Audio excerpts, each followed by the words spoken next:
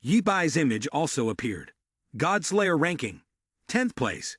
Battle Metal ranking, 14th place. Shu Shang defeated a monster. Godslayer ranking, 9th place. Battle Metal ranking, 11th place. Godslayer ranking, 7th place. Battle Metal ranking, 10th place. On Yi Bai's side, the monsters were also dealt with. Godslayer ranking, 6th place. Battle Metal ranking, 8th place. Another monster was defeated. Godslayer ranking, 4th place. Battle Metal ranking, 6th place. Yi Bai and Xu Shang continued to complete their missions. Their rankings appeared. Lu Xushang, ranked 3rd in the Godslayer ranking, 4th in the Battle Metal ranking. Yi Bai ranked 2nd in the Godslayer ranking, 3rd in the Battle Metal ranking. Rainbow-colored lights flashed brightly, and a voice from the red-haired woman spoke up. As expected, in just 10 short days, the two of you have made it into the top 3 of both rankings. It's so joyful to be near my idols. Thanks to their help, Yi Bai also expressed his gratitude and thanked them for the information they provided. The green-haired youth suddenly remembered something. Oh, right, Your Excellency Yi Bai. Yesterday during the roaming performance, a fan from Sacred Land Heavenly Pool said that the team you had placed there was wiped out. Yi Bai asked, startled. Who did it? He scratched his innocent face and replied, I'm not sure about what happened outside the city battlefield. If you have time, it might be better for you to go check it out yourself. Yi Bai turned around. Yi Bai immediately said to Xu Shang, Great girl, we don't need to grind the quota anymore. Wait until tomorrow when the two rankings finish distributing their rewards. Then go straight to the Sacred Land Heavenly Pool to see what's happening. 3 days earlier at the Sacred Land Heavenly Pool, Jane Fu appeared and raised his voice. Who is it? Who's making this noise? One of Yi Bai's men cracked his knuckles, frowned, and said, Who's causing such a ruckus here? Don't you know this place belongs to Your Excellency Yi Bai? Jane Fu reached out and grabbed his throat. The man from Yi Bai was lifted off the ground. He asked, Who are you? How dare you lay hands on me? Your Excellency Yi Bai will surely punish you. The man recovered his composure and sneered. Who does that Yi Bai think he is? The Sacred Land Heavenly Pool is the homeland of our immortal Lord, yet he dares to claim it as his own. The man from Yi Bai used his hand to pry the other's grip loose, gritted his teeth, and said, Your Excellency Yi Bai single-handedly fought for and won this Sacred Land Heavenly Pool, and left us here to guard it. Hearing that, anger flashed in the other's eyes. He squeezed with one hand. Yi Bai's man vanished, leaving only blood spraying everywhere. With a cruel look he said, You dare kill my Heavenly Pool disciple? I will, on behalf of the immortal Lord, exterminate you Yi Bai's people. The score between us will be settled. Below, a crowd had gathered waiting for the ranking results. A young man in brown said to the man in black about to announce the rankings, The song theme rankings prize is about to be announced. I wonder what the reward will be this time. The black-shirted figure spoke up, unaware of what kind of power Yi Bai and Lu Xushang were about to awaken next. Between two horizontal lines, forming what appeared to be a gateway, everyone below was watching the radiant light swirling around a mysterious sphere. Yi Bai and Xushang stood in the middle of the crowd, their bodies enveloped by flames that covered them entirely, even reaching the tops of their heads. Gradually, the flames lifted them off the ground. In an instant, they were suspended within a circle of dazzling light. Both of them were being affected by a powerful energy of some kind. Unable to bear it any longer, Xu Shang spoke. Grandmaster, my body feels so hot. Yi Bai reassured and encouraged her. Great girl, hang in there. This proves that the reward is well worth it. One person below them gaped and exclaimed, The energy is so strong. Is this the reward for the Song Qian ranking?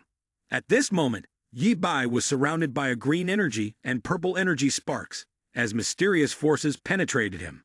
Yi Bai had moved to another space and wondered, Oh, what is this force of the world? A notification appeared. A world tree is emerging inside the host body. A glowing tree slowly appeared in Yi Bai's chest. He immediately tore open his shirt. A tree was growing within his chest, emitting a golden light. Another notification appeared. The current level of the world power is 0. Special abilities received include time and space manipulation and consciousness understanding. The host, if you agree, you may create a new environment within the desolate world. and simultaneously gain the consciousness of all creatures in that world. The condition to level up. 1,000 people. In the boundless space-time, Yi Bai saw the notification and immediately wondered, 1,000 people. Looks like they want me to go slaughter 1,000 people. Amid the floating boulders overhead, Yi Bai deduced, world power means that within my little world I am master of all things. Not only can space be altered at will, but time too can be changed as I please. Resting his arm on his chin, he wondered if he could conjure a Lu girl. The system warned. Warning. Warning. The current world cannot create human beings. Hearing that, Yi Bai said, all right, I know. He walked to the gate, light radiating, and said, go outside and see how great girl is doing. The onlookers below immediately said, last time on the Slayer ranking, I killed 2,000 people and was only rewarded with a high-grade gem. A voice replied, that's not bad. I only got an ancient book. I wonder what your excellency Yi Bai received. The intensely glowing orb drew gasps from the crowd. Everyone was excited. Someone below shouted, such overwhelming power. Yi Bai stepped through the gate. A nearby spherical globe was also emitting a fierce stream of energy. He said, it seems great girl harvested quite a lot as well. Yi Bai lifted 2 fingers to his forehead, thinking to himself to check how far girl's progress had come. One eye, covered by the hand, left the other eye gleaming with sharpness. At this moment, a sphere emitting a violet light with a powerful source of energy appeared. Lightning arcs surged around the sphere, concealing the energy within. Inside was Su Shang, focusing intently with her eyes closed. She was now completely naked, with only the glowing energy enveloping her body. Yi Bai's face immediately turned bright red. Amid the dazzling light, he frantically shouted at the crowd, everyone get out of here now. The crowd was forcefully pushed back, flying in all directions. Yi Bai, fuming, muttered, I'm so pissed. If I had known she would finish her training, I should have entered the world earlier. Standing next to the sphere, Yi Bai kept watch over the door leading into another temporal space. He silently sighed, realizing that until this girl woke up, he would have to stay here to protect her. A selection event was taking place in the large plaza with the yin-yang symbol at the center, surrounded by a neat and orderly line of people. An announcement echoed over the plaza. Immortal Lord sent me here. 1. To revive the sacred land Heavenly Net. 2. To select young talents to join the Higher Realms sect. Someone in the crowd shouted, the Higher Realm has an abundance of spiritual energy and resources. Anyone who makes it there must be able to strike it rich, right? Another person chimed in. Exactly, just look at this immortal, young yet already an Emperor Lord in the heart-centered realm. Fu Jiang, from above, continued announcing the importance of this event. 2 days later, this place would hold the breakthrough ceremony. The Immortal Lord's grace would bless the entire clan with a prosperous future. Below the square, the excitement of the crowd was palpable as everyone shouted in unison, thank you, Immortal Lord. Fu Jiang was turning away, wondering how the Realm Master was doing. Suddenly, a hand reached out from behind and rested on his shoulder. He froze for a moment, then glanced back. Who dares to launch a sneak attack? He muttered in confusion. Behind him stood Tian Lai. She stepped closer and said, you are the Deputy Realm Master sent by the Immortal Lord, yet you only reacted when I placed my hand on your shoulder. Seems I must be quite the rare genius then. Fu Jiang's face flushed. I truly didn't sense your presence. Who are you? Leaning close to his ear, she whispered, my name is Shen Tian Lai. I am the one you need here in the sacred land of the Heavenly Net. Oh, you need me, do you? Fu Jiang asked in return. His subordinates, seeing her behavior, immediately grew furious. It's that witch again. Hey, you vile woman. What do you think you're doing? Another one shouted. Let go of that immortal right now. If you got a problem, face me instead. Tian Lai moved closer, wrapping her arms around Fu Jiang. He coughed a few times and said awkwardly, Miss, perhaps we should keep a little distance while we talk. But she refused, replying softly, what I want is for you to agree to me right now. She rested her head on Fu Jiang's shoulder and said, Deputy Realm Master, do you think on this Tian Kazhuan plain, how many people could notice in time and hold you tightly like this? He responded, indeed, there are very few. She acted coquettishly. Exactly. So why hesitate? Agree to me, choose me now, and let me become one of yours. Fu Zheng's men were furious, shouting, "Seductress! Let him go! Shen Tianlai, how much more chaos do you want to cause in the sacred land heavenly net?" She draped her arm over Fu Zheng's chest, then confessed, "These useless juniors have been jealous of me for a long time. To tell you the truth, I am a disciple of Yi Bai, but I have always despised Yi Bai. If I follow you, you'll easily learn many things related to that man who just ascended through tribulation." At this point, Fu Zheng did not hesitate. He placed his hand on her shoulder and said, "What you said actually makes a lot of sense.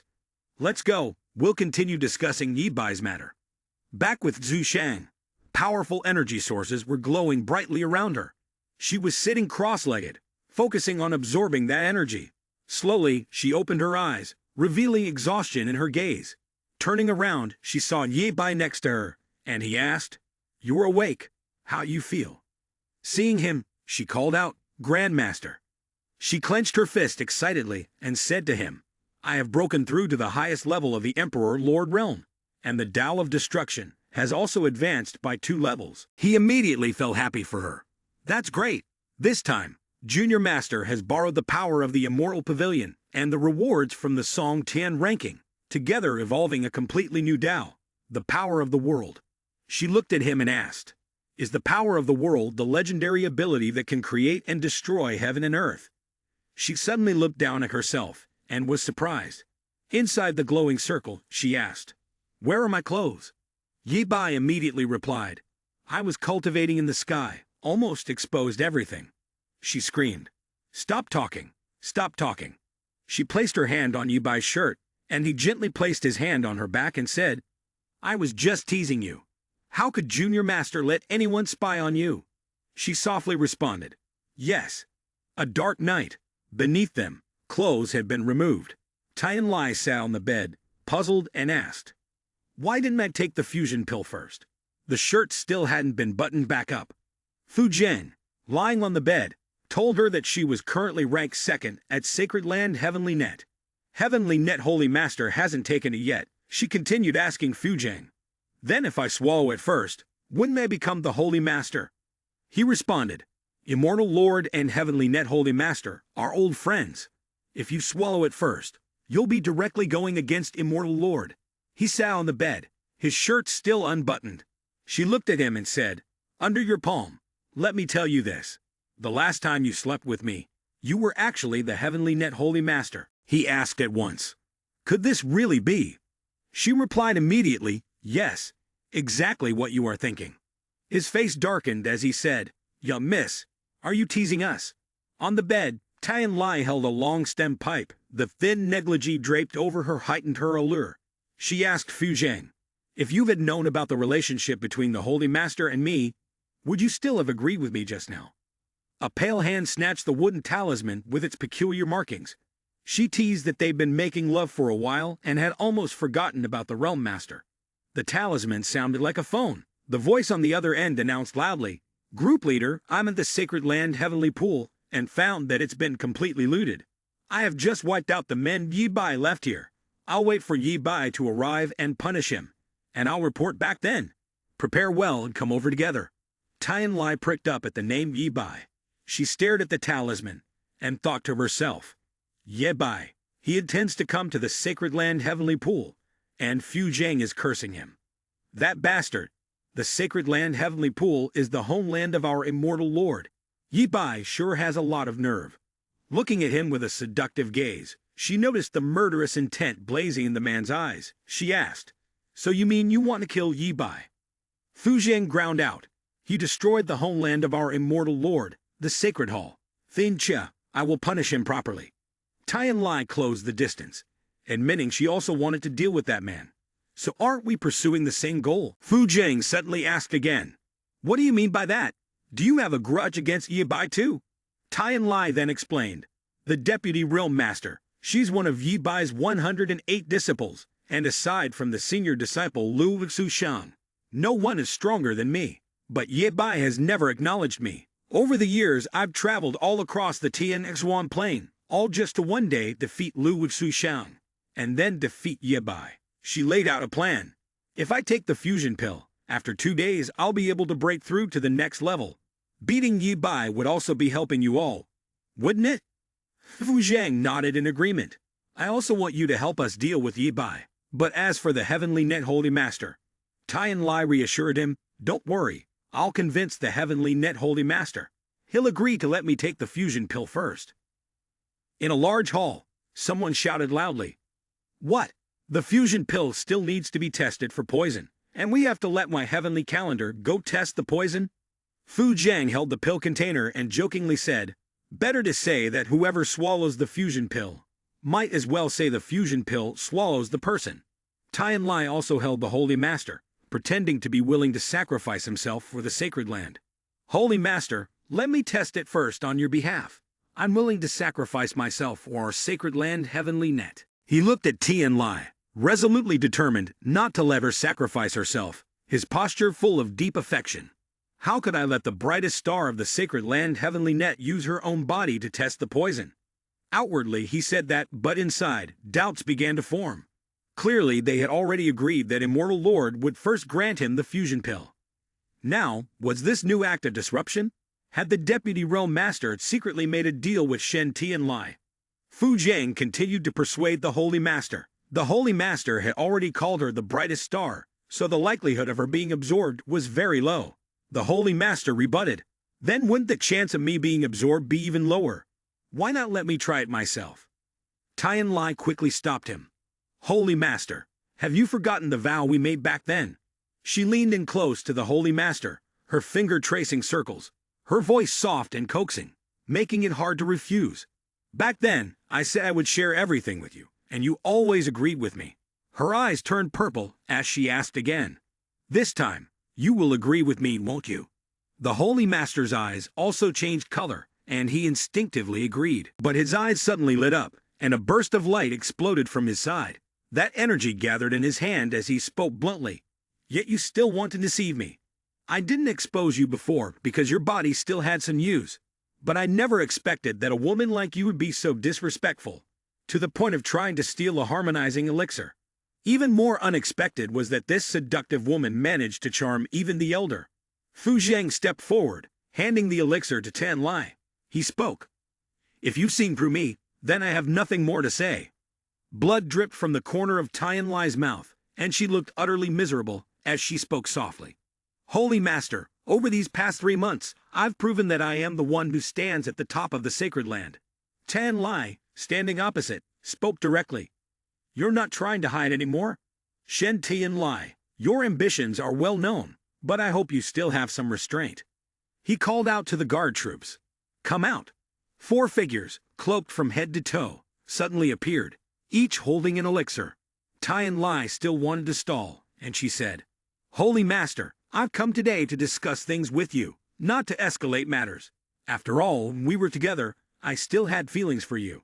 When Yi Bai was undergoing his tribulation, I told you that my goal was to reach his level. I wanted you to help me, but you've never shared the sacred land's secret arts with me. If that's the case, then it seems the Holy Master has no interest. Give the order to attack. She swallowed the pill. One of Tian Lai's eyes flared with purple light, energy spilling outward. Fu Zhang laughed cheerfully. It's working. And it's not being devoured. An explosion rang out. The man fell into the glowing magic circle. He shouted, Someone. Shen Tian Lai is about to seize power and rebel. A hand thrust forward. Tian Lai appeared, her arms snapping out in a straight punch toward the magic circle. The man was wrapped by the circle in terror.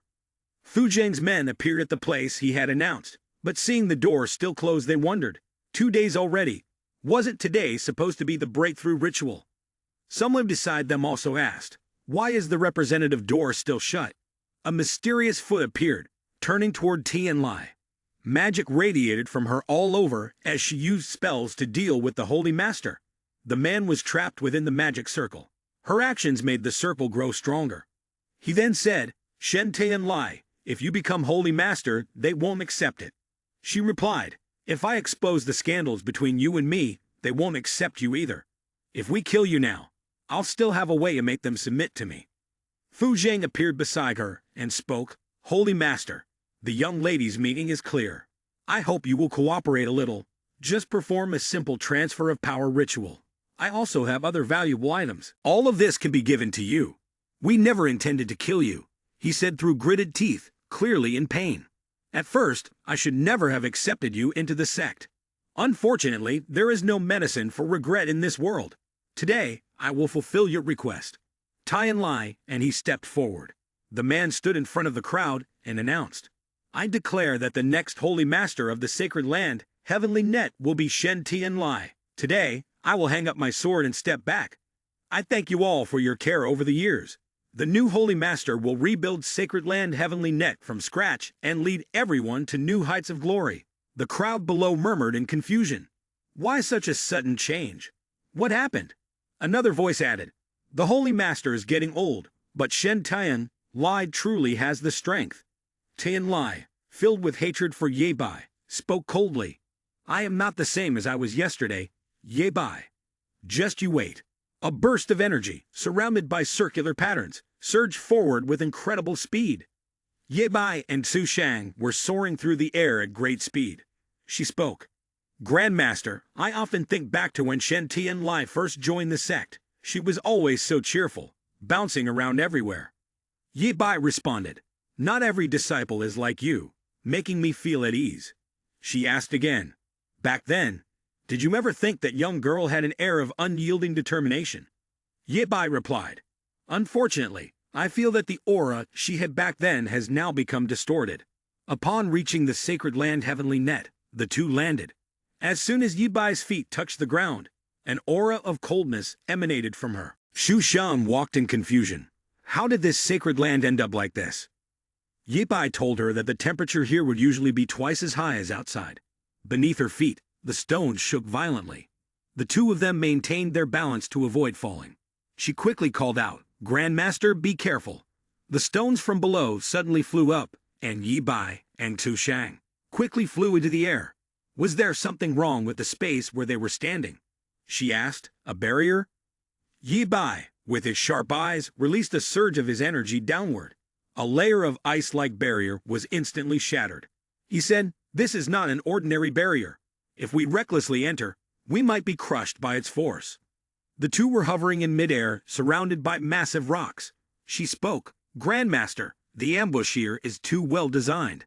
He replied, if I say that I've destroyed more than half of the sacred land Heavenly Net, then right now, the sacred land Heavenly Net has been completely destroyed. Sunlight pierced through the air, and something was rushing toward the two of them. It was the person Ye Bai had once entrusted with the responsibility of managing this place. Ye Bai extended his hand toward that person. The person silently bowed their head before them. They remained still, motionless. Shu Shang wondered, are you dead? Ye Bai told her, great girl, this is the person I left here to manage the place.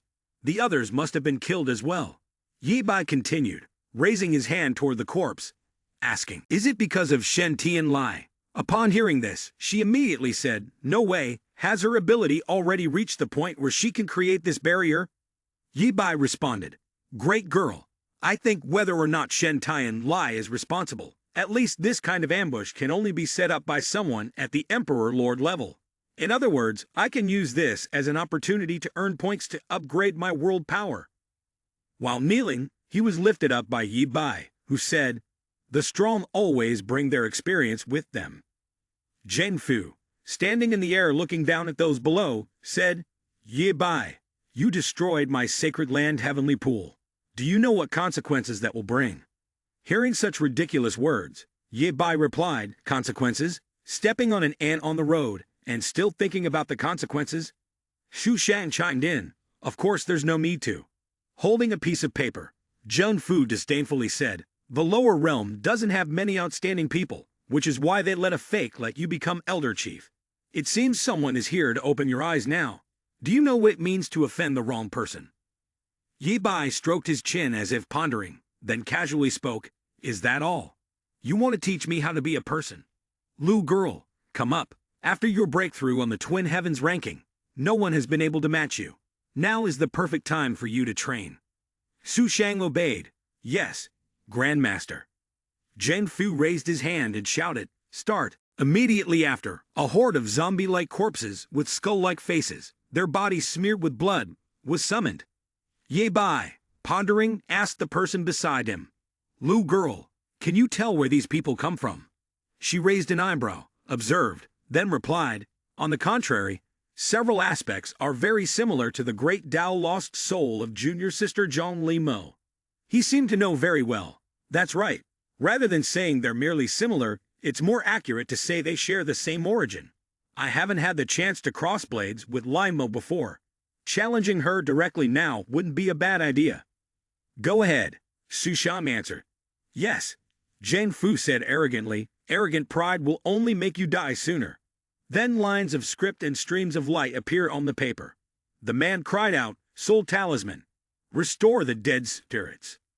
No sooner had he spoken than the corpses growled. Dark pupils glinted with light. Jane Fu ordered, "Surround and attack them." The corpses, as if revived, lunged forward madly. Xu Shang lashed a long whip. A surge of power quickly spread and held them back. In the blink of an eye, two corpses, jaws dripping with blood, lunged at the crown of her head. She glanced thoughtful. Immediately after, they charged at one another and closed in around her, forming a 1,000-strong ring. Thinking Xu Shang was certain to lose, he laughed triumphantly. "Your precious child of yours. By now, I bet even the bones in his head are gnawed to pieces." "Ye Bai, do you regret what you said earlier yet? If you kneel and kowtow to me now, I might still let you die in one piece." Yendi answered without the slightest fear, "You said one thing that's true. Arrogance and pride will only make you die sooner. Perhaps you'd do better to take a long, hard look at yourself." Suddenly, the group of zombies began to stir, and from the center of the circle they had surrounded, streaks of light flashed. In the next instant, with an immense surge of power, they were sent flying. Jane Fu, though somewhat concerned, confidently spoke, "I underestimated you all. But just now, I only used a fraction of my strength. The real show is just beginning." At this moment, he stood atop a zombie skeleton, its power seemingly heightened, with its eyes flashing brilliantly.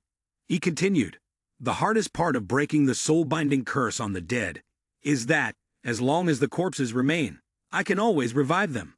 The stronger the opponent, the more people I can control, and that only makes me stronger." Jane Fu grinned maliciously. "Ye Bai, it's time for you to say goodbye to your lover." In an instant, something pierced through his body. Xu Shang had used a weapon to stab straight through Jane Fu. She boldly said, "Grandmaster once said, when killing thieves, always target the leader. Besides, how could I just stand by and watch you turn these corpses into your army?" Jane Fu, unable to believe what was happening, stammered, This. She lashed out with a whip, and a flash of light shone. Xu Shang looked at Ye Bai and said, "Grandmaster, I thought the people of the heavenly realm might be a little stronger, but it turns out they still fall at the first strike from me." Suddenly, a dark, ominous energy surged, and a voice echoed, "To have my primal energy wounded so severely, it seems I have underestimated you all." Her gaze showed a trace of astonishment. The zombie was still intact at this moment, and its might was truly formidable. Xu Shang gritted her teeth in anger and said, "Damn it." She unleashed a move, the great Tao of destruction, and the zombie responded with its own strike in return. A burst of light erupted. Its might was powerful, and the dead corpse opened its mouth wide, releasing a dark, ominous aura. Xu Shang stood fearlessly before it, her hands splayed out. Ye Bai said, "Lu girl, besides the move of killing the thief by first killing the leader, there's another move I want to teach you, called using the enemy's method to counter the enemy." The technique was activated. The resonance of the great Tao disciple, great Tao lost soul. A flash of light, and a skeletal hand reached out to grasp the skull. At this moment, another zombie knocked it down. Xu Shang turned her head and saw that he had successfully controlled it, so she said, "Grandmaster Ye Bai suddenly spoke up, don't rush. There's still one more move." A smile appeared at the corner of his mouth as he slowly spoke. "It's called taking your life when you're injured. The next move, the resonance of the great Tao, the great Tao of destruction." While the two skeletons made their moves, Ye Bai and Xu Shang's figures appeared within the circular space. The circle expanded, and a brilliant purple light shot forward, with the energy gradually dispersing. She said with sorrow, "I'm sorry, Grandmaster, I've disappointed you." Ye Bai comforted her. Being able to fight to this point with someone from the immortal realm, Grandmaster is already very satisfied. He added, but the truth is, your strength is not inferior to his. But in the end, there was a moment of overconfidence and carelessness. After a great failure, she gloomily lowered her head. At that moment, a particle of celestial energy appeared, radiating a golden glow. Xu Shang naturally said, "This is celestial energy." She turned her gaze elsewhere and spoke, "Grandmaster, there's another surprise." Ye Bai replied, "It's likely that the shattered soul caused the celestial energy to gather. This could be considered a spiritual elixir from the immortal realm." Immediately, Zhu Shang jumped up, raising her hand to collect the celestial energy. "Grandmaster, I'll retrieve it for you." Just as her hand reached out, the celestial energy suddenly flew in another direction, and a hand lightly snatched it. She turned to the person who had taken it and demanded, "Who is it?" Fu Jiang arrogantly responded, "The treasures of the immortal realm are not things that people from the lower realm like you can dream of." Zhu Shang furrowed her brow. At that moment, Tian Lai suddenly appeared beside Fu Jiang and spoke, "Great senior sister, it's been a long time." Ye Bai, her face unchanged, asked, "Is it you?" She angrily uttered Shen Tian Lai's name. Tian Lai raised her hand, summoning a surge of power, and coldly said, "How come Grandmaster no longer recognizes me? When you see this, do you remember anything?" As soon as she finished speaking, the mouth of a giant snake opened, releasing a circular blast of force. Ye Bai waved her hand, and with a single gesture, the attack vanished. Ye Bai's expression darkened as she coldly said, "A traitor to the sect. Of course I won't forget you, and you are not worthy of calling me Grandmaster." Tian Lai retorted bitterly, "Is it because I betrayed the sect first? Or because you mistreated me first?" Seeing her like that, Xu Shang spoke up, "Tian Lai, why have you become like this?" She cried angrily, "Like what? Am I not who I am now because of you? That year Grandmaster took out a golden core and secretly told me he would give it to me alone, because I was the most obedient, the most talented, and the most diligent." Tian Lai recalled that moment. At the sight of the golden core, she had been overjoyed. "At the time I believed it was true." She continued, "Disappointed. Later I found out you would also give special treatment to them. What I begged for, and did not receive was, to them, nothing more than a candy." She formed a ring of power and said, "From now on I will no longer be the person I was before, and what you owe me, I will make you return to me piece by piece." The circle of energy swelled, growing more dangerous. Xu Shang hurriedly explained, "Tian Lai, that's not it. It's because your greed is simply not appropriate." He cut in, "All right, child, step to the side. She has been blinded by hatred. She is the junior master's disciple. Leave this matter to me from here on." She looked at him with worry. Grandmaster Ye Bai looked at her and said, "A teacher for a day is a teacher for life. If you are willing to turn back and repent, I can treat you as I did before." She cried out in indignation, "You tell me to turn back and repent? Grandmaster, I fear that you are no longer qualified to be called one." As soon as the words left his mouth, Tian Lai unleashed a terrifying force, hurling it toward him. Ye Bai controlled his energy and turned around, his voice cold. "The greatest flaw of greed in the grand path is an insatiable hunger.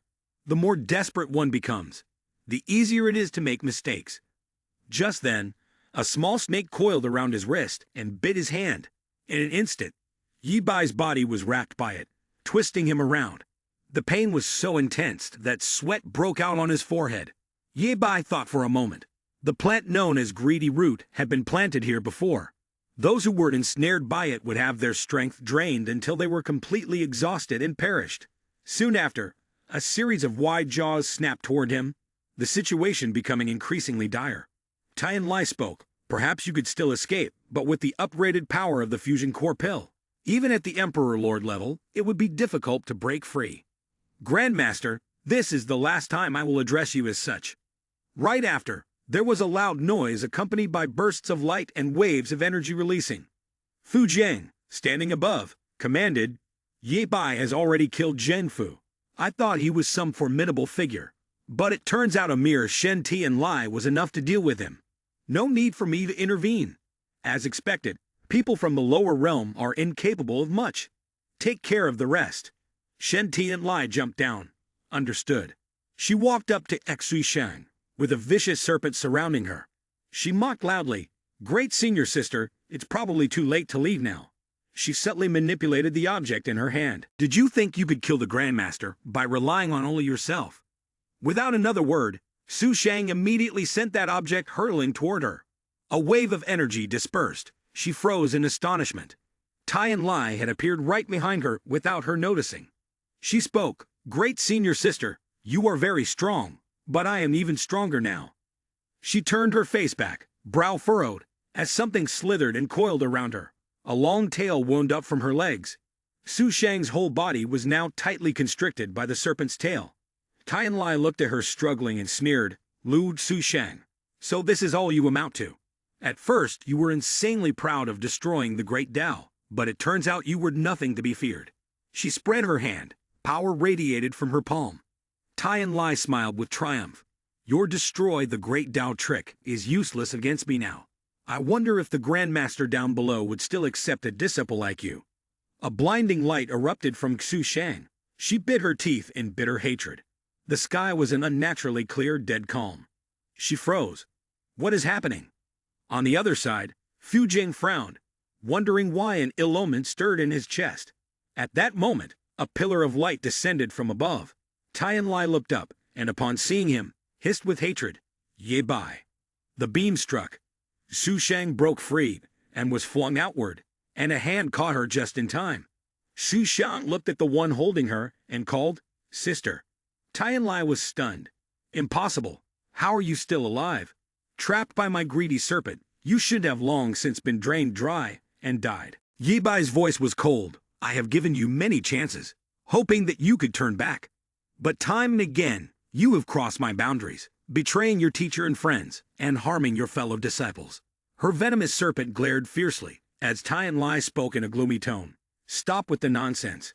If you want to kill me, then do it. This time, you won't be so lucky to survive." As soon as he finished speaking, the serpent opened its mouth wide, as if to swallow him whole, lunging forward. He gathered his spiritual power into a circular shape, placing it before the serpent's mouth to block its advance. For a moment, she hesitated, wondering why the serpent had stopped moving. She had never encountered anything like this before. Could it be that Ye Bai's cultivation was able to completely suppress her serpent?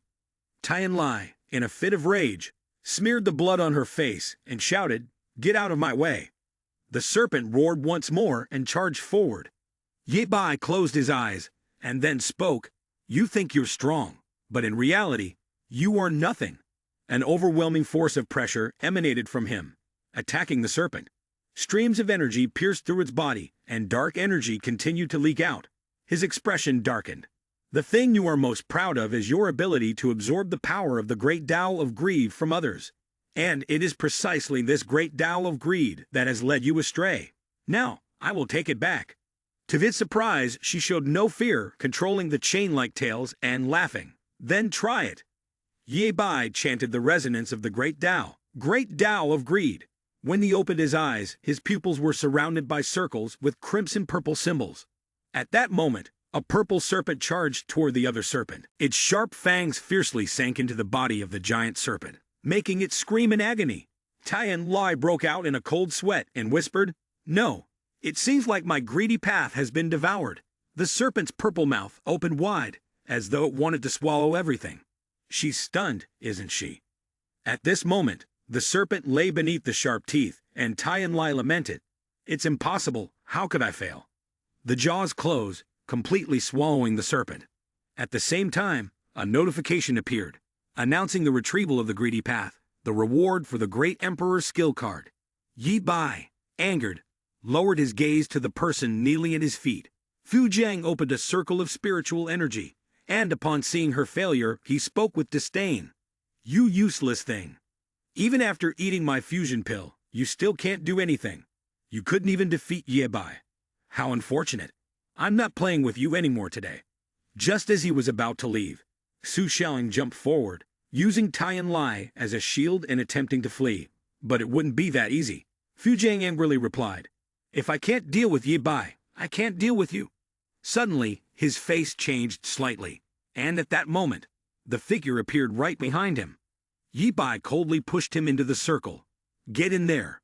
The spatial circle gradually closed. Su Shang pointed at Tian Lai and asked, Grandmaster, do we really have to kill him? He stroked his chin, falling into silence. Just then, a vortex appeared from above, accompanied by a booming voice. Where is the disciple of this immortal lord? A person with completely white eyes appeared. She thought to herself, the tone of this disciple of the immortal lord, so arrogant and familiar. It seems he is the master of Fujiang and Jiangfu. Yi Bai casually said, What is your disciple's name? I don't remember. Hearing the mocking words, she became furious and slammed down with her enormous hand. You little ant, daring to challenge me. You really don't know life from death. He replied nonchalantly, What a coincidence, I've died a few times already. How about you help me remember? Yi Bai waved his hand, sending a surge of energy out, and the two forces collided. Su Shang spoke up. Grandmaster, it won't be easy for you to handle this alone. Let me assist you. He declined. It's fine, the power of this immortal lord is nothing special. Can it really trouble a grandmaster? She silently calculated. No, making too much noise will cause divine punishment. My time here is limited. Fortunately, this kid's talent isn't bad, stronger than Shen Tian Lai, perfect for being a vessel. If he submits to me, perhaps I can kill two birds with one stone. Thinking this, she took out a book and lowered her voice. Young man, you are a good seed. If you are willing to call me master, I can overlook the past and give you these treasures. The book was titled Asterisk, The Art of Female Suppression Asterisk. Yi Bai stared at the lines on the page, while Su Shang blushed with embarrassment. She then took out another book. I'm so sorry. I picked up the wrong one. This one is the right one. The two disciples were left speechless by this scene. Yi Bai spoke up again. Unfortunately, the thing I enjoy most in life is being the master of others. But I'm afraid I've disappointed you. Rejected, she angrily said. Don't be so ungrateful. Suddenly, she froze. Seeing that the situation was not good, she silently sighed. This is bad. If I don't leave now, I'll lose 300 years of cultivation. She then left, not forgetting to say, I'll spare your life today, but you killed two of my disciples. The next time we meet, it will be your death day. Zhu Shang was a bit confused. You're just leaving like that. Suddenly, Zhu Shang froze and glanced quickly. Something was wrong. She urgently reported to Ye Bai about Shen Tian Lai. Zhu Shang voiced her thoughts. Grandmaster, he's making such a big fuss. Could it be that he wants to take Shen Tian Lai away? Ye Bai explained. He's not trying to take Shen Tian Lai. He's just the only one who could take Shen Tian Lai. If he doesn't leave, he'll die himself. Zhu Shang was puzzled, but what good would it do for him to take Shen Tian Lai away? Ye Bai took a step forward. Fu Jiang must surely know the truth. Let's go now, we'll find him. In the desolate little world, there was no secret here that she didn't know. Now everything Fu Jiang had gone through from birth to death, how could he have conspired with Shen Tian Lai? What purpose did the lower realm have? We just need to wave a few times, and we can immediately know that the two people are coming to the place where he is being imprisoned. He used a stream of energy on Fu Jiang, at which point his memories began to surface. Shen Tian Lai grinned wickedly and said, Ye Bai will never be able to guess. All of his obedient disciples are now in my hands. Hearing this, Su Shang was stunned. What did you say? In the memory, Tian Lai continued, No matter what happens, I will never lose. Even if I die, Ye Bai's obedient disciples will still be in my grasp. They will avenge me, making him feel betrayal and deception that is even more painful than death. Upon hearing this, he calmly said, If Ye Bai's disciples could be easily bought off like that, they wouldn't be called his female demons in the first place. She turned to ask, Grandmaster, will the junior sisters be in danger? Ye Bai pondered for a moment before replying. Whether Shen Tian Lai's words are true or false has yet to be verified. To uncover the truth, the only way now is to find her. Su Shang, worried, said, The passage to the upper level has been sealed off now. We will have to wait until the next person ascends. After someone ascends, within the next 100 years, it's likely no one will be able to ascend. By then, the situation of the junior sisters will be even more dangerous. Ye Bai merely smiled. I remember someone, but little girl, you need to help me with something first. A moment later, the toys were clear and transparent. Beneath them was a towering stone mountain. Deep inside the cave, a figure was meditating upon it. Jilmo Demon Lord was calmly cultivating, as if sensing a disturbance from the outside. Suddenly, he opened his eyes and angrily shouted, "Who is it? Come out! Anyone who can reach the 9th level of the Time Tower is certainly no ordinary person. Why don't you step out and speak?" At that moment, Shu Shang stepped forward. Jilmo Demon Lord, in his rage, said, "If you do not show respect to this old man, then don't blame me for not being courteous." He struck, and she retaliated with a counterattack. Jilmo watched the move coming towards him with some surprise. Why does this move seem so familiar? The stone he had been sitting on shattered under the impact, and his body quickly leaped up. He stood high, looking down. "Who are you? How do you possess this technique?" She fell silent for a moment, her sharp gaze cutting through the air, her voice carrying an oppressive weight. Not speaking. "If you transform into your true form and attack me, don't blame me. In this world, there are no more than 2 people who can dodge the full force of my divine return strike." His energy gathered into a terrifying vortex. Su Shelling summoned the great path of destruction, and the 2 forces clashed in an instant. His true form struck toward her. Suddenly, a voice rang out, "Please, take it easy." Old Jia Ye Bai appeared next to her, blocking the source of energy. Jilmo was stunned upon seeing him.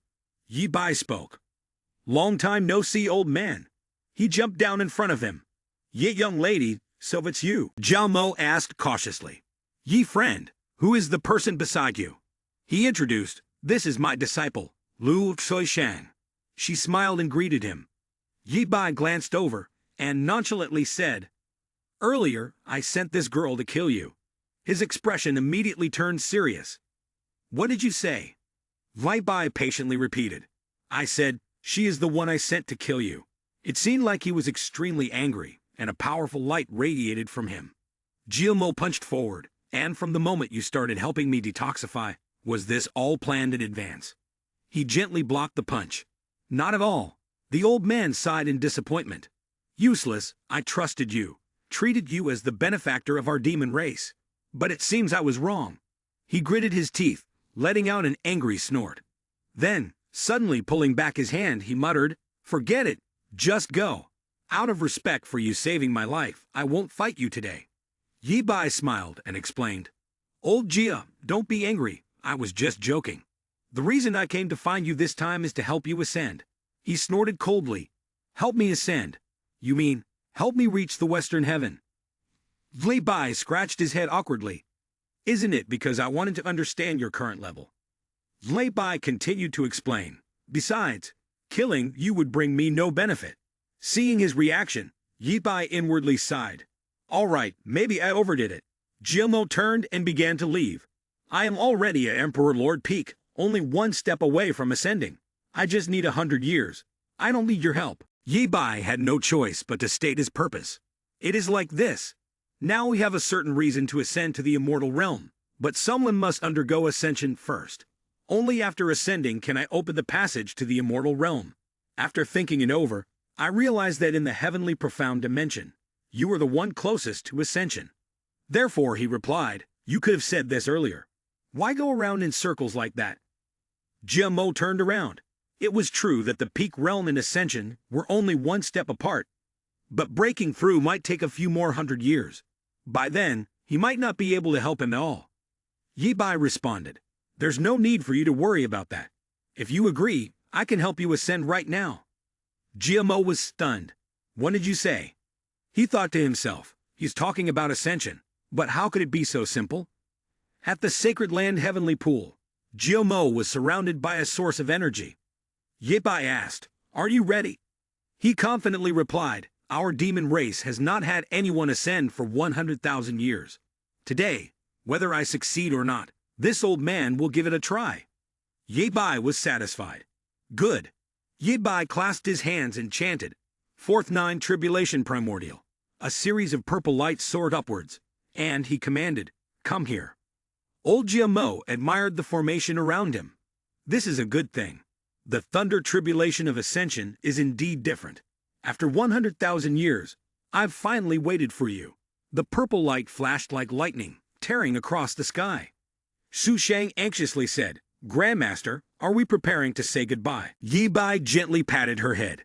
Silly girl, the junior master will go ahead to scout the path first. After making the reconnaissance, he will come back to pick you up. Wait until the junior master figures out how to break the binding of the rules. Then he will bring you up. Xu Shang nodded. Her gaze briefly darkened. She thought to herself, if only I were stronger now, I could ascend to the immortal realm with the Grandmaster. Sooner or later, there will come a day when I stand alongside the Grandmaster, providing solid support for him. Not like now. Then he gave another instruction. I'm not sure whether Shen Tianlai's words are true or false. You should try to gather information about the other junior sisters in the lower realm. I'll go to the upper realm to search for her whereabouts. You take charge outside while I handle things inside. Let's cooperate. She obediently responded. Disciple understands. At that moment, a voice rang out from within. Yi friend, hurry and help me. I can't hold on much longer. He glanced over and replied. Heavenly tribulation can vary in strength. Yi Bai raised his hand, and with that, a surge of power soared up. The power rushed forward, a burst of light flashing. He sneered, Ha, it's nothing more than this. Jiumo, now reverted to his true form, spoke indignantly, Ye young lady, I've heard about your feat of shattering the immortal ascension before. Seeing it firsthand, it was hard not to be astonished. Promising young talent. At that moment, from above the gate, Jiumo exclaimed, It's immortal pavilion Xushang. Jiumo asked, Why is this immortal pavilion black? He fell silent, deep in thought. Behind the gate, a beam of light emitted. Yi Bai, Lu Xushang, and old Jia were now floating in front of a massive city gate, with a glowing point above their heads. Old Jia couldn't help but exclaim, I never imagined the pressure from the immortal pavilion would be this overwhelming. Yi Bai thought to himself, the immortal pavilion looked no different from the previous times he'd seen it, only the color had changed. Unless old Jia was a demon beast, which could explain the variation in the passage when ascending. He raised his hand, and gathered an energy circle of yin and yang. Old Jia, I'll help you. If this is the same passage to the immortal world, then the weakest point should be the same everywhere. It's just a matter of getting used to it. Combining the reincarnation seal of the purgatory and the great Dao's precision targeting, the immortal pavilion's weakest point should be struck swiftly. With that, he threw the reincarnation purgatory seal toward the city gate ahead. Old Jia was taken aback by this. If we're heading to the immortal world with Yi friend, then I might as well fly up myself. The more he thought, the more his eyes lit up. The immortal court's immortal jade, countless rare versions of immortality, our demon tribe will finally rise. He clenched his fist into the palm of his other hand. Yi friend, I'm here to help you. Suddenly, Yi Bai noticed something unusual. The glowing point above their heads was rapidly expanding in all directions with increasing intensity. Not long after, a spatial crack formed. The gravitational pull was so strong that he quickly grabbed onto Xu Shang beside him. Damn, that power was so intense, it shattered the seal of the passage. Elder Lord, unfortunately, was caught in the whirlpool inside the crack. He screamed in desperation, Ye young lady, save me. Of course, he couldn't see someone in trouble without helping. Before rushing off, he didn't forget to remind his disciple, Girl, take care of the other sisters. As soon as his figure disappeared into the crack, it slowly began to close. A flash of light flickered in the dark space, followed by a free fall, resulting in a loud thud. Yi Bai raised his senses to observe his surroundings. Is this the higher realm? He couldn't see old Ji's figure. Could it be that the shockwave had sent him elsewhere? Nearby, a loud commotion suddenly erupted from a group of people. Hurry up, move faster, or I'll break your legs. What are you looking at? You lost, so now you're a slave to our Nantian arena. You'll never get out of here in your lifetime. Some of them suddenly noticed him. Hey, you there, the newcomer, someone take him in. Let me do it. The quality of these newcomers lately is so bad. Not many even meet the standards. The natives looked him over. Where did this one ascend from? Some poor plane. And yet, he's transformed into a new race. Which plane is it? Hurry up and speak. Yi Bai didn't even bother responding to their arrogant attitude. He furiously raised his elbow, preparing to strike. I'm talking to you. A swift foot kicked out, sweeping both of his legs. The native instantly tumbled through the air like a lost weeble. He took the opportunity to land a kick right in his face. As he casually trampled on the person beneath him, he taunted with words full of provocation. Is this little rat really worthy of questioning my true self? You're not afraid of death, are you?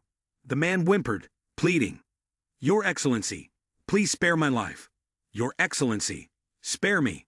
Please, let your noble foot show mercy and save my insignificant life. This humble servant can lead you to the arena and the court of the next stage. This suggestion made him pause for a moment. The arena, the man quickly elaborated. You don't know, Your Excellency. All beasts that ascend here are required to participate in battles at the arena to earn resources. The winners live, the losers are eliminated. Yi Bai stroked his chin, seemingly lost in thought. It seems that what they call the heavenly Tao and ascension is not meant to allow people to enjoy blessings, but rather to maintain the balance of power in every realm. After many people have ascended, they might not even have status in the lower realm anymore. With such a vast disparity, I wonder how things are faring there now. Soon, they arrived at the gates of an arena, just as the Beastman had promised. He bowed respectfully. Your Excellency, this is the place. After you register, you will receive a token to participate in the competition. On the outside, he appeared humble and obedient, but deep inside, he harbored malicious thoughts. The arena is not a pleasant place. Wait until later, and you'll experience it for yourself. The two slowly entered, and the man loudly announced, a newcomer has arrived, quickly prepare to welcome him. However, Yi Bai was just as sharp as the Beastman. Soon, I had already seen through the malicious intentions of the people here. On the contrary, I wanted to see for myself what kind of tricks you all could pull.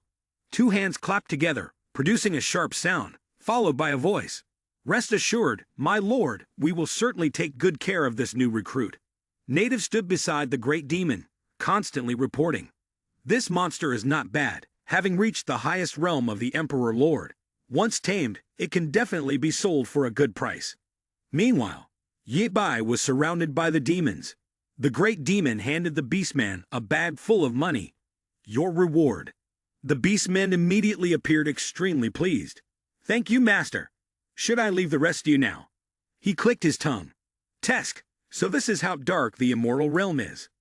The demons, in unison, began rubbing their hands together eagerly. Look at you. Selling you to the noble ones of the immortal realm is a blessing for you, so don't be ungrateful. He sneered. A blessing? Betraying your own kind, being sold by a demon to others.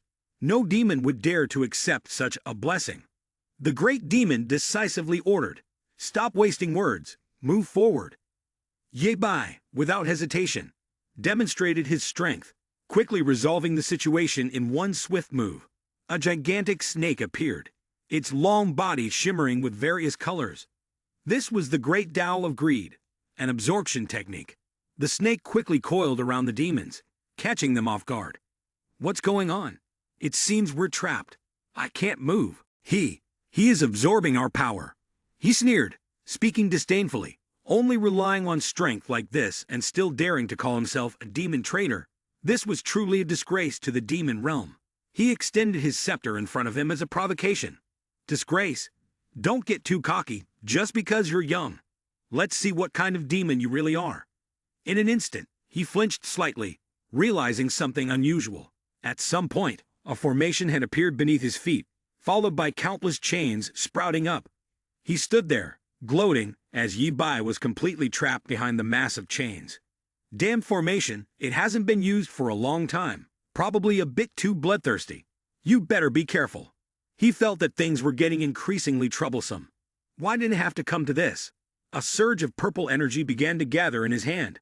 I only wanted to register once. Yet you insist on making me stay here and ruin everything you've built. Yi Bai's eyes suddenly gleamed with a sharp light. He muttered the incantation for Supreme Demon Bone. A multicolored flame erupted fiercely within the chains. The great demon stumbled backward in fear, collapsing to the ground. Impossible, you're clearly just at the Emperor Lord level. The energy sphere behind him continued to expand, indifferent to whether one was human or demon. Anyone who dared to trade in demons had to face the consequence of being annihilated. From afar, a huge explosion could be seen rising between the ancient buildings. All that remained was a blackened crater, with Yi Bai standing tall right in the middle of it. He placed his hand beneath his chin, looking thoughtful.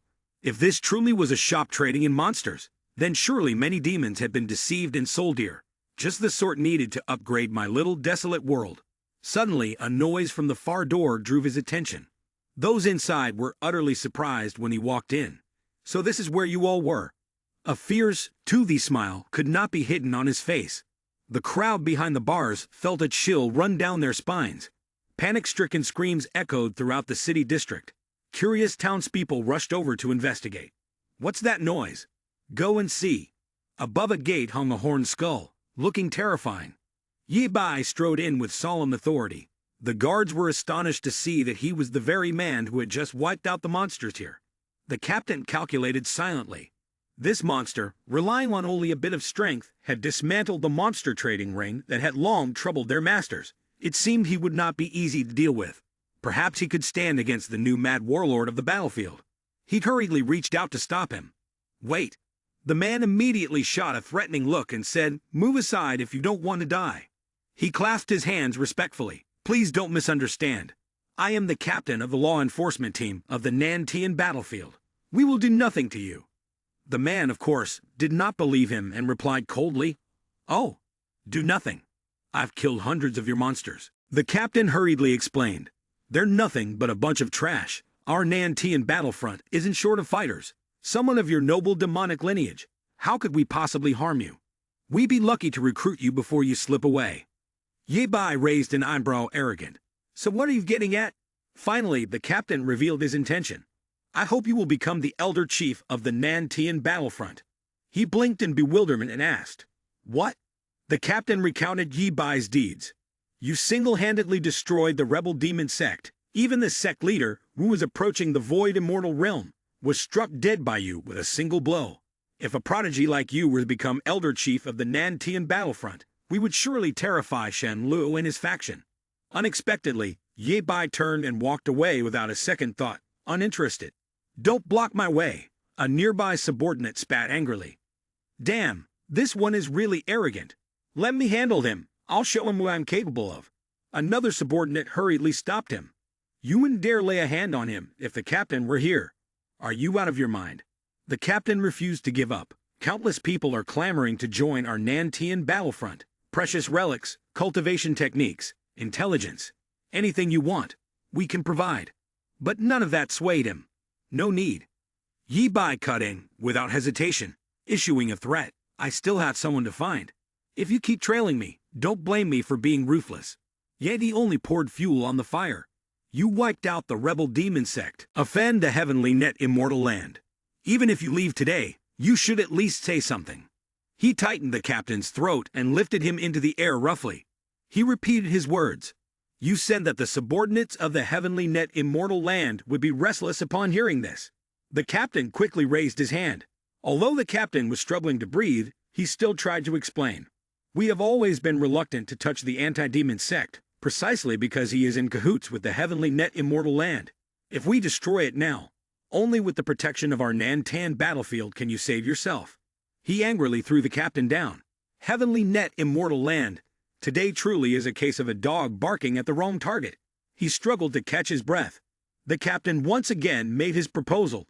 "So you agree to join our Nantian battlefield now?" Ye Bai stroked his chin, pondering for a moment. Rather than charging headfirst into the heavenly net immortal land alone, it would be better to use the Nantian battlefield to threaten them and gradually overthrow it. He finally made a decision. "I agree." He struggled to get up and stood tall. "I will take you to meet the elder pavilion master first." He was no longer polite, leading the way. In Shangyunji, a tall, red-tinted building stood proudly amidst the trees.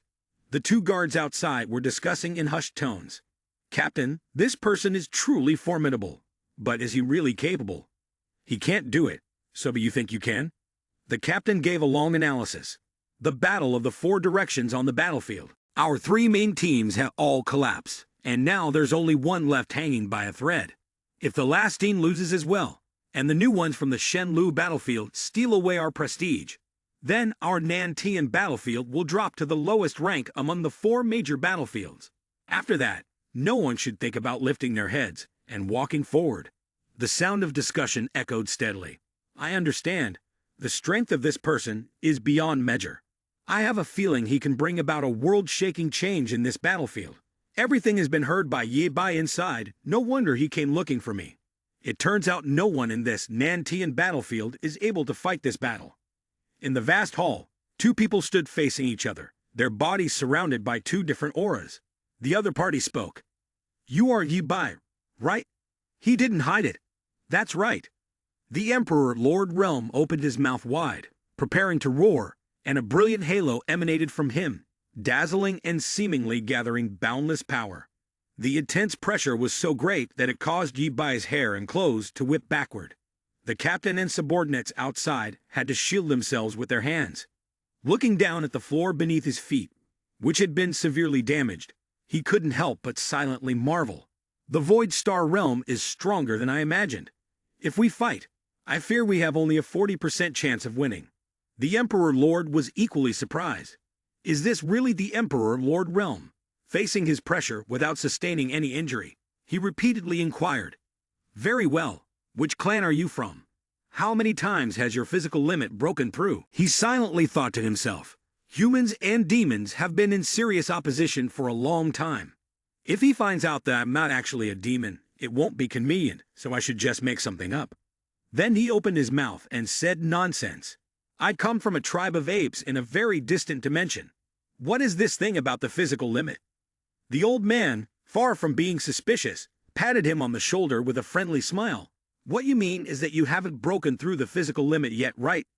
In a moment of urgency, Ye Bai suddenly seemed to recall something. He closed his eyes to focus better, chanting an incantation for the creation of the world, the secret technique of transformation. A vague, gigantic ape-like form appeared behind him. Seeing this, the old man believed it completely, and was truly convinced that Ye Bai hadn't broken through the physical limit. A cold sweat lightly beaded on his forehead, as he almost got exposed. Luckily, the creation of the world helped him maintain his mental strength. The old man praised him repeatedly. Haha, kid, you're fortunate.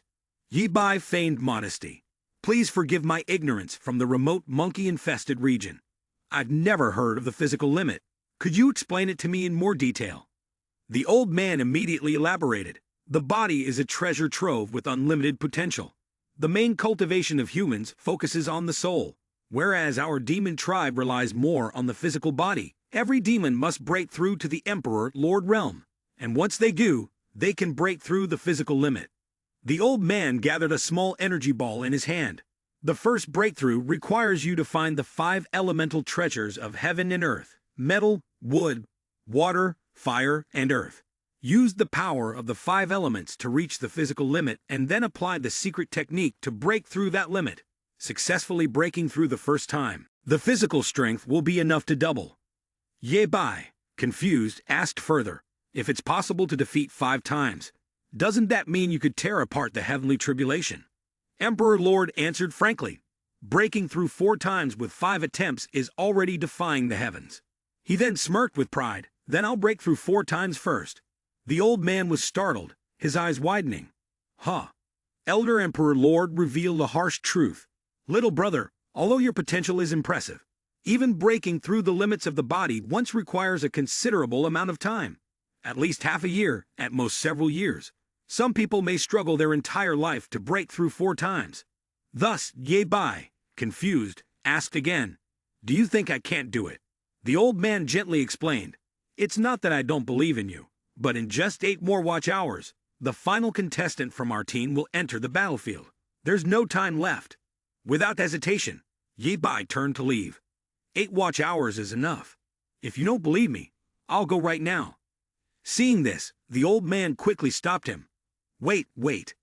The old man's palm once again gathered a glowing surge of energy. Take it. No need to be polite.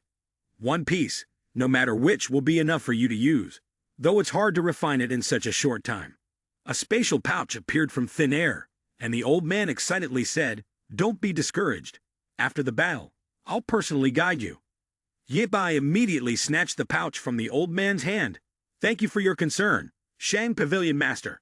Now, I'll go prepare for the battle. The old man stood frozen in place, silently making a helpless comment to himself.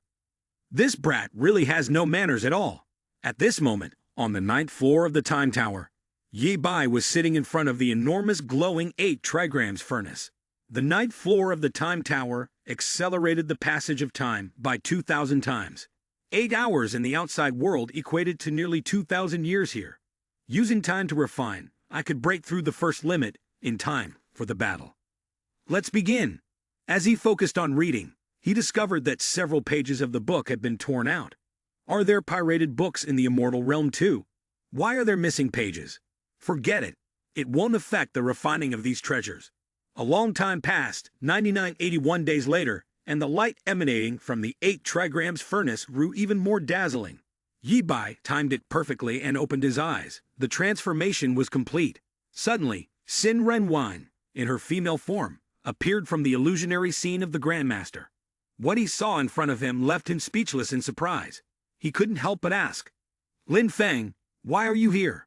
He added, "It's not just me. All the senior sisters and junior sisters have been waiting for you here for a long time." In addition to him, 3 other disciples also appeared at once. Grandmaster, Grandmaster, Grandmaster. So many beautiful women at once were too much for him to handle, and he nearly nosebleed.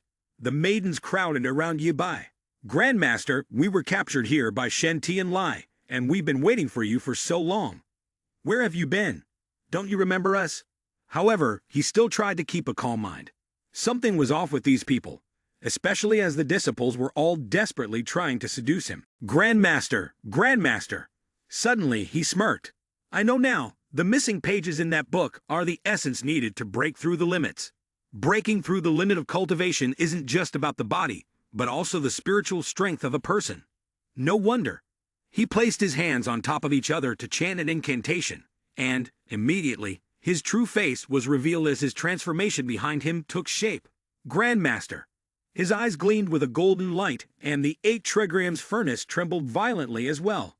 Finally, he broke into a satisfied smile. This time, it seems it will work. The scene shifted to the roof of a castle, where 2 figures stood side by side. The captain spoke with worry. "Masters, there's less than half an hour left before the match begins. We searched the Nantian battlefield, but couldn't find that kid. Could it be that he took the treasure and fled?" The Emperor Lord replied with perfect calm. "Don't rush." The announcement echoed across the arena. Countdown. 10, 9, 3, 2, 1. Shenlu Battlefield's Ren Wang wins. The crowd in the stands cheered passionately. "Ren Wang, Ren Wang, the strongest in the Shenlu battlefield." He turned and asked again, "Masters, what should we do now?" Though slightly anxious, the elder still firmly affirmed, "I believe he is not a person who is greedy for wealth. Just wait." The referee below the stage hurriedly accelerated the pace for the next match. The 4th group of the 4 Directions battlefield was about to begin. First, please welcome the contestant from Nantian Battlefield to the stage. The captain broke into a cold sweat. "It's all my fault for bringing back a thief. Who would have thought he'd escape right before our eyes like that?" The referee's urging came in a steady voice. "Contestant from the Nantian Battlefield, please enter the arena quickly." The sand in the hourglass had nearly run out, signaling that time was almost up. Oh no, our last hope had vanished. The referee hurriedly rendered his verdict. "I hereby declare the contestant of the Nantian Battlefield." Suddenly someone shouted to interrupt. "Wait." When had Yi Bai stepped onto the arena directly in front of Ren Wang, he stared wide-eyed in astonishment at what he had just seen. It was Yi Bai. He seemed to have realized something. The more Sin Ren Wang looked, the stranger it felt. Too familiar. The 2 of them passed each other in silence without a single word. He activated some kind of skill to see the other's true appearance. Yi strolled past him with the utmost calm. He thought and thought, but couldn't make sense of it. What kind of identity did this person have? Even using soul-probing techniques, he couldn't clearly see his real face. His presence in the arena directly provoked a wave of fury from the stands. Ding Gong Kwang, who is this guy? How dare he lay a hand on Sin Ren Wang? Seems like he's a newcomer to the Nantian battlefield. He replaced someone else's spot. Damn, I knew it. You can tell at a glance he's a privileged scion. Nantan still had a sliver of hope. But now that this spoiled brat is up there, just wait. Our whole force will be annihilated. After adjusting the atmosphere, the referee loudly announced, "The match begins." Demon power, along with his woman, arrogantly provoked others. I despise this kind of person the most in this life. Those who aren't as dignified and majestic as a great king. They rely on themselves to achieve what they have today. Brothers, let the young master broaden his horizons and see the harshness of society, so that you won't embarrass yourselves outside in the future. Following his command, a swarm of monsters with sharp, tooth-filled mouths rushed towards Ye Bai. He merely smiled indifferently, casually crossing his arms, accumulating 2 dark energy spheres, Supreme Demon Leaf. He chanted a spell in a low voice, doubling its power. Immediately, a powerful surge of dark magic erupted, engulfing the entire arena. By the time Demon Power and his minions realized what was happening, it was already too late. Countless magical slashes, each containing extreme force, rained down upon them. All that remained was Ye Bai, standing firm in place, surrounded by a thin veil of smoke. The entire audience was thrown into a panic. Damn it, what just happened? Where are the monsters? That was a quick kill. For hundreds of years, no one had witnessed such an intense scene. Countless excited voices mixed together. The monsters from earlier were all at the Emperor Lord Realm, and he killed them so fast. I have to find him and ask for his autograph. Damn it, that's so cool. The referee raised his hand, signaling the end of the match. He was about to announce, "I declare the battle in this arena." But his words were suddenly cut off by the trembling cries of Might, who was sitting on the floor. "Don't kill me. As long as I'm in the top 3, I can still level up. You've already won." Ye Bai immediately countered. "Then why should I keep you alive to fight the next match?" He hurriedly clarified. "I'm a person of high status, here to experience life." Who knew? Everyone would be so cruel, even killing a monster. His ears drooped down like a scared little dog. "Please don't kill me. I'll definitely concede the next match to you.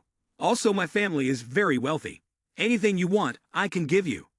Ye Bai stroked his chin with a smug expression, thinking it might not be impossible to spare his life, depending on how he behaved.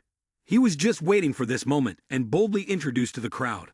"Everyone, listen up. From now on, this person will be the elder chief of our esteemed force, and also the great benefactor of our King Q clan. Anyone who dares to offend him, offends the entire King Q clan." The crowd angrily shouted, "Son of a noble family, damn it. Even if we want to deal with him, we have no way."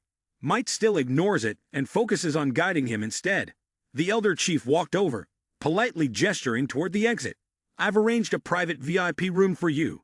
You can rest a bit and prepare for tomorrow's semifinals." He softly praised. "Well done," leaving Ren Wang filled with resentment. "Who exactly are you?" The captain, standing opposite Ye Bai and Might, held a glowing ring in his hand. "Yes, Your Excellency. The clan leader was indeed right about you. This is the item he asked me to deliver to you." He knelt down, speaking quietly. "Damn. The flawless ring. There are no more than 5 in the entire immortal world, and there must be something inside it. Hidden Pavilion Master really knows how to play the game." Then, turning to him, she spoke. "Then thank Hidden Pavilion Master on my behalf. His secret treasure last time helped me a lot." He clasped his hands respectfully. "Understood. In that case, I'll take my leave." The door to the room slammed shut, and as the person left, he quickly instructed, "Yes, Elder Chief, you absolutely must not let Captain of Law Enforcement and Hidden Pavilion Master deceive you again." He couldn't help but be confused. "Deceive?" He continued, "Although this ring and its contents are very precious, the real prize in this competition is far more valuable." Ye Bai shot him a sharp glance. "Then tell me, what exactly does the first-place prize consist of?" He hesitated before revealing. Hidden Pavilion Master is after this prize because it contains a new immortal world. This new information only made him sneer disdainfully. "Humph. I don't need such a simple ring." Under the clear blue sky, a group of contestants stood in line on the arena floor in front of the judges. "Ah, it's my turn to go down in the first match." Demon Power curiously glanced at the paper in Ye Bai's hand. "Elder Chief, what's your number?" Ye Bai looked at it, then merely hummed in response. "Huh." His expression, on the other hand, was full of surprise. The only thing written on the paper was a large number 7. He couldn't help but exclaim, "Elder Chief, looks like you don't even need to compete directly this round. Truly lucky."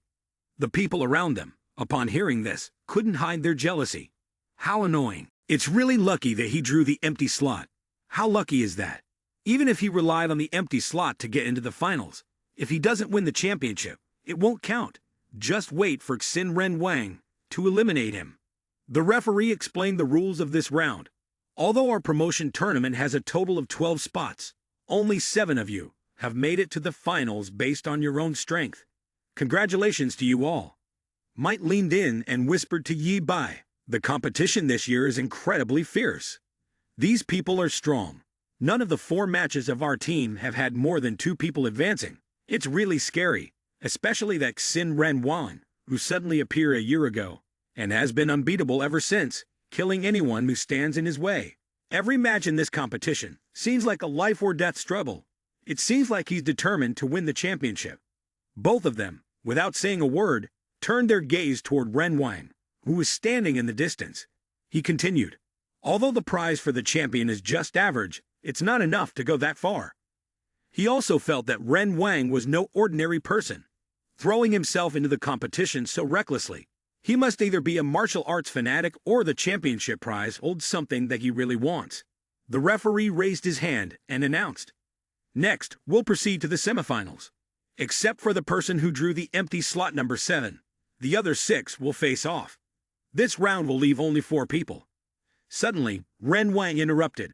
Wait, I have a suggestion. He boldly proposed. 6 into 3, plus the empty slot, 4 into 2, then 1. Too troublesome. Forget it. You all should just go all at once. The group of people dressed in dark clothing laughed mockingly. A 1 versus 6. Do you think we're just the henchmen of Great Emperor? He is the strongest here, and the 6 of us ganging up on him still gives us a chance to compete for the top 3. If each of you fights him 1 by 1, I doubt you'll even make it to the finals. Foolish. One of them thought to himself, that makes sense. If we can defeat Xin Ren Wang, we might even take the championship. The rest of them were extremely pleased. Without Xin Ren Wang, we might even have a shot at the championship. Before long, they had their answer. I agree. We agree as well. Agree. The referee arranged things quickly. If no one has any objections, then it's settled. Let's proceed. At that moment, Yi Bai suddenly spoke up. Wait, I have an objection. He waved a piece of paper he was holding between his fingers. I drew the lucky lot, so why do I have to fight with you all? I don't agree. The people behind him muttered curses under their breath. What a fool. Those without strength are the ones who like to take advantage of opportunities. Ren Wang, hearing this, immediately made a suggestion. If this brother here is lucky enough to have drawn the winning lot, then he doesn't need to participate in this round. He can go straight to the finals and fight against 1 or 2 of the winners from this round. The referee asked again, is there anyone with objections? None from me. I have no objections. You all can continue. Then, he turned and left. The referee quickly announced the new rule. Since that's the case, the format of this round will now be changed to a free-for-all. The 2 winners can claim the spot for the final match. We now declare the official start of the battle. The tournament begins with countless powerful warriors. Some possess the ability to launch wide-area attacks by summoning ice. Large ice blocks quickly spread across the battlefield. The summoner's target is none other than Ren Wang. He is not the only one being targeted.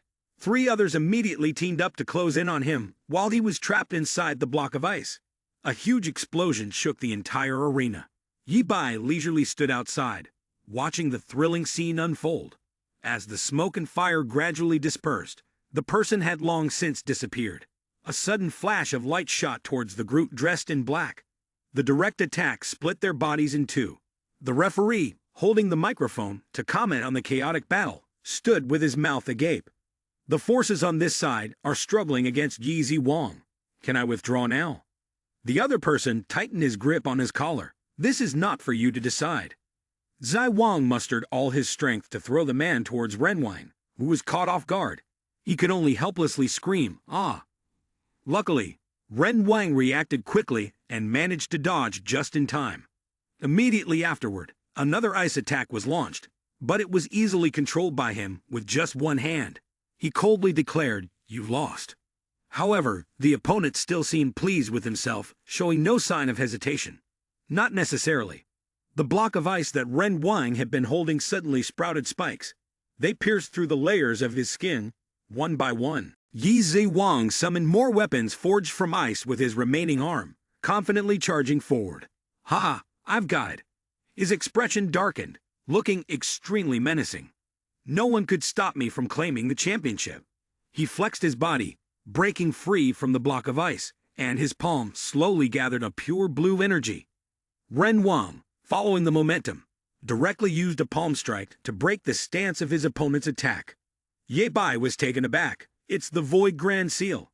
The overwhelming pressure was so immense that rocks and debris flew in all directions, and the opponent seemed to be swallowed by the massive beam of light. He declared loudly, "The match is over." The referee broke into a sweat, pointing in a direction. "Wait, there's still a demon on the field." Ren Wang quickly turned his head to the spot where Mike had been thrown. The referee, panicking, hurried off to escape. The match continued, with Ren Wang retreating while pleading. "I thank you. I thank your whole family. Please don't come any closer." Suddenly, a voice echoed in his head, causing him to jump. "Spare him, or else everyone will know you're not a demon." He calmly stepped past him. "Consider yourself lucky someone saved your life." The referee, confused and unable to grasp what had just happened, nevertheless continued to fulfill his duties. "I declare that in this semifinal, the winner is Ren Wang Lin Feng, who has ascended in demon power." He laughed triumphantly. "Ha! Didn't expect it, did you? Even though my grandfather's lying down, he still made it to the finals." Shortly after leaving the arena, Ren Wang stepped out from behind a bush and ordered in a soft voice, "Come out." He interrogated the figure opposite. "Who are you? How dare you insult me by saying I'm not a demon?" Yi Bai was no less sharp. "If it had truly been an insult, you would not have come here." He hastily bargained. "Tell me plainly what you want. I can give you anything." He cut straight to the main point. "Then do this. I want you to forfeit the match so I can take the championship." His gaze suddenly darkened. Fine. He immediately pointed 2 fingers forward, ready to unleash his power. "Then let's see whether you can take it." All Yi Bai did was curl his lip in a scornful smile. From within the thicket, a vast source of energy burst forth with a violent roar, smoke billowing densely toward Ren Wang. He was forced to acknowledge his opponent's strength. This person's power was overwhelmingly strong. Damn it, I now fear I only have about a 30% chance of winning. Nevertheless, he refused to yield. Mentally calculating, a true hero will not accept loss so readily. Wait until I recover. Then I'll make my move. Realizing that violence would not do, he resumed the negotiation. "I can give you the championship, but I want the longevity realm quota contained within it." Yi Bai then spread a wicked smile. "So soon you've already conceded. What if I say no and demand everything?" His eyes instantly went hollow and menacing. "If you stubbornly insist on contending with me, you'll have to step over my corpse first. Otherwise, I will never let it fall into another's hands." To explain Ren Wang's resoluteness, let us return 3 watches earlier to find out. In a room, Mike quickly explained to him, "Elder Chief, in the first place award, the most outstanding person will receive the quota for the longevity realm. This secret realm of immortality is the relic of an ancient battlefield, containing endless opportunities, all kinds of miraculous treasures, inherited strange items, countless top-tier divine weapons, and even the power of laws. There are even people who have been directly pulled from the great emperor stage into the void immortal realm." He rubbed his chin, looking thoughtful. "No wonder so many people are fighting desperately, risking their lives to participate in the battle." He added, "Elder Chief, what you may not know is that the most powerful thing inside is the legendary Great Tao of life and death, which can revive the dead. As long as they are under the Great Emperor stage, they can come back to life." He furrowed his brow, thinking deeper. Reviving the dead, reviving oneself, the truth was gradually becoming clear. So it really is you, the 3rd disciple Lin Feng. That's right, Ren Wang, the person he was about to face, and the one who transformed into him in the illusory realm, was indeed the same person. The loud and clear voice of the referee soon caught the attention of the audience. "Ladies and gentlemen, welcome to the finals of our 4 Directions Arena. After many intense rounds, we now have the 3 contestants standing on the arena. First was Ren Wang, standing with his arms crossed in a dignified posture. Next was Sin Ren Wang, with an undefeated record. Then there was Yi Bai, looking completely relaxed. A black horse Yi Bai, who appeared unexpectedly without any basis. Finally, there was a carefree individual, waving to the crowd, another contestant. At Tibetan Fox, the referee asked for the opinions of all three of the judges. In the end, who would be able to claim the champion title today? Welcome, everyone. Let's all cheer for our table as we choose the contestant who has won your hearts. He was the first to speak up. Wait a minute! The audience started whispering among themselves. What's going on? Does he want to imitate Xin Renwang with a 1-on-2 challenge? Ha ha ha. His next words surprised the referee. Before the competition begins, I want to let everyone know that I'm really sorry, but I forfeit. He casually shrugged. I'm serious, Demon Power is just an individual who got through based on connections. I'm here just to have fun. There's no way I could win. I'm just rich, not stupid enough to keep competing. So, I forfeit my spot. After finishing, he mischievously winked at Yi Bai. Elder Chief, we're counting on you now. The referee didn't waste any more time. Since the top contender has wisely chosen to forfeit, we will now directly move on to the final match for the championship between Xin Renwang and Yi Bai. Who will become our champion and take home the first prize? Let's all look forward to it. The two sides exchanged fiery glares. The atmosphere in the arena grew more tense than ever. Renwang furrowed his brows, silently thinking. I just fought Yi Ziwang yesterday and got seriously injured. Though I've recovered quite a bit, but his current power was only at 70%. He had to give it his all. Perhaps, just perhaps, he could kill this person to shut him up. He clasped his hands together, and all his energy gradually concentrated at a single point. He had to strike quickly and decisively to win. Yi Bai arrogantly raised 3 fingers. Renwang, 3 moves. If you can defeat me within 3 moves, then the championship and the secret will be yours. He silently cursed inwardly. Foolish disciple, can't you see I'm trying to kill you? Just kidding. Renwang's expression was one of deep displeasure. What did you say? He remained unfazed and casually asked, what's wrong? Don't agree. He chanted an incantation and conjured a massive illusory dragon. If you still want to die, then I'll naturally fulfill your wish. He immediately commanded the illusory dragon to charge at Yi Bai. The attack swiftly struck its target without any obstacle, leaving a large crater on the arena floor, accompanied by a haze of ethereal green smoke. Before he could even celebrate, he realized something was wrong. Where was it? A figure began to materialize from within the smoke, startling him. One move. Renwang ground his teeth and hissed. It seemed he had underestimated you. How about this move then? He once again conjured a massive hand, pouring all his strength into the strike, delivering a powerful blow. Yi Bai gently rotated his palm. I've taught you so many times in the past, yet every time there was a small flaw. So many years have passed, and you still haven't changed. A brilliant light, like a halo, radiated around his body. The opponent's attack was completely neutralized in an instant. The crowd in the stands eagerly cheered in response. Renwang couldn't understand it at all. This is the ultimate killing technique that Grandmaster taught me. How could this be?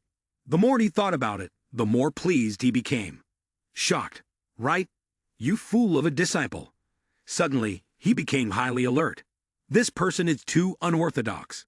Why is it that every technique of mine he can so easily see through? The feeling he gives off is all too familiar. He calmly reminded him. 2 moves now, after the final one, I'll have to strike. A surge of lightning slowly began to envelop his fist. This was the only move he could use. Grandmaster had once said, he murmured to himself, I can't use it until I step into the gates of death. But I don't care anymore. I'm using it now. He gritted his teeth and called out the name of the ultimate technique, the Great Martial Tao. A large formation appeared above his head. The stronger you get, the stronger I'll become. Let's see who can hold out till the end. Yi Bai stroked his chin and silently admired. The Great Martial Tao can copy any move of the opponent, identical in form, and just as powerful. The stronger the enemy's strength, the more powerful he becomes.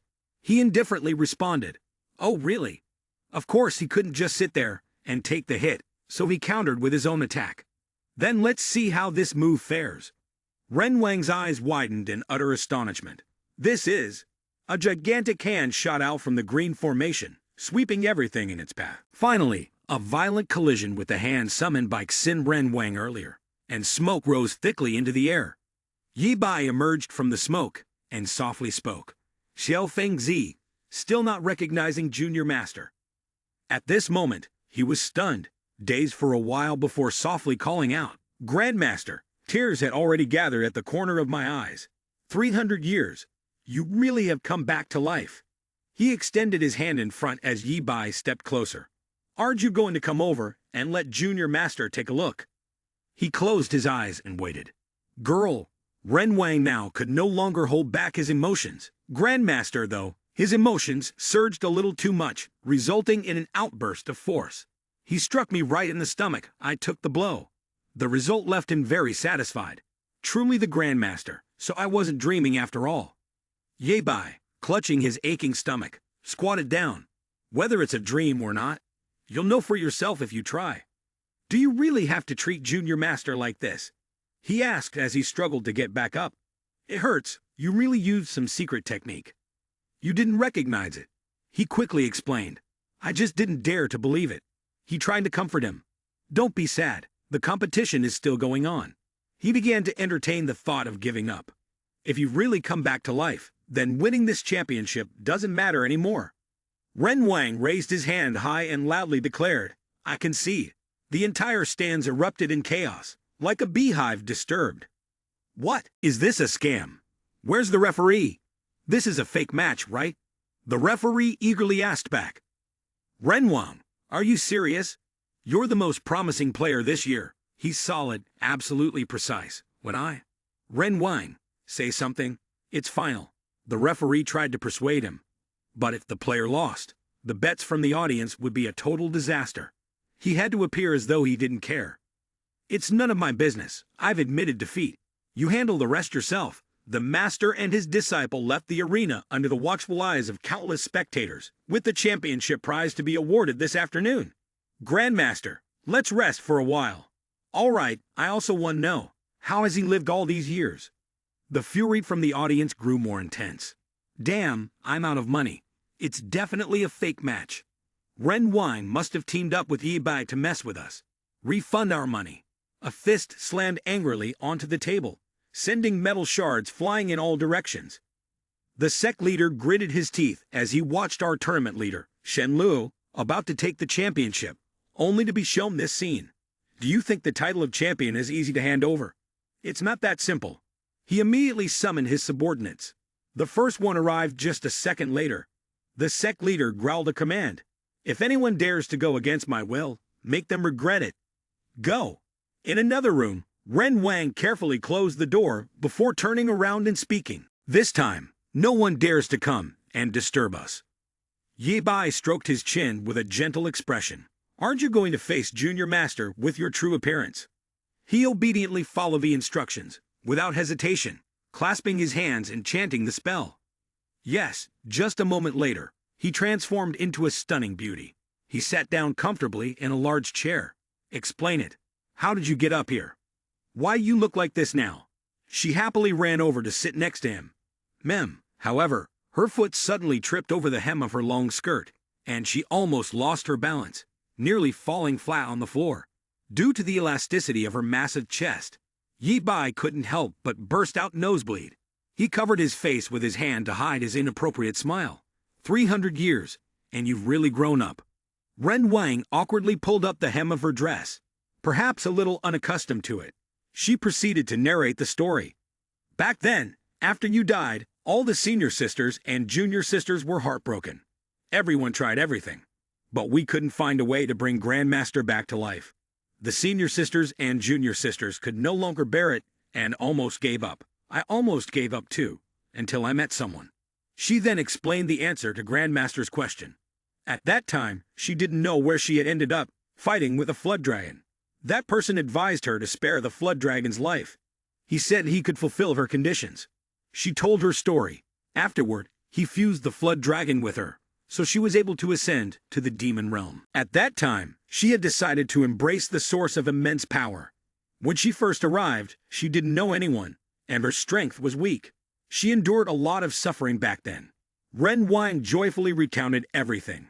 But luckily, after I learned about the existence of the longevity realm, all the hardships disappeared. Ye Bai gently patted the disciple's head. When I'm not here, it's tough for you all. She cheerfully responded. As long as you can return, it will all be worth it.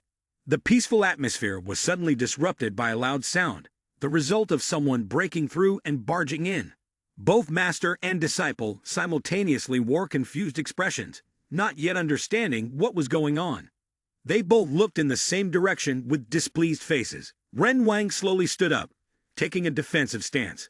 It was someone from the warrior clan Chen Lu. She once again used the shape-shifting technique to return to her male form. Grandmaster, you rest for now. I'll deal with these people. Ye Bai naturally wanted to join forces with the disciple. Since they had come all the way to the door, it would be our fault if we didn't step out and teach them a lesson. She replied loudly. Understood. A silhouette stood looming over the large water stain on the wall. You stand in the middle of the arena and concede defeat, causing the reputation of our Shenlu arena to be utterly destroyed. According to the agreement, once you lose, you are to surrender all the documents in your possession and return to accept punishment by participating in the competition on behalf of Shenlu. Ren Wine declared in a clear voice. So it's really you. I want to annul the agreement with you. Tang Zi showed no sign of agreement. The sect leader had already anticipated that you would do this. From where he stood, countless red arrows suddenly shot toward her with terrifying speed. Once you enter the doors of the Shenlu arena, you no longer have the right to make decisions. Ren Wine remained still, intending to deal with the arrows using only one hand, but she quickly realized something was wrong. These weren't just arrows, they were also ropes. They bound her tightly in an instant. What? Tang Zi sneered with disdain. I forgot to mention this to you. Once you sign the agreement for the competition, you are bound by the power of the rules within it. No matter how strong you are, you cannot escape the constraints. If you admit your mistake now and surrender the soul of the flood dragon on you, I might spare your life. The threats barely registered with Ren Wang. Dream on. Tang Zi, furious, struck out. You're asking for death. A hand summoned a lightning vortex that stretched endlessly. Ye Bai quickly formed a solid barrier, enveloping himself and his disciple. He was supremely confident in his skill. After all, a mere insect who had just reached the Emperor Lord Realm and claimed the championship still had no sense of how vast the world truly was. These red strands may not harm you, but very few could overcome them, he thought. In an instant, the space was bathed in bright red. He pushed himself to the limit with a calm sigh. Fighting someone at the void immortal realm might leave little chance, but right now, they were no match for him. Ye Bai's eyes suddenly shone with a sharp purple light severing the Grand Tao. Lightning struck beneath him one after another, sending a shockwave rippling outward. Tang Zi gripped the strands tighter and commanded, bind them tightly. The dark energy around them thickened, and cracks appeared on the floor. Yet Ye Bai remained perfectly composed. Is that all? I haven't even unleashed my full strength, he thought. Tang Zi's eyes widened in disbelief. What? With a snap of his fingers, an immense surge of magical power exploded forth with a deafening crack. Tang Zi had no time to react and bore the full force of the attack. Ren Wang continuously praised him. Grandmaster, you've grown stronger than before. He sat down heavily on the ground, trembling in fear. Impossible. How could anyone overcome the power of the pact? Though his face was bruised and battered, he still forced himself to ask, Who on earth are you? Ye Bai, without the slightest hesitation, summoned a deep, swirling black hole.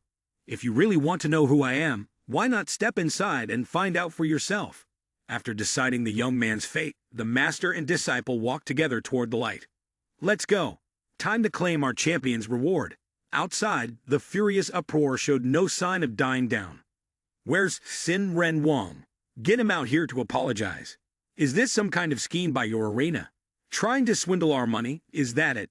Tell us the truth about that Ye Bai fellow right now. Otherwise, we'll never accept this result. Get out here now. The referee, surrounded and scolded by the crowd, panicked. I don't know either. Who could guess Ye Bai would be that strong? He even made Sin Ren Wang cry. The audience erupted even louder. It must be a conspiracy. The referee said there's no trickery. I bet on Sin Ren Wang too, and I lost everything. One man grabbed another by the collar and shouted, I don't believe it. The referee, like a drowning man clutching a life-saving straw, quickly pointed toward the master and disciple who had just emerged. Li Bai and Sin Ren Wang are over there. Go ask them yourselves. In an instant, all eyes turned toward Yi Bai. Ren Wang stood in the distance. The crowd, furious, charged forward. There, they thought, if they killed him, there would be no more champion. Kill him, and the champion's reward would be ours. He said nothing, merely casting a silent, menacing gaze in their direction. The crowd's momentum abruptly halted, and they, now afraid, began to shift blame onto each other. His aura is terrifying. Why don't you go first? Shouldn't we all charge together? I can't do it alone. Their companions raised their hands in unison, and the leader shouted, I'll count to 1, 2, 3. Everyone rushed together. Yi Bai did not waste words with them. Instead, he opened a different dimension. Instantly, they were sucked into it, and he compressed the space into a small orb in his hand. The system's notifications rang out one after another. Leveling up the wasteland microcosm complete. Current level 1. Check the rewards for the current world's level. Level 1. Awakening ability. Control life and death. Host can kill or save any living being in the wasteland microcosm. Lan Feng stared at the orb in astonishment. He looked like the fisherman who had just caught his prey, filled with joy. Not only could he extract memories and enter the microcosm of humans, but he could also freely control their lives and deaths. So once they enter the microcosm, doesn't that make me die? The system responded. In theory, yes. However, only if the host's cultivation is higher than that of the opponent can they be pulled into the microcosm. Upon hearing this, he didn't know what to say. Then the two of them left. He said to her, Go collect your reward. She complied. Yes, from that moment, he also concluded. The strong oppressing the weak truly never changes. Somewhere, a referee hurriedly squeezed through, flustered and disturbed. Please step aside. It turned out that he was there to fulfill his duty of presenting the prize.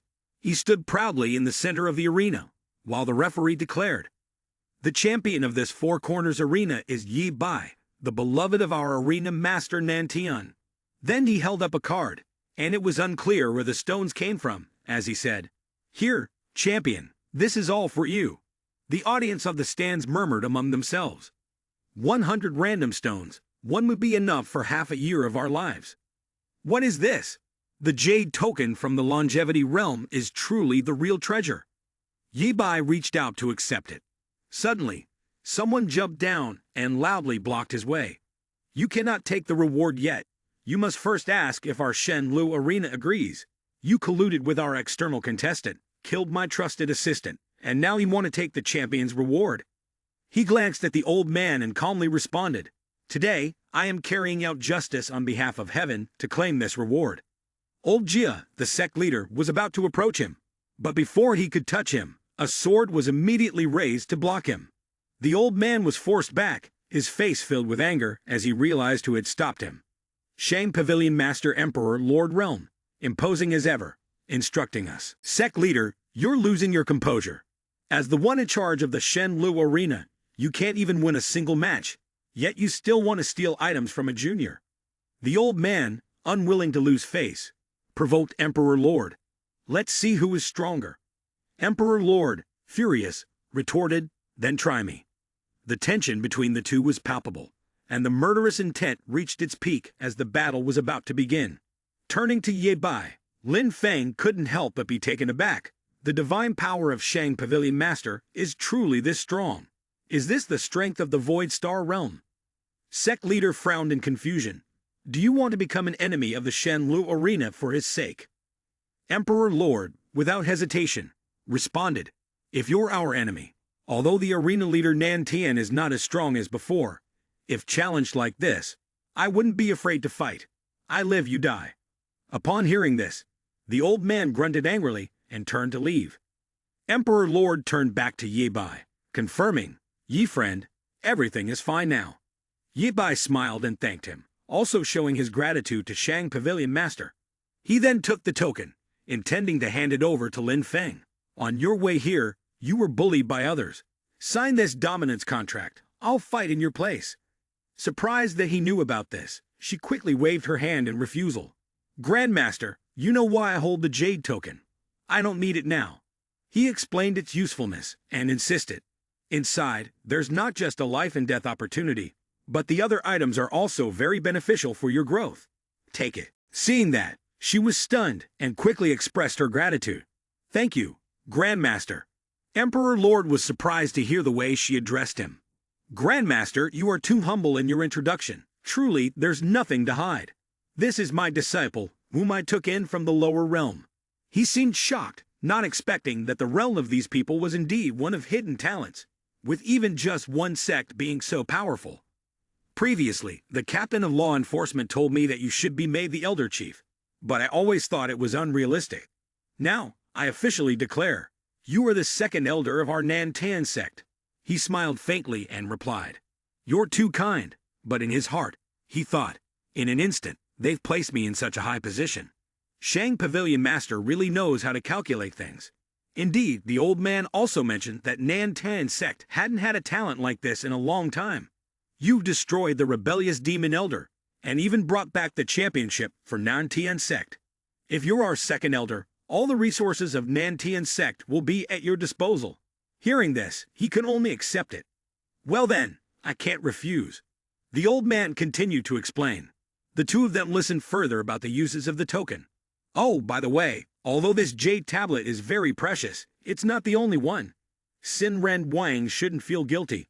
There are a total of 100 entrance jade tablets for the longevity realm, but by the time they are distributed to the immoral realms, not many are left. However, if you work hard, you could still obtain one." He didn't fully understand and asked, "Please, explain further." The old man straightforwardly revealed, Tan Cow City lies at the crossroads and boundary of various other clans' territories. It does not fall under the jurisdiction of any particular power. If one seeks another jade tablet, it's not impossible. Moreover, there is a place inside called Tian Cow Hall. If one is recognized as a heavenly hero, they can obtain a portion of fortune. Before the longevity realm can be accessed, it would be beneficial to visit there. Under the clear blue sky, amidst the cool forest, a voice rang out. The auction in Tian Cow City often had many rare and precious treasures, and it's possible that inside there might even be a longevity jade tablet. During the day in Tian Cow City, outside the walls, a loud voice called out, "Anyone from Tian Cow City must not fight privately, must not fly, must not damage public property. Those who violate these rules will face severe punishment." Ye Bai and Lin Feng walked calmly through the bustling marketplace. Lin Feng spoke, "Tian Cow City has so many different races. I thought there would be much more infighting, but the rules are so strict. It seems pretty peaceful after all. It seemed like a robbery had just occurred. Stop, give me back my ring." Only a fool would stop. Yu Lai angrily used his skill. "If you don't blame me." Suddenly, a bolt of lightning shot straight down, and the thief was instantly burned black and fell unconscious to the ground. "This is not right. Clearly, he stole from me." He recognized his subordinate and called out his name. "Demon Power." Seeing his superior, the subordinate quickly responded, "Elder Chief." Yu Lai, seeing his savior, immediately rushed to cling to his leg. "Elder Chief, it's you." Lin Feng, seeing this, angrily kicked him in the face. Stepping back, she spoke, finally putting an end to the matter. She gritted her teeth, cracking her knuckles in frustration. He turned to ask him, "Why are you here?" He replied, "After the match ended, news came from home, so I came to Tian Cow City to auction something. But before I could even get there, the ring was stolen by someone, and now I don't have a single coin left." Hearing this, he let out a dry laugh, thinking to himself, "What a fool with too much money. Perfect timing. I was just about to invite him. Let's go to the auction together." He seemed ready to jump up and hug him, tears welling in his eyes. "Elder Chief, I knew I didn't follow the wrong person." Before Yu Lai could touch him, Lin Feng kicked him into the air. "Stay away from my grandmaster." Then the three of them arrived at the venue. The notice stated that this was the auction in Tian Cow City. Don't let its exterior fool you. The interior was even more luxurious. The floor was made of high-grade spirit stones, and even the mounts were crafted from rare celestial spirit wood. Long Feng asked, "What are the conditions for entering?"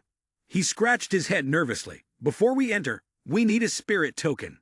It's not cheap, but unfortunately, both my token and my spirit stones were stolen by someone."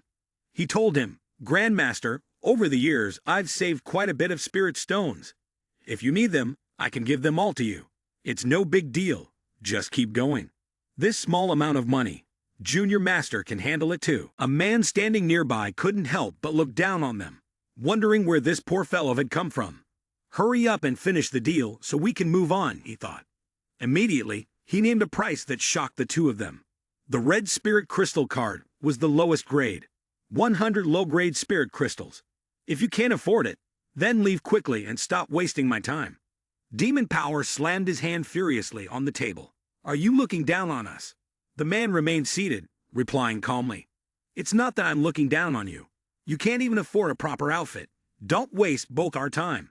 Long Feng struck a nearby pillar so hard that it cracked. So can we go in or not? He demanded coldly. I don't care how strong you are. Without money, you can't enter, the man replied disdainfully. Hearing that, Long Feng rolled up his sleeves, ready to beat him. But Yu Lai stopped him. What's the price of your highest grade spirit crystal card? The man didn't hesitate to reveal it again. Red card minus 100, green card minus 10,000, purple card minus 100,000.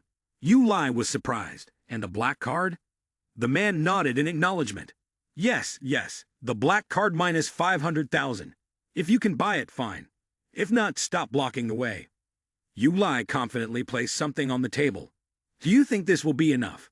The man raised an eyebrow, unimpressed, not recognizing its value. What's this? A weed. Suddenly, a woman approached. What's going on here? She asked, prompting the man to stand up as well.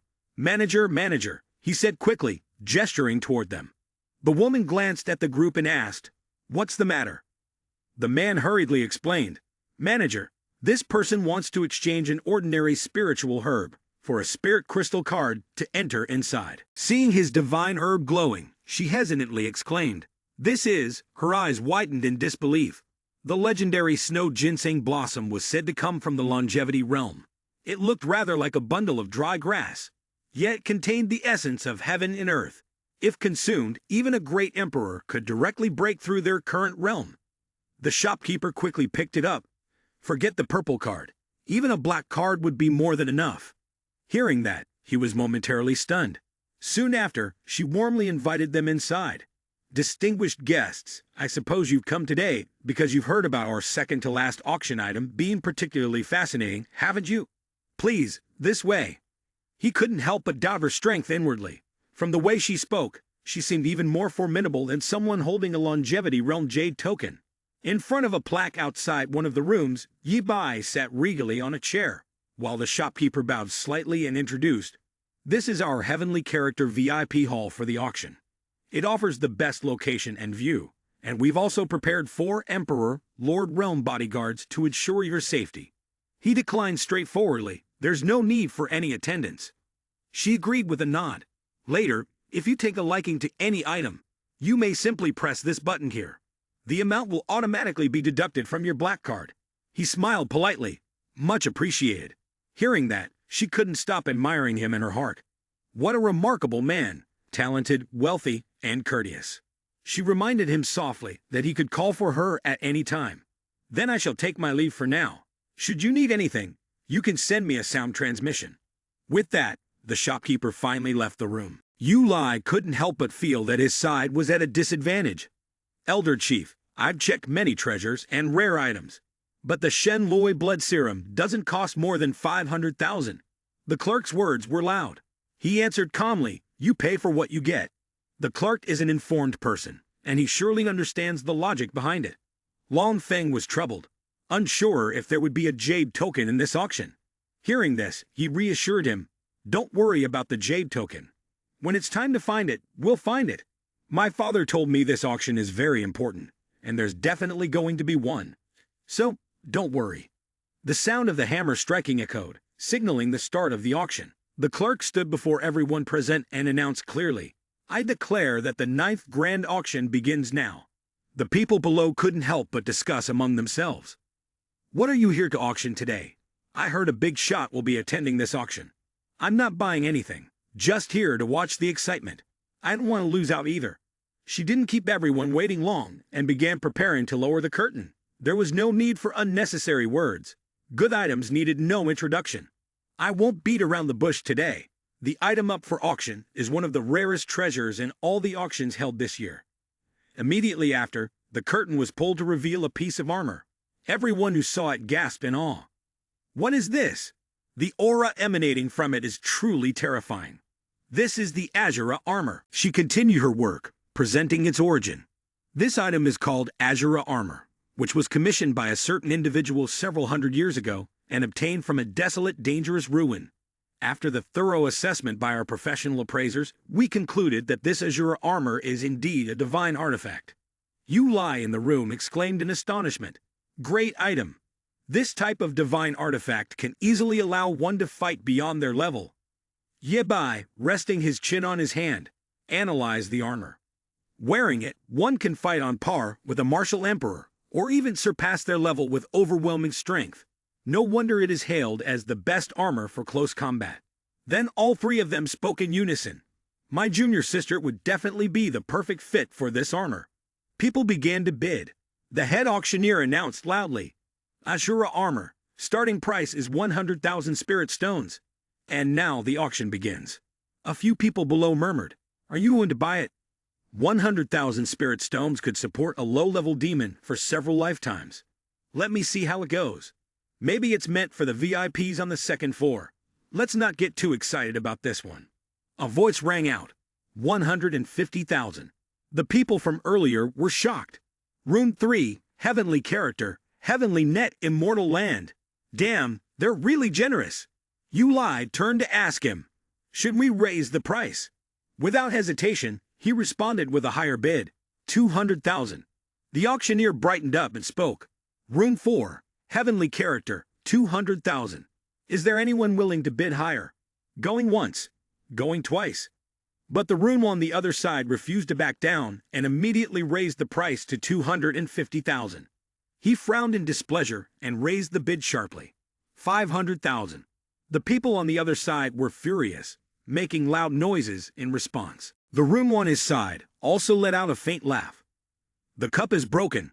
This is madness. Can't add more money anymore.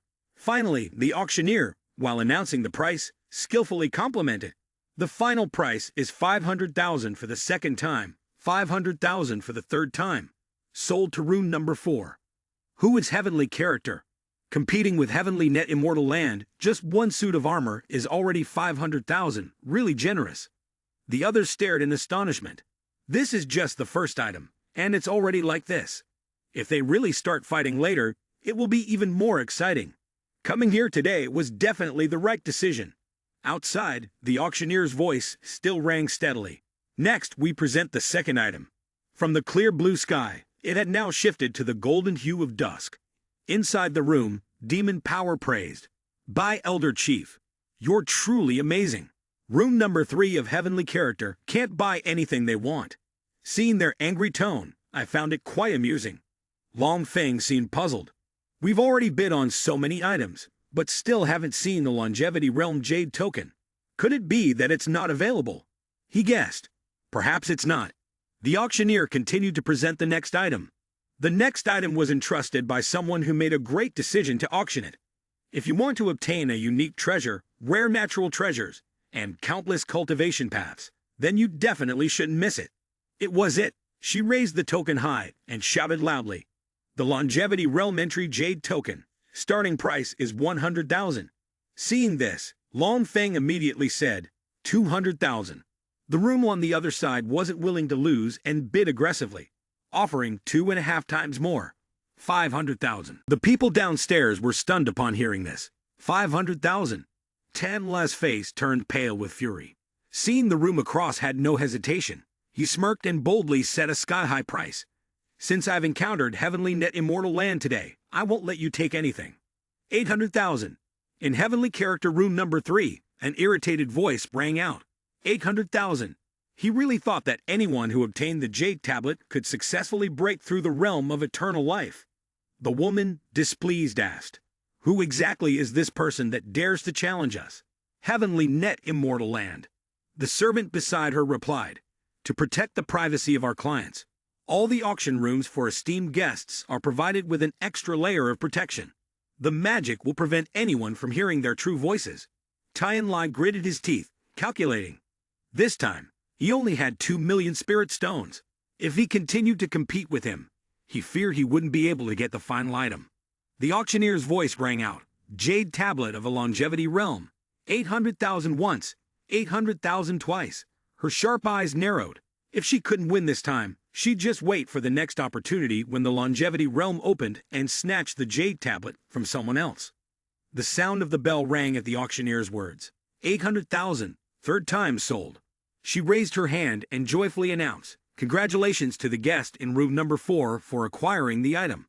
Ren Wang relaxed his facial muscles. "That's great." Demon Power chuckled, closing his eyes. "See, I told you, there was definitely a plan." He then asked, "Elder Chief, do you still have money left? Adding today's item, you've already spent several 100,000 spirit stones." Yi Bai crossed his arms nonchalantly. Buying everything at today's auction shouldn't be a problem. Suddenly, Ren Wang was startled and shouted, "Grandmaster, look at that last item." The auctioneer introduced the large box next to him. "The last item. Its identity and origin are quite special, so we've decided to set an arbitrary price. The starting bid is 10,000 miscellaneous coins." The audience was stunned. An arbitrary price? They don't even know what it is, yet they're auctioning it off. Anyone who bids on it must be a fool. Some people are so arrogant, so stupid. The more nobody dares to bid on something, the more it's likely to be a truly valuable item. People are drawn by greed, so I'll start with 20,000 miscellaneous coins. Just adding some fun. 1,000 coins won't buy it, but I'll let those with money bid it up to 50,000, 100,000. Ren Wang turned and asked, "Grandmaster, do you sense anything?" "The breadth of that item." Yi Bai furrowed his brows. "It's the breadth of second disciple." She stroked her chin, speculating that second senior sister must have something to do with this item, and there was an intuitive sense that it held a great opportunity within it. "Take it easy, my disciple. Do you still remember the chaos reincarnation technique I taught you? Try using it a little." She complied. "Yes." Ren Wang closed his eyes, concentrating as he formed a seal. The box on the stage suddenly began to shake. It trembled violently, enough to draw the attention of the auctioneer. The people below were astonished and exclaimed, "What's going on?" "The auction item is causing a stir." Ren Wang opened his eyes to report. "The auction item and your chaos reincarnation technique originate from the same source." Yi Bai stroked her chin, feeling it out. "That's right, it is indeed responding." She continued, "The opportunities hidden within are incredibly rich. If we manage to obtain it, our entire sect will greatly benefit." Demon Power laughed thoughtlessly. Clearly, every word was understood, but why did it feel as if none of the sentences made sense? Back in Heavenly Character Room number 3, Tian Lai looked delighted as she peered through the window. "They're here." The people downstairs had to look up as she bid 1,500,000. The auctioneer smiled brightly and announced, "The guest in box number 2 has placed the highest bid ever, and today will be an unprecedented day in the history of our auction." She squinted and asked, "Is there a bid higher than 1,500,000? Just as she finished speaking, box number 4 placed a bid of 3 million. The guests downstairs were stunned. How many items had this person already bought today? Could they really afford 3 million? Surely they weren't speaking carelessly. Someone suggested, "Auctioneer, why not check to see how many odd items this person really has? Typically, someone in this field only makes about 800,000 in a year. I don't believe they could be so generous with hundreds of thousands at an auction." The man doubted it, wondering how anyone could be rich enough to spend money so recklessly. The person beside him agreed. He's already gotten so many good items by himself. If there's still a lot of money in his card, I won't say anything. But if there's not, then I suggest the shop manager be careful and check it thoroughly. The shop manager, affected by the situation, also grew tense, pondering over the matter. Although the young man had indeed taken out a piece of rare treasure, it was only worth at most 1 million. Rare treasures were fundamentally hard to come by, and even if they managed to take out 2 or 3 more, it would be impossible. Maybe I should still check carefully. Everyone in unison shouted toward the door of room number 4. "Check it, check it, check it." Inside, the shop manager wore a business smile. "I truly apologize for the inconvenience. But could you kindly show us the 30 million miscellaneous items in your possession first? Of course I trust you. It's just that everyone is watching, and neither of us can back down now, so we must trouble you for a moment. Yi Bai's gaze was calm as she looked over. Sorry, but at the moment, I really don't have 30 million miscellaneous items. Her face twisted in anger. What? Demon Power jumped in shock and yelled loudly. What? We don't have 30 million miscellaneous items? Ren Wang yelled back in anger. You're shouting so loudly, everyone outside can hear you. People below were murmuring. What? They don't have 30 million miscellaneous items. The shop manager gritted his teeth, clearly irritated. Is this some kind of joke? Yi Bai stood up and casually replied. The blood-saturated ginseng I gave you is already worth 30 million, isn't it? She coldly raised her hand. Of course, the total amount from the auction you bid on today has already exceeded 30 million miscellaneous items. If you can bring out a piece of the blood ginseng, we can clear all the debts for today. Demon Power glared and shouted, Bring out another one. Do you think it's as simple as picking vegetables? Who could take out that many at once? As soon as the words left his mouth, Yi Bai effortlessly brought out 4 different treasures. The shopkeeper was so stunned that his mouth hung open, as if struck by lightning. He coldly responded, Is that enough? Her hand clenched into a fist, and her attitude returned to the previous amiable demeanor. Of course it's enough. Then she gave a subtle signal to the servant behind her. Why haven't you brought the items over yet?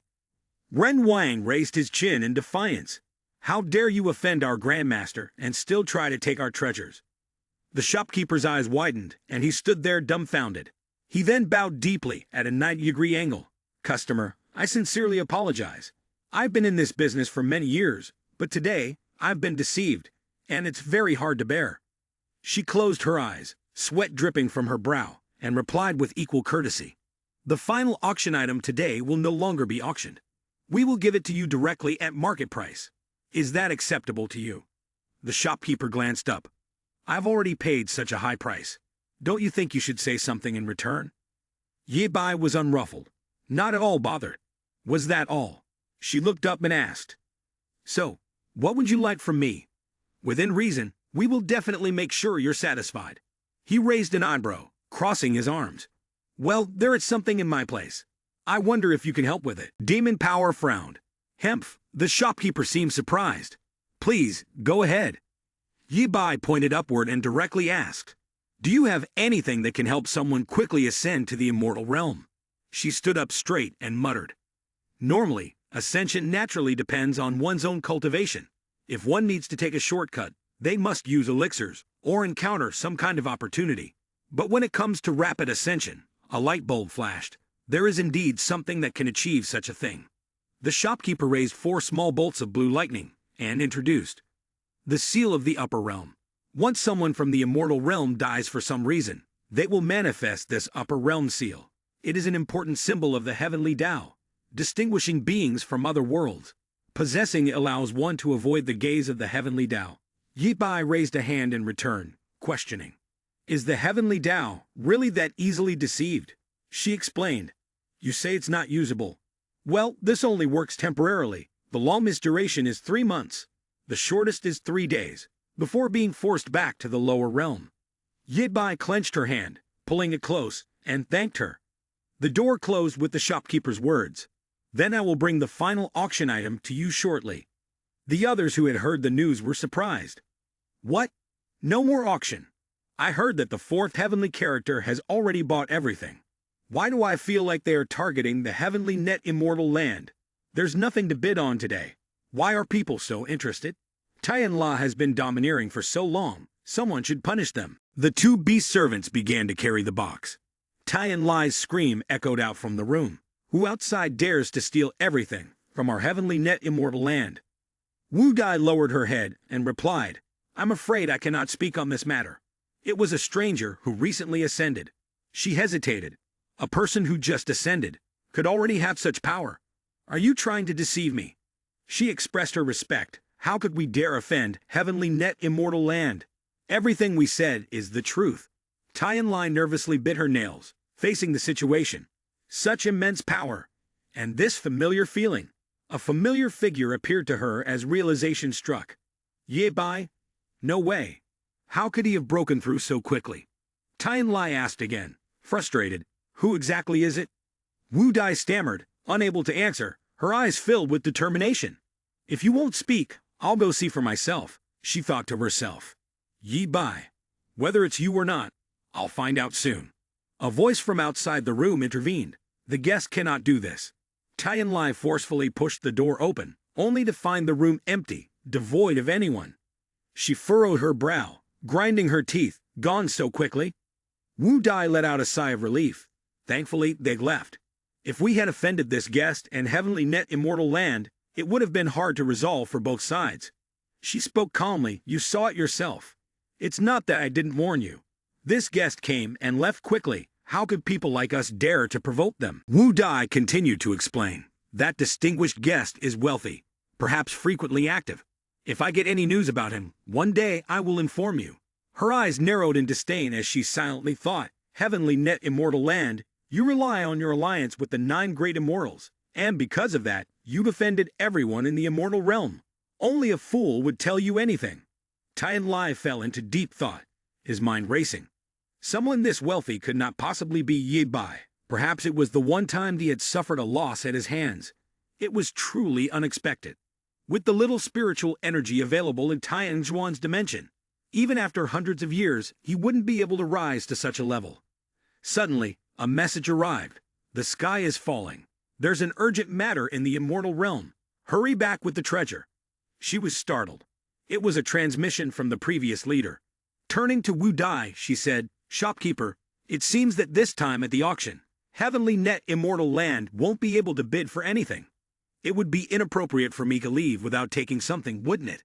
As soon as the words left her lips, a pill bottle from her possession flew directly into her hands. Wu Dai's expression darkened slightly. The origin devouring pill you took from us last time hasn't been accounted for yet, and you're taking more now. Damned fool, keep your polite smile. As long as you're happy, that's all that matters. She seethed inwardly. Heavenly net immortal land. Just wait. I won't forget this. In the night, Yulai happily chirped. Elder Chief, luckily someone came through for me, or I wouldn't have been able to fulfill my father's wishes and acquire the auctioned item. Ren Wang immediately interjected. If you've got the item, then we should head back quickly. He didn't care. Elder Chief, wait for me to finish delivering the items. Then I'll go find someone right away. She crossed her arms and sneered. Don't you dare come back. One item at the auction has already cost Grandmaster tens of thousands of miscellaneous items. If demon power objects, I will definitely take back many things and return them to Elder Chief. She raised a question. Grandmaster, earlier, the people from Heavenly Net Immortal Land were standing across from us. Why didn't we leave? Ye Bai replied. They're just some defeated soldiers, not worth us getting involved with here. Right now, we should head to Tiancao Pavilion. She narrowed her eyes and noticed. Report, Grandmaster, someone is following us. He smiled and answered. I know, 3 groups have been following us since the auction. Ren Wang, confused, asked. Tiancao City doesn't allow private fights. What's the point of them following us? Do they want to steal from us? Ye Bai explained. Although Tiancao City doesn't allow private fights, that doesn't mean they don't allow sabotage or ambushes. As long as you don't use spiritual power, don't make it too obvious, and don't let the rules notice. You can do whatever you want. Ren Wang, annoyed, asked, So what should we do? Just let them follow us. He replied indifferently. Let them go ahead. They won't be able to do anything to us for now. She nodded. Suddenly, an old man approached and arrogantly said, Noble ones, it looks like you're heading to Tiancao Pavilion too, right? The old man suggested. I'm the old man here. Why don't you give me some reward? I'll guide you there. Ye Bai glanced indifferently and said, Let's go. As they walked, the old man introduced, Tiancao Pavilion. Since the beginning of the world, every person from Tiancao City must make a trip here. If it recognizes you as Tiancao, you will be blessed with countless opportunities. If not, entering will result in being burned to dust, so ordinary people don't dare to try. A moment later, the magnificent building with a vortex of energy at the center of its door appeared. Ren Wang sighed. This is Tiancao Pavilion. At this moment, The old man reached out toward Yi Bai's lower back. Since we're here, I'll just take my reward now. Yi Bai furrowed his brow, clearly annoyed. A bolt of lightning struck the spot where he had just stood, illuminating the entire area. His feet gently touched the ground. Ren Wang, and he stood before the door, looking at the old man. Yi Bai said, "I knew you had no good intentions." The smoke dissipated, revealing a group of people behind the old man. He grinned wickedly. "You managed to dodge me again." He pointed at Yi Bai and Jia Lai. "Everyone go. I just used a drug on him. He can no longer use his spiritual power." Yi Bai smirked again. "Even Tian Fei has come to steal. The last item in the auction was, indeed, a fragrant corn cake." Tian Lei and the passerby rushed over. With those words, Yi Bai and Ren Wang both flew toward the door as Yi Bai ordered, "Let's go into Tian Cao Pavilion." She responded, "Yes." The two figures completely disappear into the energy vortex. The crowd outside argued, "Why force it like this? You guys are in a better position now." Ordinary people entering Tian Cao Pavilion are destroyed by the power of heaven and earth, turned to dust. He walked in, and it was certain that both the person and the ring would be lost. Damn it! The vortex of energy created a deafening sound like thunder.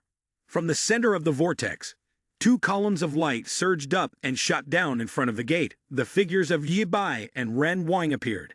Yi Bai asked Lin Feng, "Have you reverted to your female form?" She replied, "This place is a bit strange. My transformation technique was forcibly dispelled." Yi Bai deduced that this place wasn't just strange. It was devoid of any spiritual energy. Not even a trace. Everything here was bizarre. Should we look around? The immoral realm is always filled with spiritual energy. But here, there is none.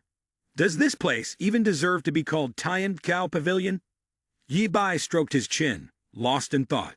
An idea formed, and he turned to say, "Lin Feng, try using all your spiritual power." She was momentarily surprised but complied. "Understood." She closed her eyes, took a deep breath, and formed a pyramid shape with her hands, beginning to release the spiritual power within her body. However, all her spiritual energy suddenly dissipated, leaving her stunned. Ren Wang, irritated, spoke up, "Grandmaster, this place restricts spiritual power. What Tian Cao Pavilion? It's nothing but an empty Tian Lao." At that moment, the light above her head suddenly disappeared, and a huge central symbol appeared above the two of them. Yi Bai immediately recognized it. It was the Heavenly Arcane Core Treasure. Ren Wang immediately followed up. Once the Heavenly Arcane Core Treasure rings, it means that a heavenly calamity will occur, and strange phenomena will happen everywhere to welcome Tian Cao. The presence of the Heavenly Arcane Core Treasure here means, looking up at the light shining down, he said, "This means that once you step into Tian Cao, you are recognized as a Tian Cao. If anyone can strike the mystic bell and make it ring, then they will be a Tian Cao." She excitedly said, "I thought the Heavenly Arcane Core Treasure was the milestone of success. But it turns out it is just the threshold of success." Ren Wang looked at his clenched fist and asked, "Now that we can't use spiritual power, trying to touch it would be like a fool speaking nonsense. Grandmaster, what should we do?"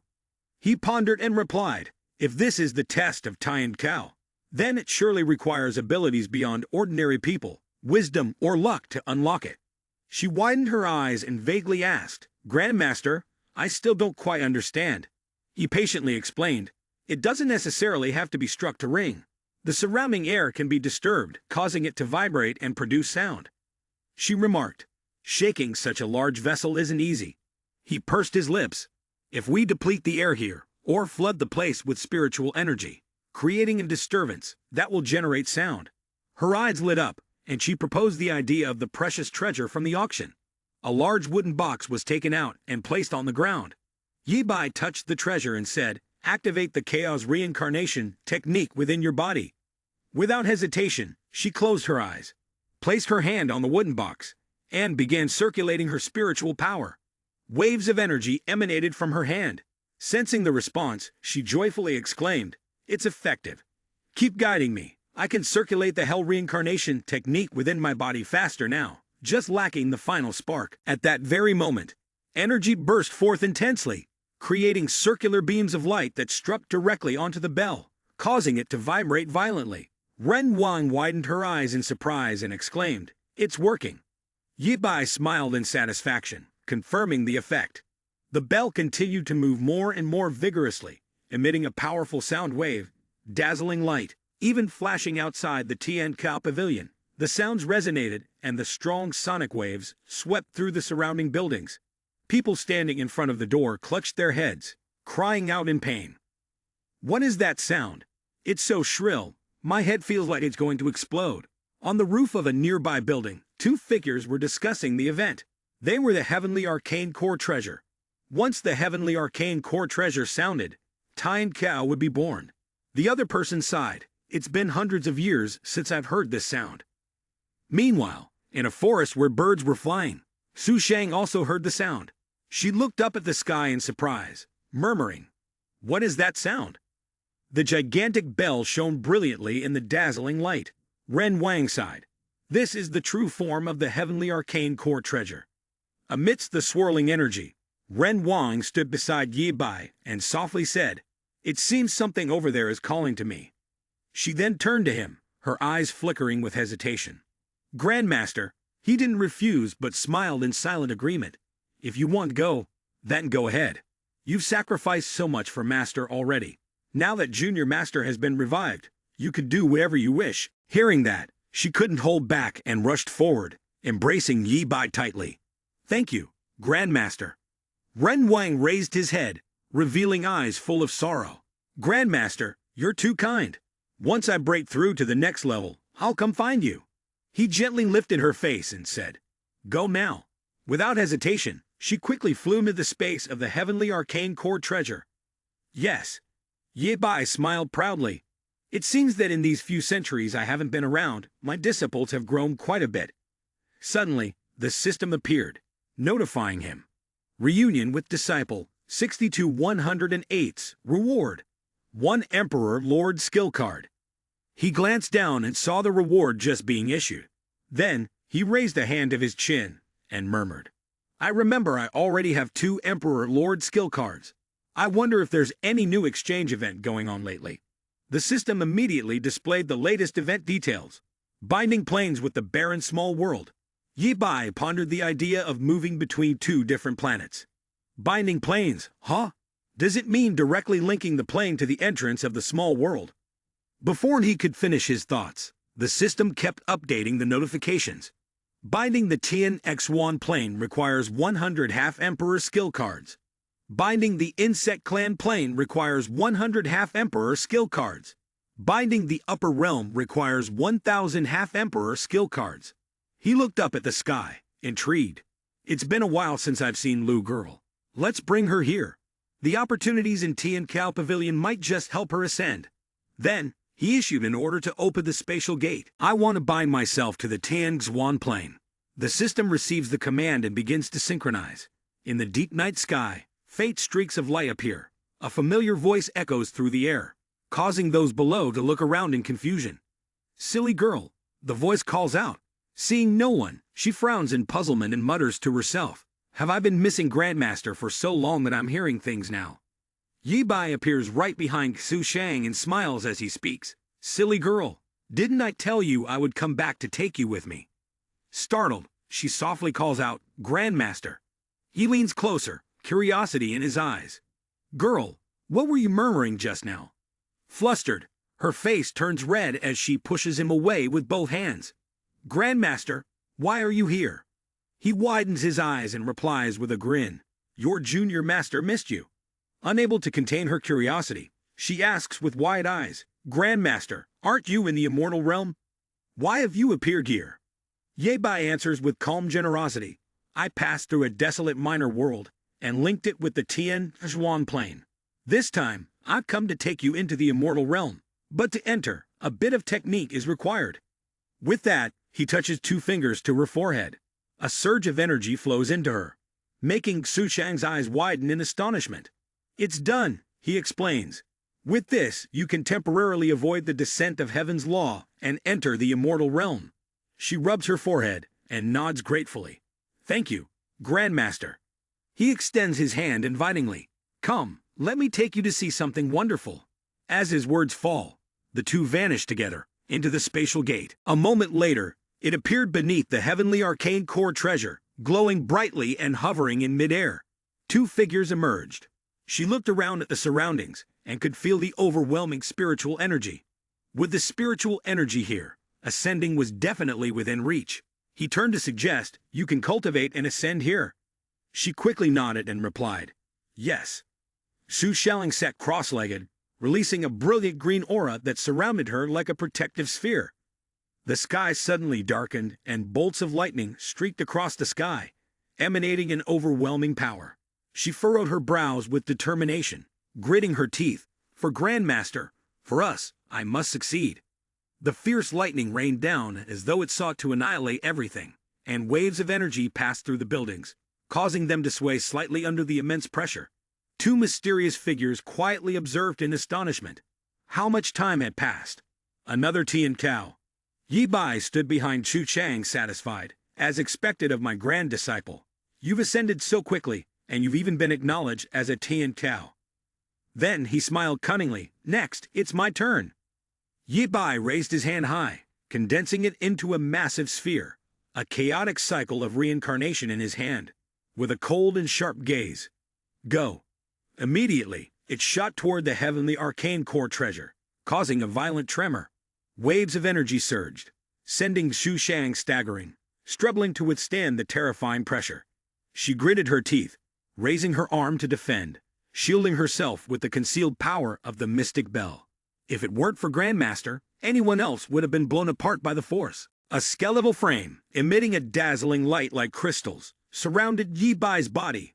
Suddenly, a crack appeared on it and spread rapidly like a flash of lightning. She stared at the scene in shock. "Grandmaster, your supreme demon bone." His gaze darkened, and he furrowed his brow slightly. "The supreme demon bone can't be controlled," he thought, then clasped his hands together. Yi Bai exuded an overwhelming aura, with each bone emitting a purple light. He recited the incantation, unable to suppress the supreme demon bone. His eyes glowed with a cold purple light, the most precious part of the process. As soon as he finished speaking, it transformed into spiritual energy, merging into his body. The spiritual energy exploded like the flames of success. Xu Shang hurried over, her voice filled with concern. "Grandmaster, the burst of spiritual energy is too strong. You need to step back." Yi Bai continued to channel his energy while reminding her, "Silly girl, it's not the same as the supreme demon bone. This most precious part will burn the opponent's mental and spiritual energy with immense power. Even seeing it is dangerous, so don't come too close." She lowered her head and replied, "Yes."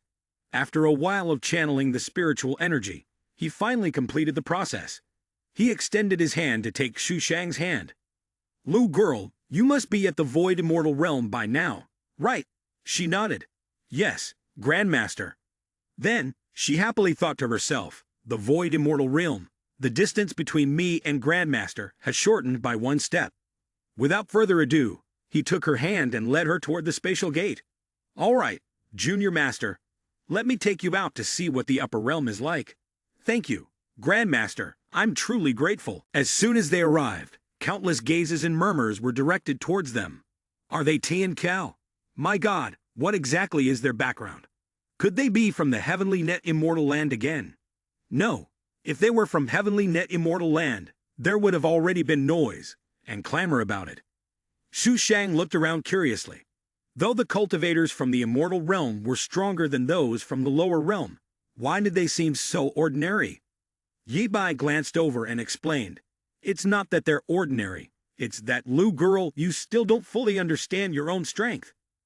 Then he raised a finger high, making it clear. "Even in the upper realm, you are Tian Cao's top rank. Of course, they would look at you differently."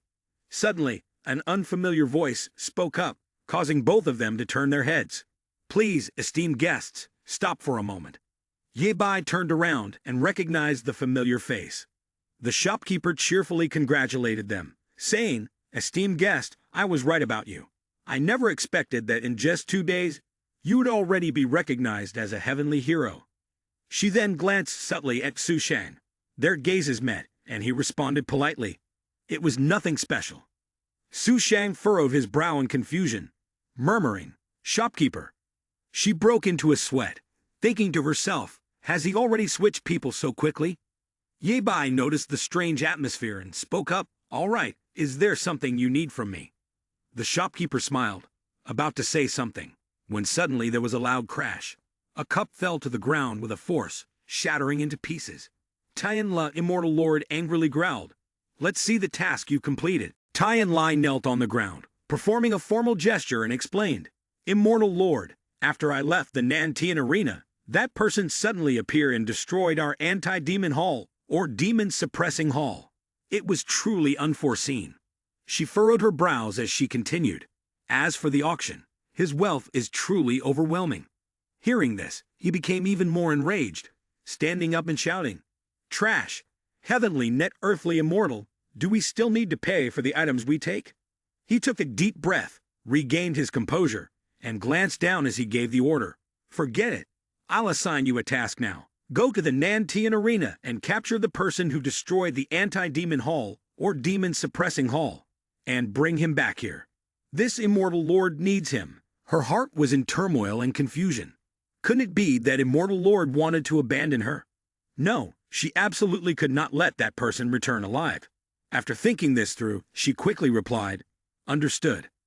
On the glossy wooden floor, a small hatch door opened, revealing dark wooden steps leading deep down.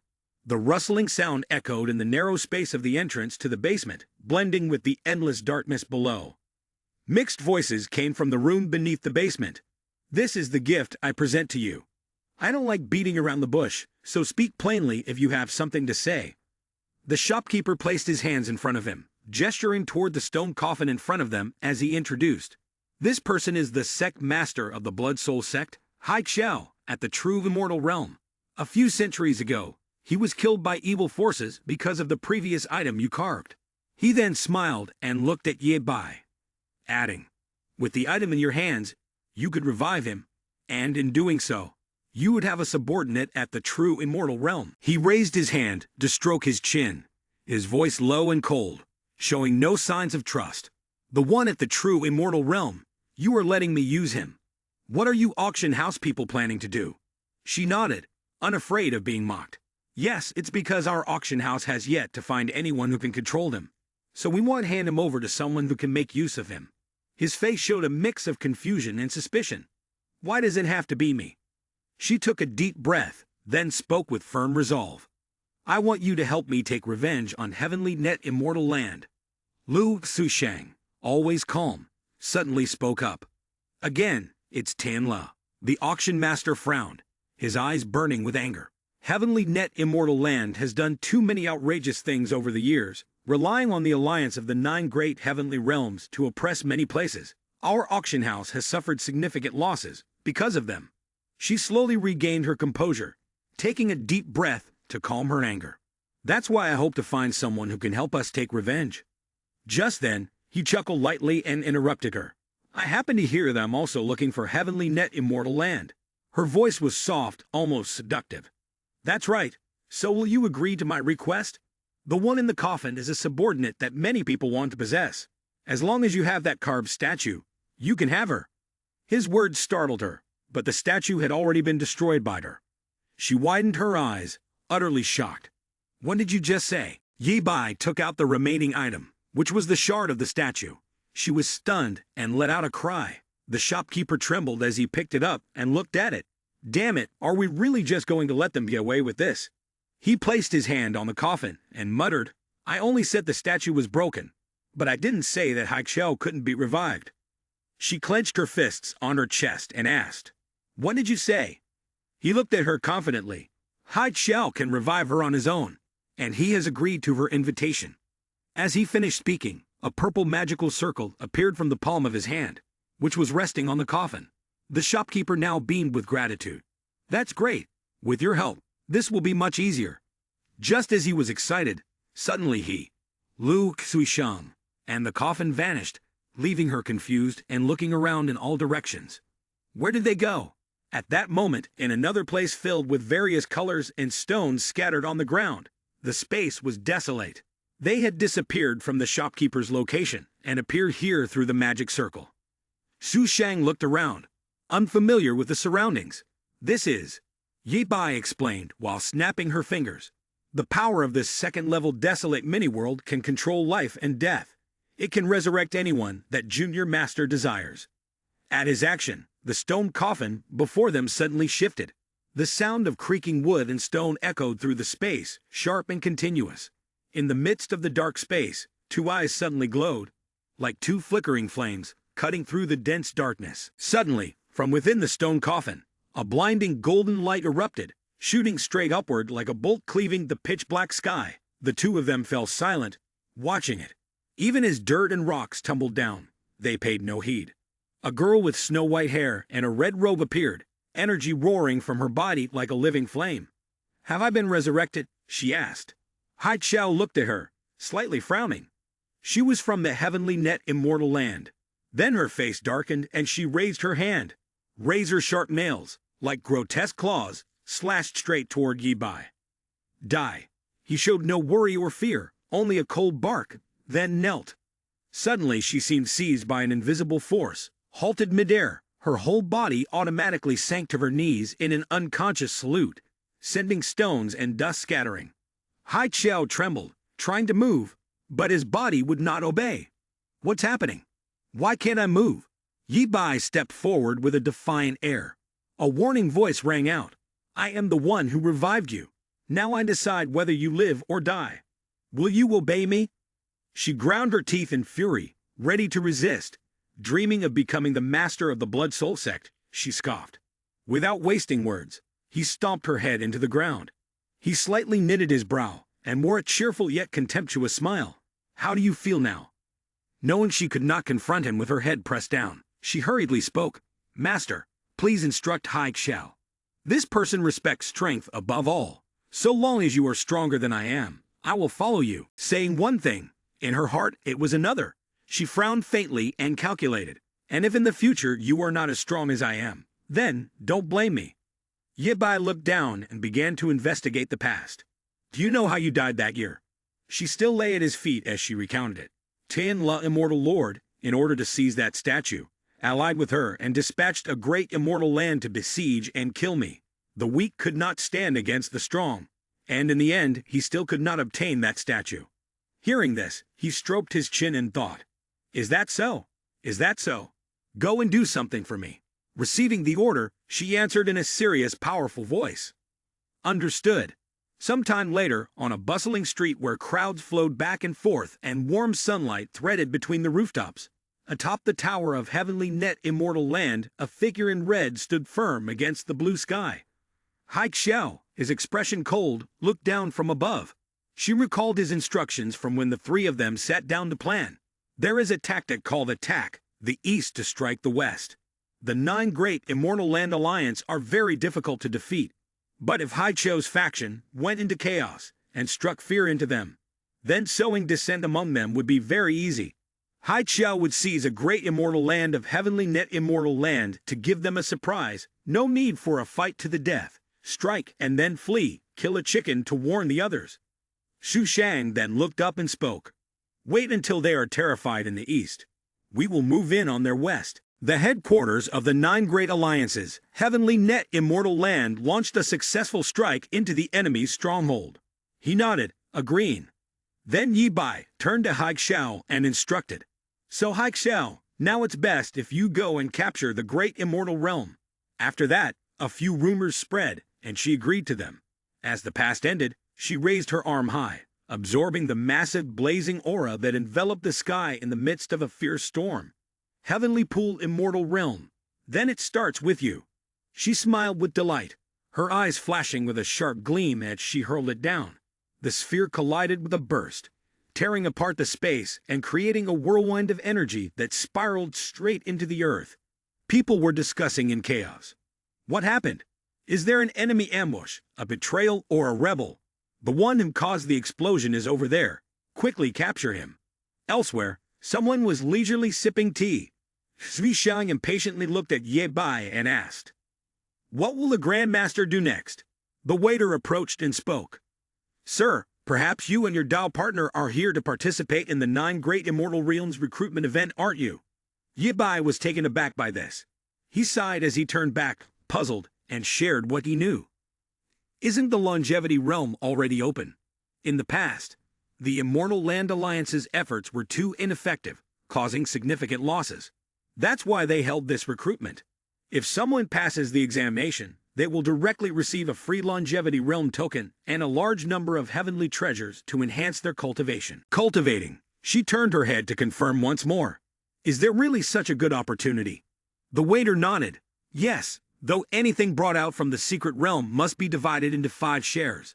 Still, many people are going. Both of you could give it a try. He found it interesting and suggested, Lou girl, you've just ascended and aren't yet clear about your own strength. Since you've run into such a fine chance, Junior Master will take you to have a little fun. She responded with excitement, many thanks, Grandmaster. A moment later, the two of them arrived at the bustling place where crowds were waiting to take part. An announcement echoed through the air. Late Stage Great Emperor, Strength Index 34, Spiritual Power Index 40, failed. Mid-Stage Emperor Lord, Strength Index 45, Spiritual Power Index 40, failed. Hearing that, the next group of people murmured in astonishment. Even a late-stage Emperor Lord didn't pass. Well, this is the longevity realm. We'd expect the requirements to be strict. Did you think it would be as easy as ascending? No one has passed again today. Not just today.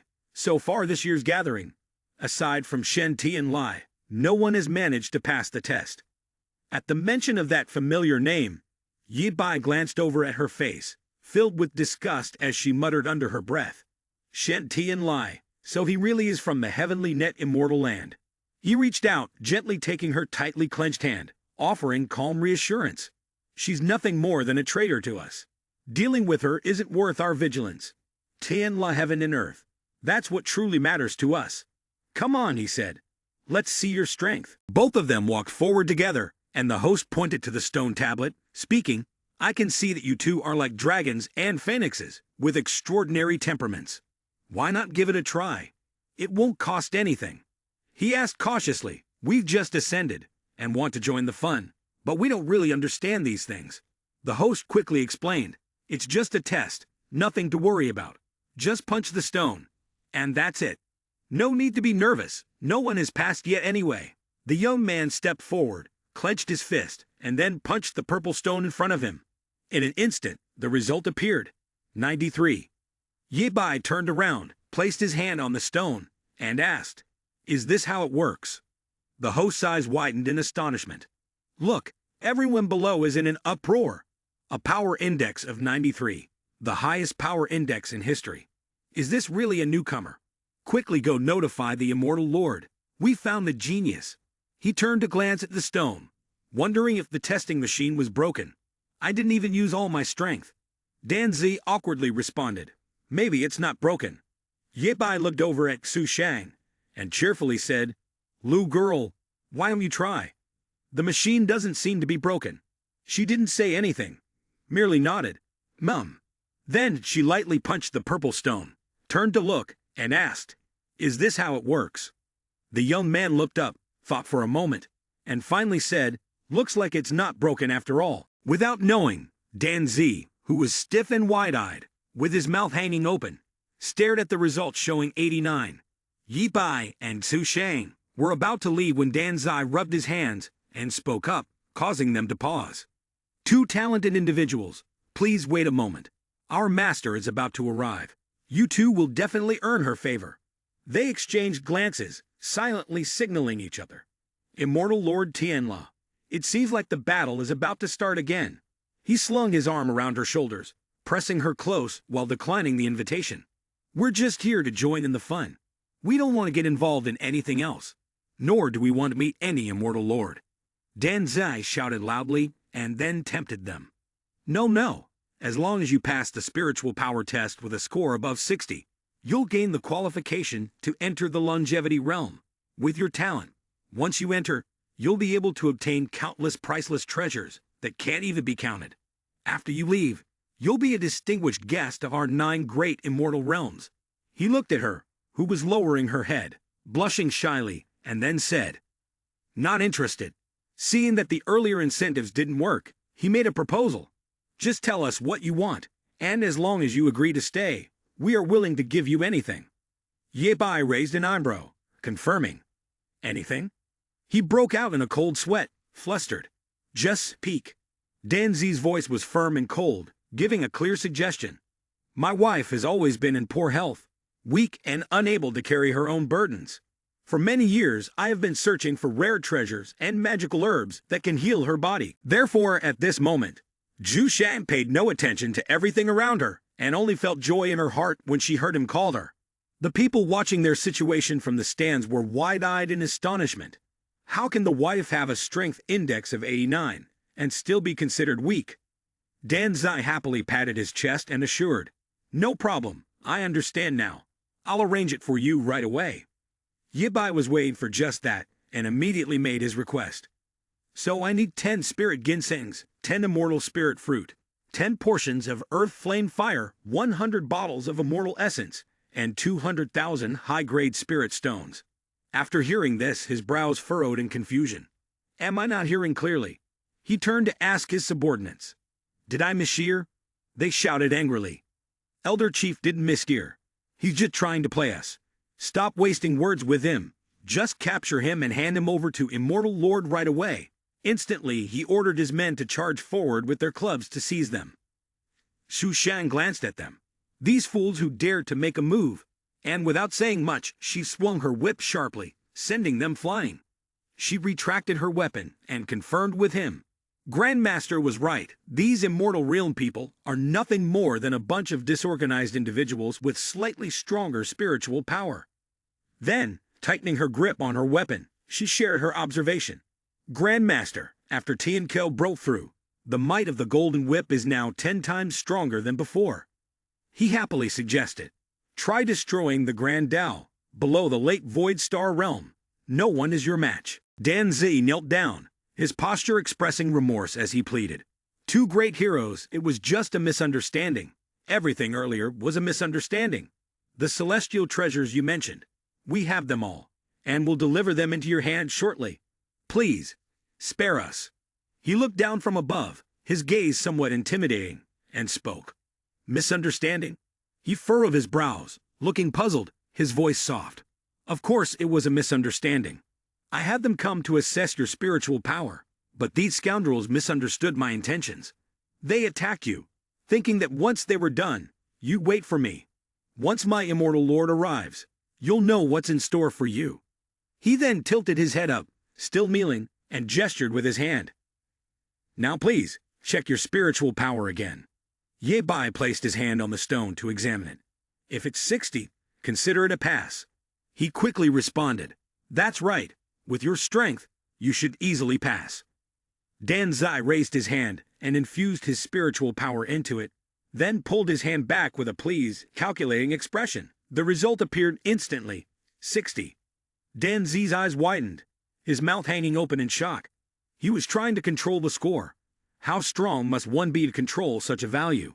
Truly impressive. Xu Shang followed suit, placing his hand to channel his spiritual energy.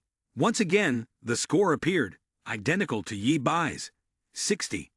The people below began murmuring and whispering, while he stood frozen, unable to speak. This. She looked up at the result and muttered, I'm really sorry, I tried my best. Suddenly, a voice rang out, drawing their attention. Someone is attacking from behind. Capture the great immortal, quickly, pass the message. The soldier ran up, his hand on his chest, gasping for breath as he tried to report the new information. As the sect master of the Blood Soul sect, he has returned to seek revenge. A group of people appeared before the grand gates, shouting angrily. Did that person massacre the territory of the Blood Soul sect's sect master? Damn it, didn't he die? Quickly, inform Immortal Lord, hurry. A young man asked in confusion, why hasn't the sect master of the Blood Soul sect revived? Another person reproached, who cares whether he's revived or not? He's definitely come back for revenge. The Immortal Lord treated him that way back then. What else is there to guess? Hurry up! Dan Zai stood between two guards, shouting loudly at the crowd, calm down. He grabbed a guard by the shoulder, asking about the situation, and said, what exactly happened?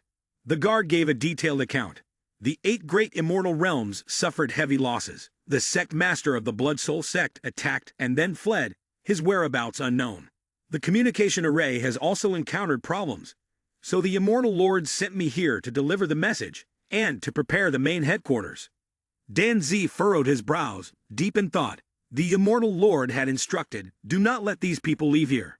Confirm the array's core, and then send the message to Immortal Lord. He then turned around and commanded, you all stay here and guard the array's core. Not a single person is to leave. I will go send the message to Immortal Lord. His subordinates responded obediently, yes. Understood. Mac and Su Shang clasped their hands behind Dan Z and stepped forward, gently reminding him, Lord Inspector, should we not go meet Immortal Lord Tian La? Dan Z coldly replied, sorry, there's been an urgent situation, and we need to deliver a message to the Immortal Lord first. Afterward, we'll arrange for you to meet him. In an instant, he moved closer and spoke, no need. This caught Dan Z off guard. What? Yi Bai slowly gave the reason for not needing to deliver the message to the Immortal Lord, explaining that the enemy had already infiltrated their ranks. Upon hearing this, Dan Z genuinely looked around in confusion. Where? Yi Bai didn't say anything, but instead smirked. Blue energy began to emanate from his body as he pointed. His hand quickly raised to his forehead, and a ball of energy formed in his palm, reflecting the light of a rainbow. Yi Bai spread his hand right in front of Dan Z's face, and a massive energy wave engulfed his entire head. His voice was filled with challenge. I am your enemy. Dan Z's body collapsed helplessly under the fatal blow. The guards, seeing their superior fall, charged to attack. Yi Bai remained unfazed, standing still as though they were invisible to him. Yi Bai's expression was filled with disdain. He conjured a dark vortex surrounded by purple lightning and thunder. His command was relayed to Xu Shang Lu Girl. Take all the remaining ones into the little desolate world. She, always standing by his side, answered without hesitation. The cold voice of the system rang out. The number of people is 5,000. 142/5,000 completed. Emperor Lord Realm is 20/50ths. Void Immortal Realm is 1/20th. The heavy striped metal door had been lifted high, and a pale white hand was gripping so tightly that the flesh had turned bruised and purple. Tian Lai seized the beastman by the throat, raising him high and gritting her teeth as she threatened. Where is the anti-demon hall, or the demon-suppressing hall you destroyed? His face was swollen and battered. Struggling to breathe, he gasped out, Tian Kao City. I saw them with my own eyes heading toward Tian Kao City. She thought silently, Tian Kao City? Such a coincidence? Then she pressed further, asking for his name. Terrified by the beating, he dared not conceal a thing. I think it's Yi Bai, he stammered. A thunderous explosion went off inside her mind. Her eyes widened in shock, frozen still. Tian Lai recalled the clues she had gathered. Yi Bai, Tian Kao City, the auction meeting. Could it be that the mysterious bidder competing against her had been Yi Bai all along? Sometime later, from a distant corner of the red-black tile roof, an echoing sound spread through the air. The distinguished guest has already gone to Tan Kao Pavilion. Before the grand and opulent tower, a red-haired woman stood before a swirling, luminous portal. Her eyes blazed with fury as she cursed. Damn it, one step too late again. Where am I supposed to find him now? From within the prismatic space emerged a rectangular golden talisman, its surface glowing with radiant characters. She reached out to take it, studying it for a long moment before murmuring to herself, a sound-transmitting talisman. The voice is urgent. The celestial ground has been attacked, the transmission array destroyed. Junior brother, if you hear this, return immediately. Tian Lai suddenly snapped to full awareness, her mind consumed by only two words. Asterisk asterisk Yi Bai, asterisk asterisk. Xu Shang glanced at the people lying scattered on the ground and asked Yi Bai for her opinion. Grandmaster, the people here are nearly dealt with. Shall we go find Shen Tian Lai and that immortal Lord Tian La now? Yi Bai suddenly flinched, glanced to one side, but still replied to her. No need to look for them. Behind them, Tian Lai had flown over. She spoke up. Yi Bai, Lu Shang, I finally found you. Her clenched hand trembled continuously with anger. Yi Bai provoked her coolly. What's the matter? Scared because you saw me? Your hand is shaking so much. Her face went pale, her whole body trembling, and she forced a laugh. Scared? I'm merely exhilarated. This is not your lower realm. Today I will certainly avenge what you did to me before. Ye Bai curled the corner of her mouth in agreement. Quite the coincidence. I was thinking the same. He moved with a blade-like swiftness, launching an attack wrapped in spiritual energy aimed straight at her face. Tian Lai was no weakling either. She immediately tilted her head back to avoid a sweeping strike. Seizing the moment, she grabbed his arm and, a little smug, began to accuse him. Ye Bai, that day you took my grand Tao greedily, leaving me stripped of my powers and in unbearable agony. Using the leverage of his arm, she agilely leaped up, planting her foot to prepare an attack, and continued. Although I hate you, it was also because of you that I could cast off the low-grade divine abilities of the past and follow the immortal Lord to cultivate the great Tao together. She concentrated all her strength and drove her foot down hard toward his head. But with a thud, her foot was caught by his hand. He lifted his sharp eyes hidden behind his cloak, puzzled. Dual cultivation of the great Tao. Can the system resonate? His thoughts drifted further, wondering if it was possible to share this great Tao with his grand disciple. Wouldn't that mean? His face showed a greedy expression as he imagined the scene of himself and Xu Shang practicing dual cultivation together. The system responded. The resonance function of the great Tao had yet to be activated, but due to Shen Tian Lai's special identity, the host could activate the resonance after fully retrieving the great Tao. He grabbed Tian Lai's ankle, showing no sign of hesitation. She puffed her cheeks, made a hand seal, and prepared to do something. Then, without hesitation, exhale a pinkish gas that enveloped her opponent's entire body. The pink haze surrounding him made him feel something was off. Ye Bai's eyes gradually became hazy in the mist. Xu Xiang, covering her mouth, tried to remind him. Grandmaster, be careful. This pink mist has a devilish presence. Before long, her face turned red from the poison, and she cried out in distress. Grandmaster, I'm so hot. She collapsed onto the ground in exhaustion, but he remained still, unmoving. Tian Lai, now in control, laughed loudly in delight. Ha ha, now he must be lost in the warmth of the beautiful woman from his homeland. He won't care about you anymore. Ye Bai, I've created a beautiful dream for you. Raising her hand to let the pink gas coil around her palm, she sent him a final look, one filled with the cold gaze of death, bidding him farewell to the hellish dream. The five-colored golden core within his body began to tremble violently, with the chest area being the hardest hit. Ye Bai, unconscious, collapsed, his eyes becoming pitch dark, unable to perceive any emotion. She witnessed the entire process, and then cheerfully added, Goodbye, Ye Bai. He lay face down in a pool of blood, his body sinking into darkness, with only his wide, staring eyes visible. The aura of death lingered, refusing to dissipate. Tian Lai tilted her head back and laughed manically. Ha ha, finally Ye Bai is dead. I've avenged myself. A voice suddenly rang out behind her. Are you happy? Every emotion on her face froze instantly. She tried to compose herself, turned around, and shouted, Who are you? When did you start standing there? Ye Bai raised his hand and sneered.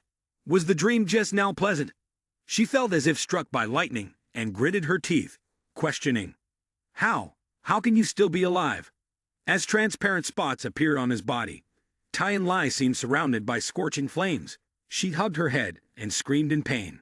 Ye Bai, you can't kill me. Your disciple is in my hands. He laughed mockingly and told a lie, still trying to deceive others twice. Go die. He squeezed hard, and she exploded, once again the one who destroyed her vitality. Suddenly, a voice, almost full of resentment, echoed. Ye Bai was startled, and an unexpected attack came rushing toward him. Though the attack had a wide range, he was still able to dodge it. A person stepped forward, his hand condensing spiritual energy around it to form a purple spirit pill. Then he looked at the pill with an angry expression and said, After raising it for so long, it was lost just like that.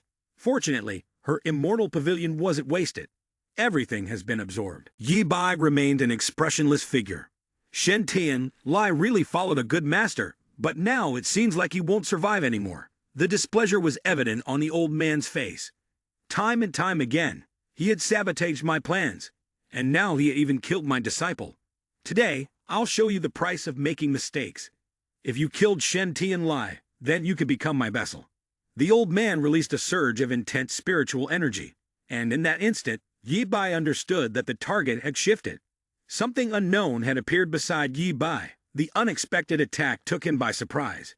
Just as the force surged, nearly surrounding him, Yi Bai immediately cast his spell, and the old man, seeing this, couldn't hide his smug grin.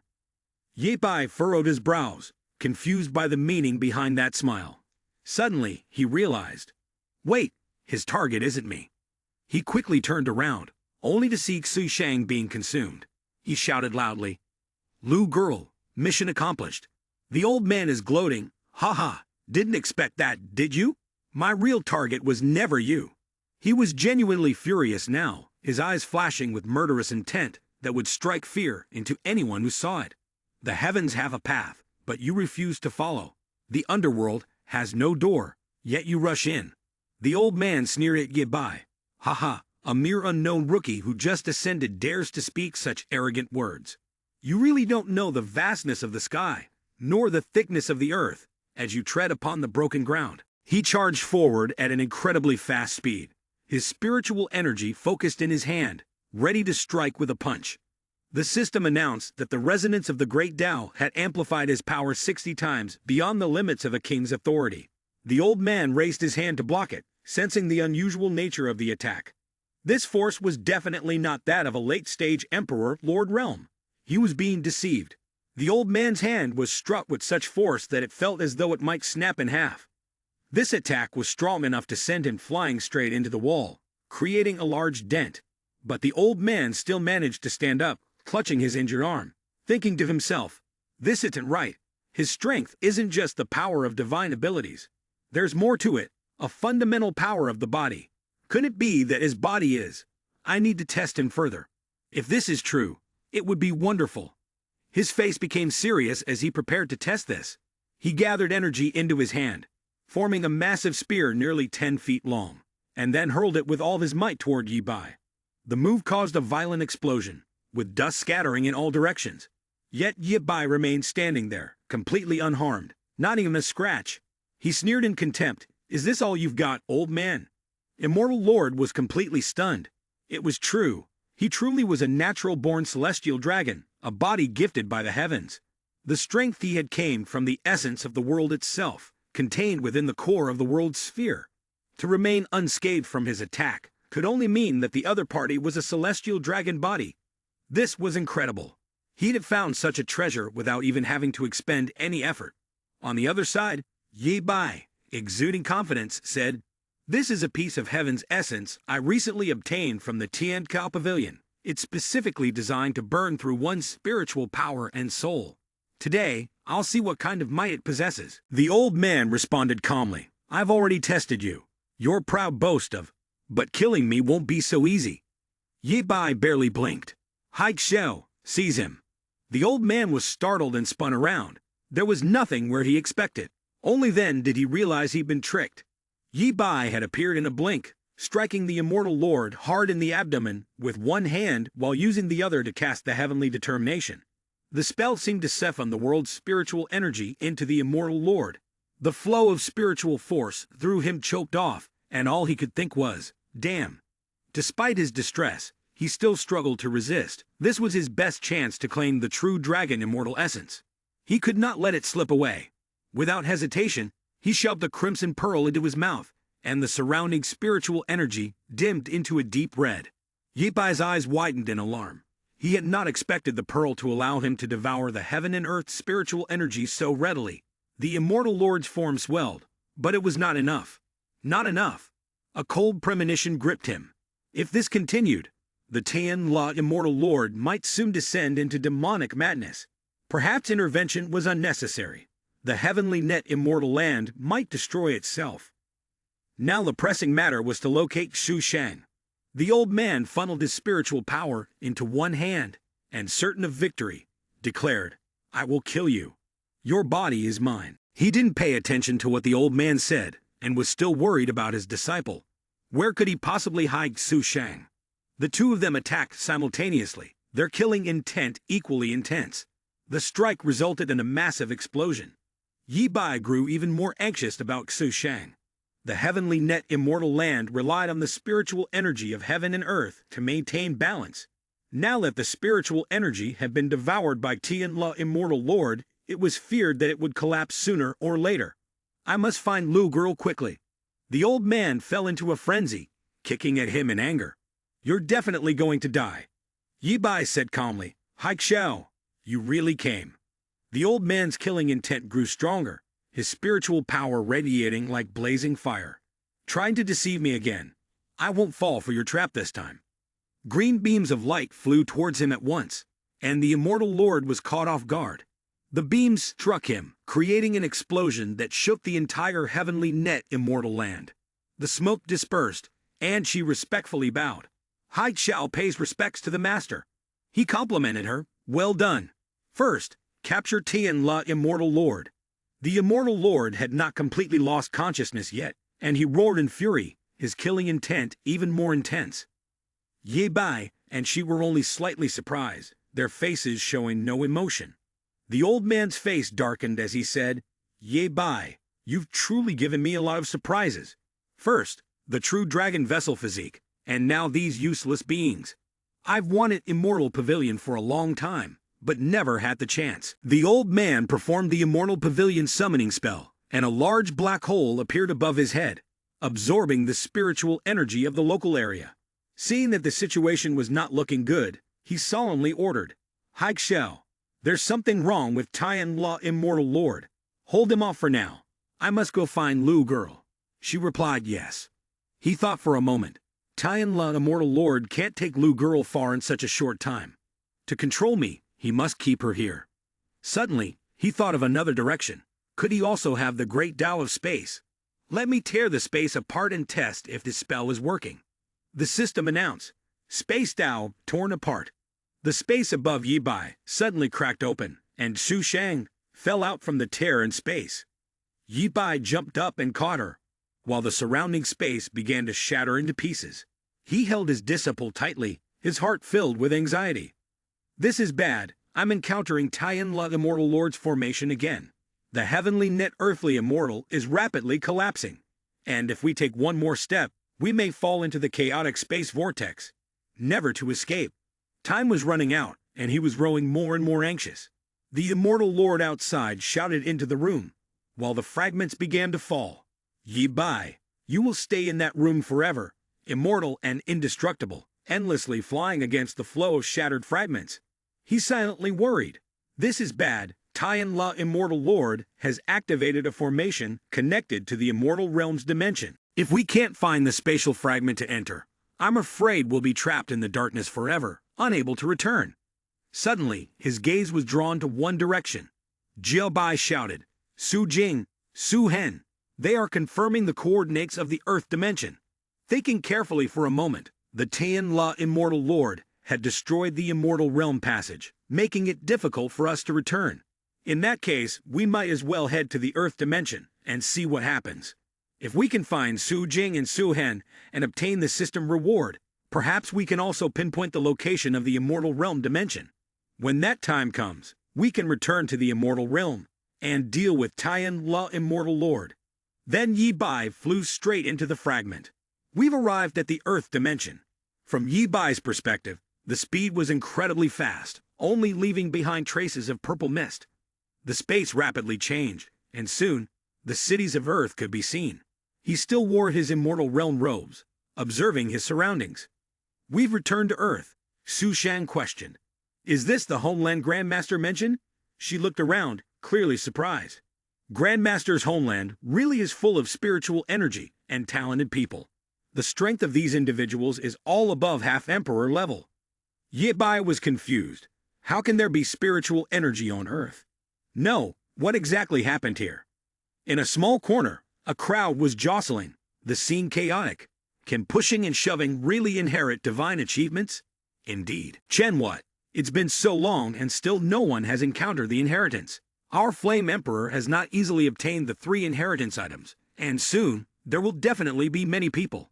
The brothers charged forward. A sigh was heard from someone who had been pushed over in the crowd. A young man angrily cursed. What's an old lady like her doing here? Just to add to the noise. Deservedly, someone stepped forward to help the elderly woman. The person lectured the young man. How can you be so disrespectful? Yeah, is being in the Emperor Lord realm that impressive? Apologized to the old lady. The young man mocked. So you haven't cultivated in this world of immortality, and you've lived this long. Isn't it just asking to be bullied? Yi Bai appeared, casting a spell and sucking the young man into a transparent purple sphere, making him float. The man, now controlled, shouted angrily, "Who the hell are you to dare capture me? Do you know who my father is?" Yi Bai, expressionless, repeated the young man's words from earlier. In this world, if you haven't cultivated immortality, don't you also bring your father out? Isn't it just asking to be bullied? He immediately cast a soul-searching technique. The young man held his head and screamed in pain. How dare you do this to me? My father will definitely. Yi Bai didn't care. Then let your father come and join you.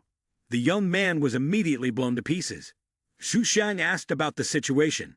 Grandmaster, what was the result of the soul search? Yi Bai replied vaguely. I see. After I left, a lot happened on Earth. After that, explain in detail. After we left that year, the spiritual energy of Earth recovered, natural disasters descended, and many demonic caverns began to appear. Tall buildings were attacked, and the surrounding city was filled with smoke and fire. A group of people worked together to attack the giant monster. Ordinary firearms were no longer effective, and humanity was being devastated. Yi Bai recalled the image of the monster growing stronger, with each passing day, its rage intensifying, and before it stood a woman holding an axe. He continued, luckily, the heavens are fair. Humanity has started awakening their powers and accepting the inheritance. 3 buildings were erected, each with a unique symbol.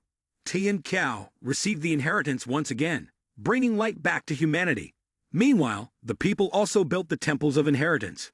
Temple of Thunder, Temple of Serpent King, and Temple of Sea. The 3 great temples were finally able to resist the demonic beasts, temporarily maintaining peace and human society.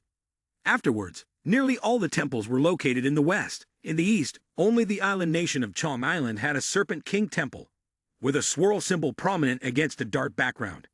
Yi Bai's face showed clear displeasure. Our Flame Emperor has been looked down upon simply because he doesn't have inheritance.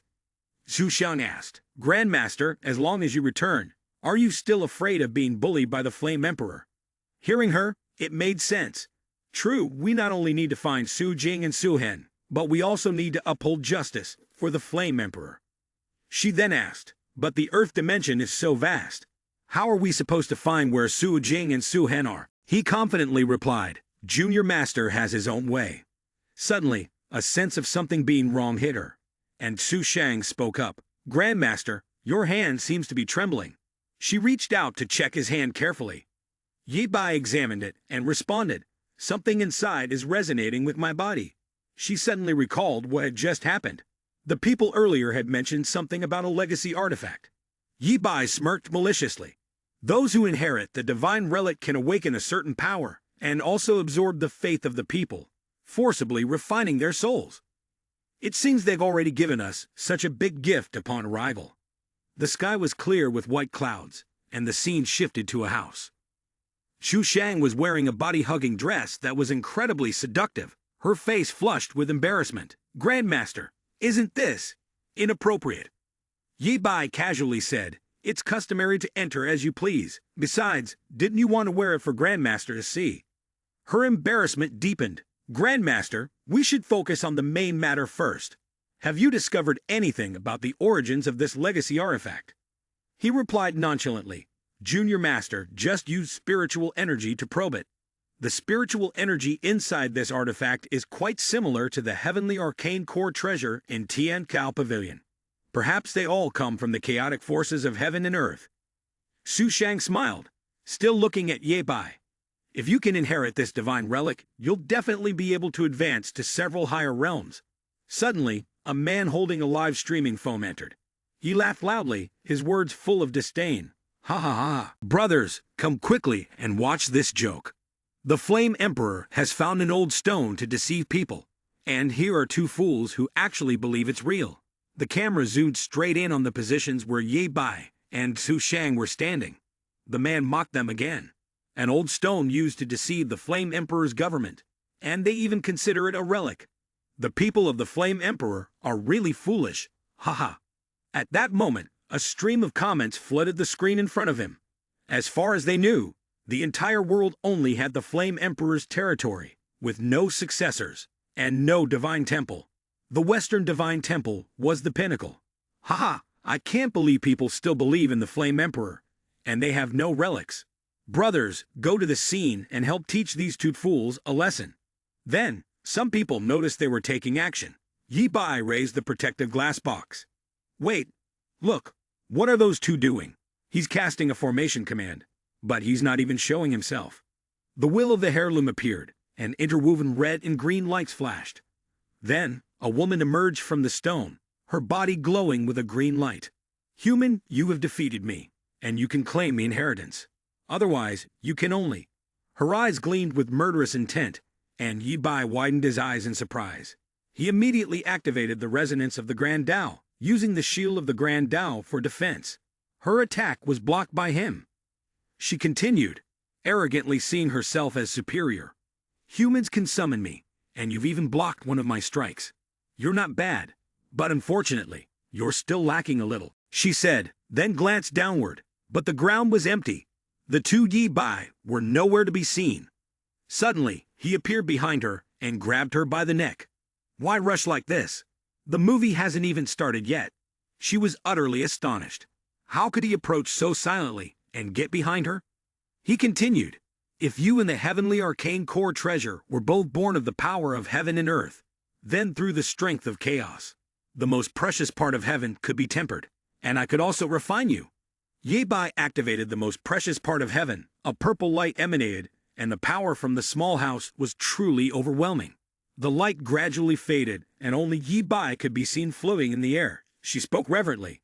Finally, you've come. You are my heir.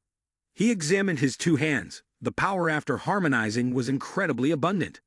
Zhu Shang stood below, cheering for him. Grandmaster, you've done it. But no one knew there was still a camera placed somewhere in the corner, recording the scene from earlier. Swish, swish. 3 streaks of light cut across the sky over King City, revealing 3 figures. Thunder God, Sea God, and Serpent God. They spoke to each other. After tens of thousands of years, the Flame Emperor had no hair, and now we found one. We can't let him resonate with the power of belief. Among the Eastern deities, there is only me. The 3 of them had the same goal, to eliminate the Flame Emperor's deity.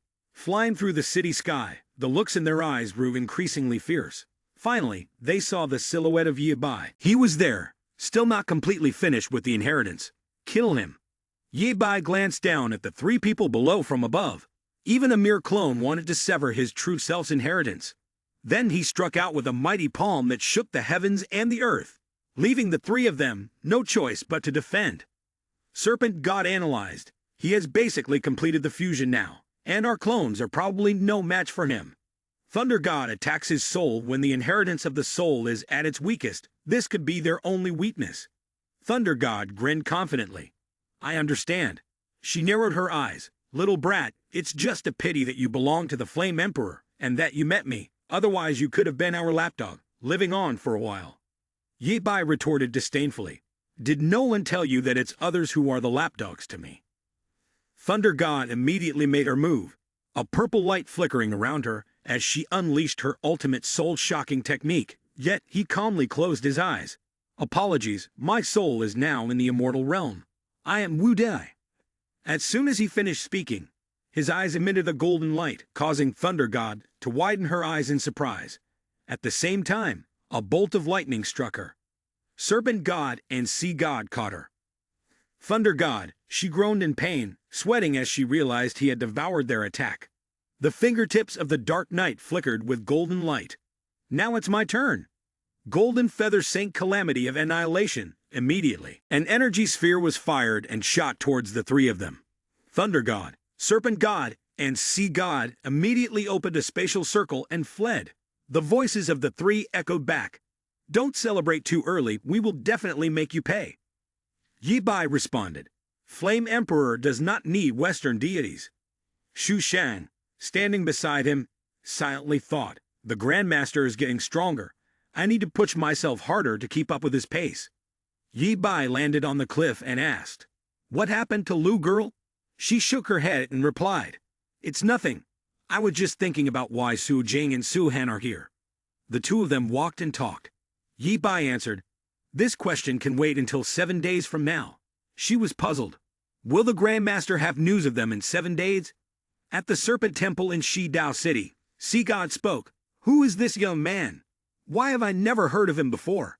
Thunder God commented, "His soul and divine powers are at a terrifying level. I've never heard of him before."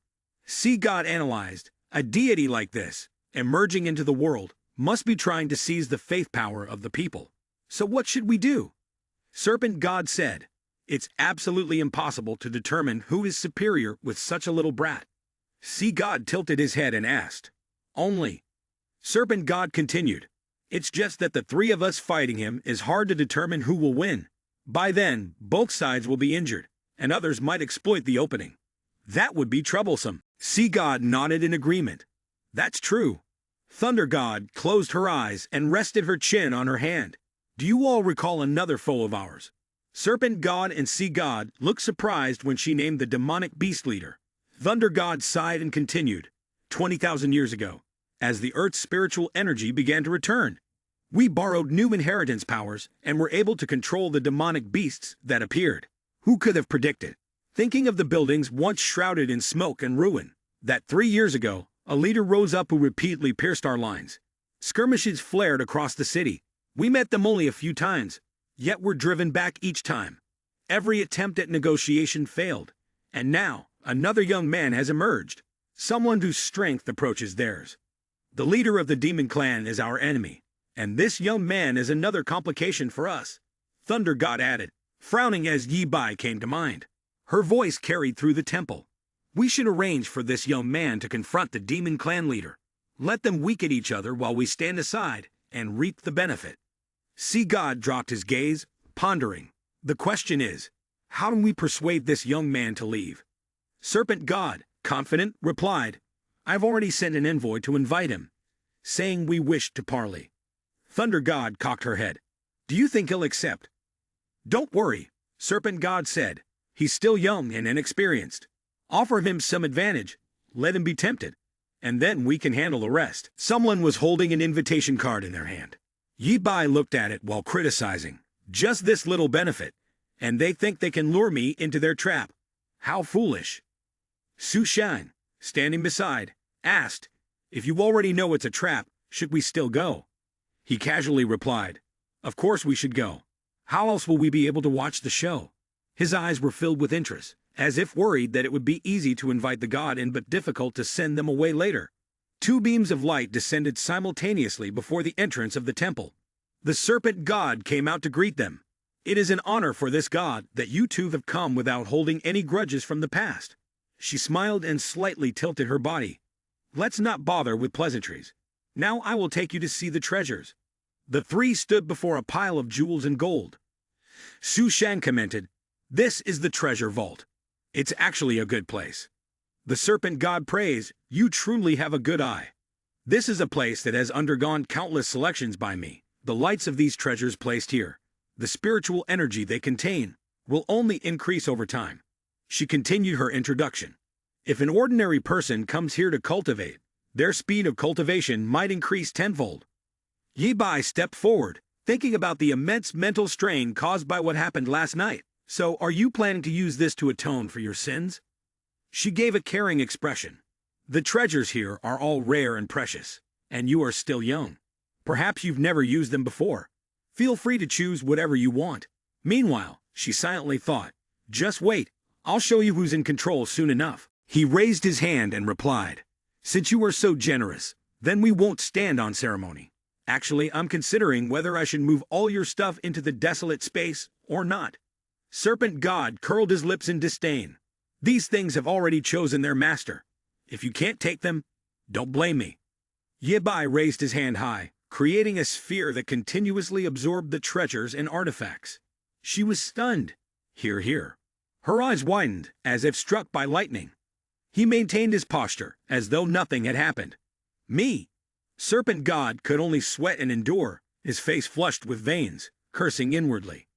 Damn it, you little brat, just wait. The treasure vault had been completely emptied, leaving only the golden floor, as she helplessly looked on. Yi Bai said, "Thank you for your hospitality. From today on, we are family." She pretended to agree. He narrowed his eyes, smiling happily. "That being said, I have a request. I wonder if you can satisfy me." No matter how angry Serpent God was, he still smiled. "Go ahead," he muttered inwardly. "I'm listening." Recalling the architecture of the Serpent God's temple, he casually made his proposal. "When I came here, I noticed that the Serpent God's temple had great grandeur. Now that I have obtained the inheritance, I wonder if I could build a temple opposite yours." Yi Bai rubbed his chin and gave his suggestion. "It doesn't need to be too extravagant. Just a little larger than your temple would suffice." Serpent God could no longer maintain his smile and directly gritted his teeth in fury. "You two are really bullying me too much." But he simply grabbed her staff. No matter how hard she tried, she couldn't pull it back. His strength was even greater than yesterday, surpassing hers. Su Shang and Yi Bai bared their white teeth, and he asked, "Are we not good enough?" The Serpent God smiled apologetically. "You are very good. The problem is with me. I will go build a temple for you now." She had forced herself to suppress her anger, thinking to herself that she must endure this. Let them be arrogant a little longer. Later, she would make them wish they were never born. The three of them stood in front of the new temple. Yi Bai complimented, "You really are diligent."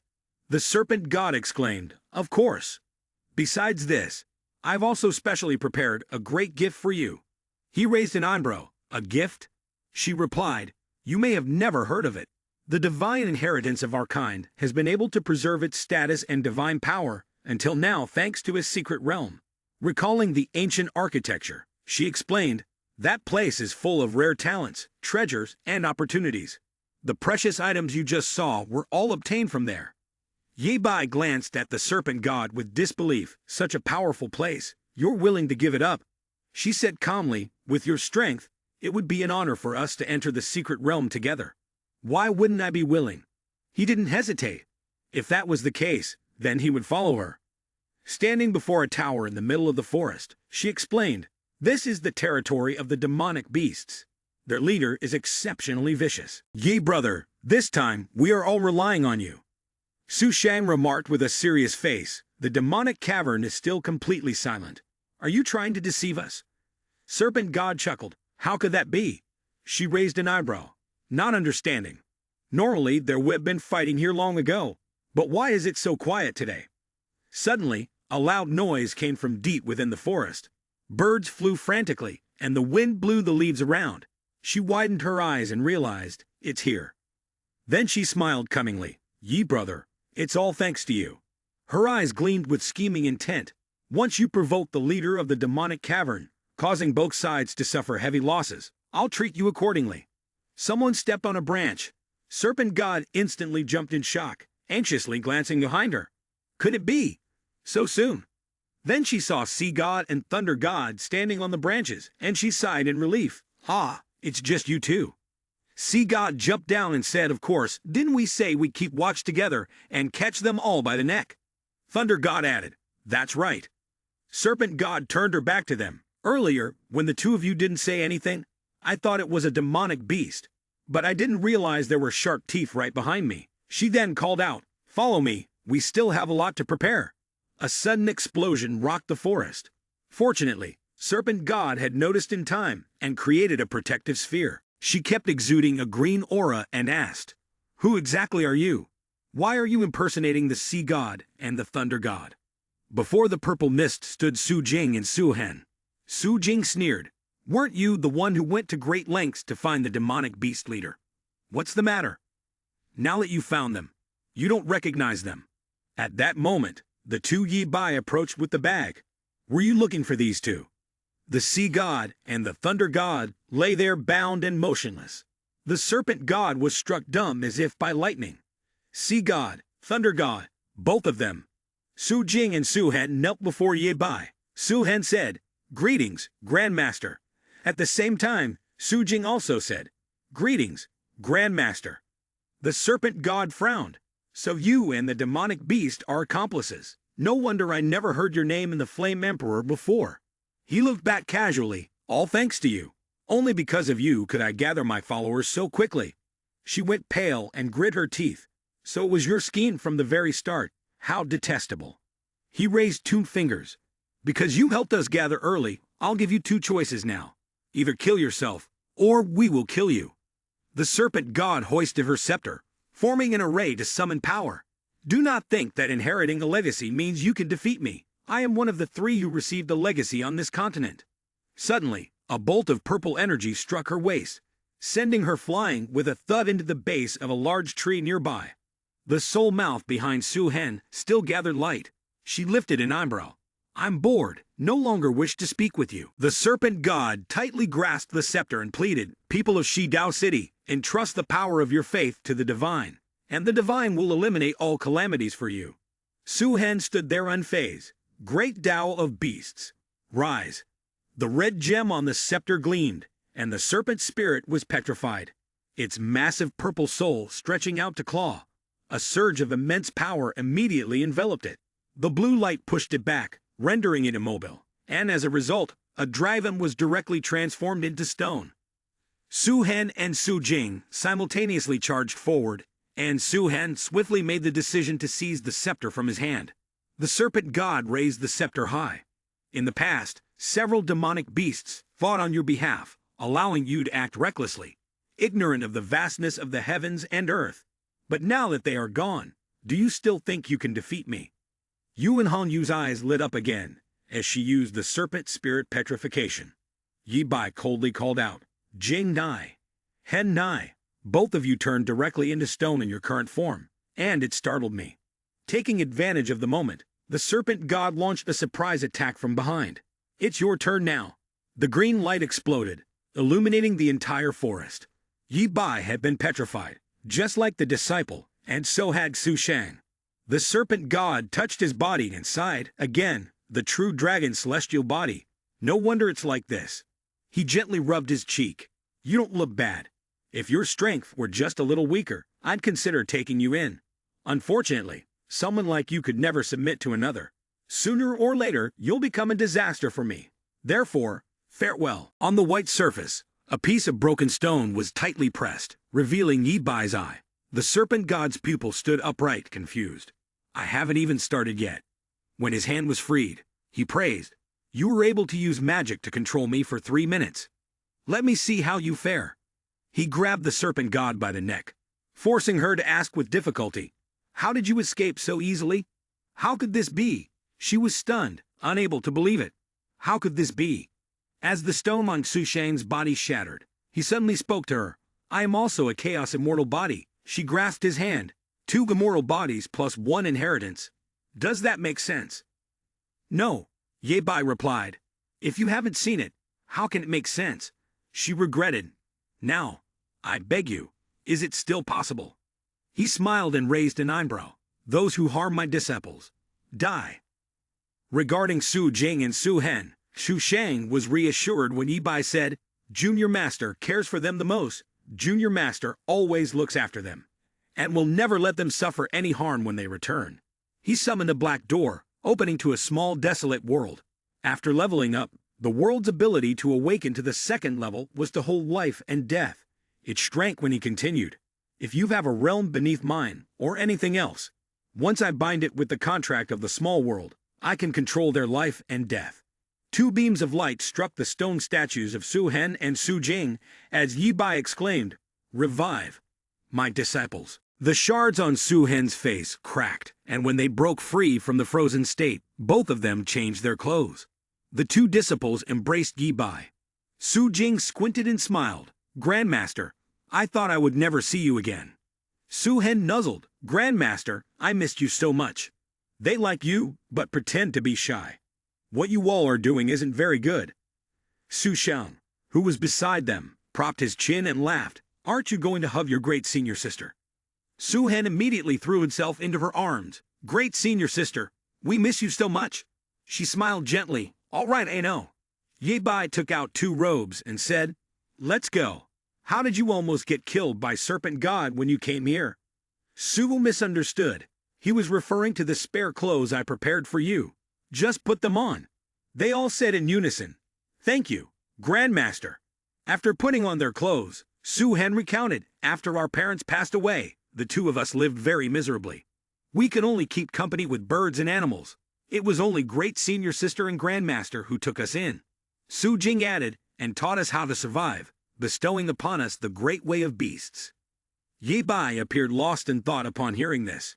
Chu Xiang added, "We trained hard, and it wasn't easy to break through to the Saint Realm." Su-hen put his hands on his hips. "We were heartbroken, and wanted to do something for you. That's why we came here, to the homeland that Grandmaster protects, Flame Emperor." He then asked in return, "To protect my homeland?" She smiled. "At that moment, when we arrived here, the three great deities took over the land as kings, bullying anyone who didn't have divine heritage. That's why we taught them a lesson." Su Jing clenched her fists, "But we couldn't beat them, so we developed our power in secret." She confidently explained, "Now, every country on Earth has our influence.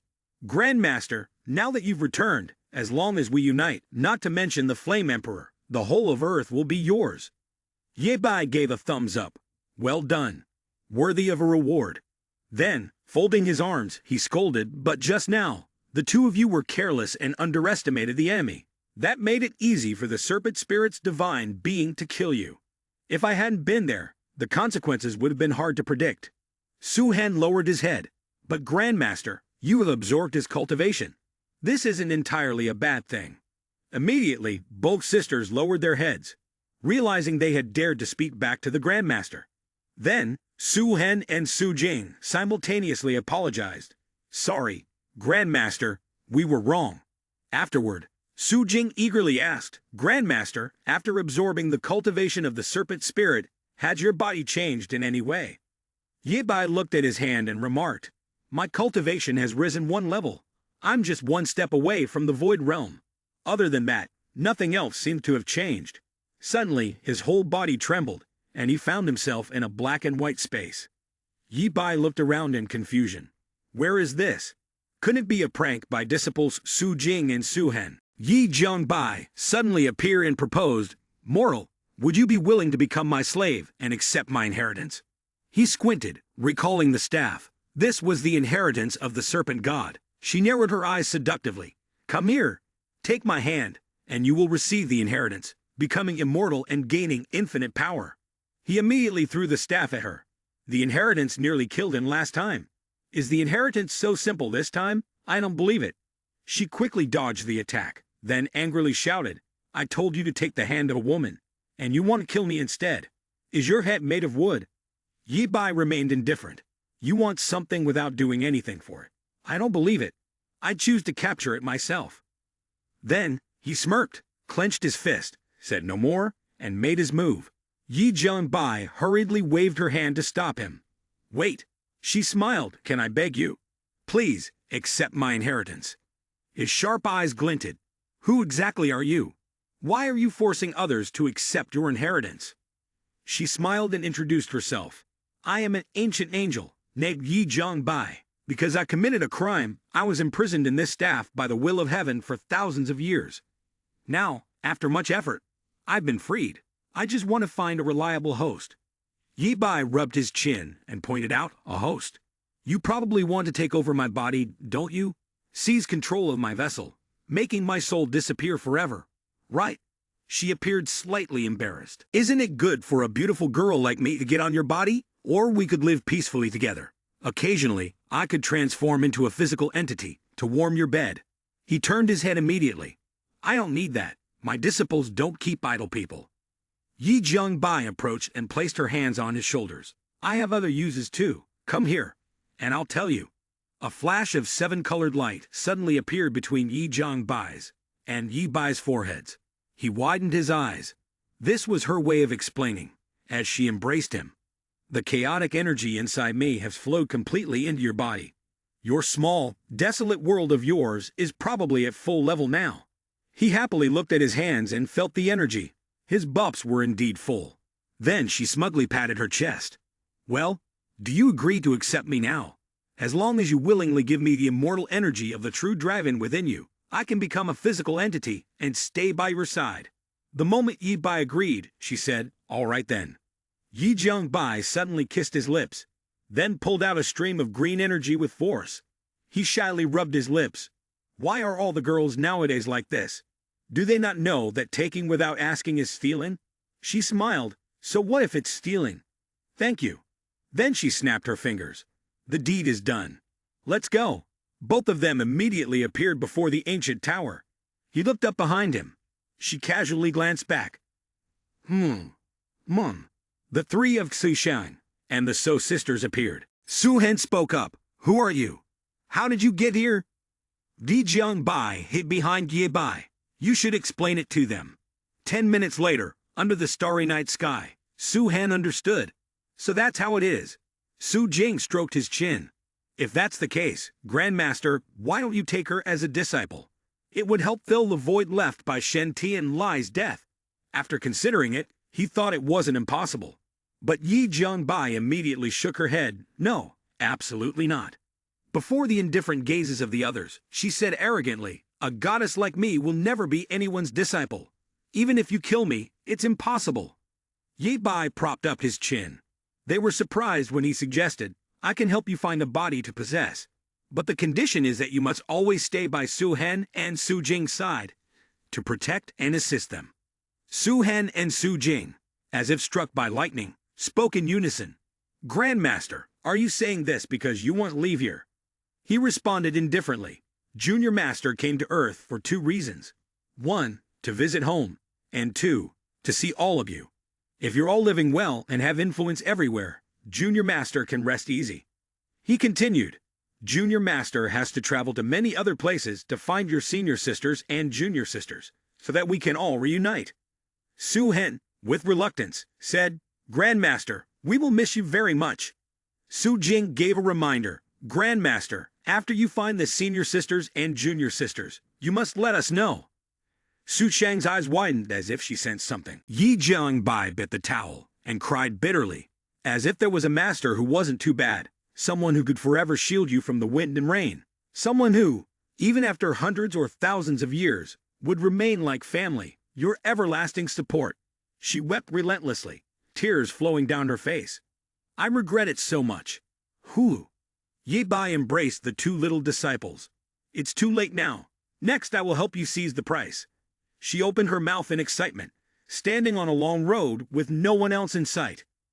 Xu Shang sat in the convertible and asked, Grandmaster, is it really good to place Yi Jiangbai's soul into the serpent god's body? Yi Bai drove while replying, one person wants to recover their cultivation, the other wants a body. Isn't that perfect? She remarked. If those 2 were to fight, that would really make for a good show. When they reached a hotel with a swimming pool, he told her not to worry about them anymore, as it wasn't easy to get to Earth. We haven't had any fun yet. Today we need to enjoy ourselves to the fullest. Someone watching from the side commented, Racing beauty. Truly admirable. The man wondered, how much is a night at this hotel? 9,000 spirit stones. When Xu Shang gasped in shock, Yi Bai explained, now in this small desolate world, levels directly spit out. We can go anywhere we want. Under the large 4 characters of the hotel's name, he said, before we move on to the next dimension, let's have some fun. She agreed. Mem.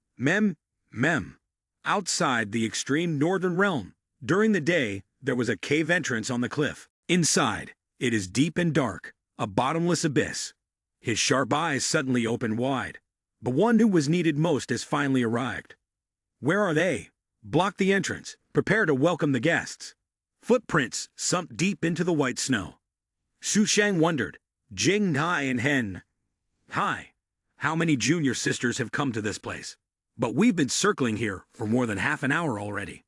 Aside from ice, there's nothing but ice here. No living creatures at all. Is this really the entrance? Yi Bai casually replied, Don't rush. Do you remember what Junior Master said when guiding the young disciples to comprehend the 5 elements 8 trigrams formation? She recalled the so-called 5 elements. Wood in the east, fire in the south, metal in the west, water in the north, earth at the center. Looking at the snow falling endlessly, but at a glance, there is nothing here. No metal, wood, fire, or earth. Not even a drop of water. Everything is just ice. What does this have to do with the 5 elements 8 trigrams formation? He continued, we've been walking for so long, but didn't you notice the mystery beneath the ice? Su Shang widened her eyes and looked down. Beneath the ice, there was a deadly aura. Beneath the ice was an abundance of opportunities for survival. Just because the formation cannot be formed above the ice doesn't mean it can't be formed below. Only by finding the formation core can we truly enter the extreme northern realm. She understood and followed up. Formation core. Of the 5 elements here, none are stronger than water, so the weakest must be fire.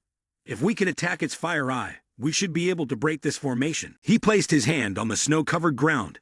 Indeed, the girl was easy to teach. The radiant battle caused the ice beneath to gradually crack. The formation core was right beneath our feet. It shattered, causing both of them to fall. She gasped and screamed. Ah! The massive hole was so deep that she couldn't stop screaming. After a while, they finally landed on the thick ice surface. Su Shang exhaled a cloud of mist.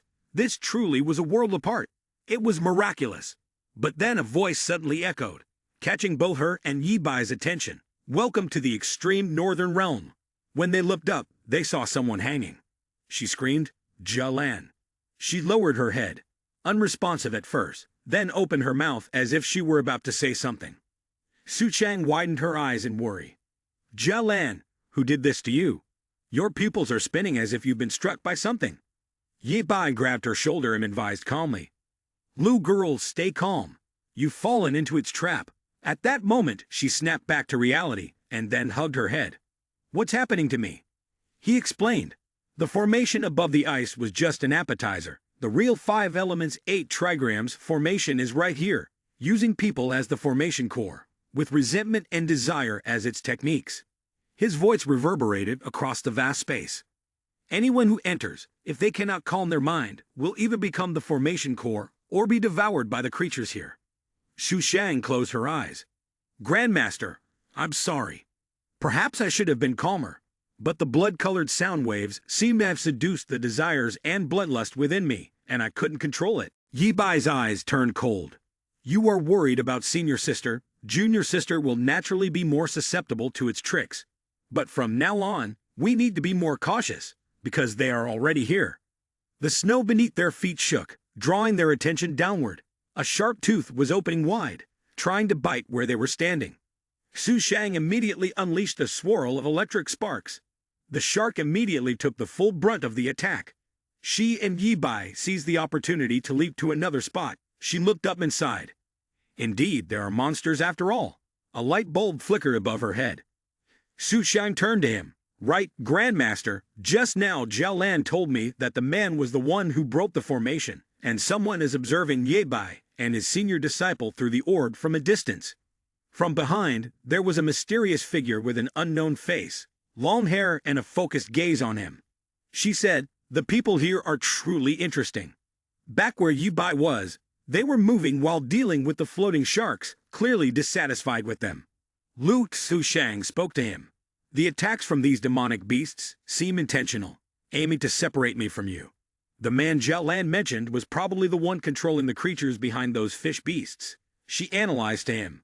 The sharks are surrounding us, and the more aquatic beasts there are, the more certain it is that someone is manipulating them from behind. The more the better. It's best to bring out the assassin already, so I can see just how powerful this is. Someone's foot lifted as Yi Bai crossed his arms and executed his move. The great Tao resonated, the great Tao of beasts. A magical circle appeared, causing the sharks to panic.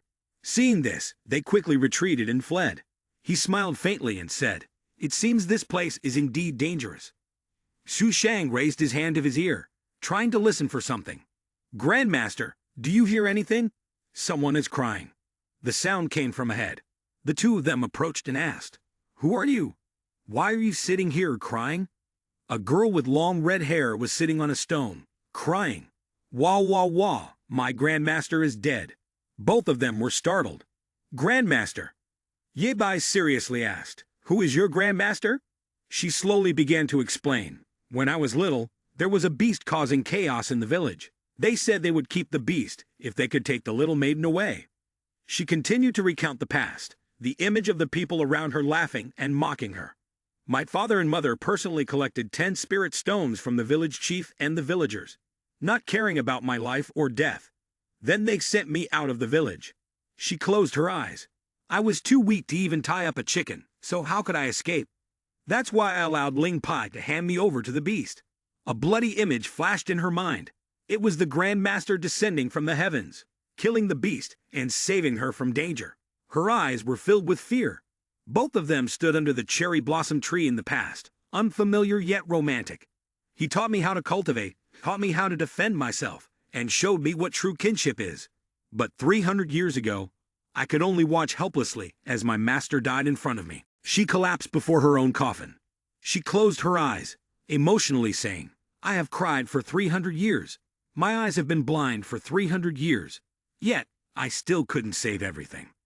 Su Shang asked in confusion, Jialan, is it really you? Her face darkened, and she spoke, Senior sister, she continues to plead, Senior sister, save me. Su Shang sympathetically asked, Jialan, how did you become like this? Senior sister will take you with me. Yi Bai stopped her. Wait. She responded, Grandmaster, he explained, have you forgotten? Jialan is still in the 5 elements 8 trigrams formation, waiting for us to return and save her. Her image was blurry and indistinct. She suddenly realized, frowning as she asked him, Grandmaster, is Jialan an illusion, or is she real? Her gaze grew doubtful. Or perhaps, since I entered the extreme northern ultimate realm, I have been trapped in an illusion all along. Yi Bai's expression became strange, and he called her, Lu girl. What nonsense are you talking about? Come over here quickly. She clutched her head, grimacing. No, all of you are the desires in my heart. I fell into your trap. I fear I'll have Kai deviation, and never get out. Su Shang closed his eyes. Resolute, Grandmaster, I will definitely escape from this illusion. Wait for me. A voice called out, Lu girl, Lu girl. Yi Bai called repeatedly. He stroked his chin, thinking. Ever since leaving the 5 elements 8 trigrams formation, Lu girl had disappeared without a trace. It seems that someone deliberately tried to separate us, planning to launch a sneak attack. His gaze was stern. Too bad, you've kicked the wrong door. Yi Bai stood between the 2 doors, speaking loudly. Use whatever tricks you've got. You're taking too long. Are you scared? One door had a white sign, the other a red one. He hesitated for a moment, contemplating life and death, then smirked. It seems you're quite confident, thinking of yourself as a god here, able to control life and death of anyone. Do you think everyone will choose the path you've laid out for them? If you truly believe your confidence can kill me, then I'll choose the door of death, just to show you. With that, Yi Bai stepped into the door of death, who, in the end, will truly control my life and death. The red door sign flashed, and a voice echoed. I indeed did not misjudge you. A shrill cry echoed from the cave. Hua! He approached, startled by the girl's words. Hua! My grandmaster is dead. Yi Bai moved closer, reaching out to touch her hair, exclaiming, Jialan, she's crying. Hua! She turned her face, speaking softly. Grandmaster, you're back. He was taken aback, realizing something. Something pushed him backward. Yi Bai braced himself with his hands, anger rising. Damn! An illusory monster appeared before him. Yi Bai grew serious again. So another ancient beast, extreme northern realm, sure keeps surprising me. He launched a direct strike at the monster's head. Yi Bai struck down directly onto its head. The creature's jaw snapped, and he continued to deliver blow after blow to its head. The beast struggled, forcing him to retreat. He leaped out of the cave, maintaining a safe distance from the creature. Yi Bai looked at his hand, analyzing. There's something strange here. After fighting this unicorn several times, the intensity of my physical body, my agility, and my attack power have all undergone a significant upgrade. His gaze sharpened as he realized, could this place truly be a top-tier training ground? A death trap for the weak, and a place of survival for the strong. The beast's eyes glowed brightly as Yi Bai gathered strength in his arm, and threw a direct punch at it. The beast collapsed before him. The last time, after breaking his physical limits, he hadn't figured out how to break the 5th limit. He never expected to do so here. It was truly unexpected. From outside the cave, a voice echoed, Huh? Tears? Could it be that you don't want me to kill you? From a distance, a sound approached, and a red gaze appeared from the depths of the terrifying darkness. Was someone behind him? Yi Bai turned cautiously. Who is it? A muscular figure stepped out from the canyon. Yi friend, you finally arrived. An old man with graying hair appeared. The voice sounded so familiar. He was taken aback. Old Jia, what are you doing here? Before Yi Bai could recover from his surprise, the old man rushed over, hugging his legs and crying. Yi young lady, I've been living such a hard life. I want to return to Tian Xuan. I want to return to the demon clan. At this moment, he was confused. What? After the old man had calmed down, he began to ask, what exactly happened? The old man then recounted everything that had happened, starting from when they ascended. I was trapped here. Old Jia recalled the past. At that time, after you helped me destroy the immortal pavilion, I thought I could ascend to the immortal realm. But unexpectedly, the immortal realm's passage was suddenly shattered. A large rift appeared, pulling him in, and he could only watch as he was about to enter the immortal realm, but was instead pulled back by a strange spatial turbulence, eventually falling into this place. All he could do was scream in regret, don't. Hearing this, Yi Bai felt a little guilty. At that time, he had carelessly used too much force, shattering the immortal realm's passage, unknowingly causing the old man to fall into this place. The old man, unaware, continued to lament to him. Yi friend, I've been trapped here for nearly 5 years. Now that you have finally arrived, can we get out of here? What the old man said sounded so strange. Old Jia, your cultivation level now must be at the void immortal realm, right? How could you be trapped here for 5 years without being able to get out? It's hard to explain in one sentence. The old man patiently explained, Yi friend, there's something you don't know. The truly terrifying thing is not the demonic beasts, but the strange formation here. There is no sky or earth, no end.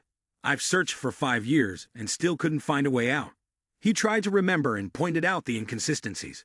The strangest thing was the way the spiritual energy worked here. Yi Bai fell into deep thought, contemplating the operational rules. Seeing that he seemed skeptical, the elder raised his hand and created a small ball of spiritual energy, beckoning him to come closer. Ye young lady, just come over here, and you'll understand. With that, the elder tossed the ball of spiritual energy into the air. Yi Bai watched it carefully, but the ball seemed to dissipate gradually, disappearing in disbelief. Yi Bai sensed a strange light approaching from behind. He quickly sidestepped, and the snowball flew straight toward old Jia, landing securely in his hand. However, it came from a different direction. Yi Bai realized that the skill had vanished from one direction and reappeared from another. Old Jia spoke again. That's right. The skills here can't even directly attack. The flow of spiritual energy within the body is not the same as in the outside world. Sometimes it's sparse, other times it rushes in like a flood, attacking your meridians. Fortunately, in an instant, one might break through. But unfortunately, some may die because of the spiritual energy overwhelming their meridians. It's all beyond my understanding. Everything we knew about cultivation has been overturned here, and nothing can be predicted. Even staying here for too long will cause one's memories to become chaotic. For instance, I even feel that Yi friend, you were the one who shattered the passage to the immortal realm before falling into this place. Yi Bai was stunned upon hearing this. He felt a bit panicked, but forced himself to calm down. It seems this place really is quite strange. Look at your memories. They've become all mixed up. How could I possibly do something like that? He wanted to ask for more information to find a way to escape. Then why, when I first entered here, did my spiritual powers operate so differently from how they do outside? Old Jia sighed in frustration and replied, the longer you stay, the greater the influence will be. You just arrived, so naturally, the effect is minimal. But this is just too unbelievable. Old Jia, you've been here for so long. Haven't you noticed any rules at all? Hearing Yi Bai say this, the old man admitted that it wasn't entirely the case. Attacks at close range still worked the same as they did outside. He rubbed his chin thoughtfully. The closer you get, and the longer you stay, the more unpredictable the rules of this place become. He realized something that seemed to resemble a theory he had once heard back on Earth. Imagine the scene. A goldfish trapped in a round fishbowl. To us, the world appears normal. But to the goldfish, because of the curved glass, The world looks distorted. It couldn't be analyzed that everything humans believe to be the correct rule might, in the eyes of the fish, be completely wrong. Yi Bai furrowed his brows and thought deeply. What if right now we are in a fishbowl and someone else doesn't even realize it, watching us jumping up and down? Old Jia looked at him in confusion. What fishbowl? What goldfish? If we're not on the same wavelength, it's hard to understand. Forget it. He then explained to the old man, what I mean is, in order to leave here, we either have to break the fishbowl, which is the barrier of this place, or we need to understand the distorted rules of this world. After hearing this, old Jia looked clearly worried. It seemed almost impossible, and he had no idea where to even find the barrier. This confident expression truly lives up to Yi Bai's reputation, as if he already has something in mind. Don't rush, we have a way. Yi Bai arrogantly turned to face him. Old Jia, hand over all your cultivation, fate, and luck to me, and I will blow this place to pieces. The old man widened his eyes in shock. He tried to remain calm and asked again, you want me to give you all my cultivation, fate, and luck? Are you asking me to die? Yi Bai smiled indifferently. That's right, it's the only way we can get out of here. The old man gritted his teeth. Then, would you agree to give me all your cultivation so I can destroy this place? Yi Bai smirked. No, I wouldn't. As soon as the words left his mouth, he unleashed his power, striking old Jia with a powerful blow that sent him flying. Yi Bai chuckled softly. Old Jia, there's the breath of someone else hiding inside you. How can I trust you now? The old man's face darkened. You noticed it again. Yi Bai's eyes sharpened. If long-range attacks don't work, then let's fight up close. A thunderous explosion rang out, sending old Jia tumbling hundreds of meters away, with debris collapsing around him. Yi Bai casually brushed off the dust on his clothes and walked out with a calm, arrogant air. Just before the exit, a voice greeted him. Finally, we meet. Yi Bai was startled and looked up to the top of the high stairs, where someone was standing, watching him. He spoke cautiously. Are you the man old Jia kept mentioning? Also, it is a person who will speak for all. At the peak, an old man with silver hair and beard, wearing a strange cloak, with radiant halos emanating from behind. Indeed, I am the king of the Northern Extreme Pavilion. Ming Zhuan Chen. Yi Bai spoke. Seeing that you have no intention of harming me, I do not wish to fight with you. Hand over my disciple and consider this matter settled. He slowly descended the stairs, continuing. Before you arrived here, I had already predicted that a genius would come to this place, but I never expected you would bring such a great surprise to me. He went on, with supreme talent and understanding, as well as the true dragon physique. The key is that you are the first to see through the mysteries of my formation. Are you willing to become my disciple? To inherit the Northern Extreme Pavilion? Yi Bai replied with a mocking tone. I don't want to. Release my disciples immediately. Xuan Chen reached out and took a pearl from the string of beads around his neck, each pearl seemingly representing a position in the universe. Your disciples and the old man in the strange outfit are unharmed. You need not worry about their safety. Are you truly unwilling? Yi Bai put his hands in his pockets, standing upright, and replied, I have no interest in the Milky Way, nor in staying in your dilapidated place. It's not my thing. He chuckled. Haha, I truly did not misjudge you. Xuan Chen said plainly, whether you have ill intentions or not, today, I will definitely pass down the ancient cultivation methods to you. You are the one destined to inherit it. Yi Bai appeared confused. You've spent so much time testing me. Was it just to teach me the ancient martial arts? He began to activate his power, and a faint, hazy aura of cosmic energy could be seen around him. It's not that this king is observing you, nor that I want to test you. Every step you've taken to get here has been nothing but pure destiny. But I'll remind you of something. The greater the destiny, the greater the tribulations. If you've made your decision, then it will surely come to pass. Yi Bai furrowed his brow. Tribulations? Are you trying to deceive me? Gazing at the small orb in his hand, Xuan Chen patiently explained. This martial arts technique requires deep comprehension. Only when you reach the highest understanding can you transcend the heavens and become the ruler of all things. He held the tiny orb in his hand, filled with suspicion. The vastness within the orb was overwhelming, and while it could be easily comprehended, he feared it might cause his body to collapse and perish. It would be wiser to follow Ming Zhuan Chen's guidance step by step. Before he could react, Zhuan Chen had vanished, and the space above the staircase door began to ripple. Yi Bai silently stepped inside, observing carefully. Suddenly, something he saw caused him to freeze in place. A sharp voice rang out, "Grandmaster, why did you come out so quickly?" He coldly crossed his arms and said, "What's going on?" Jialan rushed over and embraced him, crying uncontrollably. "I'm sorry, Grandmaster." She wailed in agony. "Grandmaster, I can't be your disciple anymore." Yi Bai was still too stunned to understand what was happening. Jialan rubbed her eyes, crying even louder. "Grandmaster, your disciple apologizes to you. Ming Xuan Chen forced me to accept his cultivation method.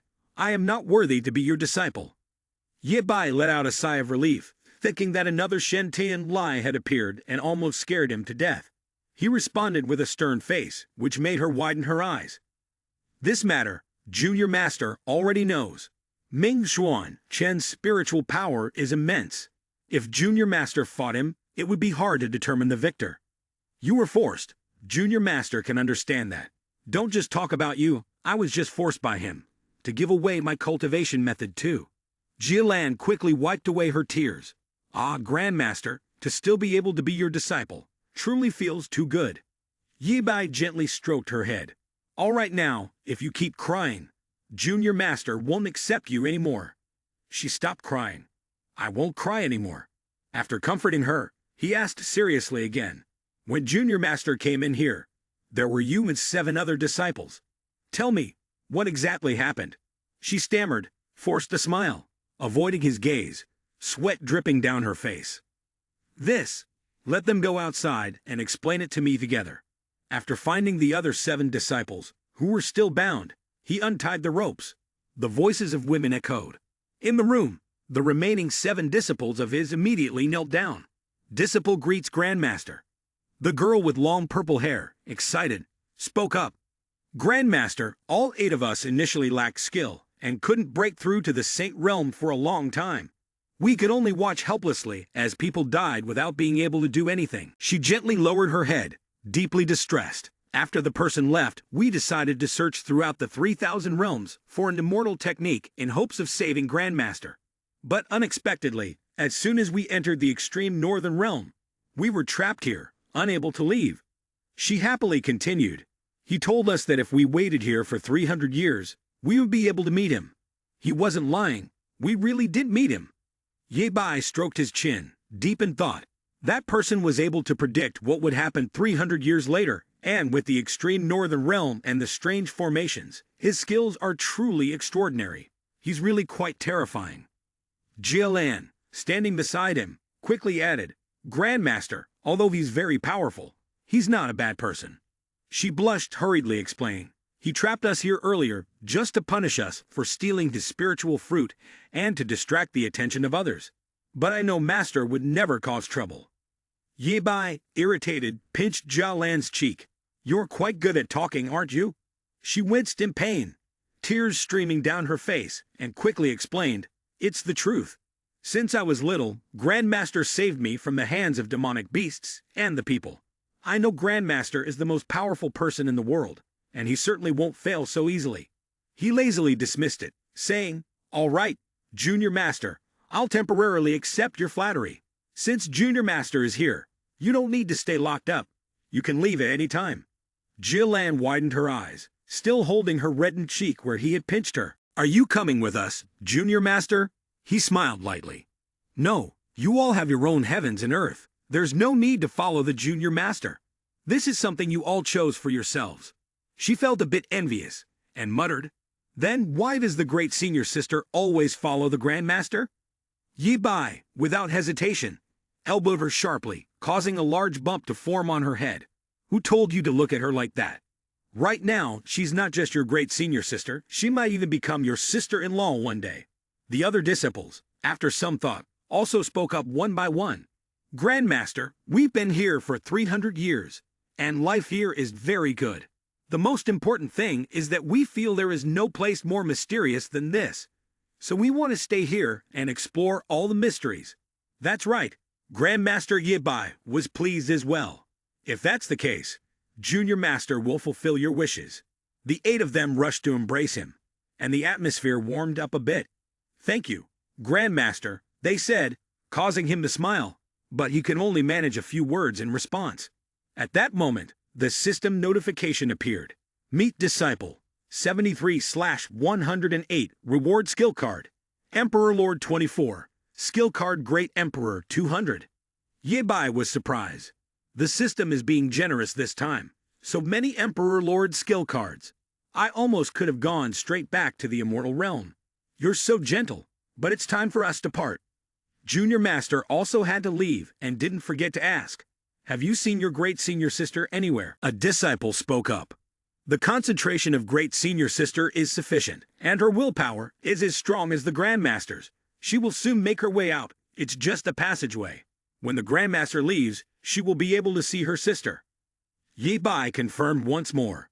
Before they parted ways, the Junior Master wanted to ask if anyone had seen any other senior sisters or junior sisters. She quickly responded, "No." One by one, the others murmured, "No, no."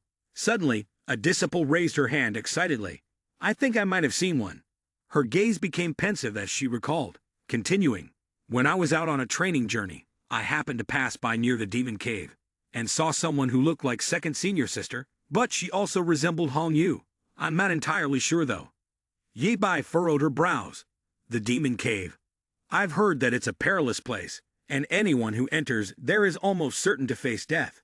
If any disciples have been trapped inside, it wouldn't be surprising. It seemed like he had already chosen his next course of action. Then let's head to the demon cave first. Perhaps we might find some opportunity there. Activating Ming Zhuan Chen's pearl, returning to the immortal realm. It seemed no one could stand in his way. Elsewhere, the soft conversation between the two masters drifted over the mountain. "Grandmaster, according to the map Jiolan gave us, we are not far from the demon cave." Yebai made a calm decision. "Then let's rest here for a while." Su Shang observed the surroundings and said, "Over there, it seems like a tea shop. Grandmaster, would you like to stop for a tea to refresh yourself?" He didn't wait for a second and quickly responded, "Let's go. Let's go." Suddenly, a terrifying scream echoed nearby. "Help!" Chasing after the two little boys was a monster with a long, disgusting tongue and large, horrifying teeth. It opened its mouth wide, revealing sharp fangs, and let out several chilling, blood-curdling roars. The two little boys were completely terrified, crying out in a pitiful, desperate manner. At that moment, a flash of light streaked across, and in an instant, the monster's head was severed from its neck. The two boys still hadn't realized the demonic beast was dead, continuing to cry in each other's arms from fear. "Elder sister, I'm so scared." "Who?" "I'm dead. I never got to say goodbye to elder sister, never got to see the grasslands, never got to drink a big cup of water." Seeing that both of them were too frightened to open their eyes and assess the situation, Yebai spoke up, "Little friends, you're not dead." Upon hearing this, they hugged each other and cried in relief. "Who? We're alive." But before they could rejoice at having escaped death, they hiccuped between sobs and said, "I'm alive. But Ting and Shu grandfather, they're gone."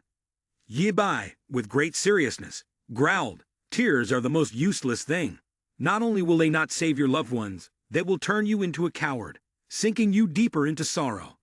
Yet the little boy still wept, his heart full of pain as he said, "Elder sister in general used to say that water is the most precious thing we have here. Tears are the same, but every time I see someone leave, I can't help but cry." Yebai heard this and could only say, "Cry then. The sound of your crying is the last farewell of yours. Only by crying can the souls that have not yet left hear your voices." After that, he turned around to take a look. As soon as he finished speaking, the two little boys burst into loud cries. A little while later, inside a guest house, Yebai and Su Shang sat with the little boy from earlier. The little boy spoke first. "This water is left for elder sister in general. You must drink it all. Not a single drop should be wasted." He nodded. "Mem. Yebai waited for the boy to calm down before asking, "I keep hearing you mention elder sister in general. Who are they?" The boy answered, "Looking at the way you all are, you must be immortals on a journey from another place." "Right." He replied, "You could say that." Shell Leon widened his eyes and answered, "Actually, many immortals come to our place for training, because this land leads directly to Mo Cave. They say there are many rare treasures and resources inside that can help with cultivation. But all I know is, if you go in that direction, you'll find demons and monsters that feast on human flesh. The boy imagined a deep red apple to illustrate his story. Those demons treat us like food, nurturing us, coming to hunt regularly, using our blood, flesh, and spiritual essence to help them grow stronger. Ye Bai listened carefully and then asked, "So why don't you leave this place?" Xiao Liang gently lowered his head, his eyes filled with deep concern. "It's not that we don't want to leave here, it's that we can't. Those demons like to set up formations in this place. Unless we kill them and break the formation, we will never be able to leave. From the day I was born until now, I've never been outside. I've never seen the prairie or the small streams that elder sister spoke of." His voice gradually rose, with a clear tone of frustration. "Our loved ones keep being slaughtered, and then the young ones who have just grown up are killed as well. The immortals who passed by couldn't defeat those demons. Each group of demons is replaced by another, and only the general remains." Ye Bai immediately wondered about this mysterious hero. Who is this general? Xiao Liang then spoke clearly, recounting the story. "The general is the bravest woman in the world. With her bow, she fights with all her might, helping us to hold our ground in one area, allowing us to escape the fate of being eaten." Upon hearing this, Xu Shang immediately muttered the name, Hong Yu. Xiao Liang continued, his tone full of respect. "The general is the faith of all of us in Kesicheng. She taught us how to protect ourselves and what true resilience means. I came here today to wait for her and elder sister, but I didn't expect a demonic beast to sneak into the general's formation. That's why you saw what you did earlier." Xiao Liang reminded the two of them. "All right, since you've saved me, I'll let it slide. We've told you everything. Now hurry up and leave.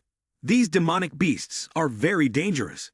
Ye Bai casually asked, "What if I say no?" The young man was instantly horrified. "No way, you all should leave quickly. I'm not lying to you." He showed no sign of fear and even chuckled in amusement. "What you're saying is interesting. I also want to go beat that general and those man-eating demonic beasts." The space was silent for a moment, before a loud, urgent sound rang out. Xiao Liang immediately recognized the signal and, terrified, warned, "It's the sound of a communication bell. This urgency means a large number of demonic beasts are invading. The general and the others are in danger." Ye Bai immediately braced himself, stood up, and smiled, saying, "Hey kid, lead the way." His gaze was resolute. "We also want to join the fun over there. Maybe we can lend a hand to your generals." A king, furious, thrust her spear forward and cursed, "Die, you damn demonic beasts." Strange jade-like light appeared around its body. It swung its arm, sending her flying. The ground beneath her feet shattered and scattered in all directions.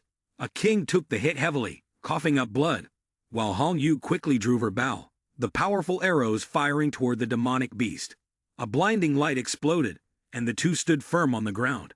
A king, standing behind Hong Yu, held her wound, frowning as she muttered, "Hong Yu suspects that these demonic beasts are acting unusually today. Not only has the number increased, but their strength is also 3 times stronger than usual, as if they have consumed a spiritual elixir to enhance their power." A king anxiously asked for advice. "What should we do now? We've already lost quite a few people today, and if this continues, the weak won't be able to resist the strong, and king will be breached soon." She calmly reassured, "Panic will only lead to a faster defeat. It's better to remain composed." A king responded, "Understood." She issued an order, "My combat strength is the strongest. I will take the lead in attracting most of the firepower, and you and the others will support. We will hold out as long as we can." She hesitated but then spoke, "But we've been fighting for 3 days and nights already. If we rush forward now, I'm afraid." Hong Yu solemnly declared, "Hesitation leads to defeat. If we don't give our all, how can we protect those we need to protect?" Not far away, 3 figures stood on a giant stone pillar. Xiao Liang pointed and gestured. "Over there is where the demonic beasts are fighting us." Ye Bai and Tou Shang focused their attention. He smiled cheerfully. "Hong Yu, is that really you?" She asked, "Grandmaster, should we head over there?" He instructed Xiao Liang, "Go back first and tend to the wounded in the city. I will definitely assist in your battle here." The young man bowed, "Thank you." Su Shang suddenly called out, "Grandmaster, look over there." Countless demonic beasts, towering in size, lined up in front of the two. Their eyes glowed with a red light, eager to attack. Hong Yu encouraged a king. "Hang in there, we will definitely defeat them." She trusted him and replied, "I believe in you, General." The demonic beast sneered wickedly, unleashing its power, startling her. Suddenly, a proud voice echoed, "If you want to hurt my disciple, you should first ask if I agree." Hong Yu widened her eyes in surprise. A series of enormous purple lightning bolts descended from the sky onto the demonic beasts.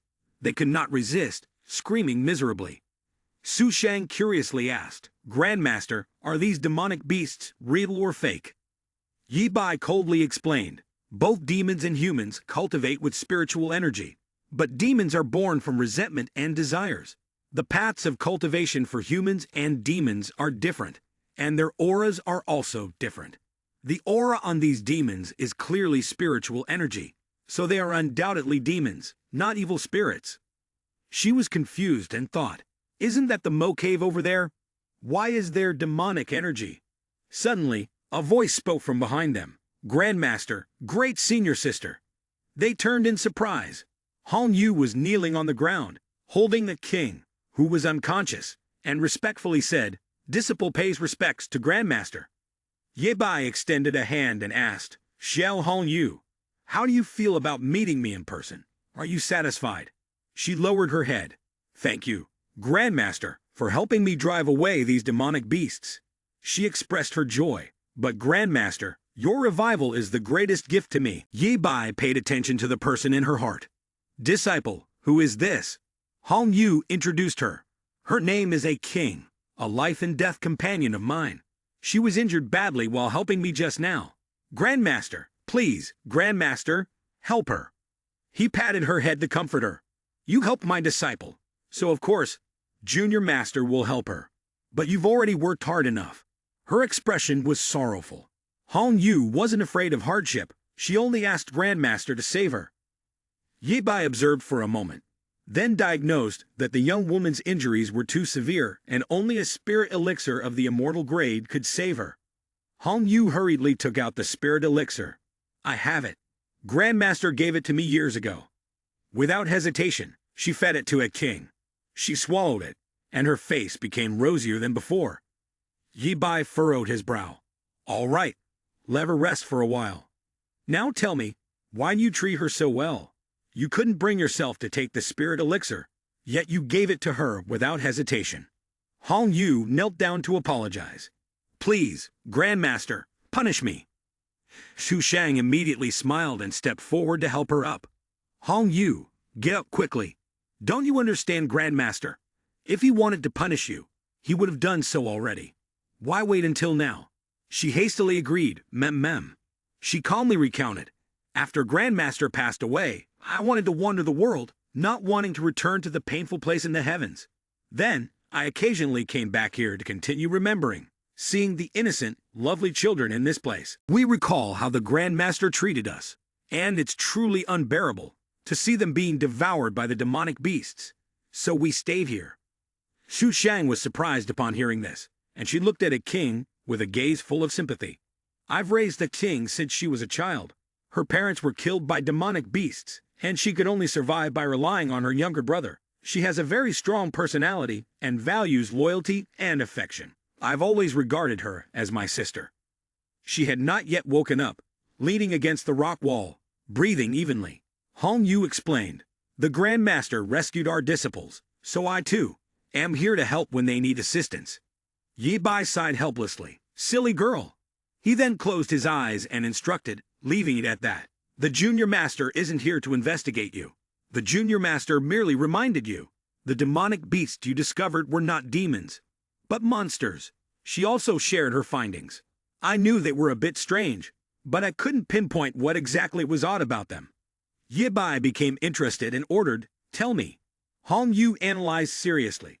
"These demonic beasts, although very powerful, sometimes react a bit slower than expected, almost as if someone is controlling them. Moreover, they don't eat humans. They prefer to kill and then take the bodies away. That's why I suspect there's someone behind them." Ye Bai stroked his chin thoughtfully. monster beasts, and moreover, monster beasts you, under someone's control. This feels oddly familiar. He concluded, it seems this Mo Cave is not the real Mo Cave after all. She immediately confirmed, that's right, I have quietly investigated before. It's too primitive there, and the demonic beast species is all the same, fundamentally different from the Mo Cave in the legends. Ye Bai fell into deep thought. This is really interesting. Who exactly is promoting the Mo Cave here? There was no answer, so he declared, once we find the one manipulating this Mo Cave, we will know who is behind all of this. He then raised his index finger and instructed, Hong Yu, rest well tonight. Tomorrow, the three of us will go together to destroy this fake Mo Cave. She responded happily yes. A figure appeared against the golden sand, and the three of them slowly entered the Mo Cave entrance. Ye Bai spoke, their barrier has been destroyed by Junior Master, so the rest of you go and let Junior Master see your abilities. They all replied in unison, understood. Hong Yu cheerfully suggested, great senior sister, just like before, whoever finds the leader of the Mo Cave wins. Su Shang responded without hesitation, agreed. With that, the two of them charged forward. Hong Yu straightened her back, drawing all 3 arrows at once. She counted, 1, 2, 3. Immediately, all 3 arrows accurately pierced through the demonic beast body, their sounds echoing continuously. 6, 7, 8, 9, 10. Su Shang was no less impressive, and in an instant, she had claimed countless lives. She smiled proudly and announced, this demonic beast can't challenge me. Hong Yu teased, so how is it, great senior sister? Don't underestimate me anymore. They are competing to eliminate the demonic beast, she said in a teasing tone. Xiao Hong Yu, you have always been the little war god of our sect. Senior sister has never dared to underestimate you. An earth-shattering explosion occurred, its power shaking the surrounding area. Dust and debris flew everywhere as the two landed lightly. Hong Yu reminded, the leader of Hangmo is over there. In front of them was a demonic beast, its body entirely red, with 2 horns like those of a cow, retreating in fear to a corner. Hong Yu, filled with hatred, drew her bow. They see us as slaughterhouses, killing, surrounding, and even playing with us. And now even a king has been affected. She gritted her teeth and coldly declared, you cannot be forgiven. The sharp arrow was immediately fired, heading straight for the motionless demonic beast. It was terrified, tears streaming down its face. It's over. It's over. In the critical moment, a burst of energy shot out, distracting the arrow. It helplessly plunged into the ground. Hong Yu questioned, great senior sister, what do you want to do? Zhu Xiaoying glanced behind to clarify. It's not me, it's the Grandmaster. Ye Bai stepped forward and reminded, don't let hatred cloud your judgment. He calmly asked, the secret behind Hangmo is still unsolved. What good will it do to kill him? Hong Yu realized her mistake. Sorry, Grandmaster. I was too reckless. The leader of Hangmo looked extremely small, not even reaching Ye Bai's waist. Yet it dared to threaten them. To know the secret behind Hangmo, you must spare me a way to live. Otherwise, I will absolutely not tell you anything. He spoke indifferently. Do I still need you to threaten me? He angrily exerted his power, while mocking the absurdity. The demonic beast, sensing the dangerous aura, turned pale and broke into a cold sweat. This person was truly terrifying. In that moment, it seemed like it could feel a breath even more terrifying than death itself. Wisely, it knelt on the ground, trembling. I was indeed too foolish to threaten you all. Please, spare me, and I will tell you everything, Ye Bai ordered. It gathered its courage and looked up to explain. It was Tian La, Immortal Lord, who sent us here. I am in charge of helping him tame the demonic beast and build the demon clan's great army. He furrowed his brows in discomfort. Again, Tian La, Immortal Lord. Hong Yu was suspicious. Qi Cheng is so desolate. Why would he choose this place for taming? Are you trying to deceive us?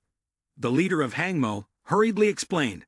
Qi Cheng has not had rain for many years, and the spiritual energy here is extremely unique, a very pure yang force. If we use the secret technique provided by Tian La, Immortal Lord, we can refine the beasts into demonic beasts. It weakly denied any involvement. I am just a puppet he chose. None of this has anything to do with me. Ye Bai stroked his chin, deep in thought as he analyzed. the path to immortal realm, the anti-demon route of Nantan's arena, the auction house, the tea and cow 9 great alliances, the recruitment of talents from across the heavens and earth, and Tixi Chang. Seemed like all of these were connected by an invisible thread. This string is the Tian La Immortal Lord. He has put so much thought into it, all for the purpose of competing for resources, magical beasts, inner pills, celestial treasures, and demon monarchs. When he figured out the truth, he smirked wickedly. He wants to be the ruler of this world.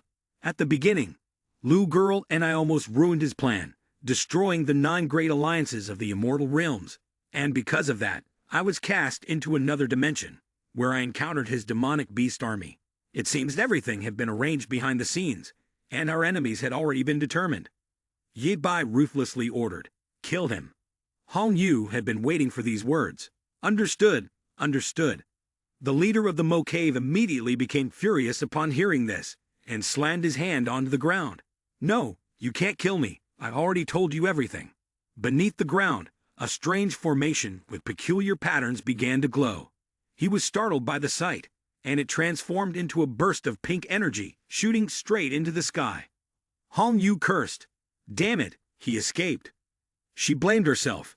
Damn it, it's all my fault for not paying attention, allowing that Mo Cave leader to escape at the perfect moment. Ye Bai calmly reassured her, "It's not your fault. Look at this barrier. He probably set up an escape route long ago. He was just deceiving us all along." She pursed her lips, her expression anxious. If he managed to slip out and report to the Heavenly Net Immortal Land Master, bringing more people here, what should they do? If that happens, I fear for Sassy. He remained calm and continued analyzing. He's injured, not only causing the loss of Sassity, but also revealing so much about the Heavenly Net Immortal Land Master. It's impossible to go after him right now. Su Xiang asked for their opinion. Then should we, Ye Bai, decisively decide to chase after him and see if he has any tricks left? Both of them answered in unison, understood. Su Xiang smiled and reminded, "We should follow too." Hong Yu nodded happily. Mum. Suddenly, the formation from earlier blazed with brilliant light. The two of them widened their eyes in shock. Hong Yu panicked. "This is bad. It's a trap." At the same time, Yi Bai stood in the center of the formation, surrounded by blooming red flowers. He observed the begonia forest, puzzled. His breath was still here just now. Why has it disappeared completely? His gaze grew deep in thought. What else could be going on here? Suddenly, the flowers beneath his feet shifted, and a strange aura rose. Yi Bai sneezed from it. He furrowed his brows and rubbed his nose. What kind of flower powder is this? It can actually penetrate my physical body. Before he could finish, the entire area shook. What's going on? The foundation here seems to be unstable. In the sky, fragments of space continued to fall, creating rifts. Yi Bai was somewhat speechless and disdainful. What kind of trashy realm is this? A single sneeze, and it's falling apart already. A tiny winged sprite not far away cried out, "Warning! A human has intruded into the Manhwa realm. Someone's here. Help me." At once countless little spirits appeared and flew in circles around him. Xiao Wang put her hands on her hips and threatened the human, "Do not take another step. If you do, I'm afraid you won't be able to bear the consequences." On both sides, the little spirits gripped their spears, ready to attack. Yi Bai stroked his chin, thinking, what are these creatures? Why is their spiritual power so weak? They don't look very bright either. He tried to provoke them. With only this little spirit energy of yours, I wouldn't be able to handle it. Xiao Huang immediately replied with absolute certainty. That's right, arrogant human. Don't assume that because your spiritual realm is advanced, you are truly powerful. Although your realm is indeed profound and unfathomable, and we are not mighty in your eyes, if you kill one of our spirits, it will cause the Manhwa realm to lose control entirely. When that happens, you will be destroyed along with our plane. Ye Bai gave a faint smile, paying no heed to her warning. If he thought about it, this was indeed the survival strategy of low-level demon beasts, the simplest and most effective. These tiny things were so weak that a single snap of his fingers could break their bones. After all, how could he avoid hurting them while still finding the person? Xiao Wang said triumphantly, well, you frightened now, are you? Hand over 3,000 drops of spirit liquid as a toll. We will let you leave here safely. He was surprised. Spirit Liquid suddenly clenched his fist, a spark of inspiration flashing through his mind. I've got away. Ye Bai cast a summoning spell for the liquid, the emerald-colored substance scattering from the air and spreading everywhere. The little demons gasped in shock and screamed. There's so much spirit liquid. All of this unfolded exactly as Ye Bai had predicted. These little demons were still naive and inexperienced, and he had only tricked them into taking 3,000 drops of spirit liquid. If he had released even a little of the spirit liquid he hadn't gathered from the bottom earlier, they would have been drowned by now. Moreover, he had added a bit of seasoning inside. He felt a sense of pride, slowly savoring the moment. Go, little demons! The spirit liquid poured down like rain, lightly sprinkling over the flower forest. The sky was clear, and Ye Bai's attention was drawn to an object not far away. He walked over and observed a flower-shaped coffin, wondering who could be inside. Inside lay a girl, her platinum hair flowing as she slept soundly. Yeonju, Ye Bai's 27th disciple, appeared as a little lowly, lively and cute, with a heart as big as the world. At times foolish, at times endearing, she was deeply engrossed in studying the Grand Tao, but had always been stuck at a bottleneck, unable to fully grasp it. She could have advanced with a single breath, yet 300 years had passed since she vanished. Ye Bai was also taken aback. Yeonju, he called out to her, attempting to wake her. Yeonju, it's time to get up. Yet she showed no response. He was puzzled, finding no reaction. Couldn't be the same as 300 years ago. Not sure what came to mind, she suddenly blushed, curious to try a little, then leaned down and kissed Yeonju's lips. She immediately opened her eyes wide, becoming agitated. It's a success. My mesmerizing grand path has finally succeeded. The two were still kissing, and Yeonju, intrigued, asked, "Let me see who has achieved success with my mesmerizing grand path." Ye Bai spoke. "You're awake? I knew it. Just like this." She was startled, embarrassed. "Grandmaster." He smiled cunningly. "Weren't you looking for someone to help you succeed with your mesmerizing grand path? That person is me." Yeonju realized, pouting in dissatisfaction. Why is it always Grandmaster again? She returned to her previous posture, with Ye Bai watching in confusion. "Oh no, my mesmerizing grand path still hasn't succeeded. I must lie down quickly and wait for someone to come and kiss me later." He twitched his lips, feeling somewhat helpless. "Yeonju, my good disciple, it's been 300 years, and you still haven't come to pay respects to your grandmaster?" She peeked out one eye, then placed a finger to her lips, signaling him to be quiet. "Shh, Grandmaster, don't disturb me." She vaguely reminisced. "Back then, because of Grandmaster, everyone called me Little Loli, and as a result, everyone saw me as the younger sister. Yet my mesmerizing path still hadn't been used. Meanwhile, all the grand paths of my sisters had taken shape, and I was the only one stuck at a bottleneck. It wasn't easy for me to lift the restriction on myself. If I could break through, I would succeed. But in the end, it was Grandmaster who caused the chaos." Ye Bai frowned in anger and pinched Yeonju's cheek. "What's called a restriction is like seeing yourself as a beautiful woman lying there, waiting for someone to kiss you. If someone can be tempted into kissing you in this situation, you will have cultivated the great Tao of seduction. Can you still play around in such a situation? Stand up." She grumbled in pain and resentment, thinking that success was within reach, but it was all the Grandmaster's fault for messing up her plans. He gritted his teeth and questioned, "Is it my fault?" She raised her voice in affirmation. "It was always like this." Ye Bai sulked and turned her back. "Forget it. Let's pretend I never took a disciple like you." He shot a glance at Yeonju, who was tugging at his sleeve, and asked, "What's the matter? Do you want to take Junior Master again?" She pitifully pleaded, "Grandmaster, I'm sorry, I just got too impatient." She hurried to explain, 300 years ago, I left the sect in order to complete this plan. But when I opened my eyes and saw you, Grandmaster, how could I not be anxious?" Ye Bai was still upset. "So according to what you're saying, Junior Master waking you up from the Manhwa realm was a harm to you?" Yeonju wisely denied it, pretending to be obedient. "No, I should thank Grandmaster for waking me up. Grandmaster once told me that the great Tao of seduction is truly understood through the heart. Wearing a certain appearance could lead to the Tao, not a kiss that decides everything. Grandmaster, see, your disciple has remembered this in her heart. Yi Bai was pleased to hear this. She really is easy to teach. She spread her arms and shook her head in disbelief. But Grandmaster, look, it's been hundreds of years, and she's still like this. Nothing has changed.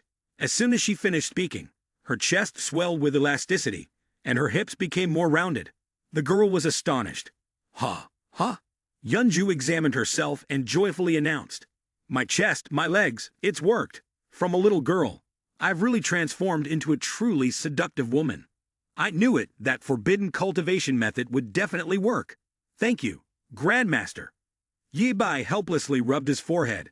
As expected, she still didn't take the Grandmaster's words seriously. Yeonju posed dramatically. "Don't I look seductive?" Yi Bai nonchalantly ignored the question. "Just tell me what you're doing here." She pointed her finger to the sky and began her story. "Father, I was studying the wonders of allure with these girls, but I accidentally inhaled some pollen while sleeping. Then I fell asleep, and thanks to them watching over me, I've been able to sleep for many years without getting hurt." He closed his eyes and sighed in relief. "Now I feel lighter." She happily asked, "By the way, what are you doing here?" "Grandmaster, are you here because of me?" Yi Bai casually replied with a single syllable. "No." He recalled the figure of the leader of Hangmo. "Have you ever seen a man here?" "I followed him in." Yeonju pouted and looked at him with a contemptuous gaze. "Are you stupid?" "Grandmaster, I can't see anyone when I'm sleeping." He became angry upon hearing that. Then she summoned a golden yellow gem. "But if you give me a little memory of him, I can use this pearl to help you find him." Yi Bai was startled when he saw it. He quickly asked, "Where did you get this pearl?" "This is Ling Wei's memory pearl. Without it, she would lose all her memories." He gripped Yeonju's shoulders tightly and shook her. "Where did you get this pearl?" She was also startled by his overly intense reaction. "I took it from a man. I tricked him into giving it to me." Then she quickly placed the pearl into Yi Bai's hand and apologized. "Grandmaster, I didn't know it was senior sister's memory pearl. I didn't mean to." He observed it with a serious expression. Ling Wei's family was killed when she was only 3 years old, and all the spiritual treasures of her family were taken. To carry out a more brutal revenge, or to prevent her from seeking vengeance, the enemy purged her spiritual origin and memories. The pearl glows with a sparkling light. Since then, she's suffered from amnesia. On the heavenly profound continent, I risked everything to seize this memory pearl from a giant demon beast on the Spirit Island to help stabilize her memory. He couldn't help but feel worried. Now you hold this pearl. It's hard to imagine what Ling Wei is going through at this very moment. Yi Bai pondered deeply. You say that the gem can track everyone's location from memory. That proves that the skills Ling Wei developed have succeeded. If we use this ability, it could help us locate the cave leader and Ling Wei. Yeonju immediately reassured him. Since Ling Wei is very strong, she will surely be fine. Grandmaster, can you use your memory to sense where they are? He closed his eyes, nodding in agreement. All right. After a moment, he perceived the Sand City and the ancient battlefield. Yi Bai, let's go, she commanded. Understood, she responded respectfully. Yes. The formation beneath the ground lit up, and in the blink of an eye, they appeared in another dimension. Yi Bai and Yeonju landed simultaneously at the center of the formation, facing Hong Yu and Xu Shan, who were surrounding the powerless cave leader of Hang Mo. Kneeling, she stomped on his head as a warning. If you try to run again, I will break your legs. Yi Bai is calling. Hong Yu reported. Grandmaster, we have captured the leader of Hang Mo. Yeonju popped her head out, waving. Long time no see, senior sisters. Su Shang asked casually. Yeonju, she's wondering, Grandmaster, what happened to the person down there? Why did Yeonju go with him? He replied calmly, that's a long story. Let's start with how you found him. She recounted the entire incident. Hong Yu went outside, exhaling in frustration, and encountered the leader at a different exit. Then she pointed at Hong Yu and explained, he was injured, so Hong Yu was able to catch him quickly. The Hang Mo leader gaped in horror. How could you recognize me? No way. Yi Bai extended his hand forward to summon the soul-searching formation. An energy bubble enveloped it. It screamed in pain. It desperately begged. Don't kill me. I will tell you everything. He clenched his fist with ruthless determination. It's too late. With that, The leader of Hangmo exploded. Bang Sushang asked seriously, "What did you find?" Grandmaster Yibai spoke of his findings in the heavenly realm, revealing the true intentions of the Lord of Heavenly Net Immortal Land. Yibai reminded them, "We will talk about the Lord of Heavenly Net Immortal Land later. Right now, we have more important matters to attend to. We need to find Ling Wei." Shushang was puzzled. What's going on with Ling Wei? She curiously observed Yunju's figure, wondering how Yunju had become so alluring. She excitedly hugged her head, pressing it against her chest. "I'm so glad you noticed, isn't it wonderful?" Hong Yu angrily slapped her backside, making her jump in surprise. "She's asking you to explain. Don't hurt others like that." Yi Bai helplessly cleared his throat. "Let's talk as we go." They obediently replied, "Yes." In Se City, Yunju had just finished explaining, and that's how things were. Shushan looked confused. "Don't we still not know whether junior sister Ling Wei is alive or dead?" It is very likely that Ye Bai had been recounting seriously for many years since Ling Wei lost her memory gem. Worrying is useless. After we settle everything in Se City, we will go to the ancient battlefield to trace Ling Wei's whereabouts. A young boy ran over from afar. "General, you've returned alive." Hong Yu was surprised. "Xiao Liang, what are you doing here?" The boy raised a small vial, offering it eagerly. "General, this is water from the tree I've been tending for a long time. Please have some." She immediately declined. "Thank you, Xiao Liang, but my younger sister doesn't drink it." The boy, thinking he understood the reason, quickly reassured her. "Why? General, are you trying to save resources for us?" "Don't worry, I can find more in the sand." Yi Bai spoke up, drawing attention. "Hey kid, do you remember what you said you wanted to do the first time we met?" Xiao Liang's face filled with a wistful longing. "I said I wanted to see the grasslands, drink water from a big bowl, and see how green the trees are. Why can't I do that?" He closed his eyes, affirming firmly, "Yes, you can. I can make your wish come true right now." Hong Yu looked at him in astonishment, and then Yi Bai gently snapped his fingers. The world needed a small seed to anchor Se City, and in an instant, part of it transformed. The sound of the system echoed, linking the world to the tiny seed. The sky suddenly darkened, black clouds gathering, and lightning streaked across the heavens. Xiao Liang was startled by the sight as drops of water began to fall. From the long-standing ruins, a sprout emerged from the edge of the grassland rocks. This is the prairie, with clear streams winding through, flanked by lush grassy shores and streams. Ye Bai asked, "Do you need greenery when you have water?" The boy was moved and tightly hugged his waist. "No, not at all. Thank you. I know you brought General to us, defeated the monsters, and saved my younger sister." "Thank you." He smiled gently. "It's nothing." Hong Yu was also genuinely very happy. "Thank you, Master. Thank you for doing this for all the people of Se City." Yi Bai waved his hand in complaint. "I'm tired of hearing those words. Hong Yu, don't torment me anymore." She responded, "Yes, Master." He instructed, "Hong Yu, I have broken the ban imposed by the Heavenly Net Immortal Landlord. Take these people away, or you can stay with them and continue to protect this place. But I must leave." She was reluctant, very sincere. Master Yi Bai turned his back to avoid her gaze. "I wonder if Ling Wei is still alive. As the master of your elder sister, I must go to the ancient battlefield to find Ling Wei's whereabouts. You stay here, and don't worry." Yunju innocently pointed at herself and asked, "What about me?" He coldly decided, "You stay here with Hong Yu, your elder sister. If the Heavenly Net Immortal Landlord returns, you must fight with Hong Yu, and send news to me in time. Do you understand?" She obediently rushed to his side. "Yes, Master. I will do as you say and remember everyone." Shushang emotionlessly reminded, "It's better if you don't get attracted to any man and forget all of us." She deliberately ignored those words. "I can't hear a thing." "Senior sister, you may go now," Hong Yu taunted. Mem. At the ancient battlefield, a pillar of light shone straight down from the sky. Standing before the cliff, Shu Shang watched and asked Yi Bai, "Master, do you sense it?" She frowned, on guard, feeling a murderous aura behind them. While Yi Bai was watching intently, a strange object shot over. He startled, glanced aside, then caught it. It was a lion cub. He recognized it as a spirit master.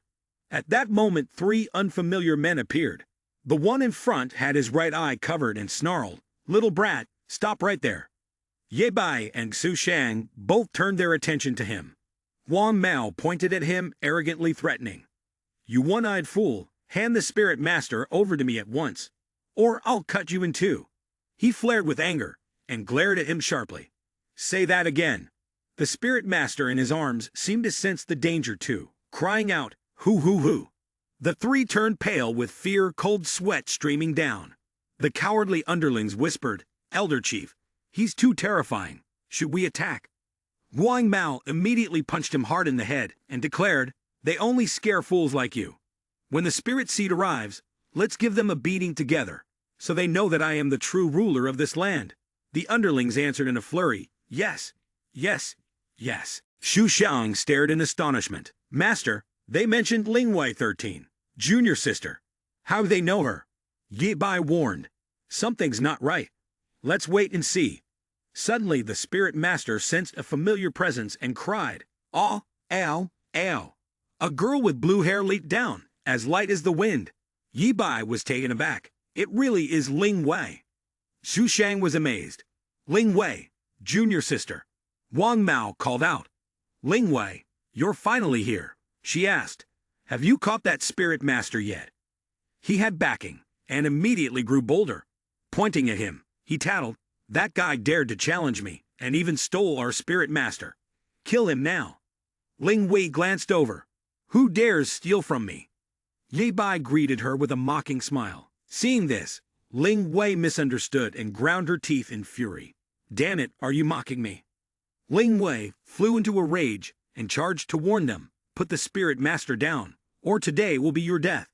Ye Bai didn't bother to dodge. Her sword thrust straight into his chest. She was horrified that the tip of the sword made no wound. "What the hell is that?" He stood frozen. Ye Bai glared at her. "Ling Wei, how dare you draw your sword in front of your master?" Then she flicked Ling Wei hard on the forehead. The 3 others still cheered enthusiastically, "Go Ling Wei." Then kicked that fellow away. She clutched her head, her body swaying. "What have you done to me?" He smiled slyly. "It's nothing. I'm just helping you get something back." She furrowed her brow in pain, her head aching terribly. Ling Wei was alone in a separate dimension, where dark red light filled the space. Her gaze was empty. "My name is Ling Wei. I don't know when I started losing my memories. Every time I wake up, it feels like a brand new world to me. I have no memories, and the only way I can protect myself is by killing." Behind her were countless monster corpses, sharp swords. Blood, decay, and death surrounded my life. But the next day, I would forget everything. Her face was cold and ruthless, no different from the Grim Reaper. One day, Wang Mao maliciously announced, "Your name is Ling Wei, and you belong to us. You can't kill me." Her expression was vacant as she repeated, "Ling Wei." Then they gave me a pill that could maintain my short-term memory. They said that to cure this amnesia, I needed to continue killing people to find that magical pill. The green pill looked very suspicious. This soul-enhancing pill could temporarily stabilize your memory. Ling Wei took it and said, "Thank you." Ling Wei concentrated and used her power, dust rising in a cloud. My life had been threatened countless times, but they always said it was for my sake. There were times when I rejected them, but I didn't know why I would then faint, with pain at the back of my head. When I woke up, I found myself in the lair of the monsters. There was no choice but to keep fighting. Alone, she faced countless gigantic, ferocious monsters. It wasn't that I had never doubted them. It was just that every time they called me senior sister, a feeling of familiarity rose from the bottom of my heart. That feeling dispelled my suspicions. Wang Mao and 2 others, their eyes vicious, called senior sister. But as fewer and fewer spirit beasts were killed on the ancient battlefield, their gazes toward me gradually turned strange, like those of predators, as if they wanted to devour me alive. Ling Wei was unconscious, groped by rough hands. Wang Mao smiled slyly and declared, "After so many battles, her spirit and body have reached their limit. She's no longer worth exploiting. When you deal with her later, be quick. Make sure she's dead, then fetch her stuff for me. Understand?" An underling obeyed. "Yes, understood." In the forest, Ling Wei lay motionless on the ground. The spirit master stood before her, protecting her. She seemed gravely wounded. That time it had saved me. She had risked her life to flee. It turned out that on those occasions it had been the little spirit master rescuing me. Yet I remembered nothing.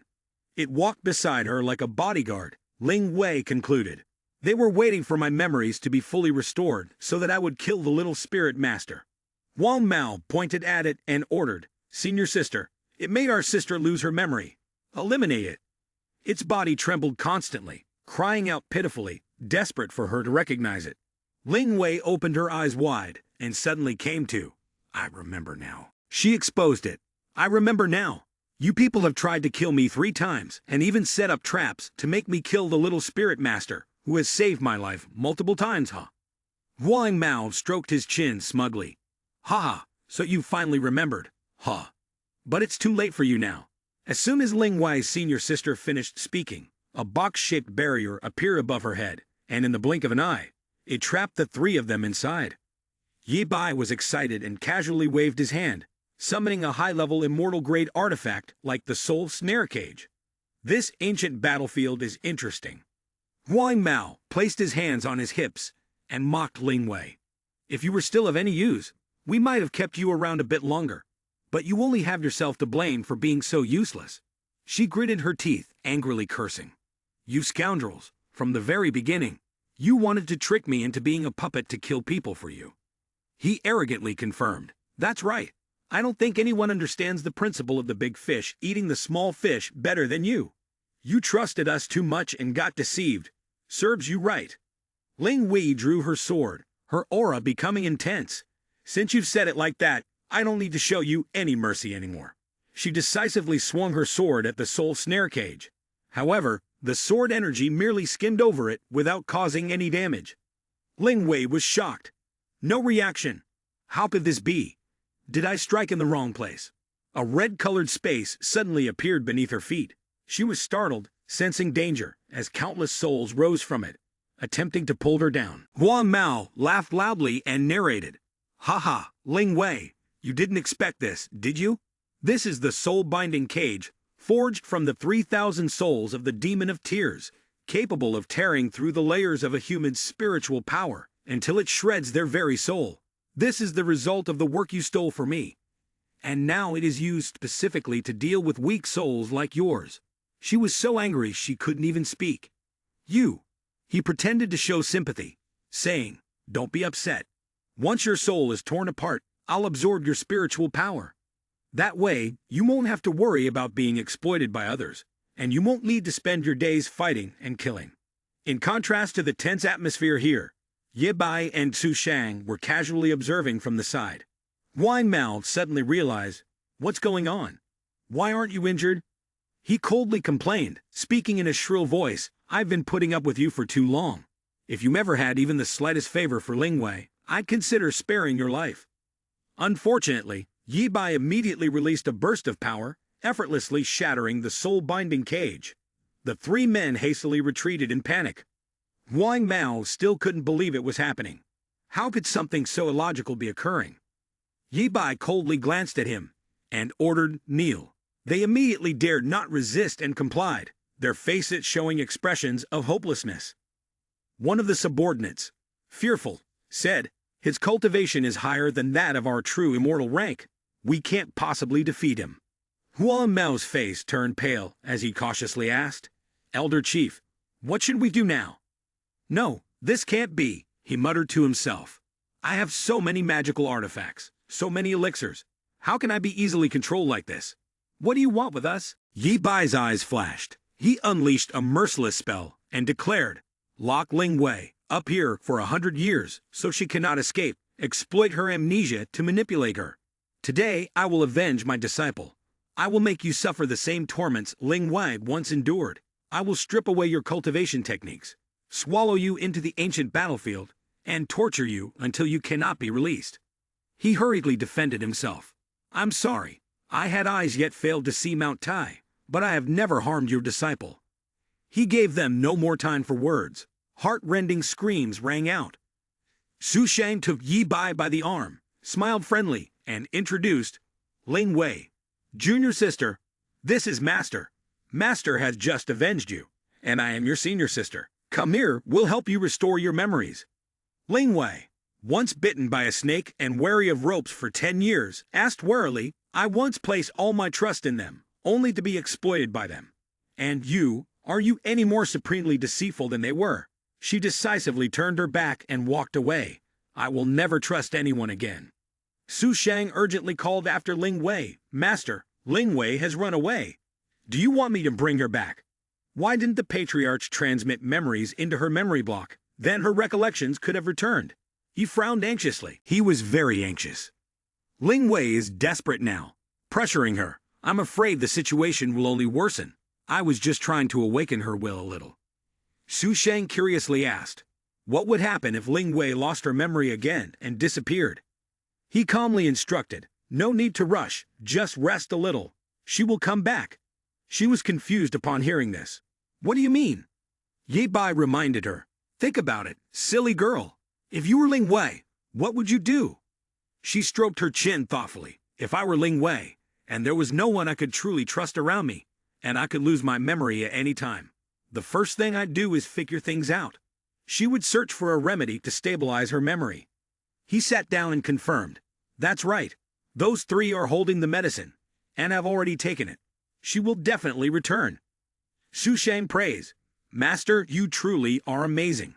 Ye Bai proudly sniffed, but still pretended to be modest. No need to flatter me.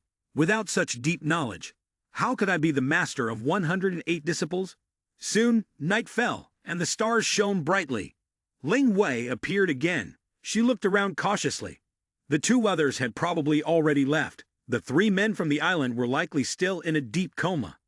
Ling Wei thought to herself, the soul-guiding pill must still be in their hands. I'll carefully take it and leave immediately. Nothing serious will happen. Suddenly, Yi Bai's voice came from a branch nearby, startling her. Are you looking for this? Ling Wei looked up at him, simultaneously probing. You not only refuse to leave, but also steal the soul-binding pill. What exactly do you intend to do? He won't explain. In a moment, you will understand, Yi Bai commanded. Act now. Lu Gurled Su Shang silently leaped behind her like a shadow, then thrust a needle into her neck. Ling Wei groggily clutched her throat, cursing. You, filthy scoundrel. As soon as the words left her mouth, she fainted and Yi Bai swiftly caught her. Su Shang admired her, saying, Junior sister Xiang Chen's elixir is truly formidable. It can make even a supreme heavenly emperor fall unconscious in an instant. He ordered, Lu Ni, this is the ancient battlefield, full of danger. Stay here and guard for safety. I will go restore Ling Wei's memories. She respectfully agreed. Yes, master. A golden barrier will envelop this area. Yi Bai closed his eyes, concentrating to exert his power. Before him, Ling Wei lay motionless. A golden sphere hovered. He assumed a stance and said, Shell Ling Wei, the memory orb contains all your past memories, and when you absorb them, you no longer need to worry about losing your memories. He then extended his hand towards her forehead to perform the technique, but it was immediately blocked by the barrier surrounding her. She gritted her teeth and groaned. My head feels like it's being hammered. Ye Bai was startled, his face pale. It can't be. Zhu Shang was equally shocked. Master, what is happening? He observed for a while before solemnly diagnosing. Her spirit has been damaged and is unable to absorb the super-spiritual energy of the memory fragment, so her physical body instinctively blocks it. Su Qian, standing behind, pleaded, Ye Bai Ling Wei, she's in so much pain. Grandmaster, please help her. His hand emitted a soft green glow, with the palm radiating a golden light. Golden rain purification. Ling Wei opened her eyes and called out, Grandmaster, great senior sister. Su Shang anxiously asked, Ling Wei, have you recovered your memory? With Yi Bai's help. Ling Wei stood up and said, Just now, a few fragments of memory flashed before my eyes. I saw you all in them. You are my Grandmaster and great senior sister. Su Shang joyfully exclaimed, Grandmaster, Ling Wei's memory has been restored. He responded, This is only the result of the memory fragment forcefully entering her body. She will lose her memory again soon. She heard this and was stunned. Seeing her reaction, Ling Wei embraced her comfortingly, saying, "Senior sister, don't be sad. I've never seen you cry. In my memories, you're incredibly strong." Then she turned to Ye Bai and said, "Later, when the dawn breaks, I will forget you all again. I hope you will forgive me for forgetting you. I don't do it on purpose." He smiled and patted her head. "Silly girl, we will restore your soul and memories." She lowered her head and accepted. "Thank you." The Grandmaster passed through the towering stones, and there was a brilliant light. The sun was rising. The three of them stood there in silence, a breeze passing between them. Ling Wei closed her eyes as a beam of green light appeared. When she opened her eyes again, she asked, "Who are you?" Ye Bai smiled indifferently and said, "We are your Grandmaster and great senior sister. If you don't believe us, you can fight your great senior sister. After fighting her, you'll believe what we say is true." Su Xiang, standing beside her, sighed. "Grandmaster, you're provoking us to fight again. And yet Ling Wei refuses." "No, I believe what you're saying." Su Xiang asked again, "Are you so quick to trust us? You didn't act like this yesterday." Ling Wei explained, "Your strength is far greater than mine. Killing me would be easy for you, so there's no need to lie to me. Besides, your faces are very familiar. They give me a sense of trust." Su Xiang sighed. "If I had known it would be this easy, I would have come to find you after you regained your memories." Ye Bai spoke up. "If that's the case, come with us. We'll find the treasure that can restore your divine soul." Ling Wei responded, "Thank you, Grandmaster. Thank you, great senior sister." Outside the ancient battlefield, the sunlight shone on the cliffs. Ling Wei, walking beside them, questioned, "Grandmaster, you said this is the ancient battlefield. But how can it be so desolate that there isn't a single divine beast in sight?" Ye Bai answered, "I've looked into your soul before you lost your memories. You were manipulated by some people, and those people have destroyed most of the places with treasures outside the ancient battlefield." Su Xiang smiled with a hint of meaning and praised, "You really are a good henchman. There's nothing left here." Ling Wei smiled awkwardly. "Oh, is it because of me? I'm really sorry." Ye Bai continued, "Those cowardly people only dare to do this outside of the ancient battlefield. In fact, the core battlefield is where the treasure is. There must be something they want there." Su Xiang agreed. "Yes." As they ventured deeper into the core battlefield, Su Xiang sighed, "This truly lives up to its name, where the immortal beings of the ancient times fought.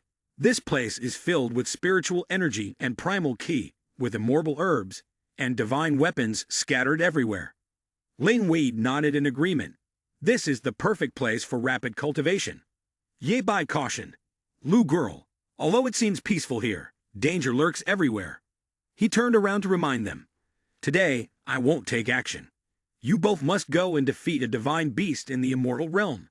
After that, it will willingly offer its divine soul to you, and you will be able to truly absorb its energy." The two of them answered in unison, "Yes." A bird flew past the three of them, heading straight ahead, gliding by. Ye Bai looked at the bird and said, "Go, Lu girl, this is your opportunity." She responded, "Yes." Ling Wei suddenly realized something and said, "This is also my opportunity." She turned around to face the white wolf, which let out a roar, releasing a burst of spiritual energy. Ling Wei wasn't scared, instead wondering, "Oh no, is it calling for reinforcements?" In the sky, a gigantic bird swooped down like a storm. Its screeching sound was enough to shatter the tranquility of everything around it. The bird flew straight toward Lu Xiang. It unleashed a stream of green fire, seemingly intending to turn her into ash. The blazing flames consumed the land, but had no effect on her whatsoever. Su Xiang stood still, unmoving, calmly awaiting the wave of heat to crash upon her. "I possess the chaotic immortal body, and I've been blessed with a natural destiny at Tianzhou Pavilion. So your fiery attack is useless against me," she said. The spiritual energy around her body fluctuated as she used her power to absorb all of the flames. She gazed at the phoenix before her. It was over, little phoenix. She used just a fraction of her power, transforming it into a beam of light that shot toward the bird's heart. The bird vanished completely, leaving only a single feather falling to the ground. She reached out and caught the floating feather, gripping it tightly in her palm. "Done. Now we just wait for Ling Wei." On the other side, two fierce white wolves howled loudly, ready to attack at any moment. Ling Wei had to face them alone. She summoned the great Tao of heaven and earth, her sword strikes coming faster than lightning. She charged directly at the two wolves, sending them flying dozens of meters away. One of the wolves screamed in pain, seeming to lose its sanity from the agony. It charged toward her uncontrollably, dust flying up around them. Ling Wei remained unfazed. With a swift strike, she severed the wolf's neck, blood splattering everywhere. That was the end of one. The remaining wolf, seeing its comrade's sacrifice, didn't care at all but, in a fit of rage, charged forward. She managed to dodge one blow. With the wolf's speed, it wouldn't have made a difference to her. Anyway, Ling Wei spoke with a tone of disdain. Too slow. She suddenly froze, as if she had just realized something. She clutched her head in pain, not noticing the sharp fangs that were closing in on her. At that moment, Lu Xushang ran over and was horrified by the scene. Fortunately, Ye Bai arrived just in time. With a single punch, he knocked Ling Wei's massive wolf aside in the nick of time. Xushang anxiously said, "Master, what should we do now? Ling Wei can't fight against those giant wolves anymore." Ling Wei, still clutching her head in agony, kept moaning. "My head, my soul hurts so much." Ye Bai, looking worried, said, "It seems this is the result of forcibly merging with the memory of the continent. The battle just now has caused damage to her mind and soul." He lifted the unconscious Ling Wei in his arms. "We have to leave here immediately." Xu Shang quickly replied, "Yes." Then, in the cliffside, a spatial rift opened. It led directly to the desolate little world. He brought Ling Wei there to help her heal.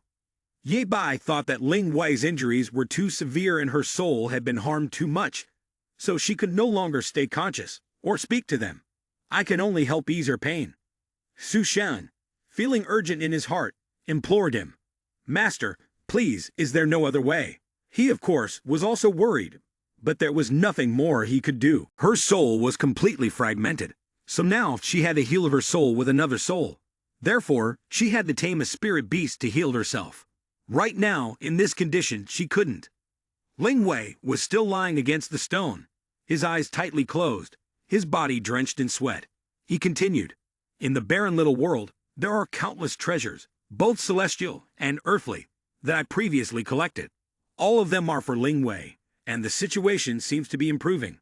Ye Bai raised his hand and shouted to summon Blood Spirit Ginseng, Spirit Absorption Pill, Blood Vine Branch, but nothing appeared, leaving him bewildered. He clenched his fist, his face darkening. Why isn't anything appearing? Seeing his expression suddenly change, Xu Shang quickly rushed over and asked, "Master, what's wrong?" He looked at his empty hand in confusion. All the herbs in this little barren world had vanished. She was both surprised and suspicious. How could they suddenly disappear like that? Could someone have stolen them? After thinking for a while, she was puzzled. "That's impossible. This is the land you created. Who would dare steal your things?" Ye Bai braced himself on his hand, deep in thought about the line from that day. Could it have been it? Before he could ponder further, a huge object with red eyes appeared, startling both him and Xu Shang. A deafening howl echoed through the air. It seemed they were once again witnessing the appearance of some monstrous beast. Xu Shang asked in astonishment, "What is this?" She widened her eyes in realization and saw a small lion cub. Ye Bai calmly revealed, "You'd swallowed all of my treasures." Upon hearing that the lion cub had consumed all of Grandmaster's precious treasures, she rolled up her sleeves, brimming with energy. "Grandmaster, I will kill it and feed its meat to Ling Wei." He raised his hand to stop her, saying, "Wait, it had something to say." The lion cub, with a pitiful expression, let out panting sounds. It growled, and Ye Bai seemed to understand something. "I see now." She turned to him and asked, "Master, what did it say? Should we spare its life?" Ye Bai answered gently, "It says it is willing to sacrifice its sacred soul to help Ling Wei regain her soul and memories." She was both stunned and slightly skeptical. "What?" Ye Bai cleared his throat and asked the giant lion, still lying there groaning, "If it weren't for the coincidence that allowed you to enter this small, barren world and consume immortal-grade treasures, considering your status, it would likely take you thousands of years to reach your current level of cultivation. Are you truly willing to give up your sacred soul to help Ling Wei?" The lion nodded, making a sound. "Gur, gur." He closed his eyes and sighed lightly. Then, as you wish. As soon as Yi Bai finished speaking, a purple flame appeared in midair. It was a ritual to offer up a sacred soul, and a powerful purple aura surrounded Ling Wei. A buzzing sound emanated from the swirling air. The soul sacrifice ritual was successful. Xu Xiang was puzzled. Grandmaster, sacrificing a divine soul and abandoning 1,000,000 years of cultivation would be difficult even for a human. Exactly what is the relationship between it and Ling Wei? He relaxed his facial muscles and calmly explained. It was originally the offspring of an ancient divine beast, a lion beast, but it was abandoned by its parents and siblings due to its poor potential and lack of interest in cultivation. Its parents and siblings became immortals after many years of cultivation and left this place, and it is the only one that has retained its original form. The beast lay still on Ling Wei's body. Yi Bai sighed. A discarded spiritual beast is the lowest form of existence and would be devoured by other divine beasts. But it still managed to escape from one disaster after another over 100 years ago. After Ling Wei arrived at the ancient battlefield, whenever it encountered danger, she just happened to be there to save it. He continued reminiscing about what he knew. Each time it lost its memory, Ling Wei would forget about it. But no matter how many times she lost her memory, she would save the little lion and become friends with it until the next memory loss. Then, the three brothers came to help temporarily stabilize her memory, so it stayed with her. Seeing the little lion affectionately lying on Ling Wei's body, he understood that now, it finally knew the reason for her memory loss, and that she was in danger. Thus, it was willing to sacrifice its entire divine soul to save her. Hearing the story, Zhu Shan was moved. Grandmaster, if one day you were to face such a situation, I would be willing to sacrifice my soul for you. He frowned. I am strong. Is it necessary for you to sacrifice yourself? She felt shy and embarrassed, nervously twiddling her fingers. Of course, I know you are strong. I only meant that if... He hesitated. I understand now. Ling Wei gradually regained consciousness, sitting up while rubbing her head, still echoing with pain. Grandmaster and senior sister Xu Shang rushed over anxiously to support her. Ling Wei, you're awake. Ling Wei politely knelt in respect. Thank you very much. I am now able to restore my memory smoothly. She painfully recalled past events. It was all my fault. Back then, I sensed someone's betrayal plan and lost a fragment of my memory. If you hadn't come here, and if the little lion hadn't sacrificed its sacred soul to help me, I might have been gone forever. Ling Wei looked uneasy, as if she wanted to plead for something. Grandmaster Yi Bai, undoubtedly a master of psychology, said, I am your grandmaster. Speak whatever is on your mind. She stammered. Grandmaster, I suppose I should stay here for a while, because I want to take the little lion with me to cultivate and restore its divine soul, helping it to grow. He encouraged her earnestly. You are compassionate and loyal, a good disciple, a model for your fellow students. Of course, I will agree. Then he reached into his robe and took something out. You have just recovered, and moreover, this eternal battlefield is full of dangers. He opened his hand, presenting a box before her. Inside was a violet pill emitting a gentle glow. Keep this pill. It can save your life at a critical moment. Ling Wei tightly embraced the lion, speaking with deep gratitude. Thank you, Grandmaster, Zhu Shang whispered. Grandmaster, I think all your pills have been eaten by the little lion, so how come you still have some left? He laughed loudly, clutching his stomach. The cunning rabbit has 3 burrows, but as your grandmaster, do you think my treasures could be taken so easily? Ha ha. He happily turned to Ling Wei. Now, we will leave and go search for your other fellow disciples. Ling Wei suddenly remembered something. Master, this is a cultivation method I once learned from a shooting range deep in the battlefield, but I never understood its contents. I lost my memory and forgot about it. She took out an ancient book from her person. Now I will give it to you. As he tightly held the book in his hands, he suddenly realized that this was the detailed solution to the ancient martial arts methods from the supreme arts that Ming Zhuan Chen had given him. Yi Bai flipped through the pages, then smirked. After studying these 2 pages, my body has now united the Long Shi Guang and even enhanced the spiritual energy for the separated life forms from before.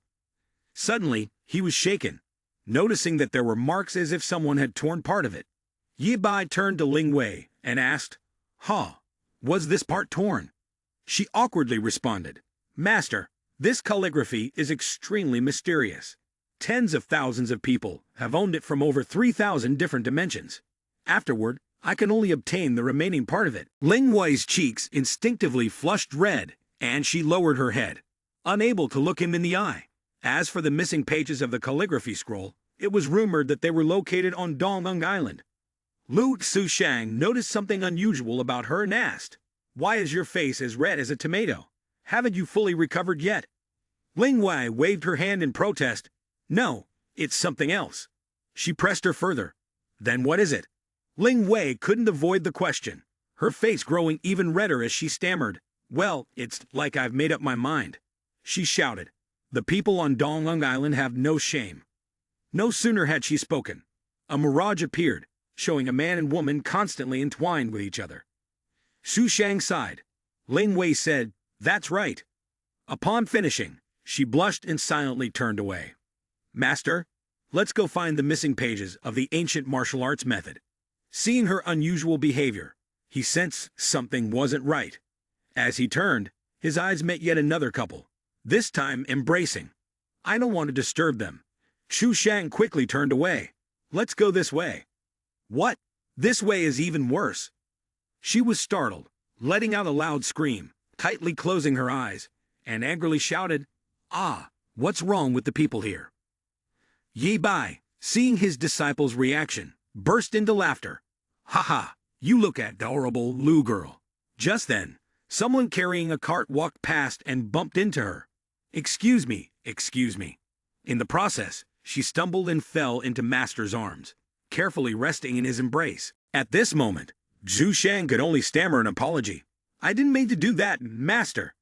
Yi Bai gently reassured, "Desire is a natural part of human nature in this world, so there's no need for you to be frightened." The street vendor turned towards her, apologizing, "I am terribly sorry, both of you. I was carrying a heavy load and didn't pay attention to the road." She calmly replied, "It's okay." Though outwardly calm, Su Shang secretly smiled to herself. "Thank you for bumping into me. It's been a long time since I've had Master in my arms like this." To make amends, the vendor handed her a gem. "I sincerely apologize to both of you. Please accept this spiritual gem as compensation for my mistake." As soon as she took it, the vendor turned and walked away. "Huh?" She curiously turned to ask her master, "Master, I have a strange feeling that the people here are a little odd, don't you think?" Raising the gem to examine it, she was somewhat incredulous, because even a lowly street vendor could casually acquire an indestructible spiritual gem. This was definitely unusual. Ye Bai calmly responded, turning back to Xu Shang, "Pay close attention to the appearance of the people around us." Indeed, it was strange. Everyone here was smiling happily. She realized and exclaimed, "It's astonishing. Everyone is smiling. Elder Lord, the little ones, and everyone else. They're all just smiling." He slapped his forehead in disbelief. How did this situation come about? After speaking, her eyes seemed to suddenly clear, sparkling with a new light. Yi Bai made a suggestion, and now it's time to test whether they are laughing or crying. The people here are truly strange. They both laugh and cry, looking quite frightening. She gasped, "Are they all evil spirits or illusions?" Su Shang asked her master with a look of surprise, "Is everything here an illusion?" Yi Bai remained calm. "No, both crying and laughing are real, but the crying comes from the heart, while the smile is just on the surface. It's strange to think that someone has managed to keep everyone in this state to show me what's going on." Without waiting any longer, he raised his hand and used his spiritual power. A stream of spiritual energy surrounded an old man. Yi Bai seemed uncomfortable, not understanding why his uncle had no effect. "I can't see the past of the people here." Hearing this, Xu Shang also wanted to try. "Let me give it a shot." With that, her spiritual energy flowed directly towards the old man. "Your spell has no effect on the old man either. I can't find anything about the past of these people, except for their memories of this island. Who took away their memories? What is he trying to calculate?" Suddenly, the surroundings began to shift, and she looked up at the petals fluttering. Yi Bai suddenly realized something. "I understand now." Holding a petal in his hand, he explained to Xu Shang, "Someone has used cherry blossom petals to continuously erase and block the cries of these people, making them forget their past and continue smiling and speaking." He fell into deep thought, If we can trace the origin of this peel, we might uncover the secrets behind this Tsumi Island, and it wouldn't be hard to find ancient artistic ruins. As they moved forward, a large house suddenly appeared. She asked suspiciously, "Master, is that it?" Yebai replied, "Let's go there and check." The two of them suddenly stopped. In front of them appeared a very noisy place. Shu Xiang recognized a brothel and calmly said, "Let's go in and take a look." Before they could enter, they were surrounded by a group of young women. "He's so handsome, I want to sleep with him." One of them added, "The girl next to him is also very beautiful. The courtesans here really know how to please men. Handsome boy, do you need a card? We have all kinds of boys and girls here. Just pay 2,000, and you'll get a 50% discount for your first time." Yes, yes. Handsome men get an extra discount. If you take 2 people, each one can enjoy free service from multiple people, with even more discounts. The women stepped forward and hugged Su Shang tightly, causing her to scream, "Master, save me." She still wouldn't let go, in fact holding her tighter. "No need to rush, we also have mail services. You and this hot guy will get a better deal." Yebai quickly tossed the spirit orb into the air. It flew up, glowing as it headed towards the girls. After throwing it, he declared loudly, "This is a heaven-grade crystal, and it belongs to anyone who catches it." The young ladies immediately rushed Tajing Du. "The heaven-grade crystal, it's enough for me to use for a lifetime. It's mine, I want it. With this, I won't need to work anymore." Yebai turned to her and said, "Let's go to the back." Feeling relieved, she gently replied, "Yes." On the way, the two of them suddenly noticed a very familiar figure. Su Shang called out, "Yi Meng, what are you doing here?" The girl turned around, looking at the two of them in surprise and asked, "Who are you?" This girl was Yi Meng. She hurriedly grabbed the girl's hand and said, "He is the master, and I am your senior sister. Don't you recognize us?" Yi Meng looked flustered and said, "You must be mistaken. I don't know either of you." After speaking, she wanted to run away. "I have something to do. I must go." Seeing her attempt to leave, Su Shang shouted loudly at her, "Yi Meng." The fact that the junior sister didn't recognize her left her disappointed. "Master, has Yi Meng lost her memory?" he asked. Calmly, Ye Bai replied, "I have infiltrated her soul. She hasn't lost her memory. She is intentionally avoiding us." Upon hearing this, she opened her eyes wide in surprise. "What?" Zhu Shang was equally surprised in the past. Although Yi Meng wasn't as close to people like the elder sisters, she always admired and respected them. As long as you spoke, she would even go all out to cultivate and explore the king's spirit realm. How could she pretend not to know us like this? Yi Bai's expression turned serious as she analyzed. She left Ding and pretended to treat me as a stranger. Then, they met again inside the inner courtyard of Ding. It seemed that she and this place had a deep connection. He decided to enter and investigate. "Let's go in and examine it." Su Shang, who was beside him, obediently followed the Grandmaster. Yes, the atmosphere inside was silent, enveloped by a calm stillness. The morning sunlight illuminated their faces, revealing a clear sense of vigilance. Unaware, Su Shang accidentally bumped into his string. It seemed that someone had set it up as a precaution against intruders. She panicked and cried out, "What was that sound?" A loud voice shouted from afar, "Anyone who trespasses into the inner courtyard will have no way out." A huge explosion occurred where the two were standing, and a strange light surrounded them amidst the rising smoke. Su Shang covered her nose and yelled loudly, "Oh no! It's a transformation." He also held his breath, signaling her, "We'll deal with it in time. Let me see what mysterious things you are hiding." Both Ye Bai and Su Shang pretended to collapse further away, as if hearing strange sounds approaching. Two beautiful women soon appeared, whispering to each other, seemingly calculating something. Indeed, these are not ordinary people. Perhaps he will make a perfect subordinate to his mother. Bring him to the others. The girl in green brought him to a strange tree. He was still pretending to be unconscious. "They've separated me from Lu Girl.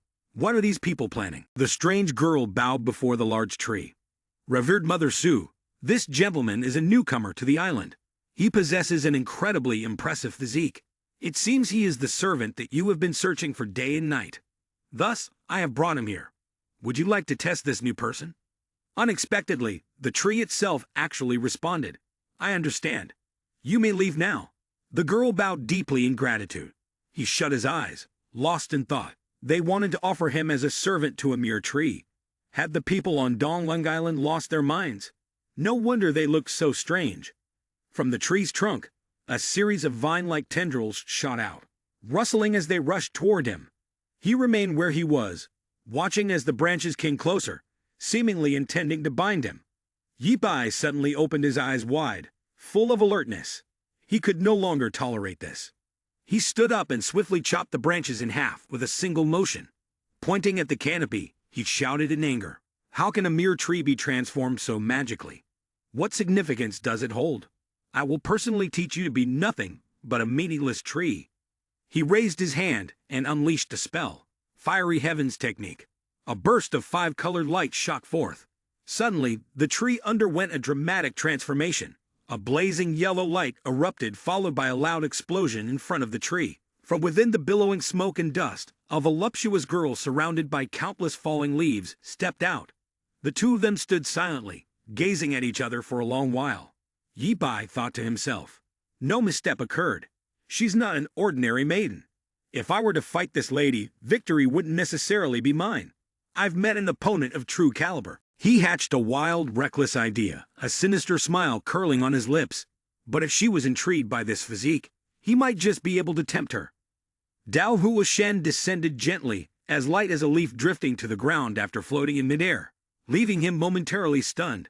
Do you truly wish for me to become your servant? Unexpectedly, she bowed to Yi Bai in a formal salute, her expression radiant with delight.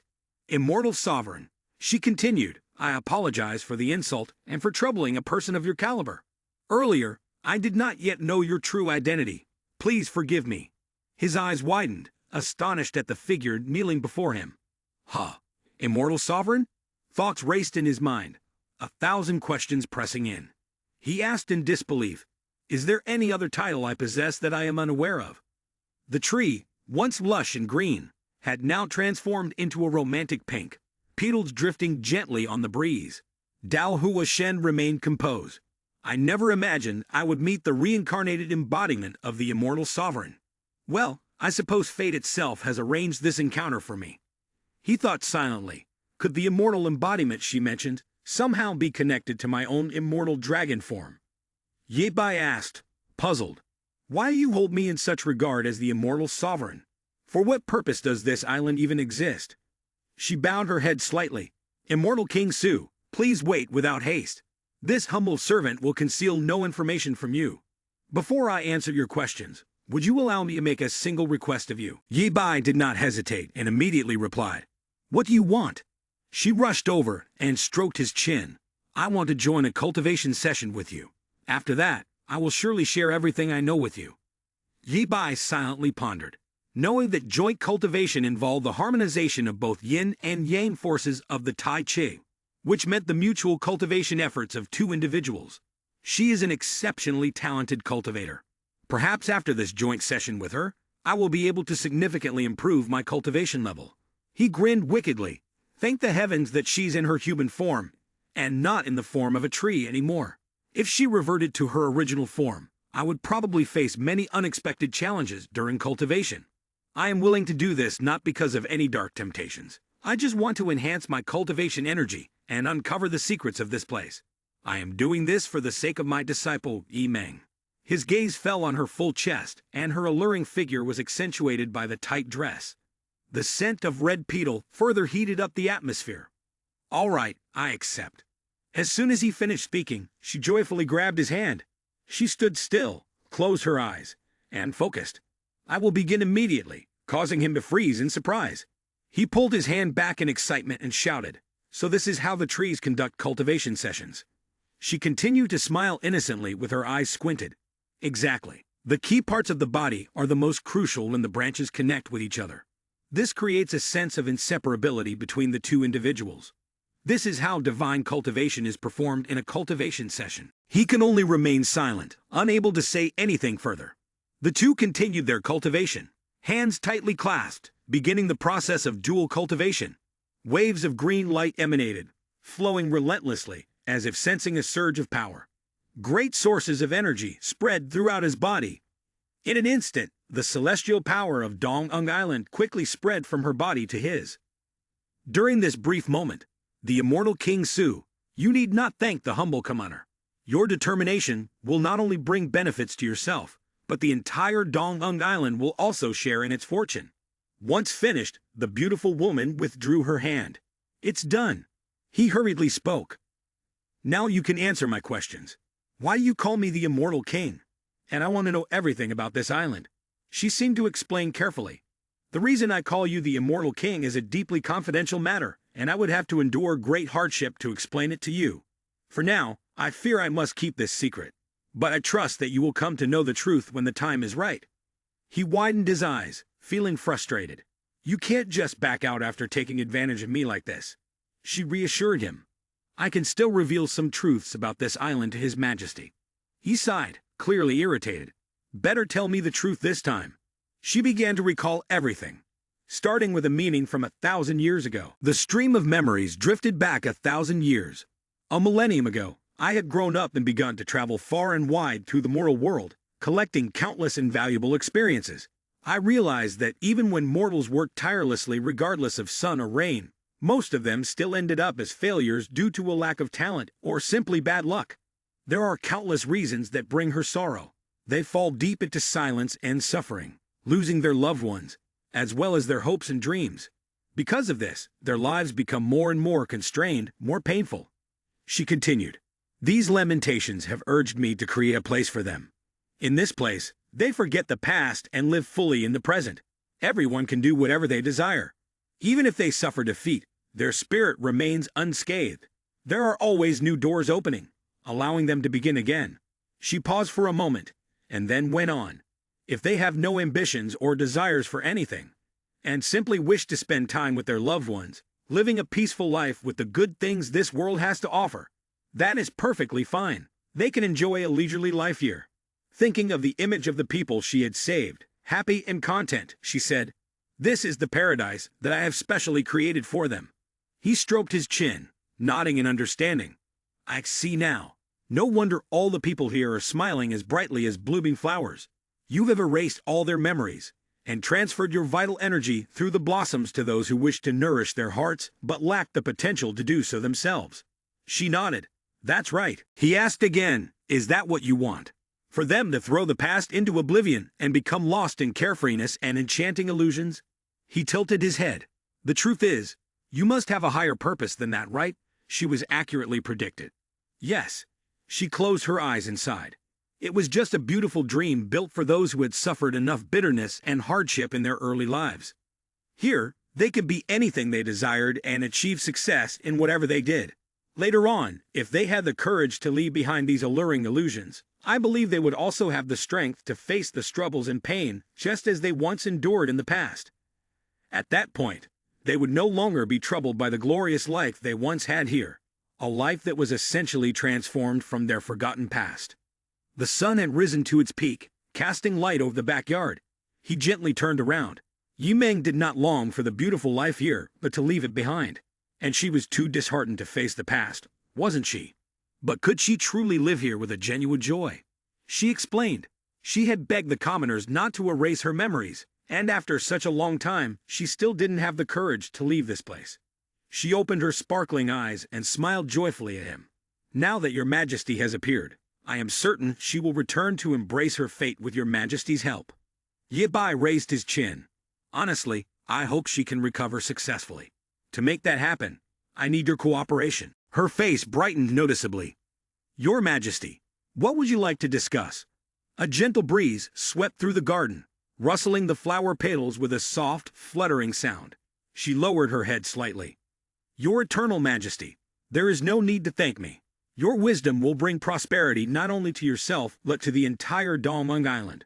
I will support you with all my strength. He smiled, clearly pleased. Very well. Xu Xiang glanced at the building ahead and remarked, Grandmaster, they captured us, did nothing, and then released us. She felt both puzzled and respectful toward him. What exactly has happened? Ye Bai replied softly. Lu girl, where is the highest point of Dong Ung Island? She answered promptly.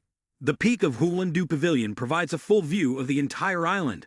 Amidst the romantic scene of falling cherry blossoms, he explained, "Come with Junior Master, and you will understand what has happened." Suddenly, the petals changed color, startling everyone. "What's happening?" The petals turned yellow. "What's going on?" One petal fell into a cup of water. Yi Meng watched in shock as the petals dropped and whispers of alarm spread among the people. "These are the peach blossoms protected by Dao Huashen. They should remain fresh and never wither, regardless of the season. Unless Dao Huashen has been harmed and its spiritual energy drained.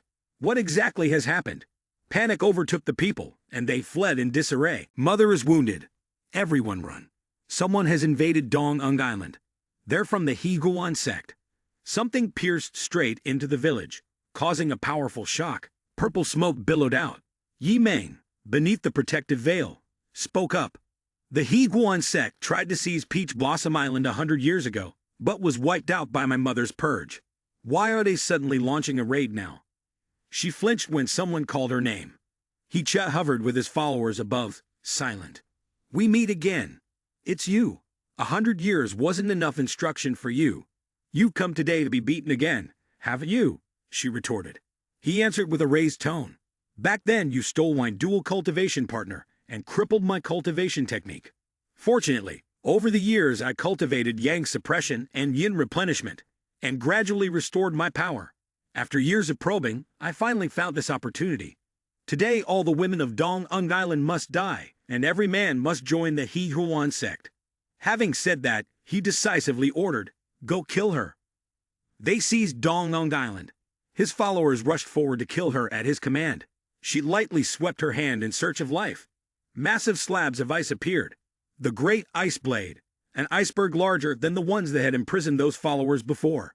He facing her, prays, "Your might has not diminished since then." Yi Meng taunted, "It's your turn."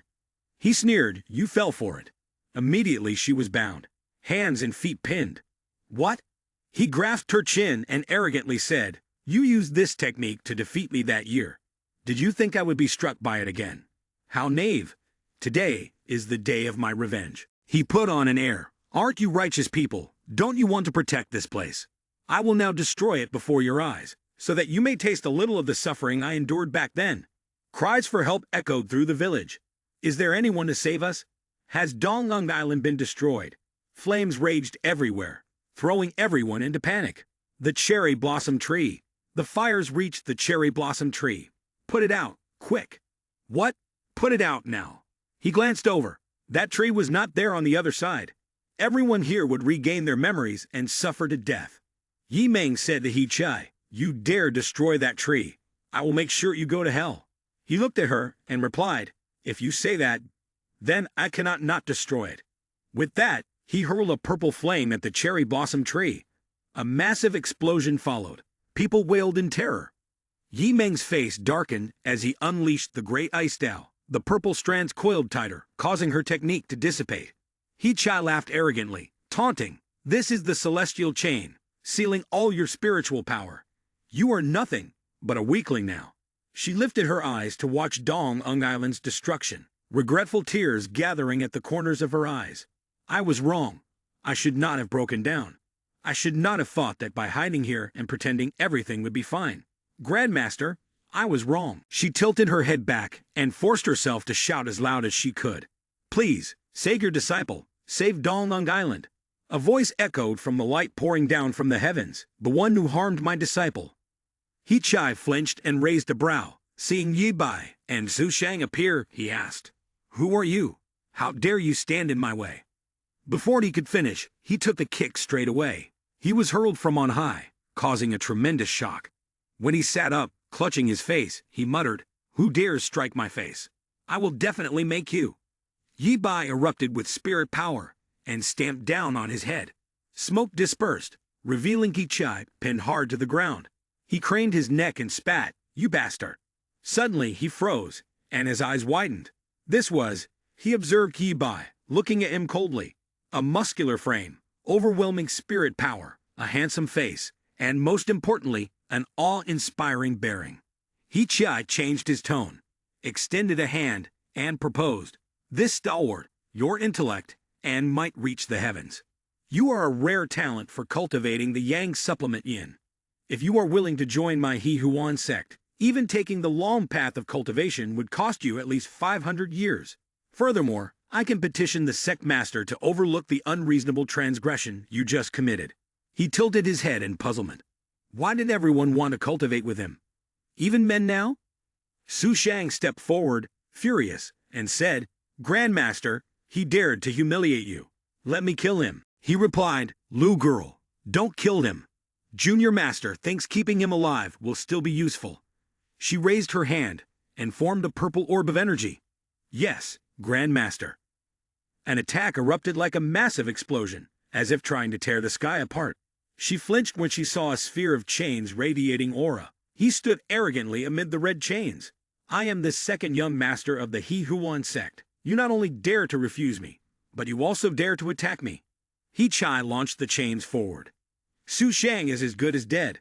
Her eyes widened without a trace of fear. The chains froze beneath her sharp gaze, which glowed a brilliant purple. He Chai exclaimed in astonishment. What? Her eyes were full of killing intent and began to exude spiritual power. The chains started to disintegrate. She released an immense, blinding surge of energy. He broke out in a cold sweat, terrified. The power is truly terrifying. How is this possible? Looks like I've invited trouble today. Of the 36 stratagems, fleeing is the best, he muttered. Su Shang is terrifying, he declared. There's no way to run.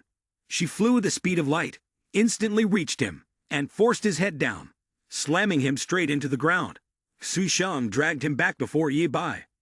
Grandmaster, we've captured him. How do you want to deal with him? He warned, you must not kill me. If you kill me, the sect master will definitely come to Dongung Island to seek revenge on you. He replied calmly, there is another sect master as well. It seems you are useless too. Lu girl, deal with him. Su Shang obeyed and raised his hand. Yes. He Chai begged in fear. Wait, wait. He pointed to 3 white specks in the sky. Look over there. She spoke up. Grandmaster, these people's realms are all above Emperor Lord. It seems they are all heading for Dongung Island. Let this disciple go and deal with them. Ye Bai replied solemnly, go. Su Shang stepped forward and said, Grandmaster, this disciple will go capture them and clean everything up. Hua Shen. Where did she fly from to appear behind Ye Bai? She, with a puzzled look, asked, What is it? He turned to her and asked, What is it? What are you talking about? He answered indifferently, Hua Shen, you need not worry. My disciple will help you deal with these lackeys. She exclaimed in astonishment, Lackeys? These people have cultivated up to the Emperor Lord realm, and have inflicted countless casualties. You would send a young girl who hasn't yet fully trained out to handle them. Are you her new Grandmaster? Ye Bai replied calmly, Guaranteed. Grandmaster. Hua Shen pressed a hand to her forehead, worrying inwardly. Although he is the disciple of Jing Jun's reincarnation, his strength shouldn't be underestimated. Never mind. I'll trust them for now. If anything goes wrong, I can still step in. She raised her hand and proposed to him. What about the plan we discussed earlier? I'll pretend to be weak and show an opening. Then lure those who covet Dongung Island into our trap, capture them all, and root out the weeds. He replied solemnly. It's her plan, not mine. She angrily shouted. So are you saying that everything I've set up, the arrangements, the traps at Huwundu Pavilion, and even the extras I've organized, should all be cancelled? He spoke softly, causing her to pause. Don't jump to conclusions. Take a look over there. On the other side, Su Shang Tung kicked the enemy away. She coldly followed up with a series of strikes that left her opponent no time to react. Another man, seeing her approach, shouted in fear, Don't come any closer. Her eyes flashed with a purple light full of killing intent, her attack shaking the entire village. She landed lightly in front of Ye Bai and Hua Shen. She couldn't help but think, this power is almost on par with that of a war god. Jing Jun's disciple is truly terrifying. Su Shang ran over to report, Grandmaster, it seems the strikes were too ruthless. These people aren't worth regretting. Ye Bai emphasized, the issue on Dongung Island has been resolved. The urgent task now is to deal with junior sister Yi Meng. She replied, Junior sister Yi Meng was pierced directly by soul sealing. She must have sustained severe internal injuries. Grandmaster, Please allow me to transfer my spiritual energy to heal her. Hua Shen interrupted. Wait a moment. She really is a reliable disciple of Jing Jun. Help me eliminate these people in an instant. As for Yi Meng, that responsibility naturally falls to me. Su Xiang turned to ask for his opinion. Grandmaster, can we trust his answer? Hua Shen raised his hand and explained. As for Yi Meng Jr. sister's issue, I will do my best to ensure her safety. But before that, I still need Jing Jun to help me with one more thing. He thought silently to himself. Now that everything had come to this point, he would help until the end. Your disciple is in my hands, and I don't believe you won't help, right? Su Shang asked curiously in a low voice. Is she really the mother of Dongling Island? Why does she look so untrustworthy? He could only remain silent. Yi Bai raised his hand to form a seal, creating a beam of light. He shot the light directly at Yi Meng, who was lying unconscious. Hua Shen turned his face, confused. What is this? Yi Meng slowly regained consciousness, looking surprised. She's fine now, he gently said. You're fine now. Yi Meng approached him. Grandmaster, thank you, and I apologize. She became anxious as she remembered. Grandmaster, just now I sensed the aura of 41st Junior Sister from the place of the second sect master of He Guan sect. Su Ling Ling Yi Bai was startled and asked. What? Yi Meng explained. So I suspect Ling Ling Junior Sister has been captured by He Guan sect. Su Shang spoke up worriedly. Su Ling Ling, she's the weakest cultivator in our sect. She's done for. She responded. I will go save Ling Ling Junior Sister now. Suddenly, an invisible cage trapped Yi Meng. She panicked and said, What? What is this? Hua Shen stepped forward, spreading his hand and said, This is the barrier of Donglung Island, and also your inner demon. Those who cannot break through their inner demon will never be able to leave this place. Yi Meng, what are you still afraid of? She looked down at her hand, speaking in disappointment. Clearly, I had prepared everything. So why is this happening? Yi Meng clenched her fist with determination. That's right, I'm completely unworthy to be Grandmaster's disciple. I lost Grandmaster, lost everything, was beaten until covered in wounds, and even Donglung Island couldn't protect me. As soon as her resolve set in, she realized the harsh truth. It's obvious. So why did I still think I could leave so easily? Suddenly, a loud call broke her from her thoughts. Ye Girl walked forward to the north and gently said, We'll wait for you outside. He smiled warmly and extended his hand. We'll wait for you at the sect. Yi Meng regained her composure and responded cheerfully, Yes. Ye Bai and Su Xiang arrived at a giant stone tablet, in front of which was the He Huan sect, with a gate leading into a dark cave. He stepped forward and said, Let's go inside and have a look. Suddenly, two figures appeared high above, observing them as they entered. A subordinate behind them asked, Third sect master, this man is the one who killed the second sect master. Are we just going to let him in easily? Should we report to the sect master and capture him? She blames the subordinates for being foolish.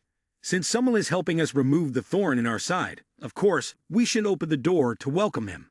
He spoke with concern. This person has a high cultivation level. I'm afraid. She hugged her face in excitement, interrupting. The stronger one is, the more valuable they are to exploit. All men in this world cannot escape my face. As long as I can control them. Not to mention the matter of the second sect master, even the grand sect master will have to show me 3 points of respect. The moss-covered steps appeared ahead as Su Shang walked, puzzled. Could it be that we've fallen into a formation? Yi Bai calmly replied, Don't rush. Someone will come right now. A shrill cry echoed. Help! The subordinate pretending to be a thug is bullying the third sect master. Ha! As soon as she shouted for help, someone appeared. A shining figure flying quickly to knock the subordinate far away. Yi Bai approached. You're safe now. The third sect master cried out. Thank goodness you two saved me. You're so powerful. If it weren't for you, Su Chang coldly asked, Who are you? Why are you here? She weakly responded, I live under the mountain. I came up to find my brother, but unexpectedly encountered that person earlier. Her gaze was wary. This woman is too cautious, not easy to deal with. It's better to talk to the man.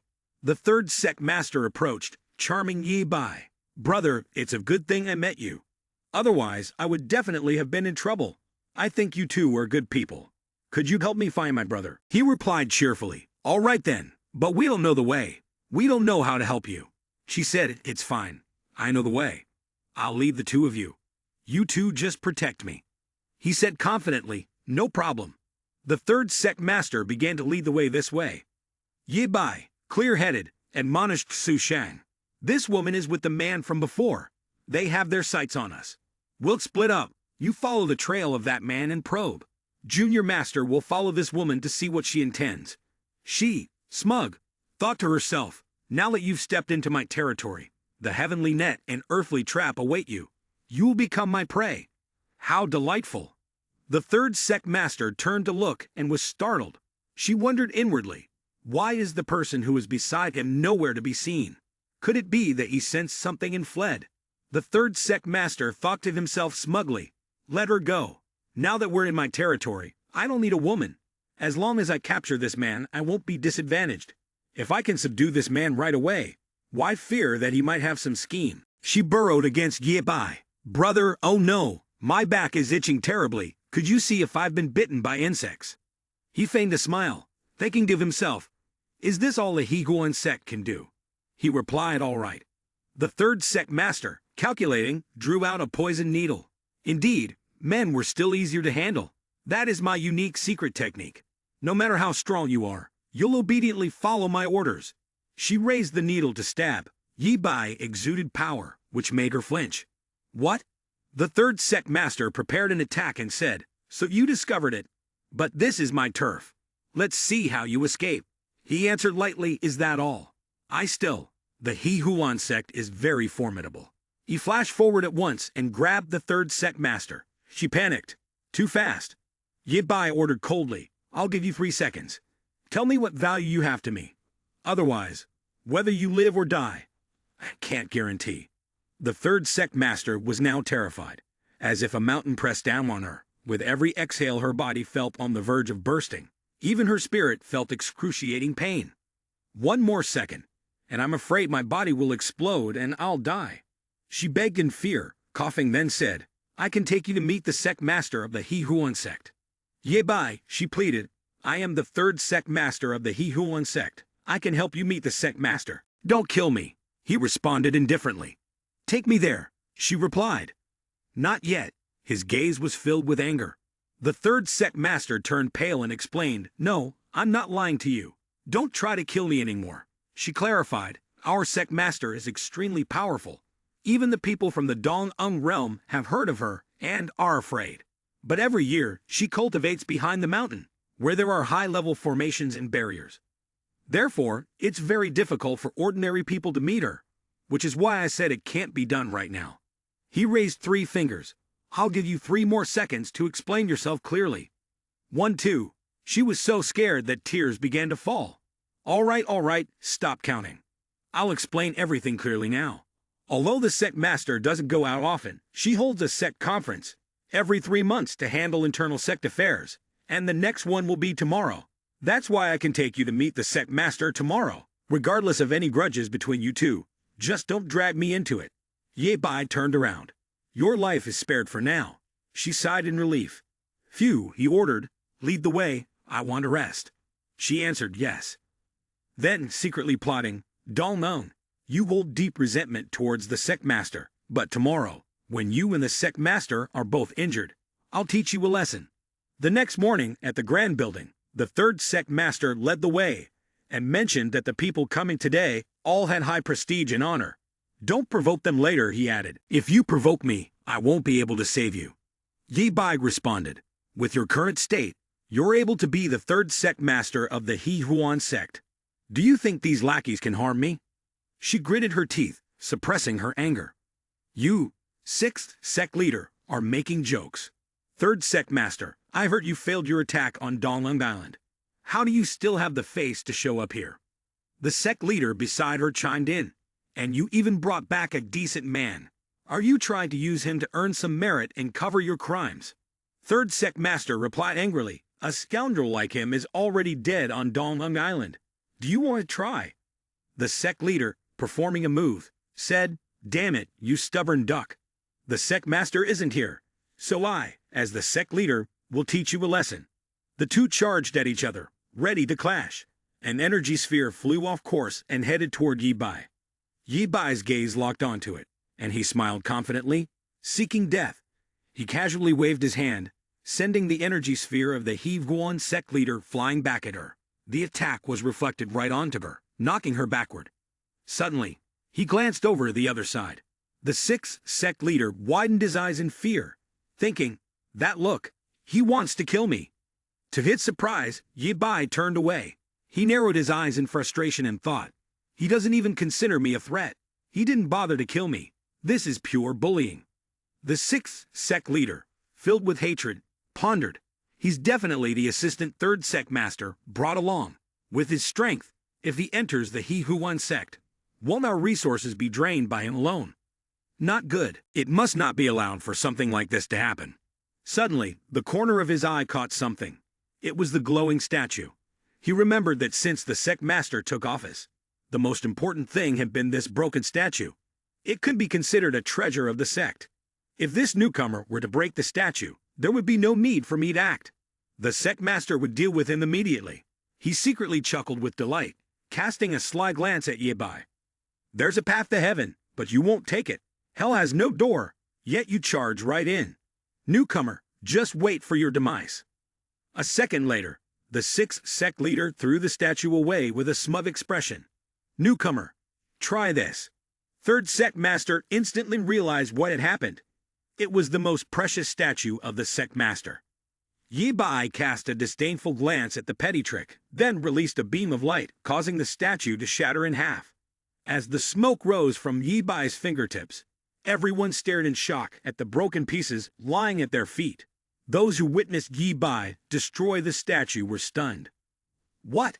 It took a while before they frantically held their heads in panic. The statue is broken.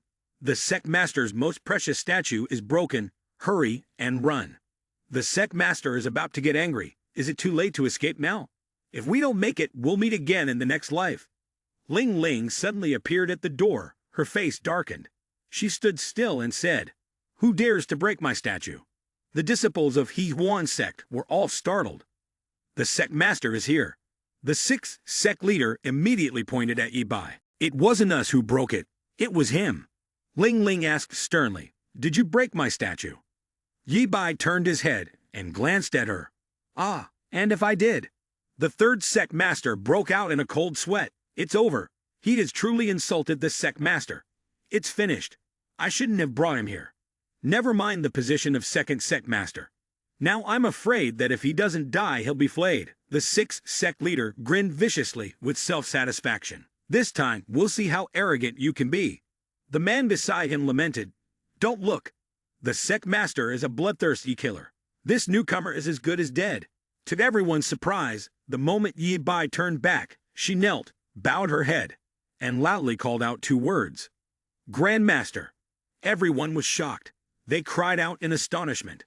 "What?" Ling Ling raised her head. "Grandmaster, what wind has blown this elder here?" He replied, "Don't start with formalities the moment you arrive. Stand up and speak." She shouted, "What are you still standing there for? Hurry and pay respects to the Grandmaster." At once everyone performed the grand salute and paid their respects to the Grandmaster. Only the sixth sect leader remained stunned by this news, unable to believe it. Ling Ling pointed at him and commanded, "You, come here and wipe the chair. The Grandmaster wishes to sit." The sixth sect leader clenched his fist, furious. "You bully people beyond measure." The sixth sect leader of the He Huan sect's eyes flared with a furious pink light. His clenched fist coiled as spiritual energy condensed, and he shouted, "You bully people beyond measure. I will kill you." Su Ling Ling cast a quick glance and immediately recognized the murderous arm lunging toward her.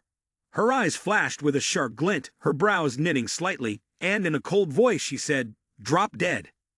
No sooner had she finished than she spun around, the hem of her robe lifting with each movement as her long, slender legs swept across toward him. The razor-sharp kick struck his face like a bolt of lightning, producing a thunderous crack. The force sent him reeling, his head snapping violently backward. He sank to his knees, clutching his face in pain, glowering with fury.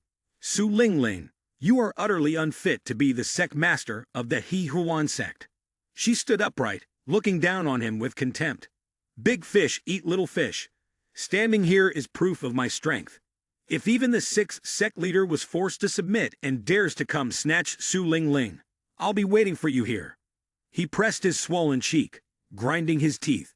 You truly are strong, but arrogant and self-important, completely unconcerned with the life or death of the He Huan sect.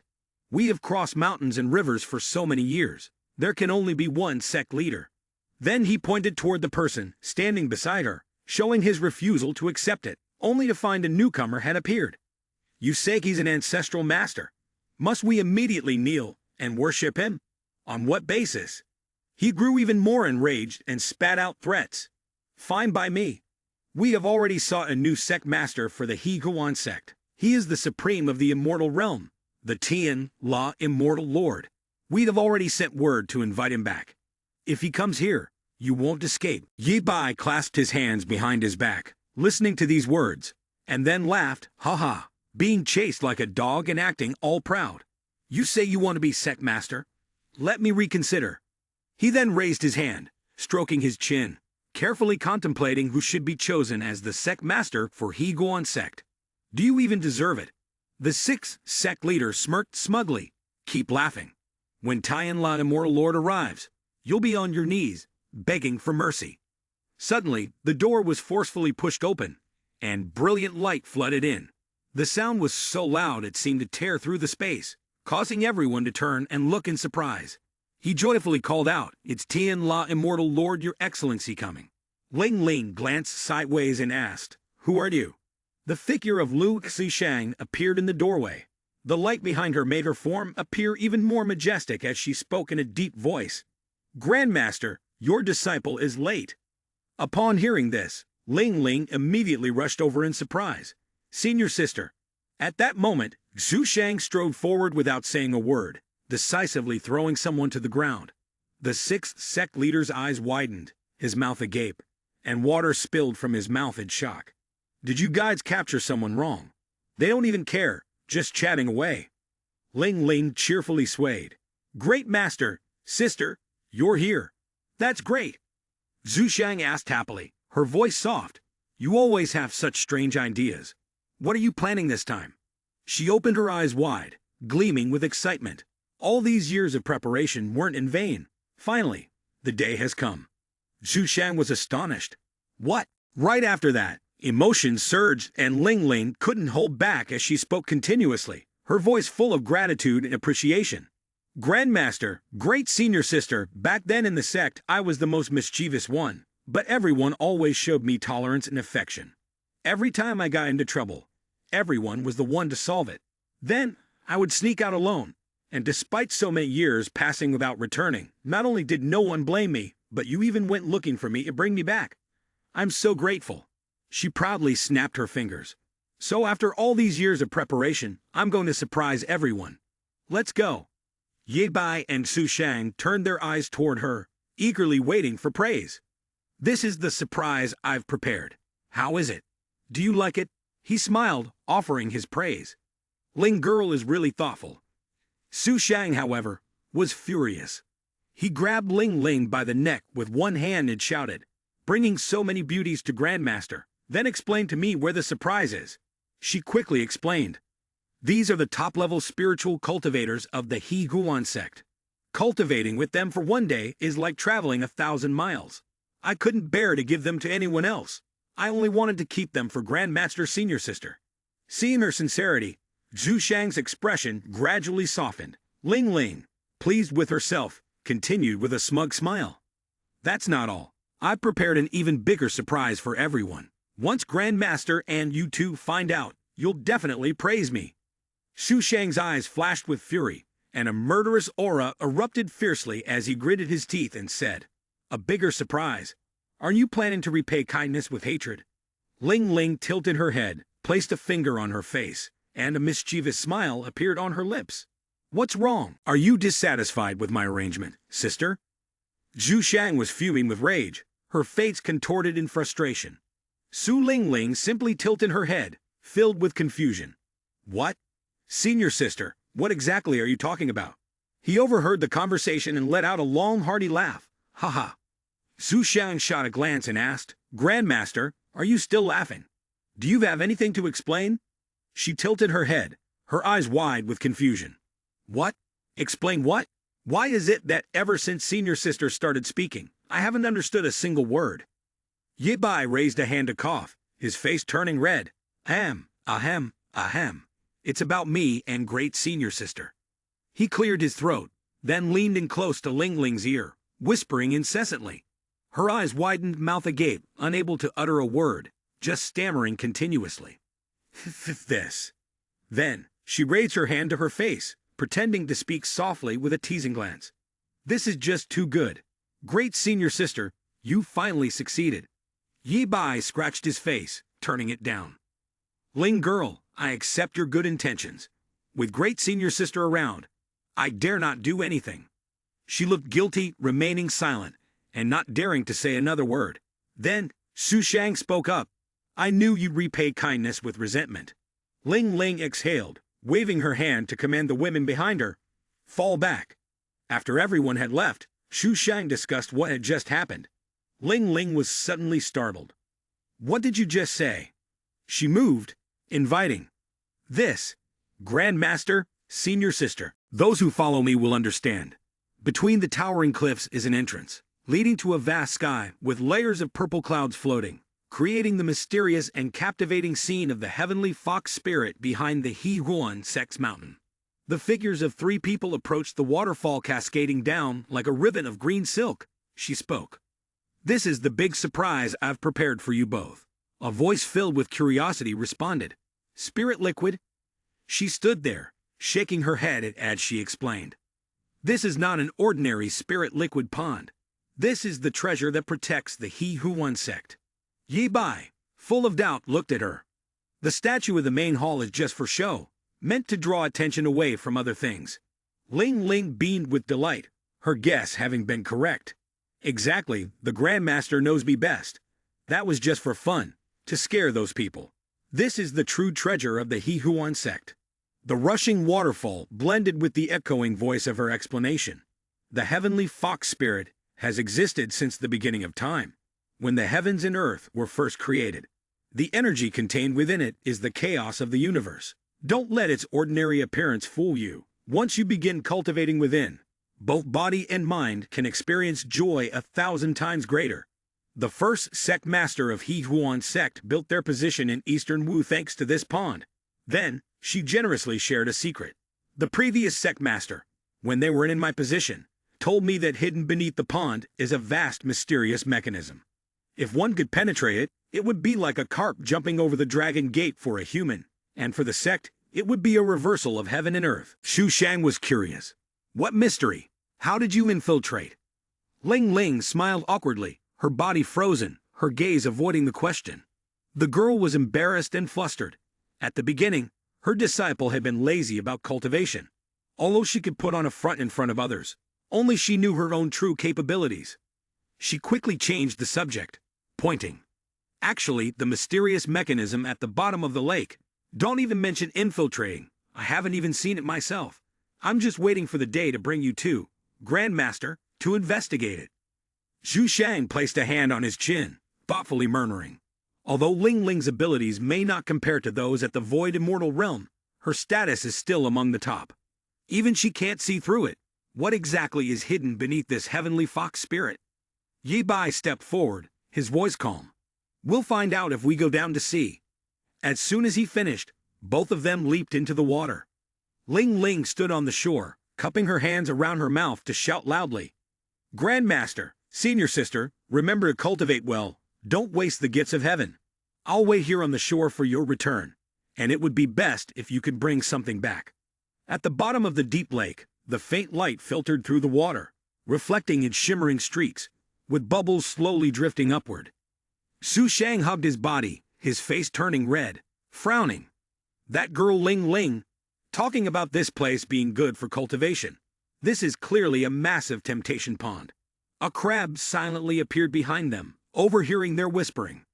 Jewel cultivation is still cultivation.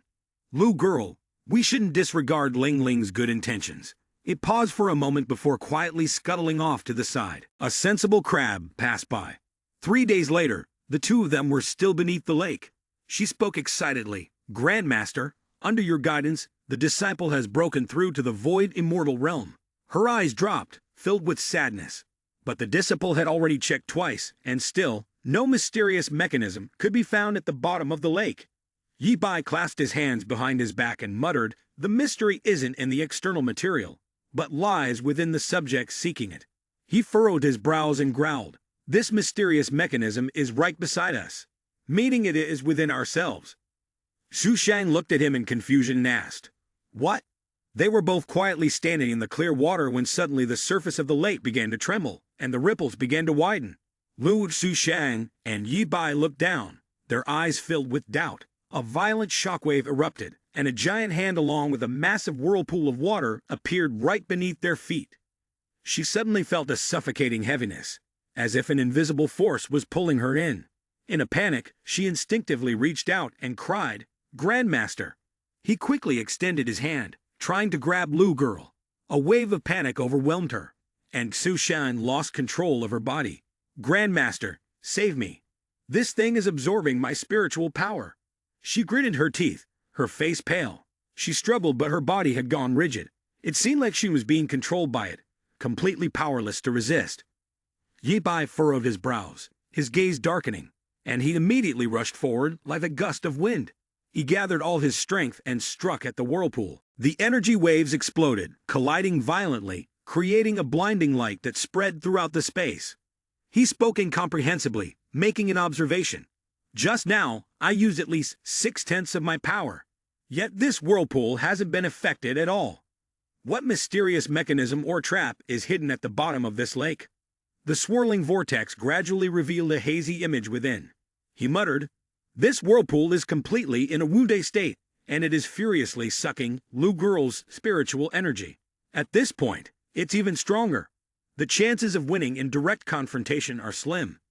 Yi Bai paused, his gaze flashing with astonishment, his lips slightly moving. "Upon closely inspecting the center of the whirlpool, I discovered an ancient structure slowly emerging."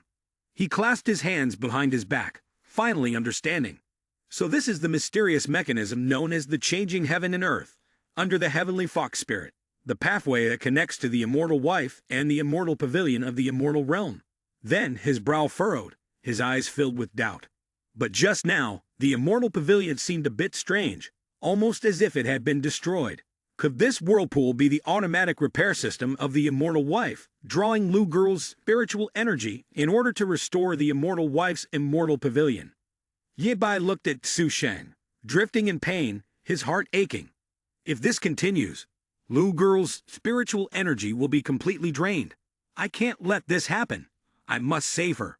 Without another word, he immediately attacked, streams of bright golden light shooting straight into the energy vortex. Attempting to break it apart, the impact left traces of vibrations that spread in ripples across the surface. The blue light flickered in waves as it absorbed the power from the attack. Yet it still firmly protected the gate within. Ye Bai frowned in discomfort, contemplating to himself, "This light is probably a divine relic. A regular attack, even if it could affect it, wouldn't be able to interrupt its absorption process, unless I take Lu Girl's place and become the target for it to absorb energy." Xu Shang seemed to guess his intention and shouted, "Grandmaster, you're trying to stop him from speaking. Put your hand on its barrier." She furrowed her brows in worry, as if wanting to stop him. Grandmaster Yi Bai closed his eyes, raised 2 fingers to channel his energy, and a golden magic circle appeared. He reassured her, "Don't worry. Lu Girl, this is nothing for me. Trust me." For a grandmaster, what does this even mean? Her eyes reddened, tears welling up at the corners. Her voice choked with emotion. "Grandmaster, my disciple trusts you."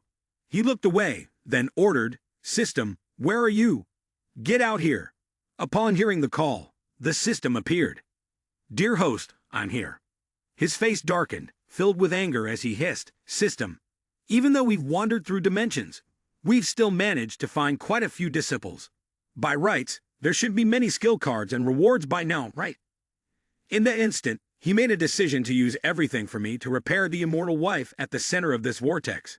The system acknowledges the order. Skill cards are available. Please check your items. Yi Bai stood upright, hands forming a seal, a dignified aura radiating throughout the space, while golden talismans hovered around him, converging to form a formation. The vortex in front of him grew larger, swallowing the brilliant golden light. Yi Bai muttered, "A little more power." He roared, his eyes burning with fire, and the spiritual energy within him continued to surge. A little more power. A solid object slowly became visible at the center of the vortex, surrounded by concentric rings of light resembling the orbits of stars, creating a shocking formation. Su Shan gazed at the scene before her, trembling with awe, unable to hold back a cry. This is the flash of green light, the bubble spreading across the calm lake as if it had never been disturbed. Yi Bai observed the scene, then softly said, "Lu girl, let's go. We must return to the immortal realm." Su Shang quickly replied, "Yes, Grandmaster." The water surface rippled violently, and two figures shot upward, leaving a trail of faint light heading toward the floating city gate in the sky. The two beams of green light rushed into the barrier, immediately causing a powerful disturbance, with waves of bright golden magical energy. The two streaks of light from the ethereal sky descended upon the massive gray hall. Su Shang, excited and happy, turned to him and said, "Grandmaster, we're back." She looked around, puzzled. "This isn't the reception hall, is it? Why is it in ruins? The surrounding walls are shattered, and I can't help but wonder if it had been through a great battle."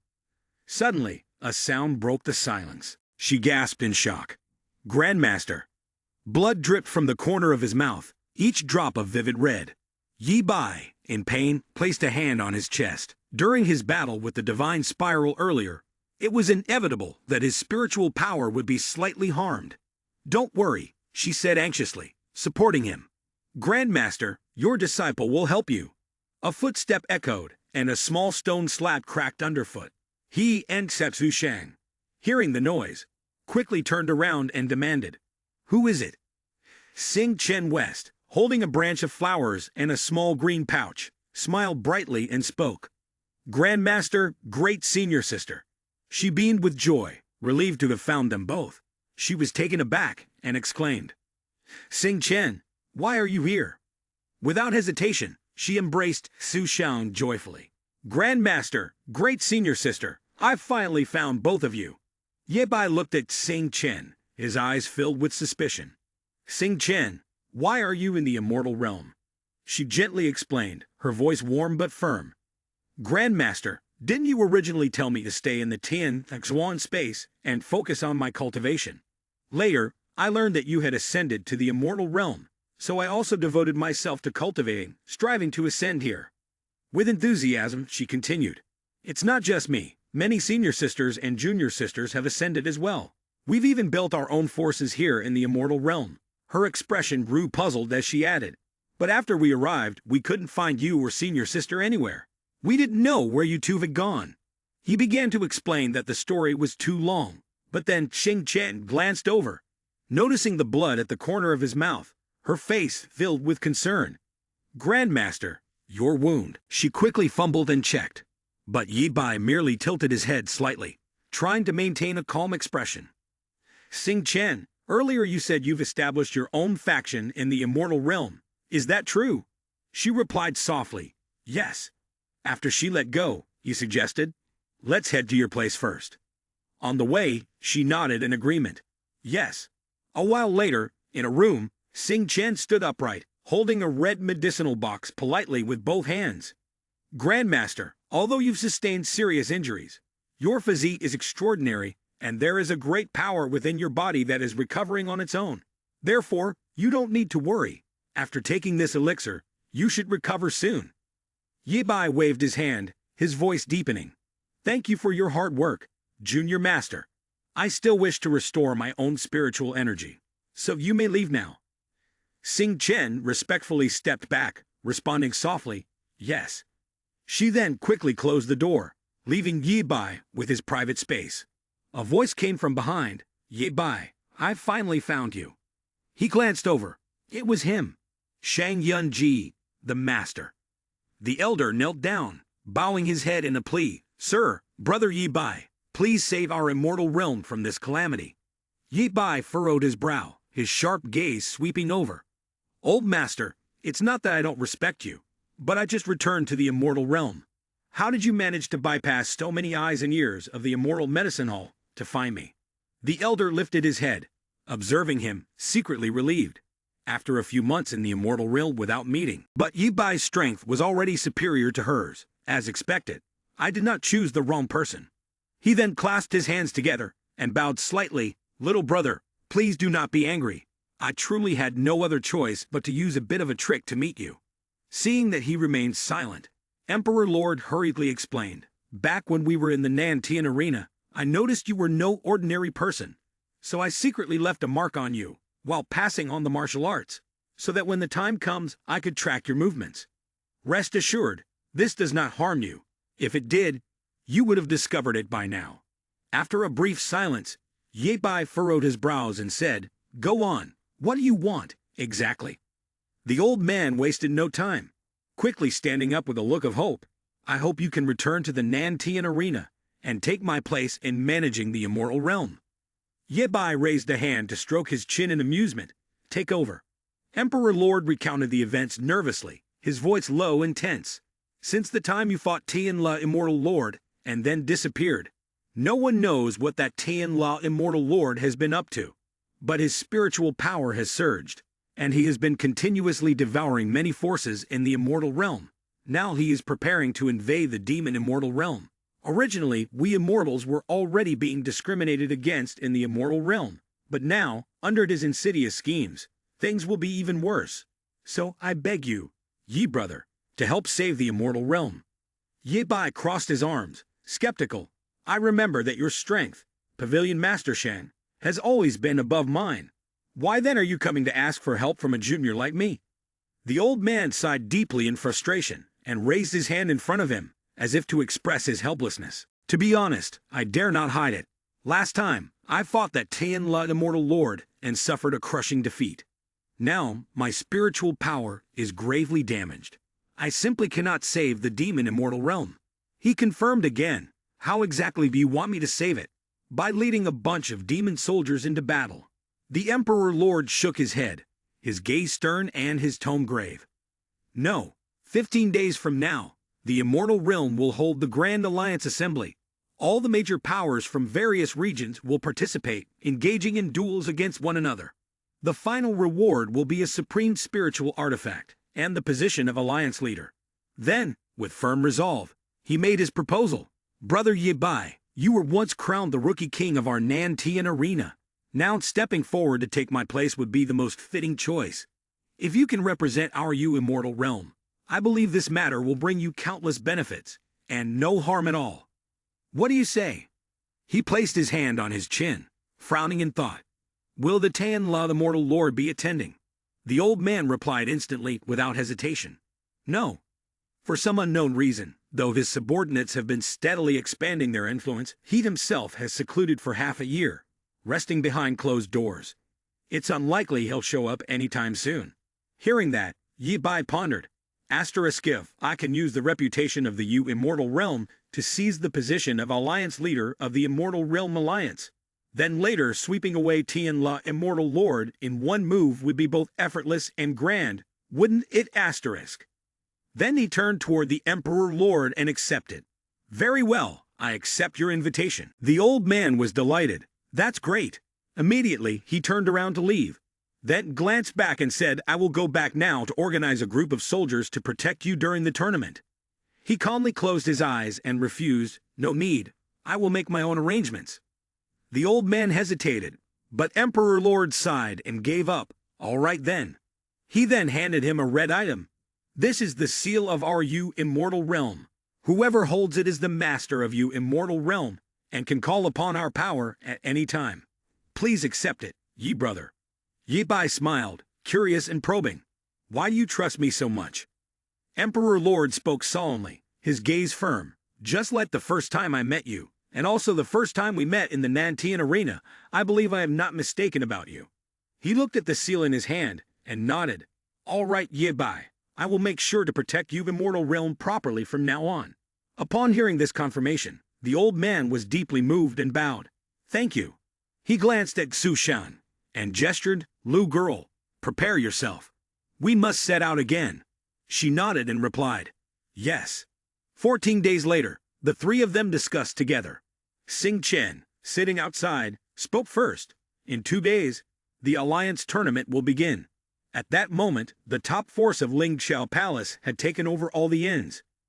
Xu Shang, sitting opposite, added, isn't that disrespectful to the other forces? It's just showing off. Xing Chen was somewhat annoyed. Not only that, but leaving just one inn for all the remaining forces like this could also provoke other forces to fight before the Grand Assembly. When other forces fight amongst themselves, both sides would suffer losses, and by the time the Grand Assembly arrives, one could just sit back and watch while the fisherman gains. Xu Shang looked displeased. Luckily, they were still one of the top forces in the immortal realm. This approach really was outdated. He stroked his chin and spoke. The only useful method is the best method. She was curious and asked, Grandmaster, are you still speaking on their behalf? Huang Mao entered the inn to shield himself from the cold, and loudly said, Boss, give me 20 rooms, I need to hurry. I truly apologize, but not only are there no 20 rooms, even the last 2 rooms were already reserved by someone else. He then turned toward Yi Bai's group and said, those people over there, you might want to go over and negotiate with them. You might still find a room to stay. A sword tapped against the chair, the sharp sound drawing everyone's attention. He propped one foot up on the chair, looking at Xing Chen and Xu Shan, who stood up and said, calm down, I'm here just to negotiate with you. Huang Mao gave a thumbs up, pointing at the arrogant person. Looking at you, I can tell you're from a small force somewhere. It's normal that you don't know of our 10,000 sword sect. Our 10,000 sword sect is the second largest force in the immortal realm, with the heavenly net immortal land above us, and countless disciples below. Our swordsmanship is simply unparalleled. Outsiders see us, and they must show us at least some respect. Then he broke into a bold, bright smile. Give me your 2 rooms. This young master might allow you to live until the Grand Assembly. Yi Bai closed his eyes and laughed heartily. Ha ha, a fool who doesn't even know where to place a room, yet dares to boast and call himself a young master. He then lifted his tea and took a sip. My senior won't intervene anymore.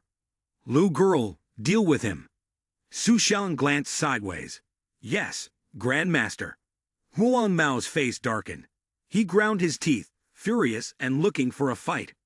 Before he could react, she struck and shattered his sword with a single powerful swing, metal fragments ringing out. He looked at his weapon, only half remained, and seethed with anger. You dare ruin my sword, I'll take your life for it. Xu Shang slashed forward with a blade crackling with lightning, directly jolting Huang Mao and forcing him to retreat. He paled but still gritted his teeth. You lot. Yi Bai stepped forward coolly, sneering. So, still want more? You little rich brat. He turned and strode away, not forgetting to threaten. Just wait. Above us are people from heavenly net immortal land. I'll go back and fetch them to put you right. Xu Shang wondered, Grandmaster, shall we really let him go like that? Yi Bai was unconcerned. Didn't he say he could help us find people from heavenly net immortal land? I even hope he can track down their leader, his face brimming with interest. Our battle begins now. On the other side, deep inside the vast cavern, the eyes of Tan Lan Immortal Lord gleamed brightly. Where is the person? Investigate someone. Facing the 2 towering columns, Xing Chen sighed. Grandmaster Ling Qiao and his tactics are indeed impressive. Just by using this simple end strategy, in just a few days, several forces have been shaken and forced to come here ahead of schedule, which has not only dampened the enemy's morale, but also subtly revealed his own strength. Yi Bai commended, showing some cleverness, though it was just a slight perceptiveness that only a god or a demon could truly gauge. She narrowed her eyes. Grandmaster, I will definitely not be a hindrance to you. At the large-scale competition venue, announcements echoed continuously. Liu Lai sect has entered the arena. 10,000 Sword sect has entered the arena. Demon Immortal Realm is invited to the arena. Demon Immortal Realm is invited to the arena. A disciple of 10,000 Sword sect sneered. The Demon Immortal Realm, a low-level force, doesn't need to participate. Someone nearby chimed in. Don't say that, it's still a second-tier force. Though it might be a second-tier force pretending to be something more, someone else commented. The demon sect in the mortal realm is only one level lower than us, but it's laughable for them to raise their heads in the immortal realm. Haha. Liu Lai sect joined in. Are they coming or not? If not, we'll take all the spots. A person from 10,000 Swords sect also mocked. Haha, they're probably too scared to come. When Yi Bai, Su Xiang, and Shang Qian entered, the announcement rang out. Demon Immortal Realm has entered the arena. Someone openly mocked. Here they are. It wasn't easy for them to come. Yi Bai directly punched the man's face. Go!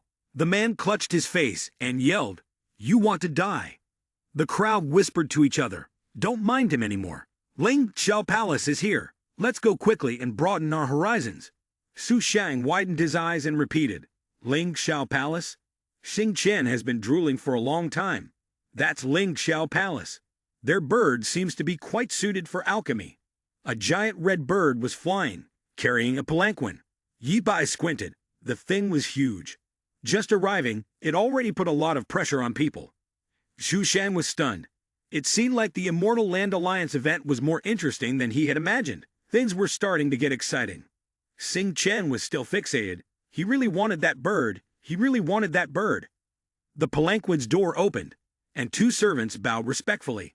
"Ning Shenzi, Your Excellency, your seat is over here." At that moment, Your Excellency noticed Yi Bai standing on the city wall, and he too glanced down to observe. "Is that all?" Your Excellency was puzzled. "Who is this? How could he not fear my aura?" Then he shut his eyes and turned away. Whatever, just another fool. The announcement continued, inviting the contestants to enter the barrier ahead according to the numbers on their tokens and begin the competition. The host hovered in the air and declared, "The Immortal Land Alliance competition officially begins." He spread his arms and began to explain. This year's Immortal Land Alliance competition is divided into 3 rounds. Round 1. Disciple Battle. Each sect can send disciples to compete for promotion. The final battle, if you defeat all the forces here, you will claim first place in the competition. The first round between Immortal Realm and 10,000 Sword sect begins now. A group of people immediately jumped onto the stage. Wang Mao, leading the group, sneered, "Immortal Realm. After hearing the name of our 10,000 Sword sect, are you too scared to come?" The others joined in with mocking laughter. Haha, a golden whip shot towards them, striking the ground with a loud thud, causing the earth to tremble. That's Su Shang, standing in midair. "What's the rush? Do you still want to fight?" Wang Mao broke into a cold sweat. "It's you." Above Su Shang's head, a halo of light radiated, and her hand gathered spiritual energy. "Are you looking for someone from the heavenly net immortal land to deal with us? Why haven't they shown up in the past few days?" Wang Mao gritted his teeth. "Don't get too arrogant. I've already reported to the heavenly net immortal land. They'll be here soon to teach you a lesson. So what's the matter? Did Demon Immortal Realm send only you to the fight? There's no one else." She released her spiritual energy and spread her arms, charging towards the group of 10,000 Sword sect. "I'll defeat all of you sitting here alone." "Enough," he shouted angrily to his companions. "It's just her, and she'll win for sure. Kill her for me." The flexible whip struck one of them in the face, blocking the others. When Su Shang landed, the group was already attacked by the golden whip. With just one move, several of them tumbled, clutching their faces and crying out. She stood tall and coldly declared, "It's over." Wang Mao remained standing, raising his hand to summon spiritual power. Everyone fell silent, staring at each other, and the atmosphere became tense immediately. "Haha, it's over for you. What a pity, as soon as I saw you, I had already secretly set up the formation." Thousands of swords flashed out from the array, pointing at her as the man shouted, "Die, little girl." The formation beneath Zhu Shang's feet lit up as the swords rushed toward her. Xing Qian anxiously shouted, "Great senior sister." Ye Bai, however, was unperturbed and replied, "Xing Qian, you underestimate your great senior sister. Hasn't she surprised you yet?" The smoke dissipated, and Su Shang exploded with spiritual energy. "This is your formation." Wang Mao was truly horrified, his eyes wide with disbelief. "This is the fire formation of my 10,000 Sword sect. How could this be?" She simply waved her hand, creating an energy sphere that worked in harmony with the formation. As the terrifying energy rushed toward him, he screamed, "Ah, young master, save me." With a deafening boom, the explosion shook the ground, sending rocks flying. One disciple of the 10,000 Sword sect tried to flee, shouting, "No way, this is impossible. She must be using some sort of witchcraft. I need to report this to Tian, La Immortal Lord." But it was too late. The rope transformed into an iron pillar and pierced through the man's body. Xu Shang maintained her hand motion, saying, "Worthless fool. Even if you go looking for Tian, La Immortal Lord, you'll never find him." The others stepped back in fear. She all by herself had wiped out 10 of the highest-ranking disciples from the 10,000 Sword sect. What kind of person is this? So terrifying. Another man was equally scared. What did she say just now? She wiped out all the participants sitting here by herself. Do you think I can run away in time? Ning Shen furrowed his brow and ordered, "From now on, in every match of this woman, add some extra spice for her." The subordinate beside him bowed his head. Yes. By the second day, Xu Shang was still using the whip to strike hard, sending her opponents flying. On the third day, she was still fighting alone against the whole group. By the seventh day, with just a wave of her hand, she made them all tilt their heads in surrender. The announcer in the center of the arena declared, "The first match is over, and the first place goes to Immortal Realm." As he spoke, he also announced the second and third places. Ling Chou Palace. Xu Shang landed and said, "Grandmaster, I am back." Ye Bai praised her, "Mem, well done." Xing Chen's eyes sparkled with admiration. "Great senior sister, you fought the entire arena by yourself, truly impressive. There were several times when I thought you were in danger, but in the end, you emerged victorious unharmed. So powerful." The three of them flattered each other politely. Junior sister Xing Chen, if you didn't focus on alchemy and concentrated on martial arts, you could be as strong as senior sister. Senior sister, hearing you say that makes me feel really shy. Xu Shang remembered something and turned to ask, "By the way, Grandmaster, during these matches, I discovered something very strange that I don't understand." Xu Shang raised her hand and explained, "Since the first match, it seems that each subsequent one has been set up with traps, as if someone is trying to force me into a life-or-death situation." Chen Xin seemed unbothered and responded, "Senior sister, with your strength, isn't it normal for someone to set traps beforehand?" She frowned and stroked her chin.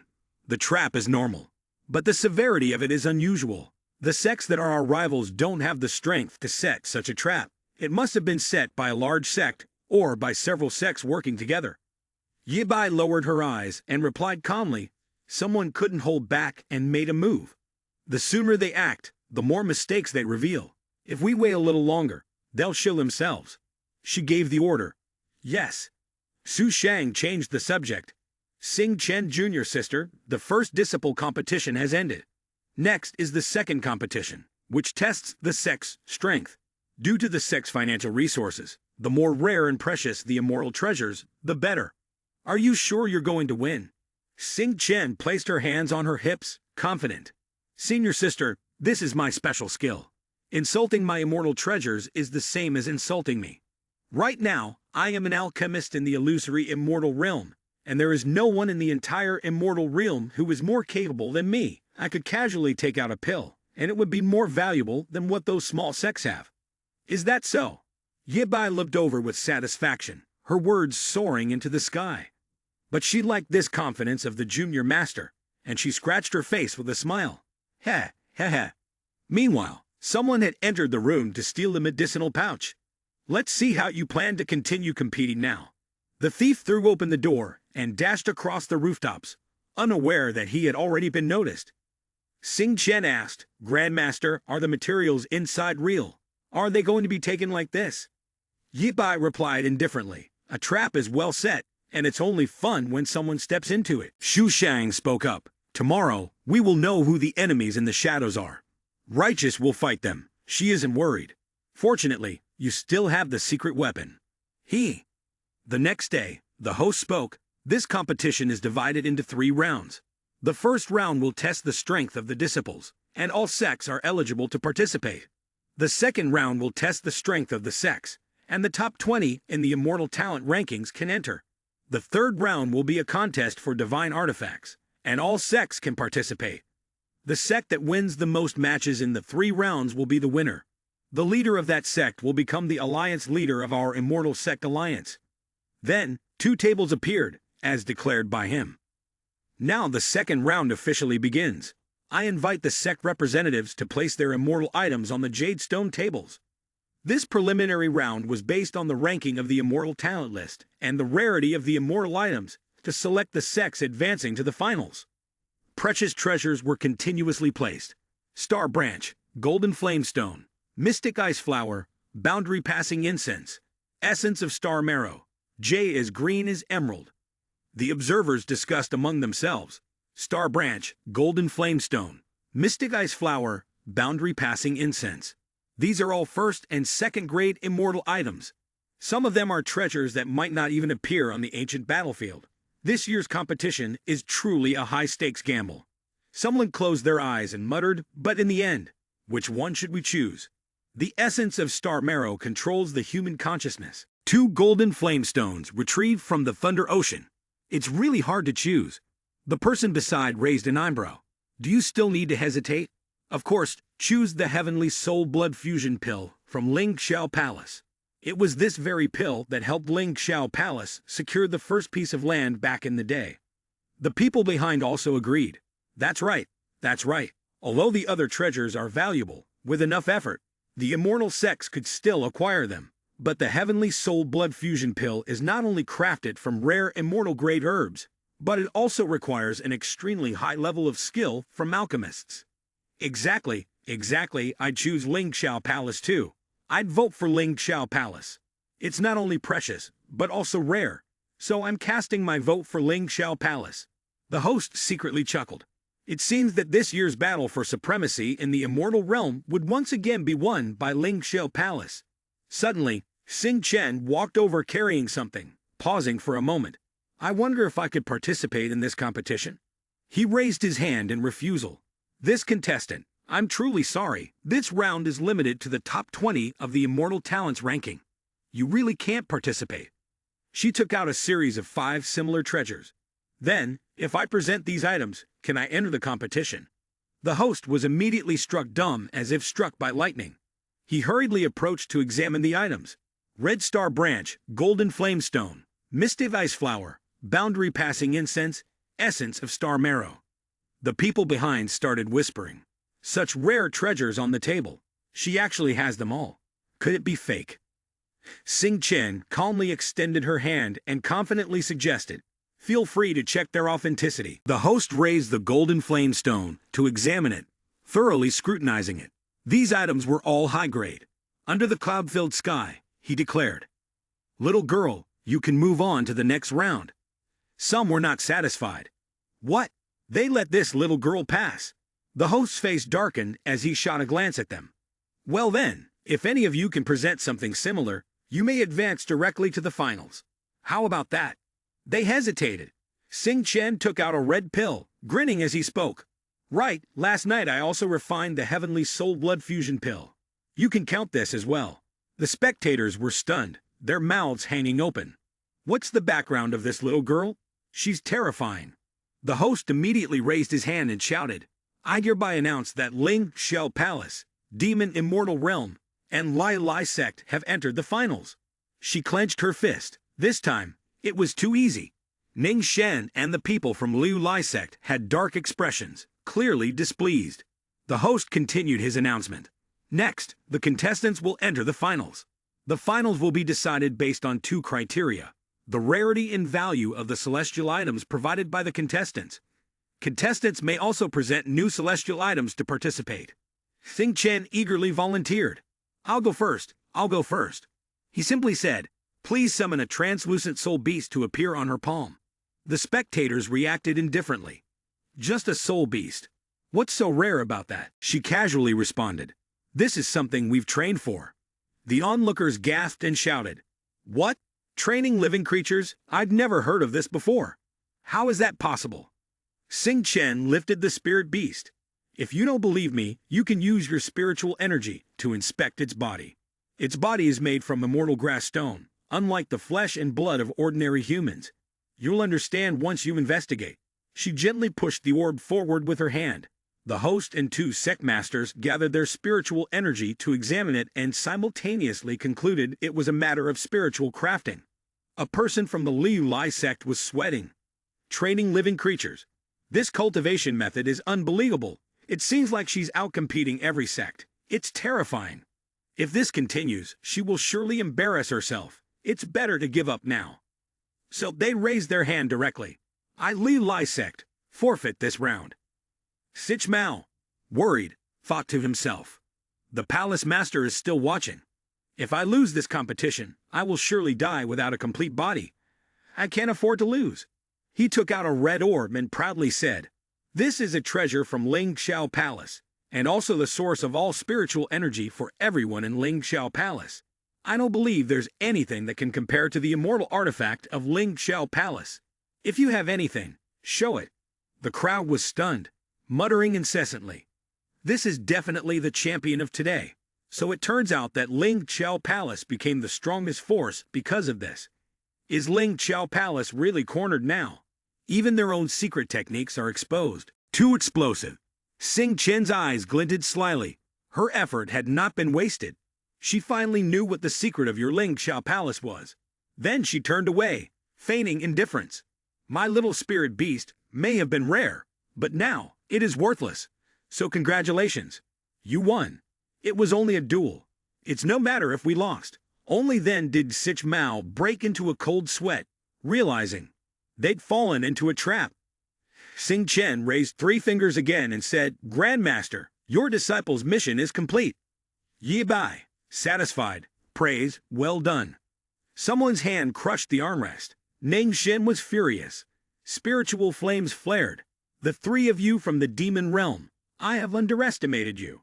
Dare to seize benefits from this palace master of mine, and I'll make sure you don't live to see tomorrow." Under the black sky, at the Xianming Inn that night, Ye Bai and Su Shang lay in deep sleep. Moonlight streamed through the window. Sich Mao cracked the door and peered in, then rendezvoused with someone directly above the inn. He clasped his hands and reported to Ning Shen, palace master. After checking, those 3 idiots didn't detect our formation. They're now sleeping in the inn. The palace master's gaze brimmed with killing intent. He ordered, "Kill them." 3 great flames spun atop the building, then detonated with a thunderous boom, illuminating the area with a brilliant rainbow-like light. The entire house was engulfed in a sea of fire and belching smoke. Everyone scattered. The fire would not be extinguished.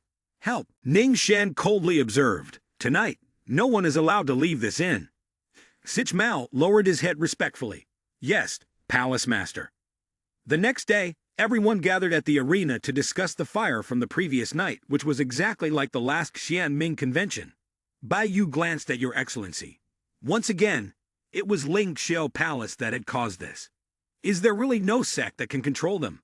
Lan Yang commented, "What about the demon immortal real people? This year, their people are no ordinary ones. Perhaps they can suppress Ling Xiao Palace's momentum little by little." Su Yu propped up his chin. "I heard they also stayed at that inn. The fire last night was so large, perhaps there are no survivors." Remembering Tian Le Immortal Lord, he advised, "Bai Yu Sect Master. Lan Yang Sect Master, don't lose heart. Don't forget, we have someone behind us." Ning Shen, still full of pride, said, "It seems this year it will still be Ling Xiao Palace that takes the position of Elder Chief." The host standing in front of the door to the spatial realm announced, "Due to certain special circumstances, only a few sects will participate in the final round of the Grand Assembly of the Immortal Land Alliance Hall. This round is the final round of the year, and it is also the round with the most points out of the 3 rounds of competition. It will be held in a secret area. If a sect can obtain a divine weapon from the hands of the divine beast in the secret area, they will be the victors of this round." Under the clear sky, he continued, "I strongly remind everyone, in the secret area, whether alive or dead, if you want to advance your sect's power, you must showcase your talents. Seize this opportunity." Oh, right, the sects have already entered the secret area and started the game. Ning Shen and the 3 sect masters were stunned, as if struck by lightning. "What?" The host casually announced the name of the demon immortal realm, and the scene transitioned inside, where in front of Yi Bai lay a giant wolf monster, sprawled out and covered in fresh blood. He reached out toward the cauldron and sneered. This divine beast has already been defeated so easily. Too weak. Then, glancing back after someone shouted, "Quickly hand over the divine emperor cauldron." He smiled, his lips curling. Finally, it's here. It should be known that today marks the duel between my demon immortal realm and Ling Xiao Palace. You still have time to leave. Lan Yang, Su Yu, and Ba Yu exchanged looks. This, Ning Shen arrogantly pointed, ordering, "Kill Yi Bai. When I become the alliance leader of the immortal realms, all of your sects will rise to the second tier, relying on my Ling Xiao Palace." But those three had already leaped to Yi Bai's side and spoke in unison. "Ya Sect Master, we stand with you." Your Excellency gritted his teeth and glared. "You want to die?" With the large bird above his head, Your Excellency's aura erupted, soaring upwards. The heavens have opened a path, yet you refuse to walk it. Don't blame me for being ruthless. Lan Yang, Su Yu, and Ba Yu were directly stunned, stepping back. Ning Shen's face darkened, furiously ordering, "Fire bird, kill them." The fire bird flapped its wings again, only to suddenly choke. Your Excellency was startled and glanced behind. "Fire bird, what's going on?" It fell directly in front of Ning Shen, who watched in astonishment. Your Excellency furrowed his brows, his face full of anger. "What is going on here?" Xu Shang, standing behind, said, "I told you not to take so many pills, but you didn't listen." Your Excellency turned around. "So you haven't died yet?" Xing Chen raised an eyebrow and passed judgment. "First, you set a trap for great senior sister during the competition. Then you sent people to steal my elixir. If we just sit and wait to die, wouldn't that be too foolish?" Xu Shang ignored him. "Xing Chen, stop wasting words with him. The fire bird ate the elixir he stole from me. While it's still weak, kill him now." She obeyed. "Yes, great senior sister." This time, Ning Shen truly lost control, and lightning crackled around her. "You dare poison my fire bird. Prepare to die." The three forces collided, creating a violent wave of thunderous energy. Xu Shang and Xing Chen, outnumbering him, seemed to be at a disadvantage. Then, a massive formation appeared behind Ning Shen, releasing a powerful wave of fire that repelled both of them. Unable to withstand it, she fell to the ground. Yi Bai approached and suggested, "Xing Chen, if you can kill Ning Shen Zi, the Divine Emperor Cauldron, and the fire bird lying on the ground will be yours." Xing Chen's pupils immediately turned into heart shapes. The Divine Emperor Cauldron wasn't just the ultimate alchemy tool. It could increase my alchemy efficiency several times over and could also serve as an offensive and defensive weapon. Perfect for me. With energy surging, he rushed back into the battlefield. "Ning Shen Zi, today, you must die." Your Excellency frowned as he realized, this isn't good. She's activated the Divine Emperor Cauldron. Ning Shen once again held off two different streams of power on her own. Your Excellency began to scream as his body continually expanded from taking in too much power, finally exploding with a loud bang, emitting a magnificent seven-colored rainbow light. Xing Chen and Xu Shang landed safely. Meanwhile, what was once Your Excellency was now nothing but a pile of blood. She said, "The Divine Emperor Cauldron and Fire Bird are both mine now," which left Xu Shang in disbelief. The expressions of the three sect masters turned vicious. Su Yu remarked that the Divine Emperor Cauldron had fallen into the hands of a little girl who had acted. The sect masters jumped forward to block the three. Yi Bai's face darkened, but he still smiled. "Oh, so you three are still here." Lan Yang forced a smile. "So it's you, sect master. I sincerely thank you for your help earlier, or else we would have definitely been killed by Ning Shen Zi."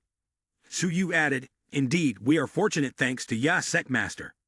Yi Bai replied straightforwardly, "If that's the case, then surely you three won't do something like repay kindness with enmity, or burn the bridge after crossing it, right?" Lan Yang responded, of course, with a smile. "Ya Sect Master, it must have been a misunderstanding earlier. You three are the champions of this tournament, and you've already received the divine artifact from the sister trials. We've come to invite you to take the position of alliance leader." Yi Bai continued, exuding dark energy, while maintaining a calm expression. Is that so?" He squinted his eyes, obviously suspicious. I see. Of course, he's still deep in thought. Earlier, when he fought with Ning Shenzi, we pretended to be on his side, initially intending to lower our guard, but we never expected that he'd have been wary of us the entire time. Lan Yang broke into a cold sweat as he calculated. The strength of those three is formidable, and they even killed Ning Shenzi. It's likely that even if the three of us joined forces, we wouldn't stand a chance. It seems that today, we'll just have to go with the flow, and try to stay alive. Suddenly, his eyes widened. I've got it. Immortal Lord instructed us to seize the Divine Emperor Cauldron. If it's in their hands now, we should lure them to the Heavenly Net Immortal Land, where Immortal Lord can deal with them. That way, we'll save energy and also gain some credit, won't we? With that, he bowed and clasped his hands. Yes, Sect Master, you just assumed the position of Alliance Leader, a position that all our hearts turn to. I hope you'll take on the responsibility of Alliance Leader swiftly. Yi Bai responded calmly. All right. He then silently thought, I, on the other hand, am curious to see what you plan to do. Back at the competition arena, the announcer's voice rang out. I hereby declare that the champion of this Immortal Land Alliance tournament is Demon Immortal Realm. The host gestured toward Yi Bai. The Alliance leader for this tournament will be represented by Demon Immortal Realm. Yi Bai will take on the role. The audience couldn't stop discussing. I can't believe they even killed Ming Shenzi. He's truly deserving of being Alliance leader. But they're from Demon Immortal Realm. Since the tournament was established, has there ever been a case of a demon being chosen as Alliance leader? Exactly. The others from Demon Immortal Realm didn't even show up. Can these three handle it? Isn't it the responsibility of the Alliance leader to protect the other sex? Is it possible to convince the people from the other sex? Bai Yu led the group. Kneeling down, Sect Master Bai Yu of Bai Yu Sect pays respects to the Alliance leader. Next, the two other Sect Masters took their turn. With the Lan Yang Sect paying respects to the Alliance leader, and the person from Su Yu Sect following suit, no one else dared to speak after that. Bai Yu, with a serious expression, continued, the Demon Immortal Realm is a powerful force in the Immortal Realm, and everyone understands the strength of the Alliance leader. If anyone is dissatisfied, they should come to Bai Yu Sect first. Moreover, the Heavenly Net Immortal Land is rampaging uncontrollably right now, and it seems only the Alliance leader can deal with them. Then, Bai Yu respectfully bowed his head. We humbly ask Alliance leader Ye to lead us to the Heavenly Net Immortal Land, capture Tian La Immortal Lord, and restore justice to the Immortal Realm. Yi Bai's face darkened as he contemplated. So you are all minions of Tian La Immortal Lord. I'm curious to see what you can come up with. The various sects had a common goal. The Heavenly Net Immortal Land had been causing trouble for far too long.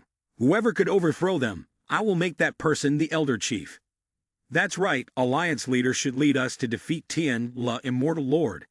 Defeat Tian La Immortal Lord. Yi Bai declared with overwhelming spiritual power. From this day forward, I, Yi Bai, am the Alliance leader of the Immortal Land Alliance. The Demon Immortal Realm is the strongest force in the Immortal Realm. Ling Xiao Palace will belong to me, Yi Bai. The listeners were struck with astonishment, their eyes wide, gazing at Yi Bai, as though he were a deity. The people who had suffered under the Heavenly Net Immortal Land's oppression for so long finally saw a glimmer of hope. I will preside over justice, but if anyone challenges my authority now, I won't hesitate to assert my power. Is there anyone who disagrees? They merely pursed their lips and turned their gazes elsewhere. He smiled in satisfaction. Very good, it seems that everyone supports me. In front of all the people in the arena, he made his decision directly. Then everyone, go back and prepare. In half a month, follow me for the crusade against the Heavenly Net Immortal Palace. Immediately, the crowd shouted in unison. Crusade against Heavenly Net Immortal Palace. The arena became lively with the resounding shouts of the slogan. Crusade against Heavenly Net Immortal Palace. Crusade against Heavenly Net Immortal Palace. Exterminate Heavenly Net Immortal Land. Bai Yu, standing behind Yi Bai, heard the crowd chanting Crusade against Heavenly Net Immortal Palace in unison, and secretly sneered in satisfaction. Got them! I must quickly notify the Immortal Lord. The fish is on the hook. Behind the Immortal Medicine Hall Mountain, towering cliffs rose up. Yi Bai took a golden pill and sat cross-legged to cultivate. His body radiated spiritual energy like a sphere. He closed his eyes, and a star map matrix appeared behind him. Suddenly, his eyes snapped open, emitting a green light. A massive tornado formed, with thunderbolts crashing down. After the devastation passed, Yi Bai stood observing the floating constellations. He raised his hand, watching the energy radiate. The pill Qing Chen had concocted was indeed powerful, combined with the strength of the Divine Emperor Cauldron. My cultivation has surged to the middle stage of the Void Immortal Realm within just 10 days. With my current power, it will be enough to deal with Tian La Immortal Lord. Suddenly, a rustling sound came from behind the trees, and he immediately turned his head to pay attention. But aside from the rising dust, there was nothing at all. Yi Bai furrowed his brows in thought, and just as a killing intent appeared, a punch sped toward his face. Luckily, he dodged just in time, and the spot where he had been standing was blasted, sending rocks and debris flying. Yi Bai's expression turned cold as he landed. "Too bad, you're too slow." On the other side, two beams of light intertwined and charged toward him, but he nonchalantly swung out a streak of spiritual energy. The blade formed by his energy blocked the attack. Yi Bai raised his hand. "Second move, you're defeated again. Now it's my turn. If you can't handle it, don't blame me." The hand of the clan leader was both enormous and contained a small universe. It was a move that embodied the purest form of the great Tao. The hand crashed into the wall, which had appeared out of nowhere, directly smashing it to pieces without any resistance. A group of Yi Bai's disciples hugged their arms and bent over, groaning. "Grandmaster, you're using too much force. It really hurts. You have no mercy for us at all." Yi Bai crossed his arms and lectured. "It's rare to see such filial disciples. But each of you takes lethal action against Junior Master every time we meet. Junior Master really has a hard time loving you all, doesn't he?" Poor Wu Xiao said, "Grandmaster, I was just joking. Don't take it seriously." Tai Bai looked up with a sad expression. "That's right. We just wanted to know Grandmaster's current strength." Shun Yu cried, "Hu, my shield of the great Tao." The girls eagerly rushed forward, with Wu Xiao acting cute. "Grandmaster, we miss you so much. We're dying to see you." Lin Feng was worried again. "Has he become thinner? Is it still possible to find Master?" Su Shang appeared from nowhere and coughed lightly. "Ahem. All right, everyone, quickly get down. Don't delay the important matters." She sighed. Indeed, it was still the great senior sister, as cold and distant as ever. Wu Xiao commented, "The great senior sister is so gentle with the Grandmaster, but immediately gets scolded by him. You fool, how could Grandmaster be like us?" Yi Bai raised his hand and changed the topic. "After Ascension, each of you established your own forces in the Immortal Realm. During this time, did you notice any weaknesses in Tian La Immortal Lord's forces?" Lin Feng answered, "When Grandmaster left the Immortal Realm, Tian La Immortal Lord was like a child covering his face, swallowing many forces in the Immortal Realm. Heavenly Net Immortal, which had risen from being a small sect, became the leading sect in the Immortal Realm, and even when we fought against their forces, we suffered considerable losses. Just when we thought that Heavenly Net Immortal Land, with its dominant position, wanted to rule the entire Immortal Realm, unexpectedly, Tian La Immortal Lord suddenly stopped the pace of swallowing other forces and rushed to the secret realm of Heavenly Net Immortal Land. Given Tian La Immortal Lord's greedy and extravagant personality, how could he suddenly stop? This whole situation seemed very strange. So Ji Fu Jr.'s sister and I secretly investigated, and we discovered a shocking secret." Upon hearing this, he asked, "What secret?" Long Feng calmly uttered a shocking statement. "It seems that Tian La Immortal Lord wants to turn the entire Immortal Realm into a formation. Immortal Realm Sacrifice. Immortal Realm Destruction." While Yi Bai and Su Shang remained calm, Tai Bai and Wu Xiao were stunned. "What?" Tai Bai asked Lin Feng, confused. "Destroying Immortal Realm also means destroying his own power and empire. Has Tian La Immortal Lord gone mad?" Shu Shang asked, resting her chin on her hand. "Unless," she immediately turned to inquire. "Unless what?" Yi Bai responded calmly. "Unless after destroying Immortal Realm, he gains something even greater. Tian La Immortal Lord is greedy for power, selfish, and self-interested. He would never easily give up the fruits of his life's work, unless there is a greater benefit involved." Long Feng affirmed, "Grandmaster is not wrong. Originally, Junior sister and I also had doubts about our judgment. After all, if Immortal Realm is destroyed, it will bring him no benefit. But when we investigated, we discovered that the forces absorbed by Tianla Immortal Lord could combine to form a massive primordial chaos formation. Once activated, everything, both people and things, will vanish, returning to the chaotic void of heaven and earth. She raised her finger thoughtfully. That's why we suspect Tianla Immortal Lord intends to wipe out the entire Immortal Realm. Wu Xiao sighed. This is terrifying. We must stop him. Yi Bai smiled as if nothing was wrong. Don't worry. The fact that he hasn't taken action after all this time means there's certainly an issue with the formation. Besides, Immortal Realm has existed since the dawn of creation. It's not something he can simply destroy just because he says so. He raised his hand and issued an order.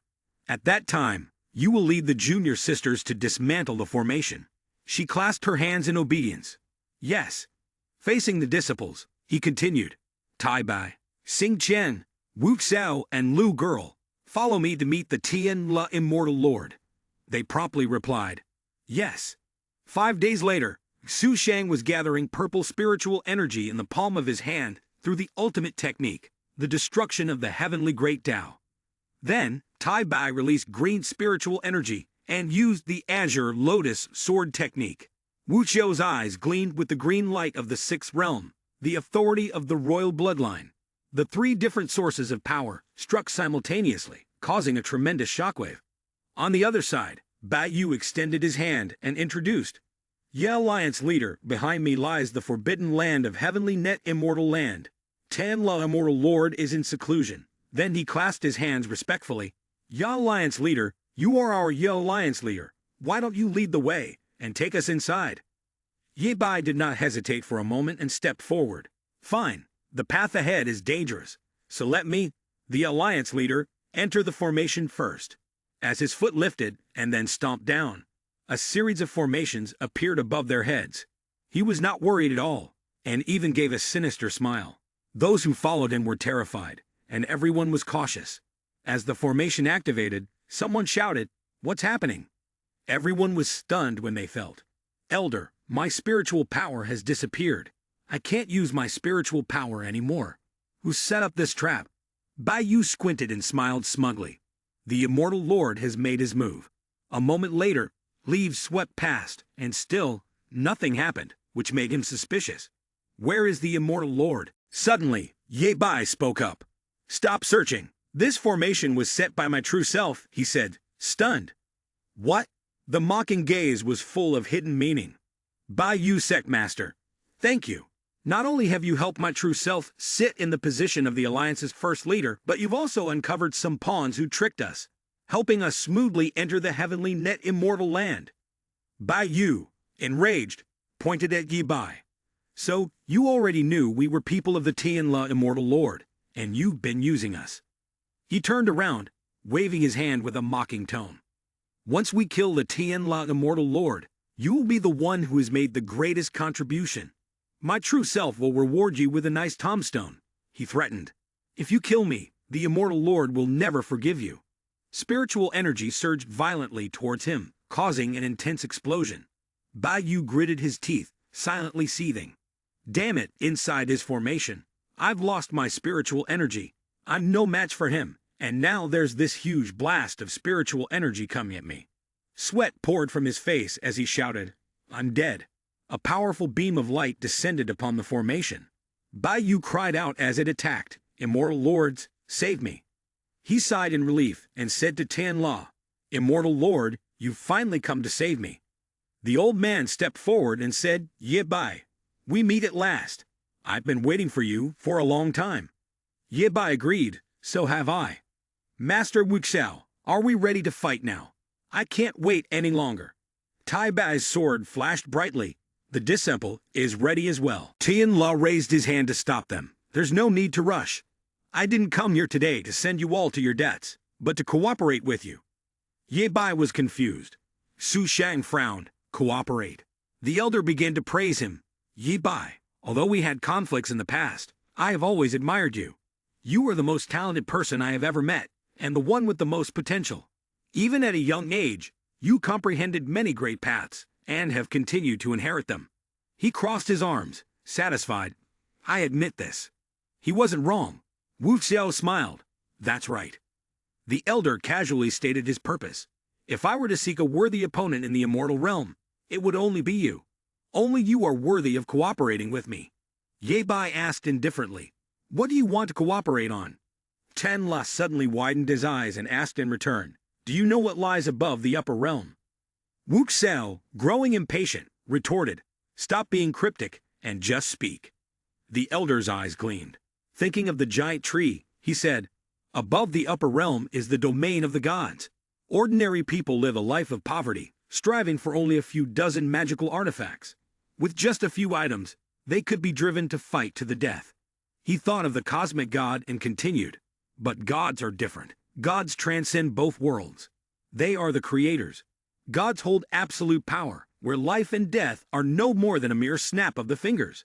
For beings like Tian Kao, like you, me, the gods are truly our final destination. Qin La extended his hand. Ye Bai, cooperate with me. I have discovered the method to become a god, and we are only one step away. If you help me, we will certainly succeed. Ye Bai smiled mockingly. The method you speak of is to sacrifice the immortal realm in order to open the door to the upper realm, isn't it? Tai Bai's face fell. To sacrifice the immortal realm. Wu Xiao gritted his teeth. To sacrifice the immortal realm? Isn't that just a way to slaughter all the people of the immortal realm? Chen Lang looked up with contempt. If we can use the immortal realm and the lives of these people to open the path to the upper realm, then that is their blessing. Bai Yu furrowed his brows as he recognized Tan Le. Immortal Lord, I trusted you. You promised to protect my Bai Yu sect, yet it turns out it was all a lie. How many sects have sworn allegiance to you? And in the end, aren't they all just your pawns? Enraged, he charged forward. You and Ling Xiao Palace are no different, merely old men who carelessly comment from the sidelines. A massive purple hand appeared with a gesture from Tian La. It rushed forward and squeezed Bai Yu, causing blood to spurt from his body. Tian La casually crushed the life out of him. The hand vanished with a loud explosion, and blood splattered everywhere. The onlookers stood frozen in fear, completely silent. Ye Bai remained unfazed. Tian La, Immortal Lord, you truly have some divine power. However, have you not made any progress in the past few hundred years? The old man raised an eyebrow and glanced back, continuing to taunt. You command the strongest forces of the immortal realm, yet haven't made any progress in centuries. On what basis do you think you can become a god? And on what basis do you think you can compare to me? Tian La frowned, understanding. Brat, it seems you are unwilling to cooperate with me. A flash lit his cold dark face. Then I can only kill you. Xu Shang cracked his knuckles. Grandmaster, let us begin the first battle. The old man narrowed his eyes threateningly. Then I will take your disciple to break the seal first. After all, this is not the first of your disciples I have buried with my hands. Ye Bai opened her eyes wide in shock. What?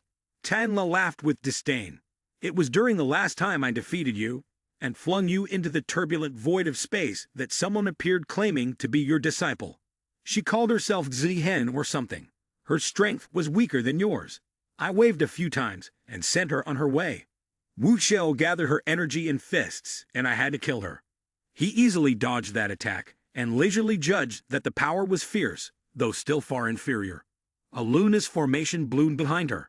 Chen La had just evaded the bursts of light when he darted forward with blinding speed. Wu Xiao froze in disbelief. He was too fast. Tan La struck her directly. Though she managed to block, she was still knocked back and spat blood. Wu Xiao, Xu Shang, and Tai Bai called out anxiously. In the next instant, he summoned two spirit serpents that charged straight toward them. Both of them quickly leaped aside to evade the strike. The serpents twisted together in midair, forming a spiral of energy. Tai Bai, Xu Shang said calmly, "Don't rush. Watch carefully and find his weakness." "Yes, senior sister," Tai Bai replied. Xu Shang's thoughts remained steady. Tan La, Immortal Lord, has already reached the true immortal realm, while we are only at the early void immortal stage. Not even the middle level yet.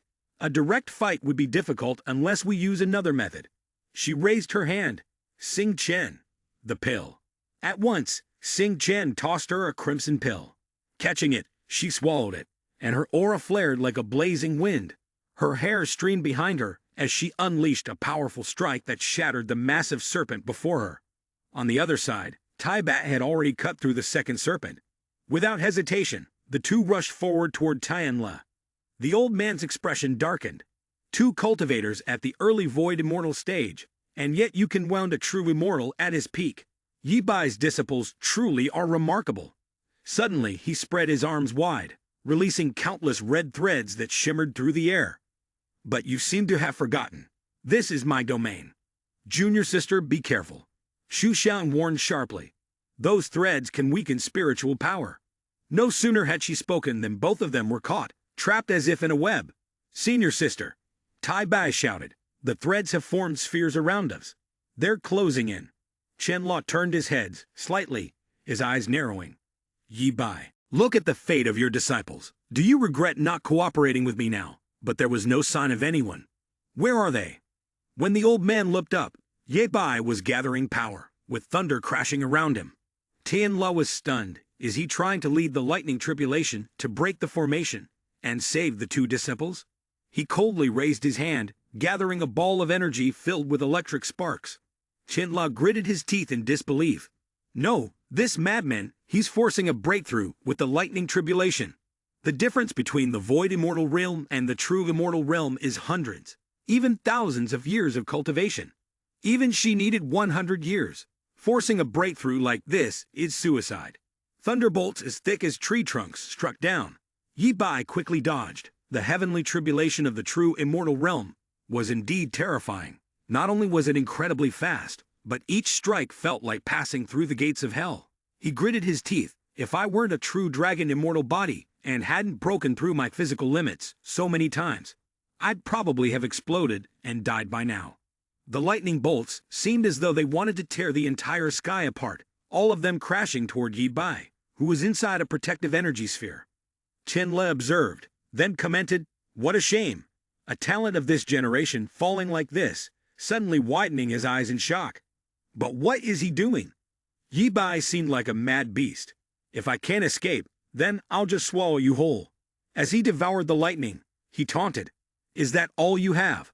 Bring it on." A purple formation appeared behind Yi Bai as he comprehended the great path of greed. Qian La stood dumbfounded, staring at the raging vortex before him.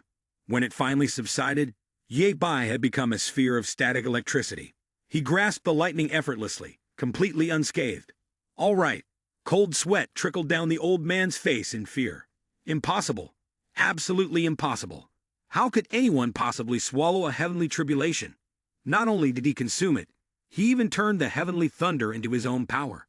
Is he truly human? Next, Yi Bai conjured an orb of energy, the heaven and earth thunder technique.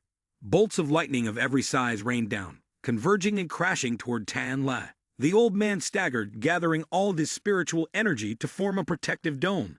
His eyes blazed violet as he roared aloud.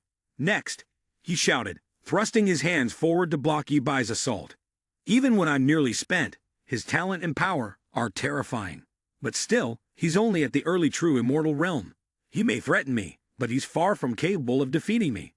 On the contrary, if I can overcome him and absorb his power, I might be able to activate the Eye of the Formation, awaken the primordial celestial game formation, and open the gate to the upper realm. But then Yi Bai appeared right before him. Tian La's heart froze at his speed. Without a word, he clenched his teeth and met Yi Bai's palm head-on. The two forces collided, releasing violent waves of energy. Tian La's face twisted as he sensed something amiss.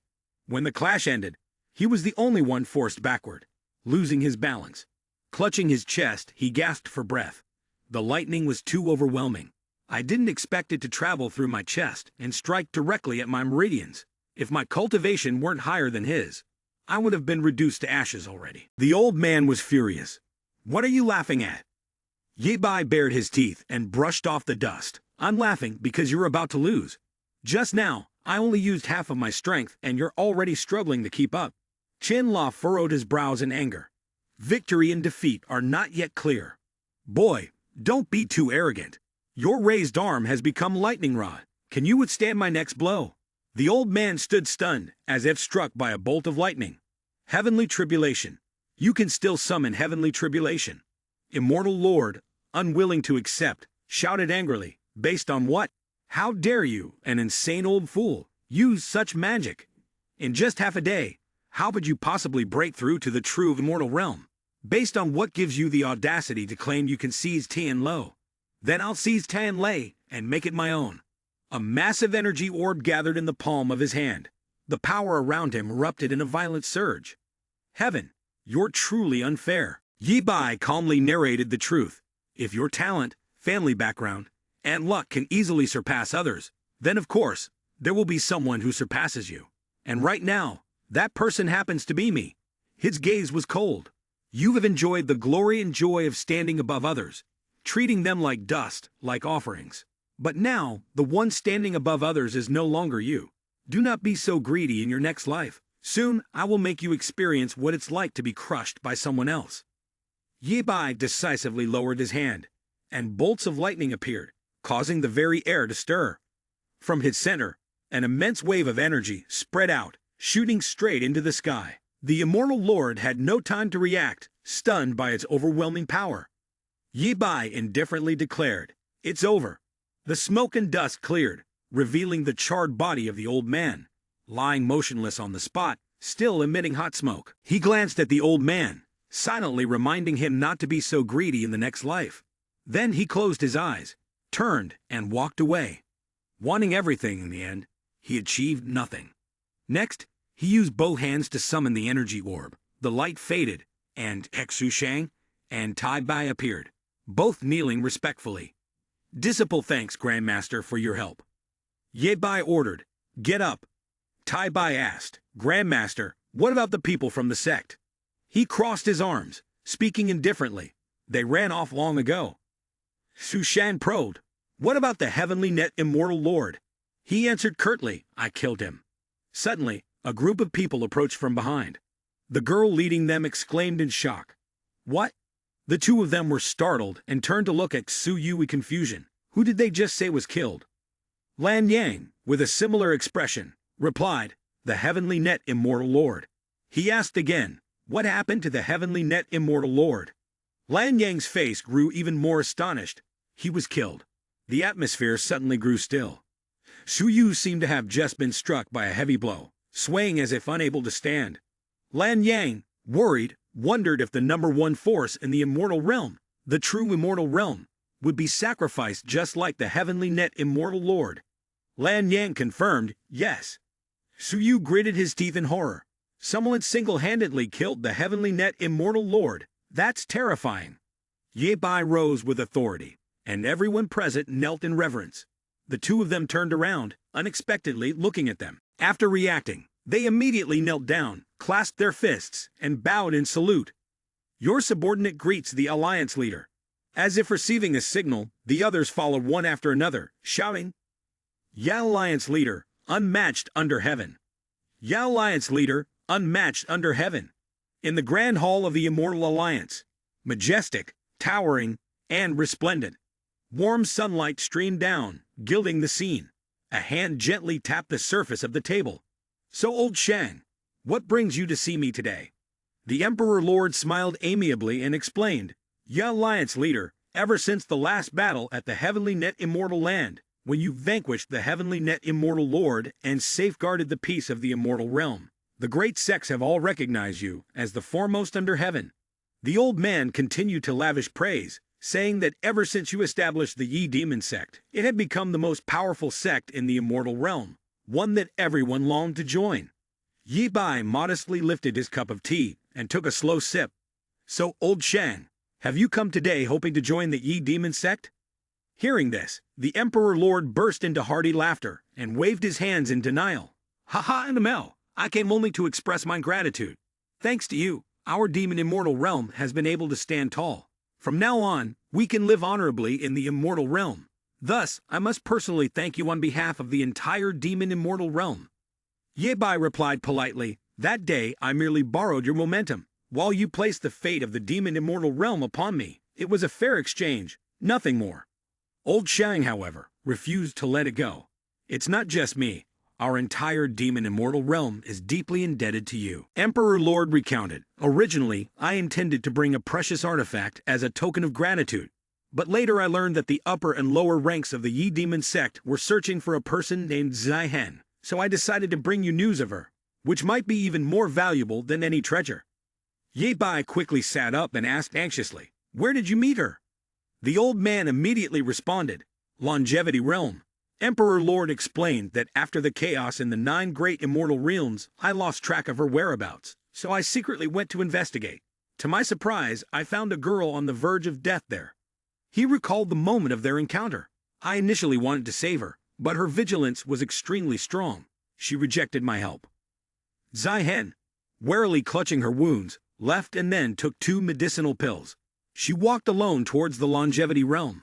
Emperor Lord's face turned serious, and it was only recently, upon seeing the missing person notice from the Yi Demon sect, that I realized this girl was your disciple.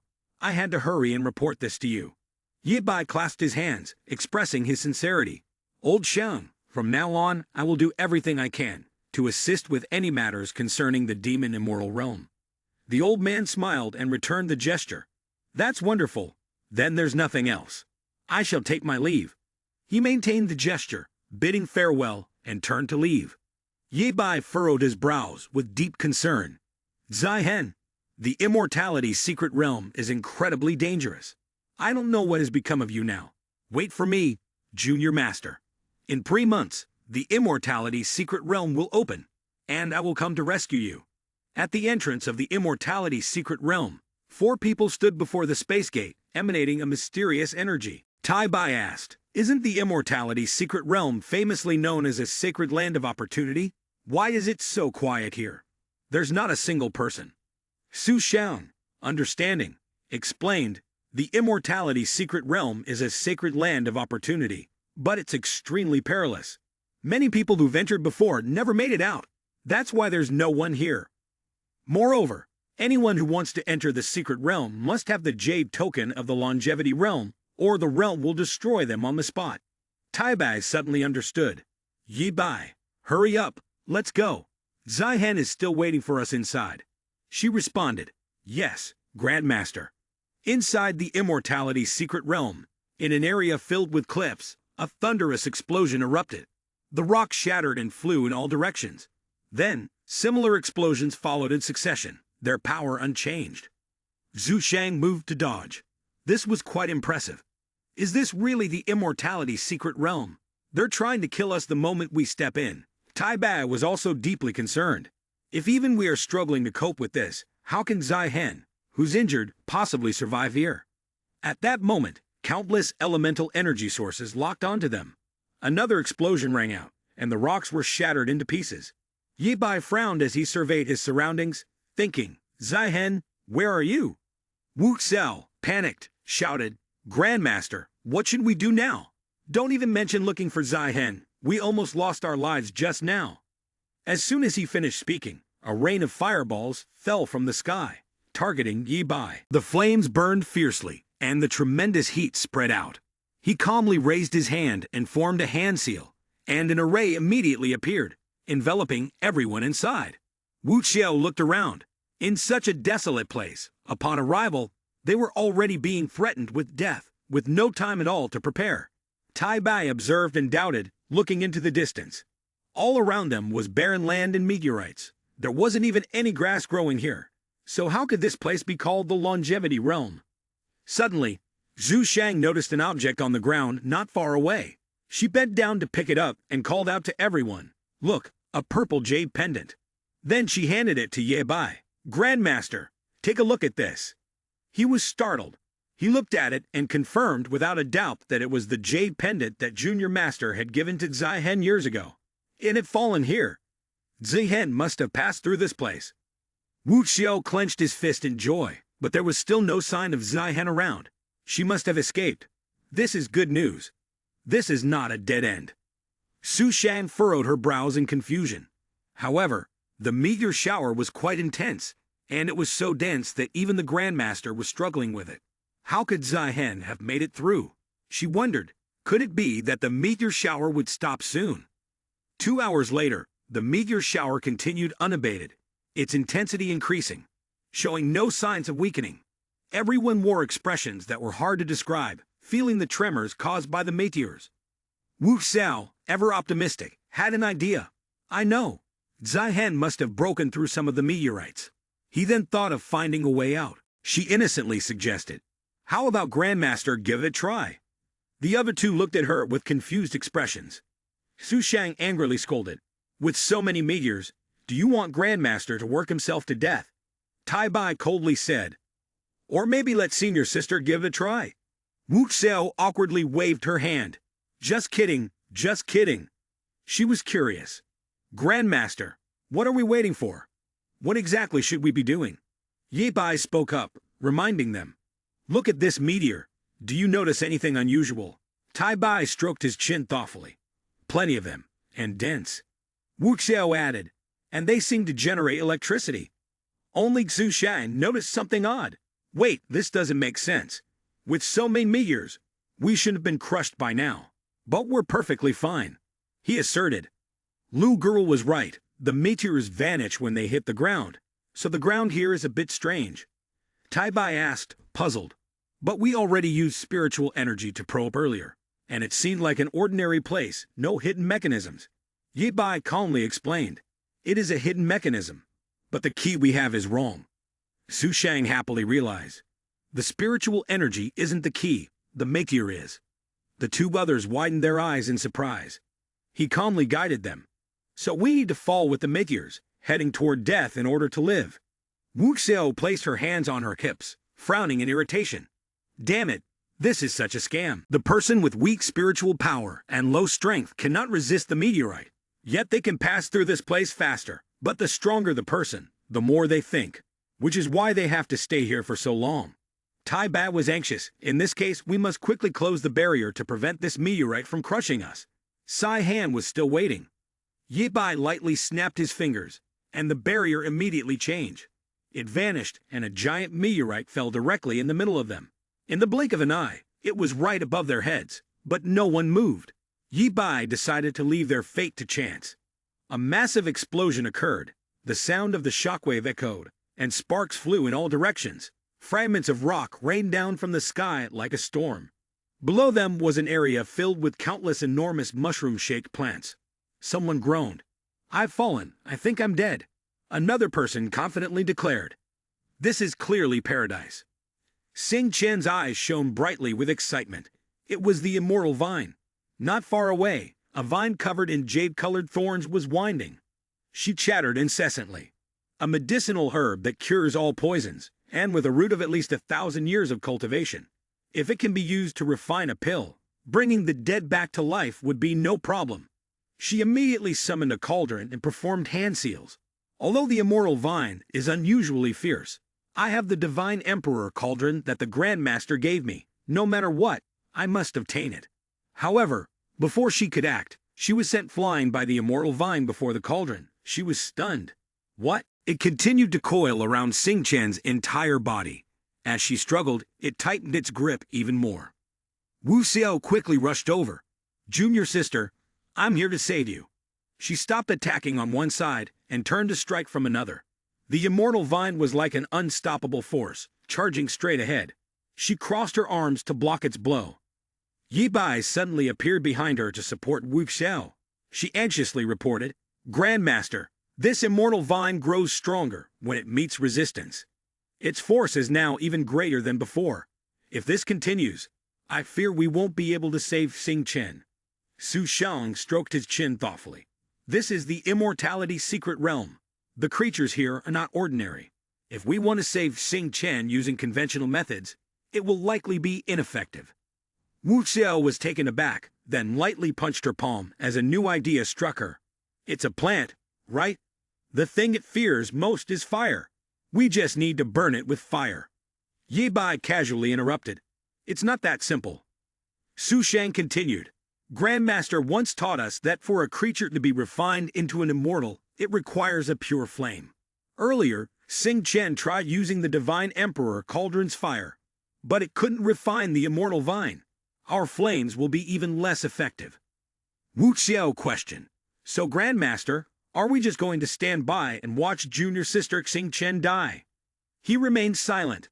Suddenly, a loud explosion sounded from afar. She was confused. Did I remember incorrectly? Junior sister hasn't made a move yet, has she? Ye Bai and Su Shang exchanged wary glances, their attention turning toward the source of the explosion. A woman stood before them, carrying Xing Chen across her arms. He had fainted. A protective barrier surrounded her. Ning Bu Lai wore an aloof, unapproachable expression. She handed Xing Chen to Wu Xiao and warned, "The immortality's secret realm is not a place you should enter. Leave now while you still can." Yi Bai frowned in thought. There was something familiar about this woman. Su Shang cupped her hands in thanks. "Many thanks for saving my junior sister just now." Ning Bu Lai turned away indifferently. "No need. Come here and stop going further." Wanting to know the benefactor's name, she asked, "May I ask your name?" The woman answered without looking at her. Ning Bu Lai. Wu Xiao and Su Shang all widened their eyes in surprise at once. Yi Bai recalled. Ning Bu Lai was the younger sister of Ning Shen Zailing. Xiao Palace had been slain by him not long ago. Ning Bu Lai made Su Shang knit her brows tensely. Ning Bu Lai, she was the younger sister of Ning Shen Zai. Yi Bai understood everything now. No wonder she had so easily defeated those immortals earlier. Using the 9 yang fiery flames of Ling Xiao Palace against these opponents would be most effective. Wu Xiao lowered his voice to ask for advice. "We killed her brother, and now she has saved our junior sister. Grandmaster, what should we do?" He tried to separate the matters rationally. Ning Shenzi had rampaged tyrannically, abusing his power. Killing him was no great pity. As for his younger sister, kindness should be repaid with kindness. If she later becomes an enemy, then she will be an enemy. All responded in unison. Yes. Suddenly, a shout echoed from afar. "Ning Bu Lai, let's see where you can run." Wu Xiao was startled and immediately reported. "Grandmaster, that's the direction Ning Bu Lai went." Yi Bai took the lead and rushed off to investigate. At the same time, in an open clearing, the silhouette of a group of people appeared. Bu Lai was surrounded on all sides. "I've already left Divine Decree City. I no longer pose any threat to her position. Yet she still refuses to let me go." The man in armor standing at the front crossed his arms arrogantly. "The great king said that only by eradicating the roots can one stand in an invincible position. Ning Bu Lai, you now have only half your strength left. You're no match for us. Surrender quietly, and we might let you die in peace." She gritted her teeth in fury, summoning her ice sword. Her skills were inferior. Her power rested away after years of struggle. "I, Ning Bu Lai, admit my downfall. But to make me yield? Wishful thinking. Though my strength is not what it once was, dealing with the likes of you is still well within my reach." At her words, the others rushed forward to attack. Bu Lai sidestepped gracefully and parried with her sword. A spear thrust came from behind, but she blocked it just in time. The battle grew fierce. Bu Lai fought 2 opponents at once. She bent her knees slightly, unleashing the *9 Suns technique *. To counter the overwhelming force of the attack, a brilliant light erupted, illuminating the entire area around them. The Grand Guard noticed the situation was dire and quickly intervened, mocking. Exhausted and at your limit, Bu Lai hastily raised her sword to defend herself. He smiled smugly and said, "The talisman the great king gave you is specifically meant to counter your 9 yang fiery flames." She leaned back, skillfully dodging. The Grand Guard looked down on her, seeing her wounded and sitting on the ground, and said, "Ning Bu Lai, you were once very formidable. So what? Haven't you still been defeated by me?" Finishing his words, he prepared to strike the final blow. "Accept your death." Bu Lai, unable to resist, resigned herself and closed her eyes, awaiting the end. Suddenly, a burst of power came from nowhere, slicing through his weapon, and a horizontal gash appeared across his chest. He stood frozen, unable to react, as blood gushed out. Bu Lai widened her eyes in shock and exclaimed, "What?" Yi Bai stood behind her, having finished his move. She tried to stand, saying, "Until now, it has always been Ning Bu Lai who helped others. This is the first time I have received help from someone else.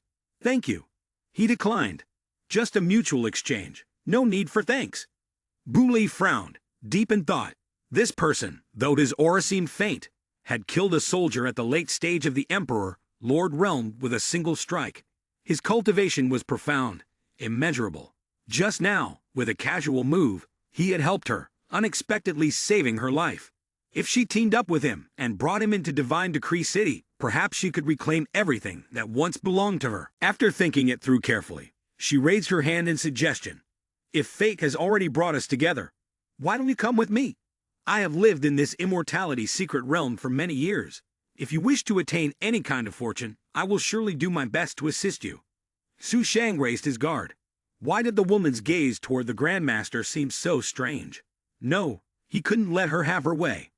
Ye Bai and Su Shang responded simultaneously, but the difference was that Ye Bai happily agreed. All right. Meanwhile, she refused.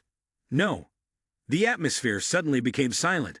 He awkwardly looked at her warning eyes. His strong desire for success had made him change his mind. We are looking for a person named Zihen. Have you ever seen them? Bu Lai answered enthusiastically. There are only 3 types of people who come to the immortality secret realm. One is the dead, another type has a small fortune to return to the immortal realm, and the last is the one who enters Divine Decree City. The Zihen you're talking about must belong to one of these types. They were all shocked. Divine Decree City. She recalled the image of the majestic city. The greatest fortune in the longevity realm was the path to immortality, and that path was located in Divine Decree City. Everyone who had the chance to enter Divine Decree City was someone with a connection to the gods. Entering Divine Decree City meant having the chance to escape the 3,000 worlds and reach higher unexplored realms. Finally, Bu La concluded, that person also means they have the fortune to achieve the path to immortality. Wu Xiao suddenly became curious. Has anyone ever reached the path to immortality? She insisted there was nothing. Bu Lai spoke ambiguously, shrouding the matter in mystery. This is Divine Decree City, the greatest secret of the immortality secret realm. Countless people have tried before. Those who came first fell, and those who followed could find no way to unravel it. Yet recently, I have sensed a faint, elusive feeling. This secret may soon be unveiled. Her expression was sorrowful. I have served in the immortality secret realm for many years and held considerable authority. Yet not long ago, someone exploited the lapse and seized my power.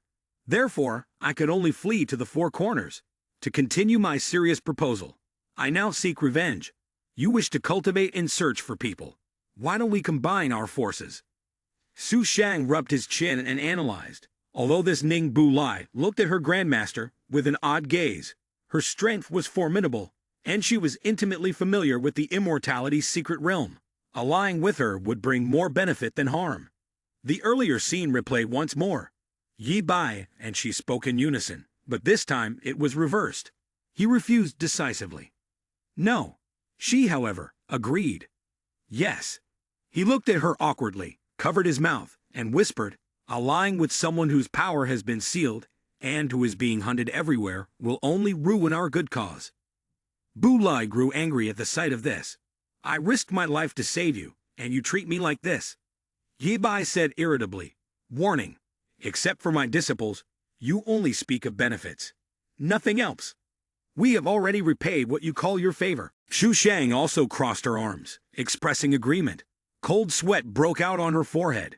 Bu Lai, embarrassed by their words, blushed furiously and stammered, You all. Throwing away all pretense, she clung tightly to Ye Bai, crying pitifully. Then I beg you, all right, please, just cooperate with me. He's at a loss. Wu Xiao spoke up to wake her from her act. Isn't your character supposed to be someone who never yields? Why are you already kneeling? She chuckled carelessly, just doing it for survival. Bu Lai kept offering enticing terms to tempt them. My cooperation with you won't be for nothing. After entering Divine Decree City, I'll use what's left of my influence to help you quickly establish a firm foothold. I can even give you countless treasures, never before seen in the immortal realm. How about that? Yi Bai pondered carefully. Bu Lai had been inside the immortality secret realm for many years. If her remaining power could be utilized, they might find Zihen much sooner. Entering Divine Decree City was also an excellent opportunity for the other disciples. He changed his mind. All right, we'll cooperate with you. Wu Xiao grew excited. Excellent. Divine Decree City sounds interesting. Let's head out now. But she stopped them. Wait a moment, my cultivation has been sealed, hasn't it? Charging back recklessly now would be no different from courting death, so I must first restore my power before leading you there. Su Shang asked curiously, then how long will that take? Bu Lai happily introduced, don't worry. Have you ever heard of Ning Shenzi from Ling Chao Palace? He is my brother. After contacting him, I'll ask him to use his secret technique to help me unlock the seal. We'll be able to leave soon. They fell silent, feeling uneasy. She quickly took out a talisman. I'll immediately send a voice transmission to contact him. A hand quickly grabbed it. Wait a moment. She looked confused.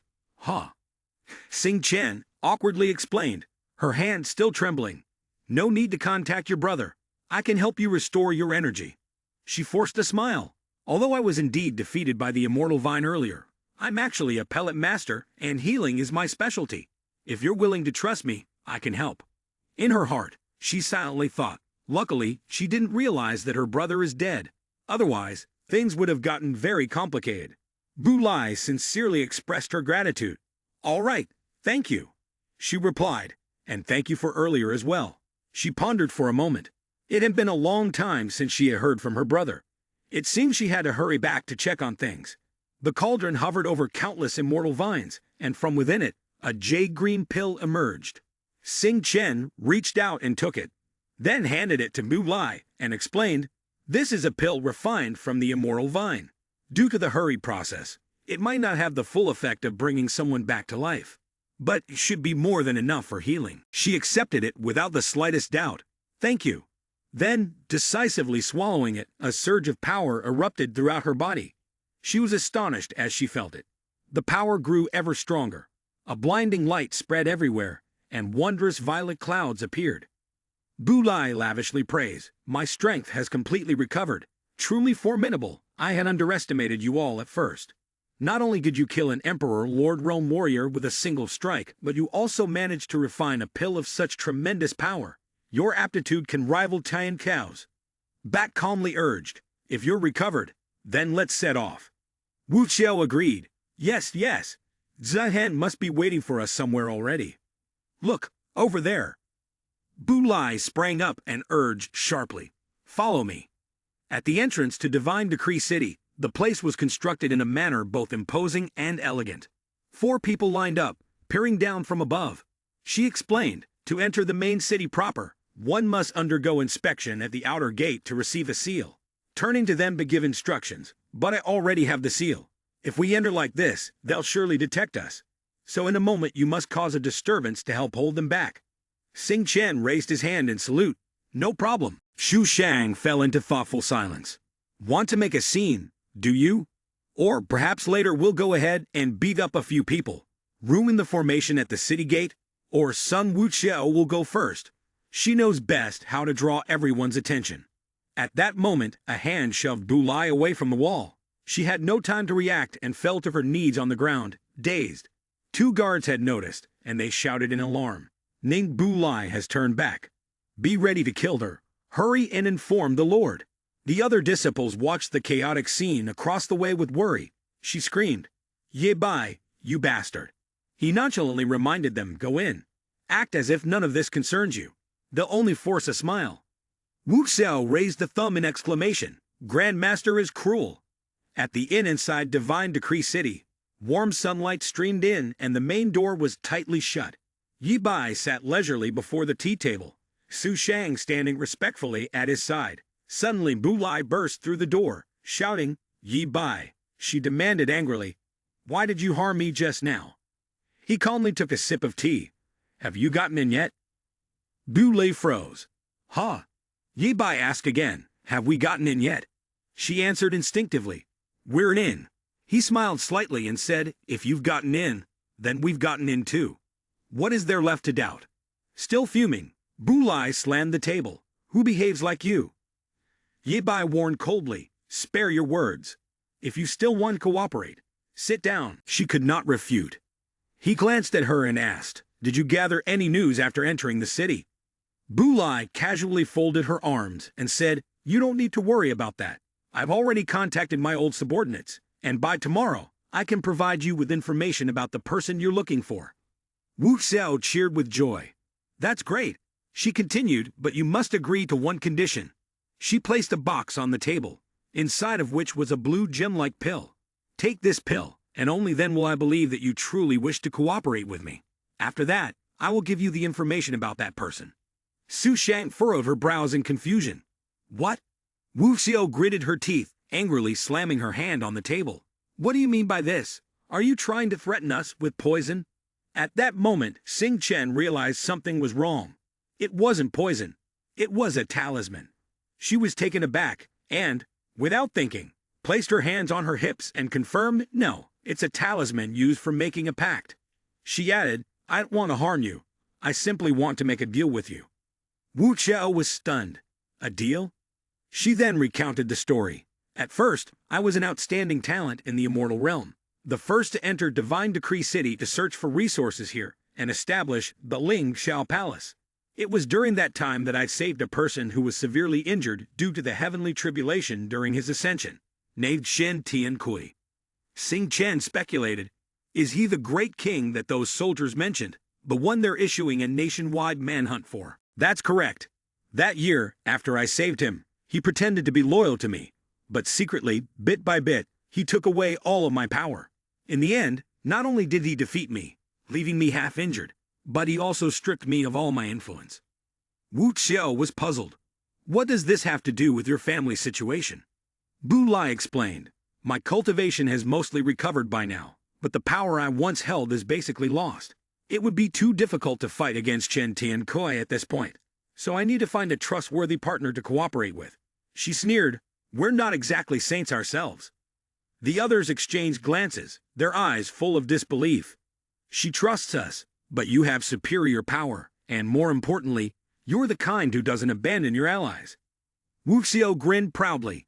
Grandmaster, in this case, she's not wrong. Ye Bai nodded in agreement. Calmly, she laid out the facts. Therefore, I agreed to share my cultivation, under the condition that you help me find Zihen. We will sign a pact, become partners, and drink the contract pill. Once done, the pact will be sealed. If anyone betrays it, they will face the full punishment of the heavenly Tao contract, body exploding in death. He was slightly impressed by the cultivation of the true immortal realm, especially with the supreme divine power of the nine yang fiery flames. To both ordinary people and immortals, it was an incredible opportunity to soar to the heavens. Bu Lai responded decisively. On the contrary, I dare to think and dare to act. When I have made a judgment, I always dare to act on it. So, how do you feel? Will you accept my deal? No. Yi Bai smiled faintly, picking up the pill. Although your cultivation has no appeal to me, it is a great opportunity for my disciples. If any of them are willing to take this golden pill, I will agree to your deal. Wu Xiao immediately became excited, volunteering. Me. Let me do it. The nine yang fiery flames thing is perfect for me. Without hesitation, she popped the pill into her mouth. The ancient violet characters immediately appeared and split apart. She felt the power surging through her body. It was an amazing sensation. At that moment, a blue butterfly flew in urgently, catching Bu Lai's attention. She quickly reported, there's news about Zihen. Ye Bai eagerly asked, what's the situation? She listened intently to the news the butterfly brought, her expression turning serious. Not only did Zihen enter the sea mysteriously, but she was also captured.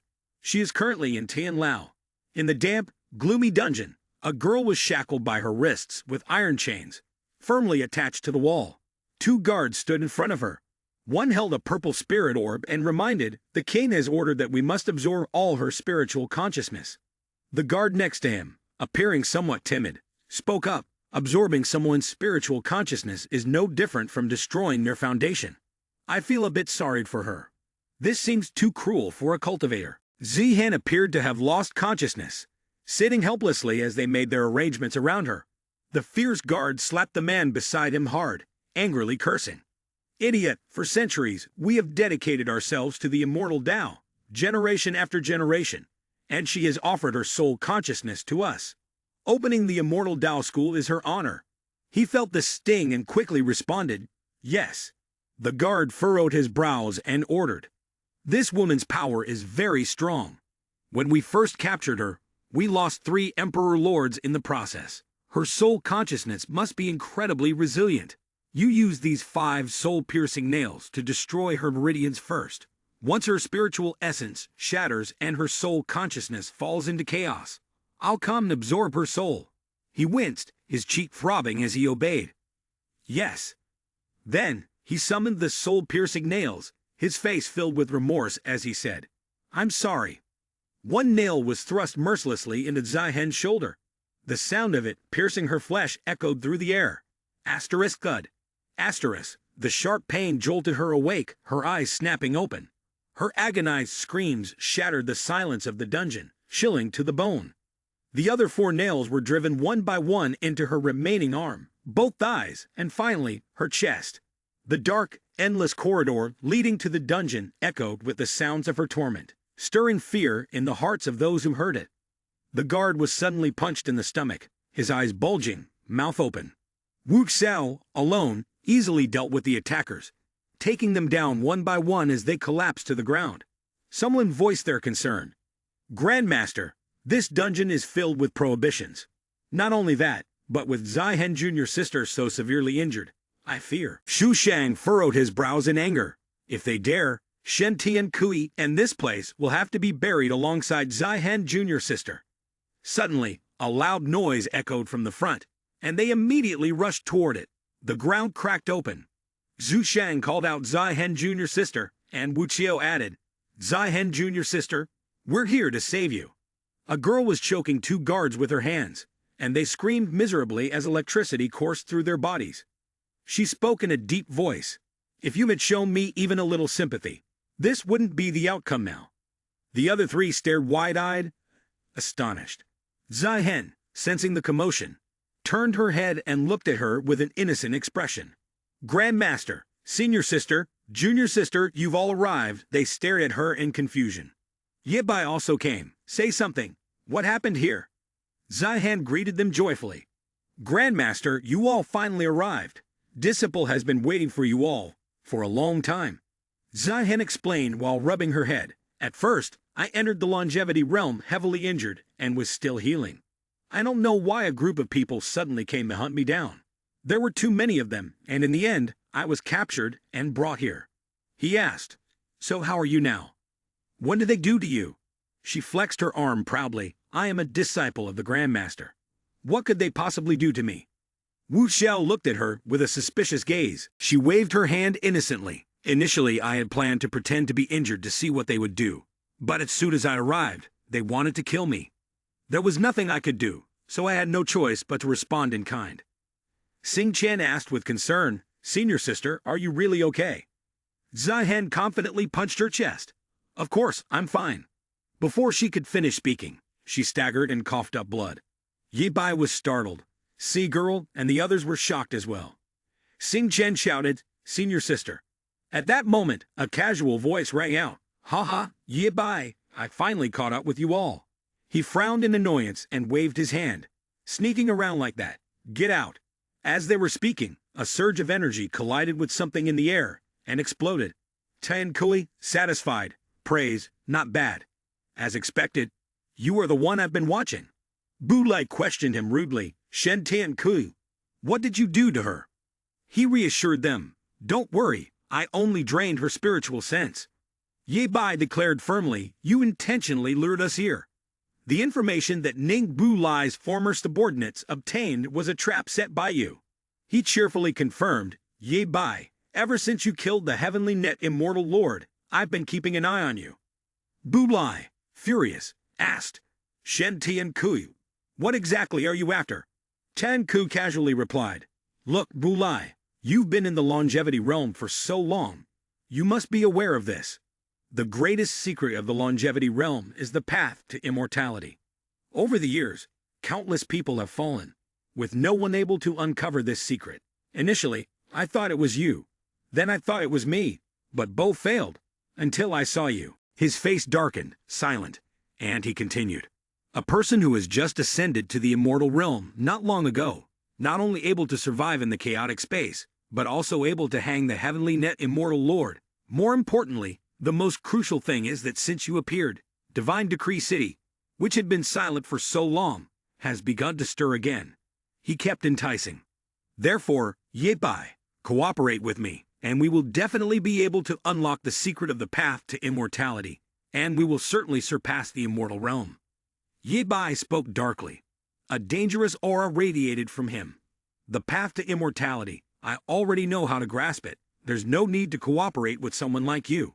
Furthermore, I have already said. His gaze was sharp. A formation appeared behind him, and his ruthless voice declared, anyone who harms my disciple must die. Ye Bai charged forward.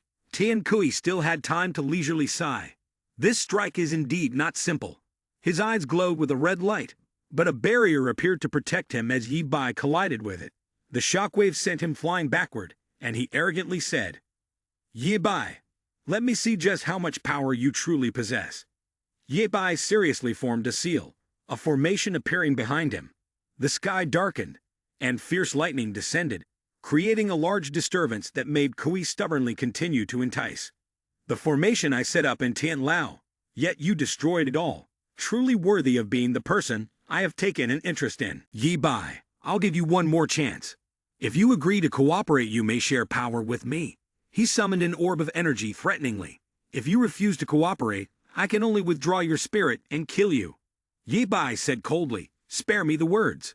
He flew into a rage and struck. If that's the case, don't blame me for showing no mercy. Huge skulls gaped and lunged to bite him. Ye Bai flicked his hand, and they shattered instantly. He frowned with disdain. Cut the theatrics. Do you really think these things can harm me? Suddenly someone shouted, Grandmaster. Startled, he turned and saw a monster standing before Xu Shan. It roared. Countless afterimages swirled around them. The three turned their backs to one another, on guard. Ye Bai grew anxious. Sea-Girl's spirit had been stolen. Her foundation was unstable. If the fight dragged on, she wouldn't be able to hold out. He had to end the battle quickly. These formations had been arranged by Shen Tian Kui beforehand and were hard to escape. They would have to confront his divine will directly. Speed and decisiveness. He summoned the system interface and used a one-time space sealing item. The space seal activated. Tian Kui was trapped inside a box-shaped barrier. He frowned in astonishment. What's going on? He reached out as if to seize his head. Today, I destroyed one of your divine wills. Next time, I'll come for you in person. The space darkened, and all that could be seen was the color of blood. The others anxiously watched Tian Kui above. Great King! Great King!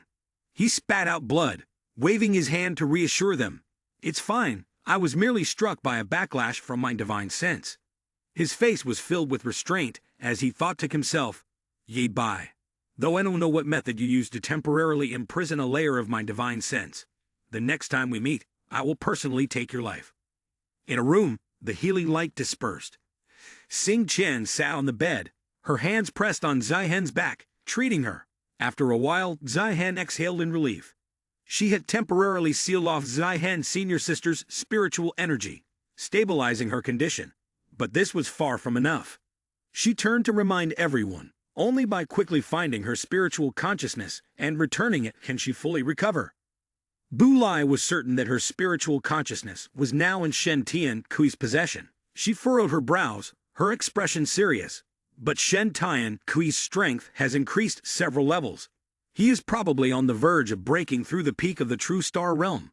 Furthermore, after your battle, he is sure to be better prepared now. It won't be easy to deal with him anymore. Ye Bai asked calmly, Xing Chen, how much longer can Zihen's body hold out? She was surprised to hear that, glanced at Zihen, then pondered before speaking. With your current ability, if you can bring back Zihen's consciousness within half a month, she can be restored to her original state. But if after 1 month the consciousness is still not found, then Xu Shang will be notified. Grandmaster, Wu Xiao has infiltrated the Shen Tian Ku camp. We should act now, cooperating both inside and out. We can definitely retrieve Zihen's consciousness. Younger sister Bu Li proposes. If you want to go, I'll go with you. However, Ye Bai calmly declared, we won't go. Xu Shang was taken aback, stunned. What? Ye Bai spoke coldly. Zihen's consciousness is currently in Shen Tian Kui's hands. The initiative is in his control. His territory is full of people and strength, and we will inevitably suffer losses, so we should not go. Lu Suishan, hearing this, became curious. Grandmaster, do you have other arrangements? He is surely not wrong. Then, entrusting the responsibility to the disciples. Now, Junior Master gives you 1 month. In this month, all of you must break through to the true immortal realm. Follow Junior Master and retrieve Zai-Hen's consciousness. Everyone was taken aback. What? 1 month? Ning Bu Lai vehemently opposed. 1 month to break through to the true immortal realm. Ye Bai, are you crazy? None of us here are even at the true immortal realm or higher. Even you yourself are only at the middle stage of the void immortal realm. To break through in 1 month, that's truly utter nonsense. Xing Chen also felt that this was a bit beyond her abilities. Grandmaster, moreover, I am an alchemist. Compared to the others, my cultivation speed has already been much slower. For someone like me, even a brief moment feels too short. However, Xu Shang was extremely confident. Grandmaster, I can immediately receive a pointer from you. Good. Yi Bai immediately gathered energy within the palms of his hands, and the energy was quickly compressed into a ball of energy by a small formation. Without saying a word, he threw the energy ball straight at Bu Lai. She wasn't prepared in time and received the full force of the power. The energy surrounded her like a layer of mist, hazy and ethereal. Ye Bai, what are you trying to do? Suddenly, her eyes widened as she seemed to realize something. This power source was not attacking. On the contrary, it was entering her body. Wait, he's channeling spiritual energy into me. He carefully instructed Ning Bu Lai, you must accept this spirit pill properly. As soon as he finished speaking, he increased the force, and the pressure was so great that her long hair was blown upward. A beam of light shot out, radiating brilliant glow, and soared straight into the sky. The immense magical power stirred the heavens, causing thunder to roar down. In Bu Li's eyes, everything suddenly turned black, and her heart couldn't help but wonder. He brought down the heavenly tribulation. He wants to help me break through. She sighed. Terrifying, truly terrifying. In her mind, she continued to analyze. Clearly, he was only at the mid-stage of Void Immortal, yet he possessed this incredible spiritual power. What was most terrifying was that he could summon the heavenly tribulation with his bare hands. I'm glad I chose to cooperate with him from the start. Lightning had approached dangerously close to the roof of the house where they stood. If I can truly borrow his power to break through, then I'll be able to reclaim everything that once belonged to me. Just a second later, a massive bolt of lightning struck down directly, producing a deafening roar. All of it was absorbed into the sword in Bu Li's hand. Heavenly tribulation, here I come. In that instant, she unleashed a slash straight toward the heavens. Streams of lightning coursed along the blade, further amplifying the power of her strike. A blinding arc sliced through the roof of the building, as though distorting the very fabric of space. Finally, the immense flow of spiritual energy split in two, and the dust gradually dispersed. Peace returned to the ancient city, and Bu Lai was overcome with indescribable joy. I did it. After all this time, I've finally reached the peak of the void immortal realm. Just one final step more, and I'll break through to the true immortal realm. Ye Bai asked once more. 1 month, do you still think it's not enough? She hastily changed her mind. It's enough. He quickly opened a spatial gate. Within the time tower of the desolate small world, the concentration of spiritual energy and the speed of cultivation were hundreds of times greater than in the outside world. Entering together with Junior Master, everyone was required to break through to the true immortal realm within a month. Xing Chen, Xu Shang, and Bu Lai responded in unison. Yes. Time passed swiftly, and after 1 month, Lu Xushang had successfully cultivated to the true immortal realm. The same thing happened to Ning Bu Lai, who was diligently practicing. Yi Bai, satisfied, raised her voice. It seemed everyone had broken through now. Xing Chen shyly stood behind the Grandmaster and observed. Great senior sister is truly formidable. He suddenly shifted his attention to her. Xing Chen, it's your turn now. She hesitated and declined. Grandmaster, I can't. Then she began to explain nonstop. Senior sisters and the others have been practicing step by step, steadily advancing to the true immortal realm. Right now, I can only reach the middle stage of the void immortal realm, all of it relying on those elixirs. I really can't do it. In the dense forest, a shrill scream echoed. Grandmaster, what are you doing? Yi Bai's expression could not be darker.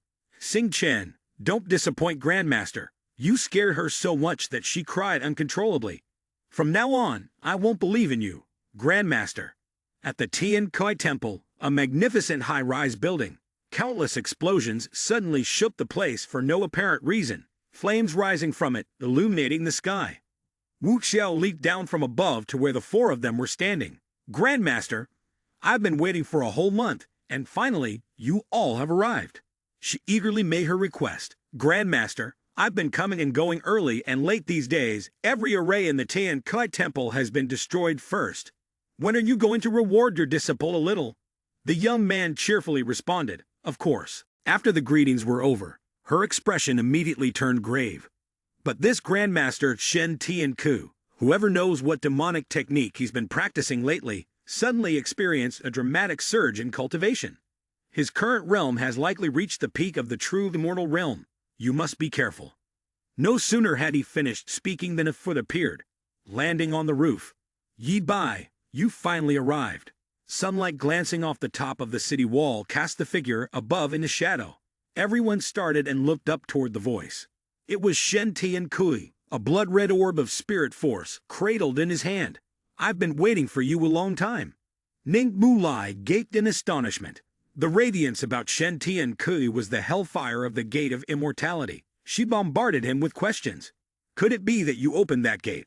You destroyed the foundations cultivated over hundreds of years by those elder immortals, absorbed their spiritual consciousness, and traded it for your present fortune. He did not deny it. He admitted plainly. That's right, she hissed between clenched teeth. Before, you sweet-talked them into serving you. Today you mercilessly slaughtered them and drained all their spiritual consciousness. Shen Tianku, you truly spare no means. He casually shrugged. They betrayed you first. I killed them. You should be pleased. She drew a deep frown. I, Ning Bu Lai, will never be pleased by such treachery. Then she raised her sword and summoned inner power. Shen Tianku, you betrayed your oath, stole my strength, and slaughtered so many innocents. Today, I will have to kill you, to pray for the peace of Divine Decree City. He couldn't help but laugh out loud. Ha ha, Ning Bu Lai, you really are foolish. She widened her eyes, and her voice strained, asked, What do you mean? He pointed a finger downward. Even after so long had passed, she could still be so easily deceived by the person beside her. Moreover, she couldn't even clearly see who her true enemy was. Now you are in a hurry to kill me. Why not avenge the one who killed your brother first? She still didn't grasp his meaning. What are you saying? Yi Bai stood behind, her face impassive and unreadable. A blinding flash suddenly sprang from the tip of Tian Kui's finger. It shot directly at the crown of Bubli's head. A series of images flashed through her mind. Yi Bai, in a low voice, ordering her disciple Xing Chen to kill this Ning Shen Zi. The divine emperor cauldron would be yours. Xing Chen obediently complied. Yes, next came the scene of her and Su Shan, joining forces to trap Ning Shen Zi, your excellency, within a great formation. All that remained was your excellency's blood-curdling, agonized scream. She was so stunned she could hardly believe her eyes. She murmured, Brother, remember the words your excellency once told me. Du Lai, brother told me that no matter what happens, the descendants of our Ning family must never shed tears. Forcing her grief back down, she seemed to steel herself. All right, brother, Du Lai understands. A moment later, she did not hesitate to point her sword at the person opposite. Yi Bai, it was you who killed my brother. Before the sharp tip of her sword, his expression remained utterly calm, as he declared, I killed Ning Shen Zi. Her tone was sharp and uncompromising. You killed my elder brother, deceived me, pretended to cooperate with me, used me to advance into Divine Decree City. Yeah, at first I even saved you with my own hands. Her teeth clenched as if to restrain her emotion.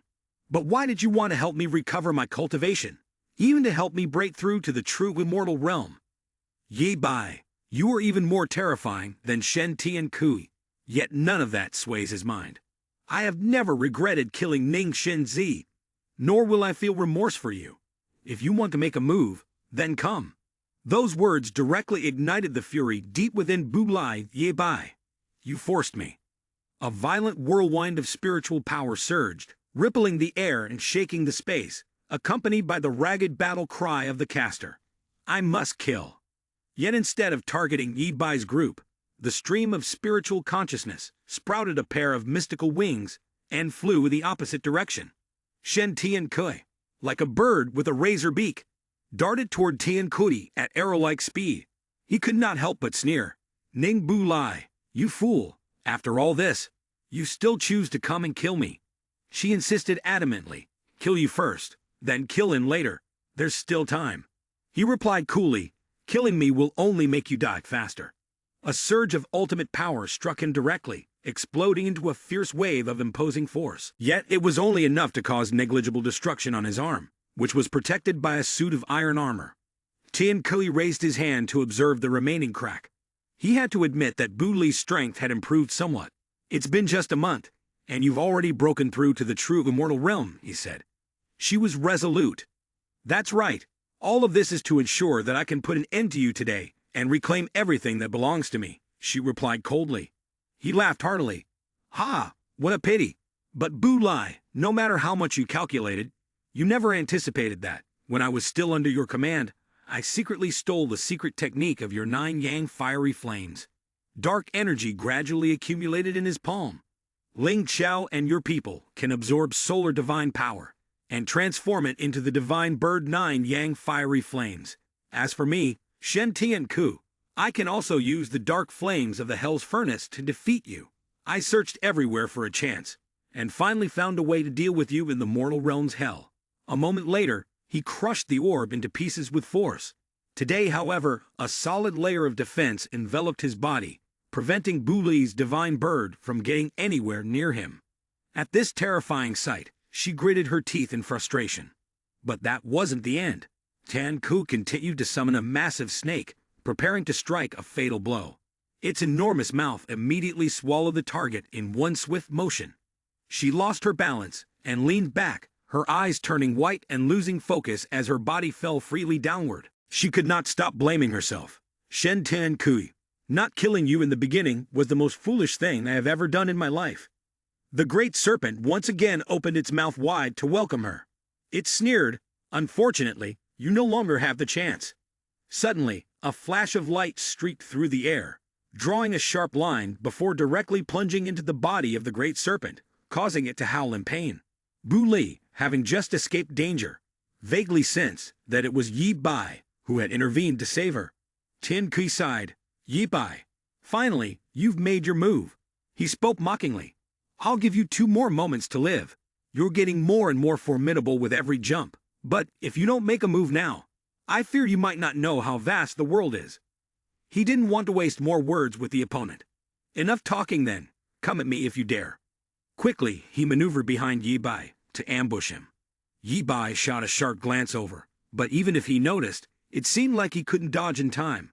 Taking a sharp elbow strike from Tiankui, he was sent crashing down to the roof of the building below. A massive explosion echoed through the air. However, he landed safely, unharmed, without a scratch. Not giving his opponent a moment's rest, Tiankui summoned countless concrete pillars. Yi Bai, you've fallen into my trap. They fell simultaneously, surrounding where Yi Bai stood. Strange red symbols were slowly engraved onto the pillars by an invisible flame. Waves of jet-black energy rose one after another, accompanied by his mocking voice. You've miscalculated. My goal today is not to kill you, but to make you help me open the true door to eternal life. Before his entire body vanished behind the dark energy source, Yi Bai didn't forget to leave a final remark. Turns out, it's a fairly high-level teleportation formation. But Shen Tiankui, didn't you know? Aside from regular martial arts, my second area of expertise is formations. His fingers pressed together, forming a seal to activate the ultimate annihilation technique. A massive sphere of spiritual energy immediately materialized, and within an instant, it shattered the surrounding concrete pillars into pieces. Shen Tiankui, narrowly avoiding the blast, could hardly believe his eyes. How is this possible? Yi Bai, emerging from the clash of dark energy, wore a serious expression and quickly closed in on his position. The two of them simultaneously struck out, their fists colliding with a deafening sound. Suddenly, a cold sword pierced through his left chest, making him spit out a mouthful of blood, his eyes bulging with a fierce glare behind his helmet. Ning Bu Lai, It's you, Bulai. A voice came from behind, low and cold. I told you, I will definitely kill you. With that, she swung her sword, slicing through his body. Her gaze then turned icy towards Ye Bai, who stood at a distance, causing him to momentarily freeze. He quickly regained his composure. What's wrong? Is it our turn now? At that moment, Sing Chen also landed beside them. She gritted her teeth, glaring at them as she questioned. Why you want to kill my brother? She hastily explained. He was the one who wanted to kill us first. Over the years, those corrupt officials have acted recklessly, oppressing other factions without restraint. And every time the Grand Immortal Alliance Assembly takes place, whenever a new force appears, he spares no effort to eliminate them. Not long ago, he even took advantage of a dark, stormy night to set our inn ablaze. In such a situation, if we don't kill him, the ones who'll die will be us. Memories of the two siblings came flooding back. Ning Shenzi, Your Excellency, declared firmly, Bulai, if we are to act, we must become the strongest in the immortal realm. She echoed in response, Brother, I will definitely make it happen. Your Excellency could not conceal his joy. Bulai, you will forever be your brother's pride. His gentle voice still lingered in her heart. No matter when you return, I will always be here. Tears welled up in her eyes, stirred by emotion. Why did you save me? She pointed her sword forward, hesitation filling her heart. Why help me restore my powers? Why agree to cooperate with me? If you hadn't done these things, I could have killed you all without hesitation. Ye Bai urged her strongly. Go ahead. Don't hold back because of what we've done. You once saved Sing Chen. That debt has already been settled. She finally relented. Then, just one strike. If you die, it will be me avenging my brother. If I die, then I shall descend below and confess my sins to him. He agreed decisively. All right. That was all Bulai needed. She gathered her inner energy, and a violent surge of power roared through the air. Sing Chen anxiously addressed the Grandmaster, her resolve steeled with the determination to die if she must. The energy of that single strike consumed hundreds of years of her cultivation. Though it might not be enough to kill, it would surely inflict severe harm. Moreover, if that strike were to be blocked, she would perish, her entire cultivation dissipating into nothingness.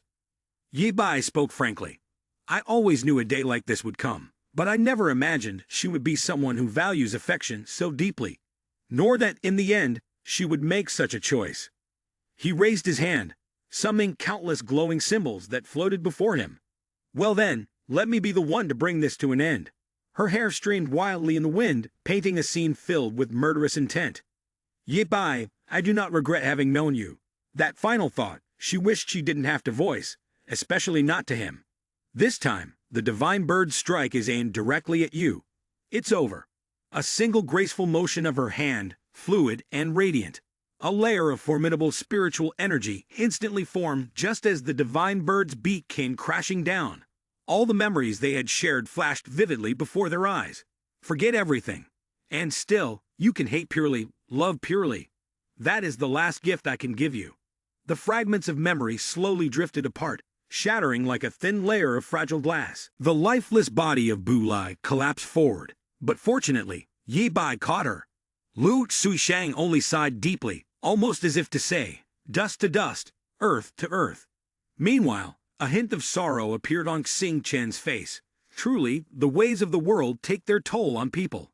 He carefully laid her down on the ground, and Wu Xiao hurriedly ran over. Grandmaster, Grandmaster, when did you learn that move? It was so awesome. I want to learn it too. Ye Bai had no choice but to indulge his disciple. Once he retrieved Zaihen's spiritual essence, Junior Master would teach him. She excitedly raised her hands to the sky in celebration. That's wonderful. Thank you, Grandmaster. Suddenly, a strange surge of demonic energy emanated from the fallen body of Tian Koi in the distance, leaving everyone startled. Grandmaster, what do you think that is? It just followed the wind and disappeared. The four of them, Ye Bai, Su Shang, Wu Xiao, and Sing Chen, rushed forward, their curiosity piqued. It's not spiritual energy. I've never seen anything like it. I don't know either, he spoke solemnly. Let's go see and find out. Under the clear sky, a streak of light shot through the towering mountains, weaving through the narrow valleys below. finally arriving at a massive stone door. The group of four landed without encountering any obstacles. Xu Shang questioned, "Why did that thing from Shen Tian Kui end up here? Could it be some kind of trap? I already confirmed that Shen Tian Kui has absolutely no way of coming back to life, and that thing just now doesn't seem to belong to him, so this can't be one of his traps." Wu Xiao stepped forward with firm resolve. "Is it a trap or an opportunity? We'll find out once we enter." She pressed both hands against the door, pushing it open. A beam of red light spilled through the widening gap. "It's open," she said softly. "Go inform everyone." Xing Chen's eyes widened in surprise. Before them stretched a stifling, fiery space, like a molten sea of lava. Overhead, chains bound a massive rock. "The Black Hell," Shen Tian Kui mentioned. Wu Xiao murmured, awe filling her gaze. Shen Tian Kui must have obtained some great fortune here. That would explain how his cultivation advanced so quickly. Xing Chen turned toward Yi Bai for guidance. "Grandmaster, should we go in and take a look?" he asked, his tone uncertain. "Wu Xiao, Xing Chen, what do you see inside?" Chu Xiang's voice suddenly broke through. Wu Xiao remembered that the Black Hell was where Shen Tian Kui had received his great opportunity and defeated Bu Lai. Her gaze shifted toward the great tree ahead. But what the junior master saw instead was a towering stump, and confusion began to settle over her. "Could there be an illusionary formation here?" Xu Shang exclaimed. "I see a towering stump as well." Wu Xiao immediately shook her head. "No, that's not it." She could sense a desolate, deathly aura emanating from within. Too vivid, too real to be mere illusion. Couldn't it be? Xu Shang suddenly paused, her expression changing. "Actually, there are two doors." She fell silent for a moment, then spoke again, deep in thought. "I once read, in an ancient and incomplete scroll, of a Reuven said to have two such doors. Only those with true destiny can find the path to the righteous way, find that hidden paradise. As for the path that ordinary people take, it only leads to the real world, which no doubt is just like this one." Then, he made a guess. "Grandmaster, what's inside might be the immortal path that Shen Tian Kui and Ning Bu Lai have been searching for all these years." Ye Bai also found it somewhat plausible. Shen Tian Kui had put in so much effort, yet he never imagined that the path to liberation was right beneath his feet. "Let's go, we're going in," Xing Chen whispered. "Grandmaster, we'll wait here for the two of you to return." Both of them stepped forward and touched the faint, ethereal space gate before them. Around the large tree, countless bubbles drifted softly in the air, creating a profoundly mysterious scene. Xu Shang raised her hand to catch one that was flying toward her. This was Shen Tian Kui's spiritual essence, and within the sphere, his true face appeared. She took a moment to observe, noting that it was filled with spiritual essence. "But why are they here?" Yi Bai answered according to his understanding. "These spiritual essences were once imprisoned by Shen Tian Kui, unable to escape. Now that Shen Tian Kui is dead, all of them have been summoned here by the immortal tree." He deduced that this place led to both immortality and death. Zihen's spiritual essence must also be here. She directed her gaze to a bubble high above. There he quickly gathered a surge of spiritual power into his palm. This move was intended to pull the bubble down toward them. Ye Bai assigned a task to her. "Little girl, Zihen can't wait any longer. Take it back. Junior Master will investigate what exactly this place is." Xu Shang obediently listened and replied, "Understood, Grandmaster." Then he quickly accelerated and left. He lightly touched the tree trunk to inspect it. It turned out this was the tree of eternal life, a time law, and it contained such profound, mysterious power. A sudden voice rang out, its origin unclear. "What are you messing with?" His expression immediately turned cautious. "Who's there?" Countless vines simultaneously surged towards Ye Bai, who was standing under the tree. The two sides collided, creating a small explosion that sent white smoke billowing. He managed to fend off their attack with just one hand. A stern voice sounded. "Who's there?" A stunningly beautiful goddess, sitting cross-legged on a large tree, spoke. "I am the incarnation of the tree of eternal life. You are the chosen heir of the law." He fixed a wary gaze on her. "You're the heir." Without hesitation, he voiced his question. "The chosen heir of the law. Does that mean the one who sees the true entrance to the path of eternal life is the one chosen by the road itself?" The undead spirit raised one hand. a look of amusement on her face, and summoned a glowing blue thread. As long as the tree of eternal life recognizes you, you will become its protector and gain the path to immortality.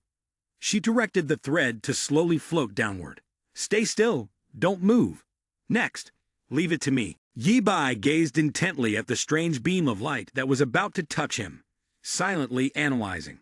The spiritual energy here was abundant, more than he had ever felt, and both time and the surrounding air seemed to contain the laws of time. Everywhere around him, there were opportunities. If he accepted the opportunity the woman offered, wouldn't he ascend immediately? He indifferently stated, "You've accepted it." Suddenly, a shift occurred within him, causing him to open his eyes in astonishment. He didn't have time to understand what was happening and instinctively began observing his body. What's happening? The undead spirit was equally shocked. How is this possible? Could it be that you are not the one chosen by the laws? Then how did you enter here? A mere mortal. Don't even mention finding the true path into the gate of immortality. Even if you did find it, you would die because you couldn't bear the opportunity. This world, cold sweat trickled down his pale cheek. Who are you really? He only stared at the palm of his hand. I am not someone who can inherit the path to immortality. Could it be Lu Girl? By reading his thoughts, the undead spirit had already identified the real chosen one, her.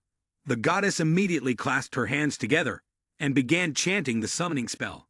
On Lu Xishang's side, she suddenly sensed something unusual. A vague thought fleetingly crossed her mind. Why did she suddenly feel her soul vibrating as if someone were calling her? She instinctively moved toward the spatial gate. Her eyes lost focus, muttering to herself as a voice echoed from within. Not long after, she was awakened by the urgent call of someone. Xu Shang looked around in confusion. "Grandmaster, why are we here?" Ye Bai quickly reassured her, and then casually asked Han, "Don't be afraid. How is Zai Hen's spiritual consciousness?" She rubbed her head, trying to bring her mind back into focus. "I just returned Zai Hen's spiritual consciousness. But suddenly it seemed like a voice appeared in my head, calling me to go somewhere. After that, I lost consciousness and ended up here." The undead spirit approached from afar. "I summoned you here. You were the chosen heir to the law of time. If you inherit the law, you will be able to obtain the path of immortality." "Why did you agree?" She continued to explain. "The path of immortality is the dream that countless people have sought. As long as you agree to sign a pact with me, you will receive it. Master the laws of time and space, and become a true god." He wondered, if I become the heir, fully inheriting the path of immortality, what will happen afterward? The goddess answered calmly, "Naturally, you will forever protect the tree of immortality and the path of immortality, maintaining the balance of time." Xu Shang had already made up her mind. "I disagree." Her expression darkened for a moment. "What?" She held him tight, stiffly but indifferently replied, "If you want me to leave Grandmaster, I won't agree." The undead spirit quickly gathered spiritual power into 2 fingers, ready to snap. Human emotions are fleeting, but the 100,000-year great undertaking is a task spanning hundreds of thousands of years. You are foolish to give up becoming a god for a mere token of affection. The target the goddess had aimed for from the very beginning was Yi Bai. His entire body was flung far away, leaving Xu Shang in shock. She quickly turned her head back and anxiously shouted, "Grandmaster!"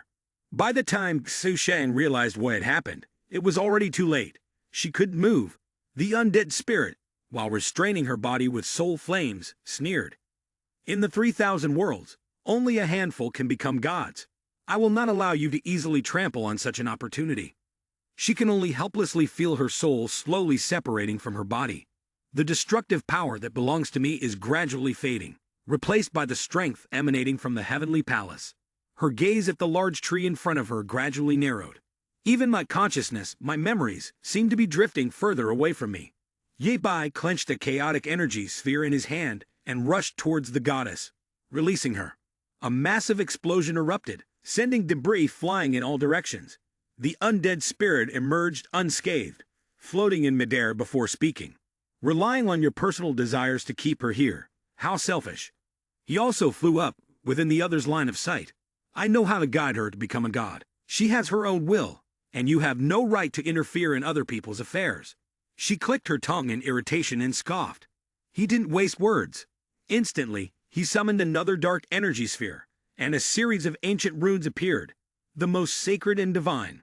A force, composed of countless black rippling shockwaves, surged toward her from behind. However, the undead spirit handled the entire situation effortlessly, as if in the blink of an eye. Indeed, mortals were not simple, but compared to gods, they were still lacking. With that, the god released a powerful burst of divine energy, completing her sentence, though it was still too weak. The oppressive aura extended in an endless line, shaking the entire forest. But she didn't stop there. The goddess continued to concentrate her energy at the tip of her finger. Leave. I, the deity, might spare your life. At that moment, Yi Bai was surrounded by a large, radiant circle of spiritual energy. She extended her palm and opened a small magical formation, within which appeared the glowing symbol of a deer. Then don't blame me for being rude, for throwing everything at you without a word. This left him wide-eyed, stunned. Faced with the relentless assault from his opponent, he had no choice but to muster all his strength to defend. When the outer layer of spiritual energy began to show signs of cracking, it shattered instantly into fragments like glass. He clenched his eyes shut in great difficulty. Yi Bai gritted her teeth. Though she didn't want to admit it, deep down, she had to acknowledge it. Was this the realm of gods? Crushing through realms without the need for skill, simply using boundless spiritual energy to crush mine. The difference between a true immortal and a god was greater than she had imagined. However, this was not enough to make him give up. But Lu Girl is mine, and I will not allow anyone to take her away. Quickly, he summoned a golden dragon, mighty and majestic. It let out a wild roar. At that moment, the undead spirit realized the true nature of the being it was facing. You are the true dragon immortal form, broken. Just as she tried to form a solid protective barrier, the true dragon opened its vast maw, preparing to unleash a devastating torrent of internal force. The two struck each other, producing an earth-shattering explosion. The goddess lay motionless in the dent beneath the true dragon's razor-sharp claws. So you are the true dragon immortal world, the deity's reincarnation. No wonder you could pass through the gate of immortality. I must have been momentarily blinded and failed to see your identity. Yi Bai stood towering before her and commanded, hand her over. She still had enough strength to snap back defiantly. No, she has finished the formation. Her spirit has already been weaponized. She can't return now. His wrath mingled with the true dragon's surging power above his head. If Lu Girl cannot complete and return, I will destroy this place and bury you with her. But should she return, she would forfeit her only chance to become a god. You are her grandmaster. Do you not even consider her wishes? He glared, his eyes radiating the utmost menace. Do you want her to become a god or not? How does one become a god? It is not your place to lord over others. If becoming a god means trampling other people's wills, then better not to become one at all. The undead spirit was so terrified, he didn't dare blink. Plainly, he was only a lowly immortal. And yet I found myself trembling before his might. If he truly destroys this place, the consequences will be irreparable. Moreover, with his abilities, making Lu of Suishan a deity is not an impossible task. Perhaps I really have been too controlling. She had no choice but to compromise and negotiate. Fine, I can ignore you, but you must find her and bring her back yourself. Lu Suishan's memories have already scattered within the river of time. Her spiritual essence is now possessed by the divine consciousness. In order to restore her true self, you must go back to the past and retrieve the spiritual essence that once belonged to her. Yi Bai cut straight to the point. How do I enter? The goddess formed a seal and opened a magical circle, then gave detailed instructions. I will take you in. However, you only have 3 days. Within these 3 days, you must make her acknowledge you as her grandmaster once again. If you fail to do so within the 3 days, not only will she permanently lose her past consciousness, but you will also be trapped forever in the river of time. As he focused on his body glowing, the goddess once again emphasized, remember, you must do this within 3 days. Immediately, his body seemed to turn to gold. Lu Girl, I'm here to find you. Then she vanished into the mystical space, with the warning of the undead spirits still echoing in his ears. Remember, within 3 days, or you will remain here forever. His destination was a humble village from a time long ago. The streets were crowded with people passing by. This was 500 years ago, the homeland of Lu Girl. At this time, She was still a little girl. We hadn't met yet, so I had to find her first and earn her trust. Yi Bai, in the form of a child, couldn't help but feel disappointed. At present, he had become so small, and moreover, his spiritual power was under the control of that woman. When would he ever be able to find Lu Girl? He looked around, the wind and dust sweeping across his surroundings. There was no sign of East City, nor West City. With a sigh, he could only walk aimlessly on the unfamiliar road. Without spiritual power, his childlike body was troublesome, and after wasting an entire day, he still couldn't find Lu Girl. Suddenly, a basket of steaming buns caught his attention. Never mind. I should eat something first, and then continue searching, he thought. So, he held out a gold coin to the shopkeeper. The shopkeeper exchanged it for a bun. Just then, a loud commotion broke out nearby. How dare the bastard of the Lu family stay here? Get out! Get out! Ye Bai quickly spotted a familiar face. Lu Girl. A group of boys had surrounded and were mercilessly beating up Xu Shang when he was still young. Get out, bastard of the Lu family. Unable to stand by any longer, he stepped forward to intervene, freeing her from their grasp. The bullies quickly shifted their focus to him, daring to interfere with their business, and began to beat him instead. Ye Bai wiped the sweat from his forehead.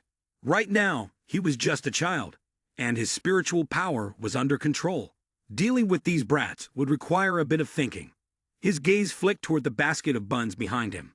God, swiftly dodging a few simple punches from the group, they continued to attack, but he was able to evade them in time. Another person suddenly flew into a rage, lifting a large stone with both hands and charging towards him. Get out of the way. Let me handle them. Ye Bai Ma stepped aside, only for the shop owner to take the full brunt of the stone and cry out in pain. My back.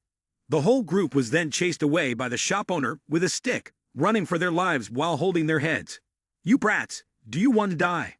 Watching this scene made him laugh heartily. Ha! Let's see if you dare to bully anyone again in the future. They didn't forget to leave one last warning. Wait for it. Lu family's girl. If you dare to call for backup, you're finished. The shop owner was relentless. Don't you kids run. He held out a steamed bun in front of Xu Shang. Lu Girl, I'm late. The girl was startled and asked, Who are you? The other person answered frankly, Lie Bai, someone who will help you. This bun is for you. She hesitated for a moment, then reached out to take it, murmuring the stranger's name. Ye Bai. He happily confirmed, That's right, Ye Bai, but didn't realize that the bun in his hand had vanished without a trace. It wasn't until she turned to run away that she glanced back. Wait, he thought to himself helplessly. Well, before she knew she was always on guard like that. At this time, the Cheksu sect was bloodily purging the Lu family, leaving her alone, wandering, suffering greatly. There were only 2 days left to win her trust, unless he helped her avenge herself and wipe out the Cheksu sect. Nothing about that was difficult for him. The only problem was that he currently had nothing. He had to find resources he could exploit. The chatter of 2 passers-by made him a little uneasy. Go, go, go, hurry and see what's going on. The guild formation technique has to be dismantled again. I heard that whoever can solve it will be rewarded with 1,000 spirit stones, enough for an ordinary person to live on for several years. A smug calculation formed in his mind. The guild formation technique would not cost him any effort. At the guild formation technique, 2 guards stepped forward to block Ye Bai's way. Kid, this place isn't for you. Get out and go find your mother to play with. Don't come here causing trouble, or don't blame us for being impolite. He stated confidently, I've come to dismantle your formation. Only I can G it. The 2 burst into laughter at that. Ha ha you. Then they decided to grab his collar and usher him away. Throw him out quick. Don't block the path of those important noblemen over there. Suddenly a voice rose from behind, causing all 3 to turn around at once. Wait, Guild Chief Zhuang said gently. A heroic youth, cultivating in the immortal realm. True ability is never judged by age. Besides, it takes courage to approach and lift the plaque of our guild formation technique. Little brother, you have that courage. Let this little brother of ours have a try. The 2 guards did not dare to argue further and reluctantly released Ye Bai. Yes, President Zhuang. He clasped his hands respectfully. Thank you. In the distance, a head peeked out, observing him and the old man as they entered. A complex circle of the formation array stood proudly on a pedestal in the courtyard. The president briefly outlined the challenge. Little brother, this dismantling puzzle is unlike any in the past. Its difficulty extraordinary, recorded in the ancient texts of the dismantling puzzles. Until now, only one person has ever managed to solve it. As long as you can solve it, from now on, you will be a distinguished guest of the Guild of Formation Techniques. Yi Bai stroked his chin arrogantly. 500 years ago, this could indeed have stumped many. But with my current abilities, it's nothing more than a mere puzzle. Then, without hesitation, he declared, confidently, I know how to solve this. He furrowed his brows deeply, feeling a bit disappointed. Could it be that I truly misjudged him? Is he just a kid trying to entertain himself? The people around them, upon hearing this, began to sneer. What? That quickly? Is this brat just pretending? He's definitely lying.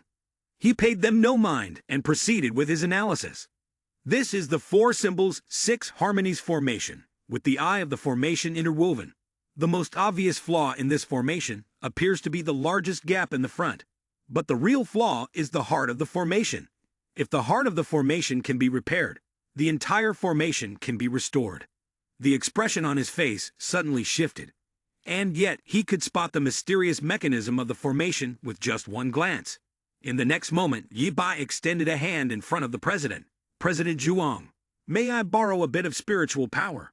It left the president completely stunned. In the end, he still agreed to follow his request. Without another word, Yi Bai jumped up, lightly touched the magic formation, and then landed gracefully back on the ground. The formation changed in an instant, emitting a mystical blue light. He nonchalantly announced, All right. The president's eyes widened in disbelief, alternating between the formation and the young man. He had no spiritual power, yet could identify the mysterious mechanism of the formation and even repair the entire array. Truly, he was a genius. The president's attitude shifted dramatically, his hands rubbing together in a humble gesture. Little brother, let's go into the hall and talk. He was not polite either. Yi Bai smiled, bearing a fierce grin. However, I wish to bring someone with me. Would that be possible? The man nodded cheerfully. Of course. Whom would you like to bring? As if on cue, he immediately pointed to the person standing in the crowd. I want to bring her along. Su Shan, panic-stricken, spun around to run. He suddenly realized he had been noticed. No, I must get away quickly. Suddenly a hand shot out to stop him. He hurriedly reassured the girl, Don't be afraid. I have come to help you. Then, leaning close to her ear, he whispered with an exceedingly serious expression, Don't worry. Your hatred, your grievances, I will avenge them for you. The girl couldn't help but wonder inwardly why he felt so familiar. Shu Xiang stared at the man before him in bewilderment and, in a low voice, asked, Who are you? Yi Bai replied plainly, I will help you. He did not hesitate and went straight to the point. I will help you destroy the Xu sect. Accept me as your master. What do you say? The girl broke out in a cold sweat. How do you know about the hatred between me and the Xu sect? And moreover that you want to help me take revenge. He hurriedly explained, I know you won't easily trust me, but I truly came to help you. Besides, right now your hands are empty. You have nothing left to lose. Rather than cowering and running away, why not take a gamble? I might truly be able to help you. His gaze was resolute, further solidifying the unwavering trust. Trusting him, the girl unconsciously made her final decision. All right, after the discussion, Yi Bai walked up to face the president and made his proposal. President Zhuang, how about we make a deal? He let out a sound of surprise. He raised 3 fingers. I'll tell you the location of an ancient ruin, but you have to lend me 300 intermediate-level formation masters. President Zhuang's face turned pale, sweat pouring down his face. What? 300 intermediate-level formation masters? He hastily explained. Little brother, you are indeed extraordinarily talented, but first, you lack spiritual power, and second, you have no sect. With that being the case, asking us to lend you 300 intermediate-level formation masters is a bit excessive. If we lend you 300 intermediate-level formation masters, our formation guild will be left with nothing. Ye Bai quickly added, I'm not asking for them for free. He continued, 200 miles north of Chengdan, In a sunken area devoid of trees or grass, there is an entrance to an ancient ruin. After passing through an ancient trap, one can enter. Only I know how to get in. If you can lend me the masters, I'll tell you how to enter. President Zhuang laughed loudly, as if he just heard a funny story. Haha, a young man without spiritual power like you. How could you know the entrance to an ancient ruin? Little brother, you shouldn't speak so confidently. Yi Bai's expression suddenly became unusually serious. Primordial divine monarch. We once glanced inside, and at this point, he must carefully reconsider his thoughts. A young teenager like him, how could he have ever heard of the primordial divine monarch formation? This kind of ancient secret formation is only recorded in the ruins. Could he really have seen it himself? According to what he said, the entrance to the ancient ruins is just on the outskirts of the city. It wouldn't hurt to investigate the truth of the matter first. If it's real, it would be very beneficial to our formation guild and to my position as guildmaster. In Yi Bai's mind, countless thoughts were also taking shape. Today was the second day of their arrival here. Once they returned from their investigation, only one more day remained. Within that day, he must destroy the Xiu sect to gain Lu Girl's trust so that he could take her back. Otherwise, she would stay here forever. One day would be enough. Finally, the answer was spoken. Guildmaster Cheng Jiao immediately ordered his subordinates. Someone, lead the two distinguished guests downstairs to rest. Before they left, he did not forget to remind them. Please rest at the Formation Guild first. After we return from the investigation, we will discuss it further. He responded, signaling that he understood. A set of clothes for a young lady was placed on the table, and the voice of instructions followed. Go take a bath, change into these clothes, eat well, and then sleep. Tomorrow we have important matters to attend to. Su Shan kept raising questions. Why did you tell Guildmaster Zhuang the location of the ruins? If they go in directly and take everything, wouldn't you get nothing? He remained completely composed, asserting confidently. Without me, they wouldn't have been able to decipher that wreckage. The girl grew more and more puzzled, thinking to herself, you don't have a single trace of spiritual energy. He immediately countered, but I can help you exact revenge and destroy the Xiu sect. A faint trace of sadness appeared on the girl's face. She asked, why are you helping me? He reclined lazily on the board and replied slowly, because of an old acquaintance. She asked me to help you. The girl silently wondered, could it be an old acquaintance of my father's? Yi Bai once again reassured her with certainty. Trust me, if there's only one person left in the world you can rely on, it has to be me. She remained silent, not saying anything for a moment. Suddenly he asked, is the dog system there? A screen immediately appeared. May I ask what assistance the host requires? In her mind, the girl quickly recalled what the undead spirit had done to her. Her spiritual energy had been suppressed by the immortal girl, and her small desolate world was also unable to be shifted. He gave an order, help me summon the golden immortal. The system promptly responded with a question. It will cost a skill card to complete the task. 2 answers are possible. One is yes, the other is no. He made the correct choice. A whip gradually began to form in the palm of Yi Bai's hand. To obtain something, a skill card is needed. Things are getting more and more ridiculous. Without hesitation, he threw it over to Xu Shang. Here, take this. Use it to protect yourself well. The girl received it with an expression full of happiness. Thank you. Yi Bai waved his hand, signaling to retreat. Go take a shower and rest. We have important matters to attend to tomorrow. Su Shang respectfully lowered his head. Understood. The tranquil night descended, and the stars freely illuminated the sky. Su Shang, even as he fell asleep, tightly hugged the whip in his arms, softly murmuring, thank you. The entire scene was within his gaze, with no movement outside, and the result of his dream was already anticipated. Truly a tough-talking girl. Time passed, and the next day arrived. President Zhuang urgently called out, yes, little brother, Ye Bai and Su Shang are enjoying buns in the room. President Zhuang, good morning. He clasped his hands in greeting. Yes, little brother, the ruins you mentioned indeed exist. However, we have tried several senior formation masters, but none of them could break the formation. We wonder if you could tell us how to solve it. His suggestion remained the same. Lend me 300 intermediate formation masters. Destroy the Xiu sect, and I will tell you how to break the formation. He analyzed sharply. Though the Suyu sect is a significant sect with some strength, in recent years, they have become more and more reckless, repeatedly challenging the guild's authority. Moreover, the allure of this route is so great. Destroying the Suyu sect could both secure the treasure and eliminate them.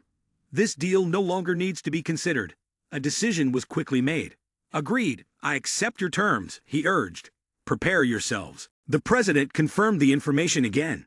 250 intermediate mages, 50 advanced mages. Now we will focus fully and immediately set off to the Suyu sect. A complex emotion rose in the girl's eyes. Father, mother, I must avenge you. A loud explosion sounded, and the subordinate hurriedly ran out to check. Who are you? Why do you want to harm the Suyu sect? Seeing him ask that, Su Shang angrily replied, Harm. Back then, you inflicted harm like this on the Liu family, and not a single person survived. If it weren't for my parents risking their lives to get me out, I'm afraid even she wouldn't be alive now. He sneered, so you're the offspring of the Liu family. His mocking words enraged Su Shang.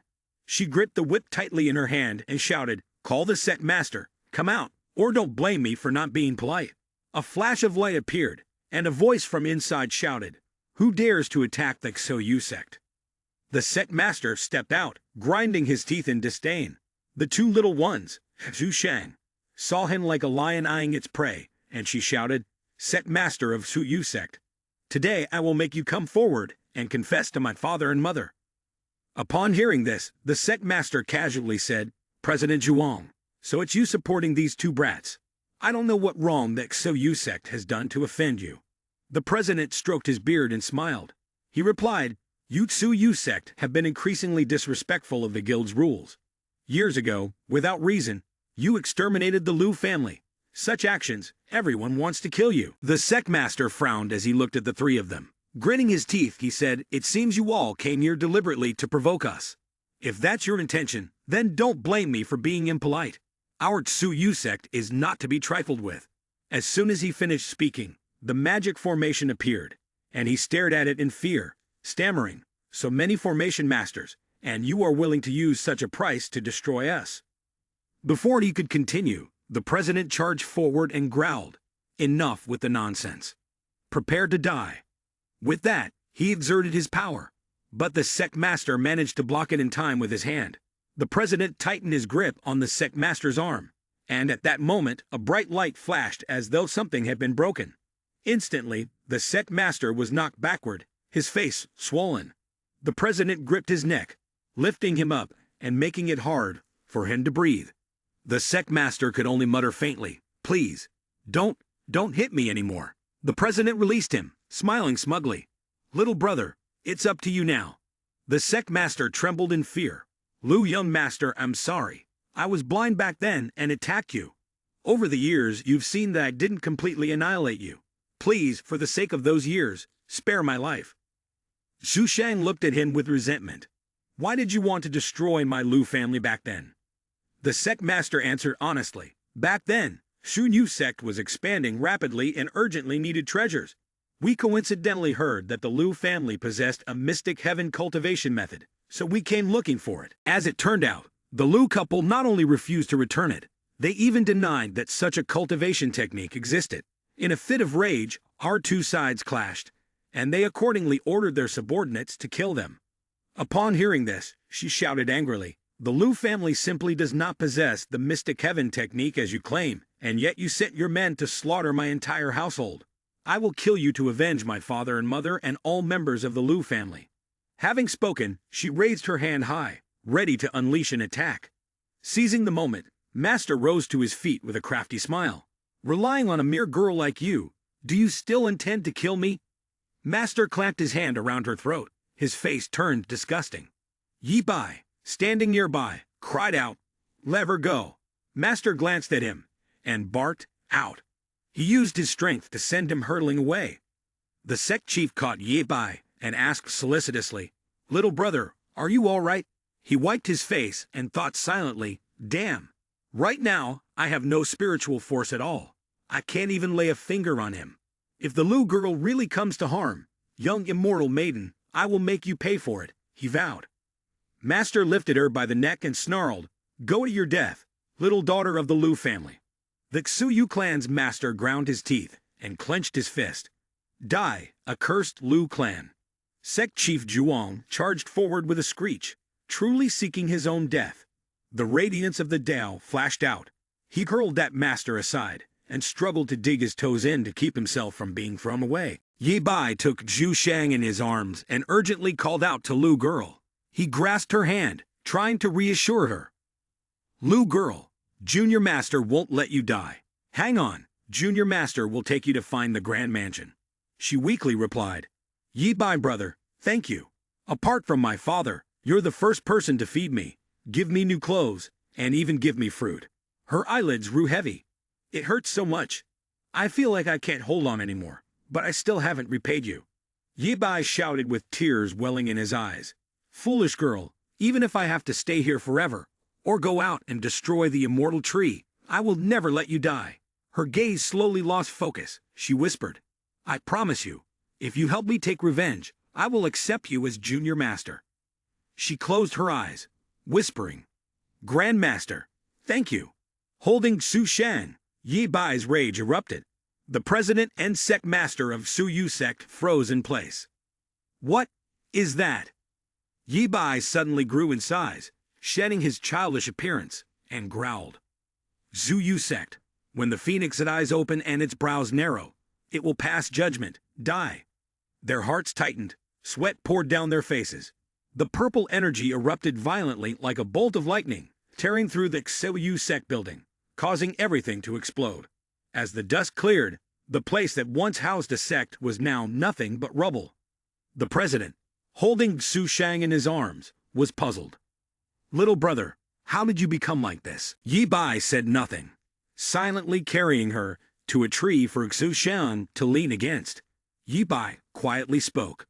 I'm sorry, it was because I was late back then that you had to suffer so much. She remained seated, still as ever, while the blue flame of the soul blazed higher, transforming into a beautiful young woman in her 20s. Xu Shang opened her eyes, joyfully calling out. Grandmaster Undead Spirit suddenly appeared and declared, Ye Bai, congratulations on completing your mission. She stepped forward. You have awakened Lu Xu Shang's consciousness within the flow of time and space. You may leave now. Xu Shang suddenly said. Wait. She turned back to look at herself, blowing lightly. Can we stay here for 2 more days? Because I want to give Lu Xu Shang some good memories. She hesitated slightly. It seemed this was not possible. But the words were forced to be swallowed when she saw Ye Bai's dark, displeased expression. The goddess helplessly turned away. Fine, fine. Just 2 days, then after everyone is finished, you may leave. I've resurrected Lu Xu Shang. But within these 2 days, you must leave. Otherwise, you'll be lost forever in the flow of time and space. Xu Shang woke up, curiously asking. Yes, brother, the girl beside me is so surprised. She feels so familiar, almost like she's me. Xu Shang smiled brightly and extended her hand. Have you wanted to go to the martial arts school for a long time? Let's take you there. Xu Shang hesitated. How did you know that? She didn't answer the question. Let's go. The blue light shone directly down onto the tree. The blue light shone directly down onto the tree's roots. She turned to Ye Bai and said, Grandmaster, we have returned. The undead spirit appeared. Lu Xu Shang, have you ever regretted it? You could have become the guardian of the eternal tree, inheriting the path of immortality and becoming a god, detached from the mundane world. Xu Shang firmly assured, as long as I can be with the Grandmaster, I will never regret it. She answered indifferently, in that case, you will forever be disconnected from the path of immortality. The goddess raised her hand. Ye Bai, I will also give you a choice. I hope you won't regret it. Ye Bai frowned, wondering what game she was playing. The undead spirit clasped her hands together, and golden energy gathered in her palms, forming ancient, glowing runes. You were originally a true dragon, a celestial being, but somehow you ended up in the mortal realm. The golden veins on your body are divine veins, but now your divine veins have been damaged, and you cannot return to the divine realm. Her fingers swiftly formed a seal, and golden light shone brilliantly. A golden dragon surrounded Ye Bai, appearing in the vast space, like the universe itself. She slipped her hand into her sleeve. Now, I will give you two choices. First, give up searching for your disciple, merge with me, and you can return to the divine realm once more. Your divine veins have been damaged, and you can only gradually repair them step by step. It could take hundreds of years, or even over 1,000 years, for you to return to the divine realm. And by then, who knows if you will still be alive? Yi Bai smirked and said, "Only children choose. I want both. I won't give up my disciple, and I'll go to the divine realm." The space vanished, returning to a clear sky. The undead spirit, furious, exclaimed, "Is there anyone like you? How arrogant can you be? Do you really think you can just go to the divine realm like you say?" Feigning ignorance, Yi Bai turned away. "What if I do?" The goddess, helpless, took out a round pearl and said, "Forget it. You are people who value emotions and bonds. I'll give you a gift which can extend your lifespan by 1,000 years. I hope by then I can meet you in the divine realm." Xu Shang reached out to accept the gift and smiled in thanks. "Lu Xu Shang. And about the immortality fruit, thank you." The undead spirit waved his hand. "It's nothing, just a small gesture. No need to thank me." Yi Bai returned to Xu Shang's side, cupped her hands in salute. "Farewell." The two transformed into beams of light and flew off. As they left, the undead spirit's expression darkened. "You didn't agree to me, yet you took away my hair. I just teased you a bit. Wait and see." The space door spun continuously, and Yi Bai and Xu Shang gently landed on the ground. The female disciples rushed over. "Grandmaster, you two are finally back," one of them happily announced. "Zihen girl, are you all right now?" Zihen clasped her skirt with joy. "Thank you, Grandmaster and Senior Sister, for worrying about me. After several days of treatment by Junior Sister Xing Chen, I am completely fine now." Yi Bai nodded in satisfaction. "That's good." He stroked her head. "That's good." The system appeared, notifying him of a reunion with his disciple. "Congratulations on receiving a mysterious reward." Yi Bai stared at the gift box on the system. This damned system finally knows how to live. He squinted, rubbing his chin. Mysterious reward. Can the system directly exchange the mysterious reward? He uploaded the progress of the divine vein restoration into the system, so he could check the progress at any time. The system appeared again and started accessing the system. After a moment, it reported that the task was complete. Zihen, feeling joyful, said, "Grandmaster, in the few days since you both entered, there have been earth-shaking changes." Ning Bu Lai, upon hearing that his brother had died, returned to the immortal realm. Shen Tian Kai is dead, and the remaining forces of Divine Decree City have all emerged, competing and clashing everywhere, creating chaos. She continued, "The most chaotic news is that the path of immortality of Divine Decree City has been revealed, which has caused widespread panic, and now everyone is searching for traces of the immortality path." Yi Bai closed his eyes. "Your heart has always been like this. There's no need to pay attention to them. Just focus on our own matters." Wu Xiao was excited. "Grandmaster, I want to venture into it myself. The immortality secret realm has so many opportunities. It's truly a paradise. Moreover, everyone else has reached the true immortal realm, but I still haven't broken through. It's a bit too lacking." Yi Bai waved his hand. "Go ahead." Xing Chen, eager, said, "Grandmaster, I also want to see the legendary medicinal valley here." Zihen folded her arms and glanced at her. "Go with Xing Chen, Junior Sister. She could both protect her and heal her body." Ye Bai waved his hand. "Go, go, go, all of you go. You all have your own paths to follow. I wish you success." The curtain was high on the rooftop. In the evening, Su Shang lay on top of Yi Bai, her face flushed. "Grandmaster, thank you for doing everything for me." Pink bubbles seemed to appear everywhere. Just as the two were about to kiss, she suddenly transformed into a white bird with a golden beak, pecking at Yi Bai's mouth. Yi Bai was surprised, his expression full of question marks as he looked at Su Shang, who was flapping her wings angrily. "Chirp, chirp, chirp, how did you turn into this?" She kept calling, "Chirp, chirp, chirp." Ye Bai looked at the small flame of gold in his hand. "My spiritual energy is being suppressed now." Ye Bai clenched his fist, his brows furrowed tightly as he recalled the smug smile of the undead spirit. Only she could have done this. It's her mischievous trick. Suddenly, A blue bird flew over and landed on the window, covering its beak with its wings as it laughed mockingly. Ha ha! Ye Bai watched as feathers scattered around. Forget it. She must be hiding by now. I'll take these few days to rest well. The next day, everyone returned in large numbers. The bald man raised his thumb toward himself. Little brother, the path to immortality is in sight. Everyone is joining our Jia Yuan sect, searching for treasures together. I can tell you're of extraordinary background. Would you like to join our sect? Yi Bai closed his eyes, and Tu Shang obediently perched on his shoulder. No need. Move aside. The man braced himself with both hands. Joining our Jia Yuan sect would be an honor for you. Don't be so shameless. Yi Bai shot him an annoyed glance and repeated, I said, move aside. He was no longer polite. Shameless. You can ask us to move, but you must pay the toll first. Impatient, Yi Bai delivered a punch, sending the man flying, and walked away with disdain, ignoring the crowd's admiration. Although my spiritual power is suppressed, dealing with someone like you is still more than enough. With that, Xiao Yo turned and left, leaving the bald man lying in a heap. A woman's arm rested on the railing, watching Yi Bai's retreating figure.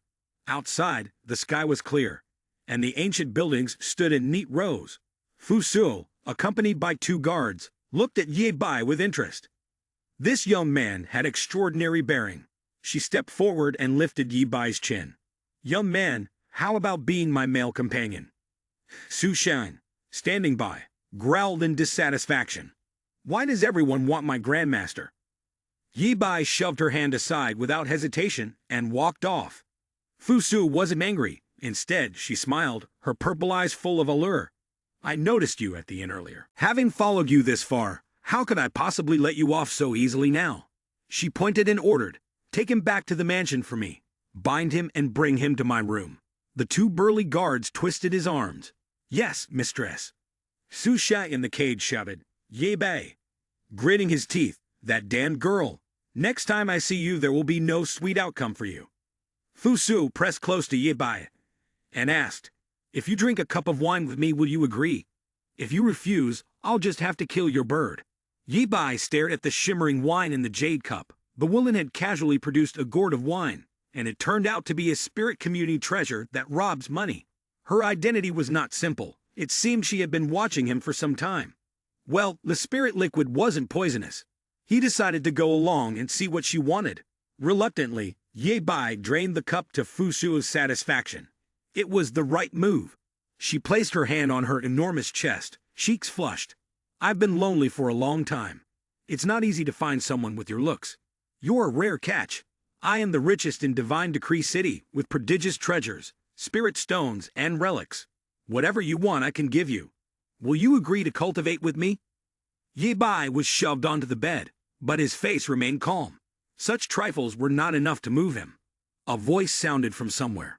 So, do you want this opportunity? We recently received news that the Valley of Bewildering Mist has shown unusual activity. A great opportunity is about to emerge. Fu Su smiled slyly and said, as long as you agree to be by my side, when the time comes I'll give you half of the treasures. Yi Bai venomously exclaimed, perhaps Chang Jiao, the little bird in the cage, is uncomfortable. Grandmaster, how could you do such a thing? In Yi Bai's heart, he thought to himself, if you want to use me to gain some opportunity, let's see whose hands that opportunity ultimately falls into. Fu Su held the gem with a loving attitude. Xiao Yi, eat this. Without hesitation, Yi Bai chewed it noisily. At this moment, both were sitting on the back of a magical beast, its gaze sharp and fierce. Below, the people were shouting, this is too much. Why don't I get the chance to enjoy this little brat's benefit? The Fu Patriarch, legendary for his beauty, and the richest in the city, not to mention being full of tricks, certainly indulged this little brat. A sweet and flowery voice rang out, don't worry, my treasure, I only care for you. The little white bird cried out, flapping its wings and commenting, Grandmaster, you must not get lost in this. Ye Bai, with a displeased expression, complained, waving his hands around, I'm thirsty. Where did you get that spirit liquid from yesterday? The immortal pill you took yesterday, better hand it over. She leaned close to Ye Bai, grinning, Xiao Ye Ye, you're finally setting off. The little bird in the cage flapped its wings in indignation, shouting, "Ship!" The bird, its eyes filled with tears, clung to the bars of the cage and screamed, "Ship, Grandmaster, how could you treat me like this?" The magical beast flew in the air, its voice echoing with complaints. "Didn't you say we were going to the Valley of Bewildering Mist? How much longer until we get there?" A hand was raised, snapped, and then responded, "Xiao Ye, don't worry, we're almost there." They rushed down with great intensity. The sound of her footsteps echoed as Fusu grabbed Yi Bai's arm and stepped forward. Fusu leaned her head gently against Yi Bai's. "Xiao Yi, I will protect you." He silently thought to himself. The presence in the mist was clearly not just one. It seemed this place truly had divine secrets. Otherwise, it wouldn't have attracted so many people for its treasures. Judging from the current situation, given how dangerous it was here, it would be best for Lu Girl to continue waiting in the small wasteland world, recover her human form, and then speak. A pair of enormous green hands suddenly appeared from nowhere. It was a giant green monster with long, protruding fangs, appearing suddenly in front of everyone in shock. The two officials saw this and chased after it under Fusu's orders. "Quick, kill it for me!" The monster let out a loud roar, its eyes turning milky white. It swung its hands, causing boulders to fall from the mountain in all directions. Then, a large rock was hurled directly at one of the people, who couldn't dodge in time. Fusu wasn't spared either. Looking up, she saw a boulder floating in the air, seemingly about to fall onto her. She froze in shock, but just then, a pair of hands reached out from somewhere to catch it. The boulder then veered off and crashed to the ground. She managed to dodge in time and sighed in relief. Fusu turned her face and then realized the one who had saved her was Yi Bai. He had saved her. Yi Bai jumped high, unleashing a force of Tian Lei that struck down. From where the lightning descended, Yi Bai gritted his teeth and whispered, "It should be over now, little monster." The monster's eyes glowed red, narrowing as it watched the lightning strike down, leaving it no time to react, only able to raise its hand in an attempt to block. Its throat froze, unable to utter a word. The monster gradually vanished into the darkness along with the bolts of lightning. He coldly muttered a phrase, "A grasshopper, kicking the cart." She stood outside, watching everything with a dazed expression. "It's over. What should I do? If I really fall in love this time?" She looked at Ye Bai with admiration in her eyes. Behind her, pairs of red eyes flickered in the darkness. Ye Bai's face was filled with deep thought. It was Fusu, who suddenly lunged forward and embraced Yi Bai tightly. "Xiao Yi, you're amazing. I really love you so much." Meanwhile, he did nothing, his face showing helplessness. She pouted and leaned closer, wanting to kiss him. He calmly pushed her head aside and said indifferently, "Let go of me, enemies are coming." Fusu was bewildered. "What?" She glanced at him with a frown. The cold feeling from behind made her glance toward the cave, where countless red dots glowed, all waiting to strike. She gasped, screaming as she hugged Yi Bai. "Why are there so many monsters?" His face went blank, unable to say a word. The sound of snorting echoed as the monsters began emerging from the cave. Upon closer inspection, they were giant wild boars, their eyes gleaming. They exhaled a breath, standing silently before them. On its back was a chair, and the woman sat there, her legs crossed as she looked at them with a dangerous, warning gaze. "Leave now, or die. You choose." Fusu placed his hands on his hips arrogantly. "Who are you to dare block me? No one in the city of divine decree has ever dared tell me to leave." Ye Bai stood silently by, watching. Suddenly, with a whoosh, something spun and flew toward them. The blood-drinking black sword plunged straight into the ground with a loud clang, startling her as she grabbed onto his arm. Fusu broke into a sweat, exclaiming, "You're Du Guyan, from atop the boar." Guyan looked down and said, "This piece of the Valley of Bewildering Mist is now under my control. Leave immediately. I don't wish to spill blood today." She thought to herself quietly, "Well, today is your lucky day." He remained silent, observing. She hid behind him and said, "Fusu, I am the wealthiest person in the city of divine decree. There's nothing I can't get, even if you are the infamous god of death. So what? Today, I won't let go of this divine relic." Upon hearing this, Gu Yan's eyes gleamed with a dangerous light. "If that's the case, don't blame me." With that, The monster let out a loud roar. Fusu turned pale with fear, muttering softly, "Xiao Yi Yi, sorry. I might have overdone it earlier. Can you stall a bit? I'll go get some backup and bring some reinforcements." After that, she responded enthusiastically. "All right, let's decide on that. Then let's go find the person from before." Suddenly, a thud sounded. Yi Bai placed his hand on her shoulder. Fusu broke out in a cold sweat, caught by him, and instinctively cried out. His face darkened, the expression grim. "When did I agree to that?"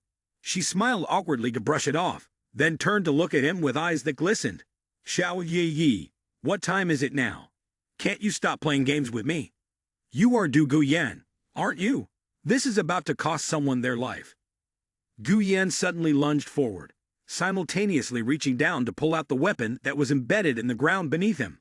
At their location, she raised the blood-red sword high, preparing to strike down.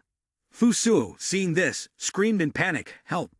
Just as the blade was about to make contact, Yi Bai reached out and caught it. He held the blood-red sword with ease, but her hand was trembling uncontrollably, and her eyes were burning with fury. Seeking death, Yi Bai muttered, frowning in displeasure. "Girl, Dukao has been gone for 300 years, and you still haven't cured your face blindness. Even the Grandmaster couldn't recognize you." Upon hearing this, Gu Yen dropped the weapon, and it rang out with a clang as it hit the ground, his eyes wide with shock. "What did you say?" Du Guyan furrowed his brows, mumbling in confusion. "The Grandmaster passed away 300 years ago. How could he still be the Grandmaster?" She raised a hand to her chin, tilting her head as she scrutinized. "But only the Grandmaster and Senior Sister were aware of my condition.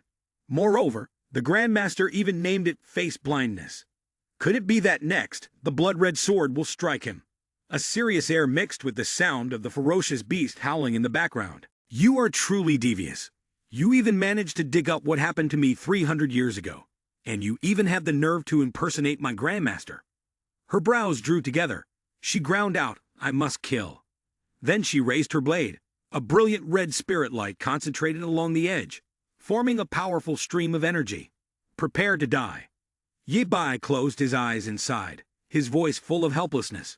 "You foolish girl. If you hadn't used tricks, you wouldn't have recognized Junior Master so soon." He raised a hand. A colossal, mysterious purple hand manifested in midair, stretching out like a violent gust toward the charging girl, the great void palm. Gu Yan's eyes widened in stunned halting. A blazing purple explosion tore through the space, ripping the void and scattering stone and earth. She realized the technique and became ecstatic. The Great Void Palm was the Grandmaster's unique signature move. He truly was the Grandmaster. He clasped his hands behind his back and smiled softly. "Silly girl, you finally recognized Junior Master." Without hesitation, she hurriedly set down the black blood token, knelt and saluted Yi Bai. "Du Guyan pays respects to Grandmaster. Your disciple failed to recognize you. I beg Grandmaster's punishment." Slowly lifting her head, she saw the outstretched hand and heard the teasing voice. "Now come and embrace Junior Master. Perhaps Junior Master will forgive you." She immediately leaped forward and hugged him tightly, emotions overflowing. "Grandmaster, you truly are alive again. Your disciple missed you dearly." She nestled against him, quietly savoring the familiar moment. Meanwhile, Yi Bai looked up, his gaze stopping on the system that had just appeared. The system reminded, "Reunion with Disciple 80/108 rewards. A large mysterious reward activated according to a specific scenario."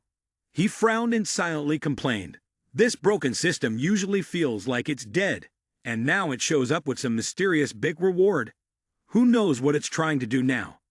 Guyan was excited, his eyes shining with curiosity as he said, "Grandmaster, Divine Decree City has countless divine miracles. Why would you come to a place like the Valley of Bewildering Mist?"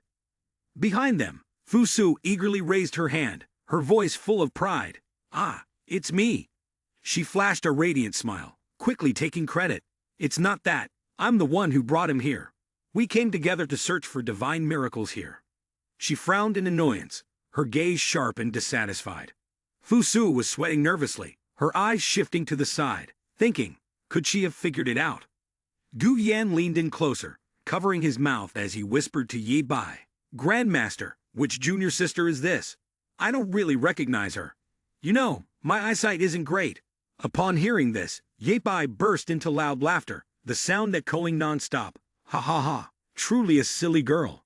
She put her hands on her hips, huffing slightly in rebuttal. I'm not any junior sister of yours. As for you, you should be calling me master's wife. She was stunned, looking puzzled. What? She stared at him with a look full of doubt, raising an eyebrow, waiting for an explanation from Ye Bai, who was now avoiding eye contact. Fu Su crossed his arms in front of his chest and said firmly, "Don't worry. After we return, I will marry your grandmaster. I won't let him suffer any injustice." Gu Yan shot him a displeased glance, but he remained silent, only forcing a faint smile as sweat trickled down his face. She let out a long, frustrated sigh, I know. Suddenly, a thick, purple mist began to rise behind them. Both of them immediately became alert, turning around in unison, their eyes full of suspicion. The mist spilled out from a crack in the stone wall, slowly spreading in a dark, ominous flow.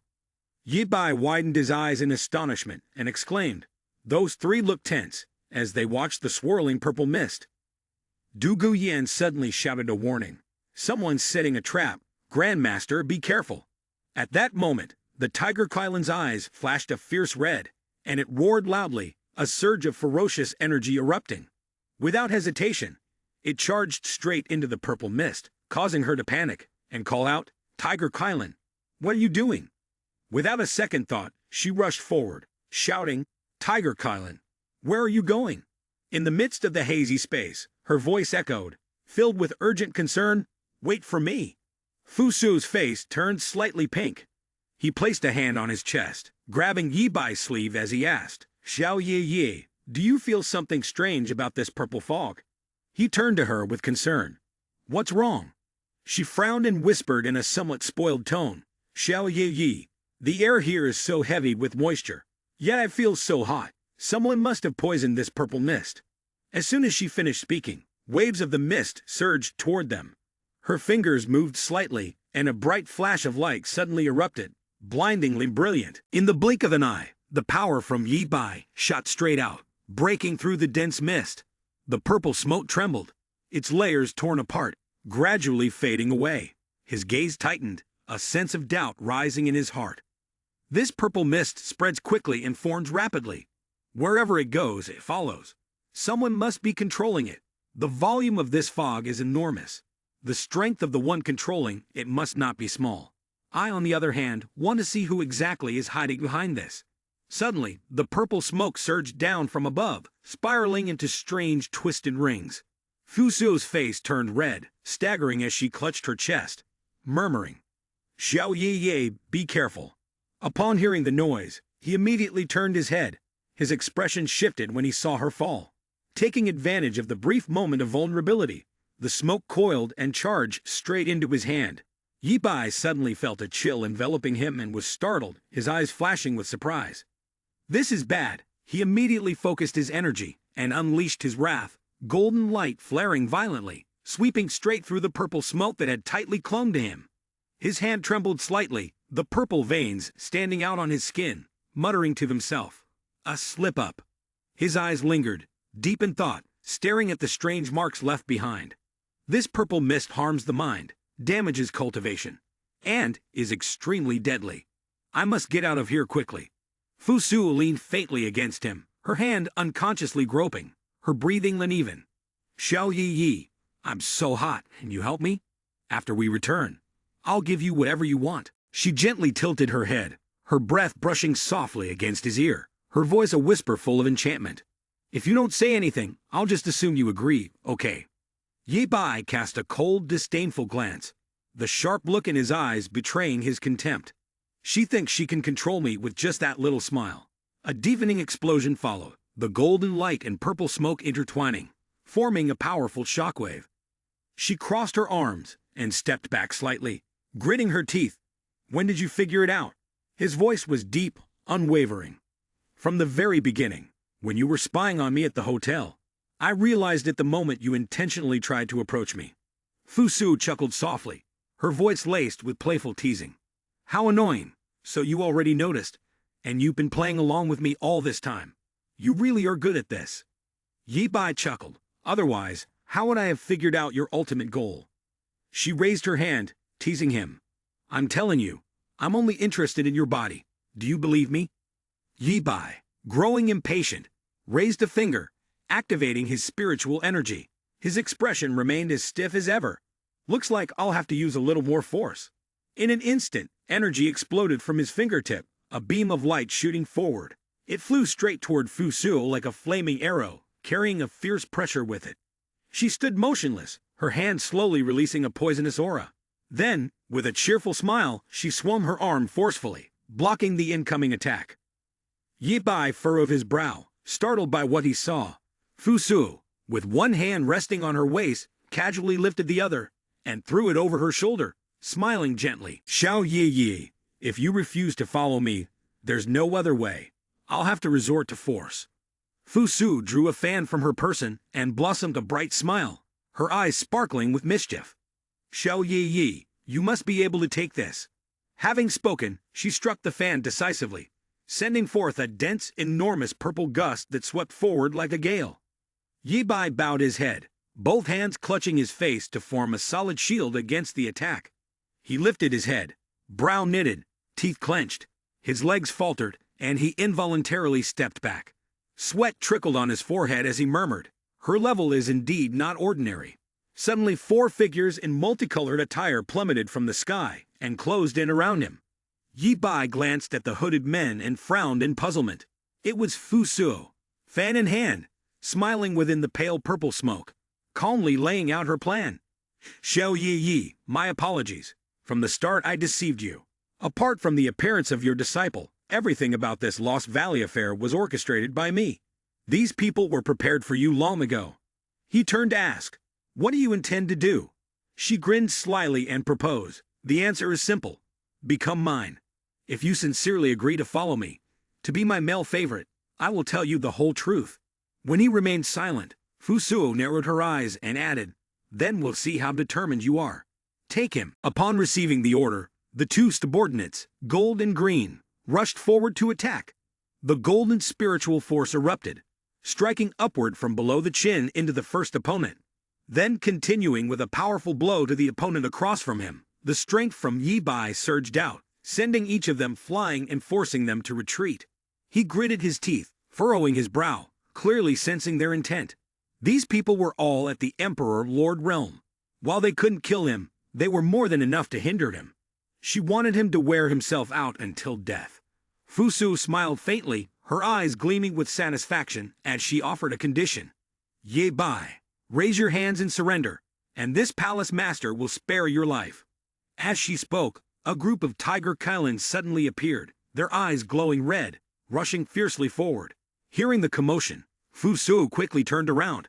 She was surprised and focused her attention, speaking aloud, unaware that a blade was descending from above, sparks flying as it sliced down rapidly. Sensing the danger, she nimbly dodged to the side, causing the blade to crash forcefully into the ground, creating an explosion. Fu Su furrowed her brow in confusion. How did she return so quickly? Could the purple bone's effect have worn off? Gu Dian dragged her weapon along, her voice mocking. You didn't think a mere enchantment-breaking formation could trap me, did you? She understands now. So you all intentionally set the trap to expose me. She smiled, her eyes tilted in teasing. Finally, you're reacting. Fu Su gritted her teeth, lowering her head in frustration. Damn it, there's poison.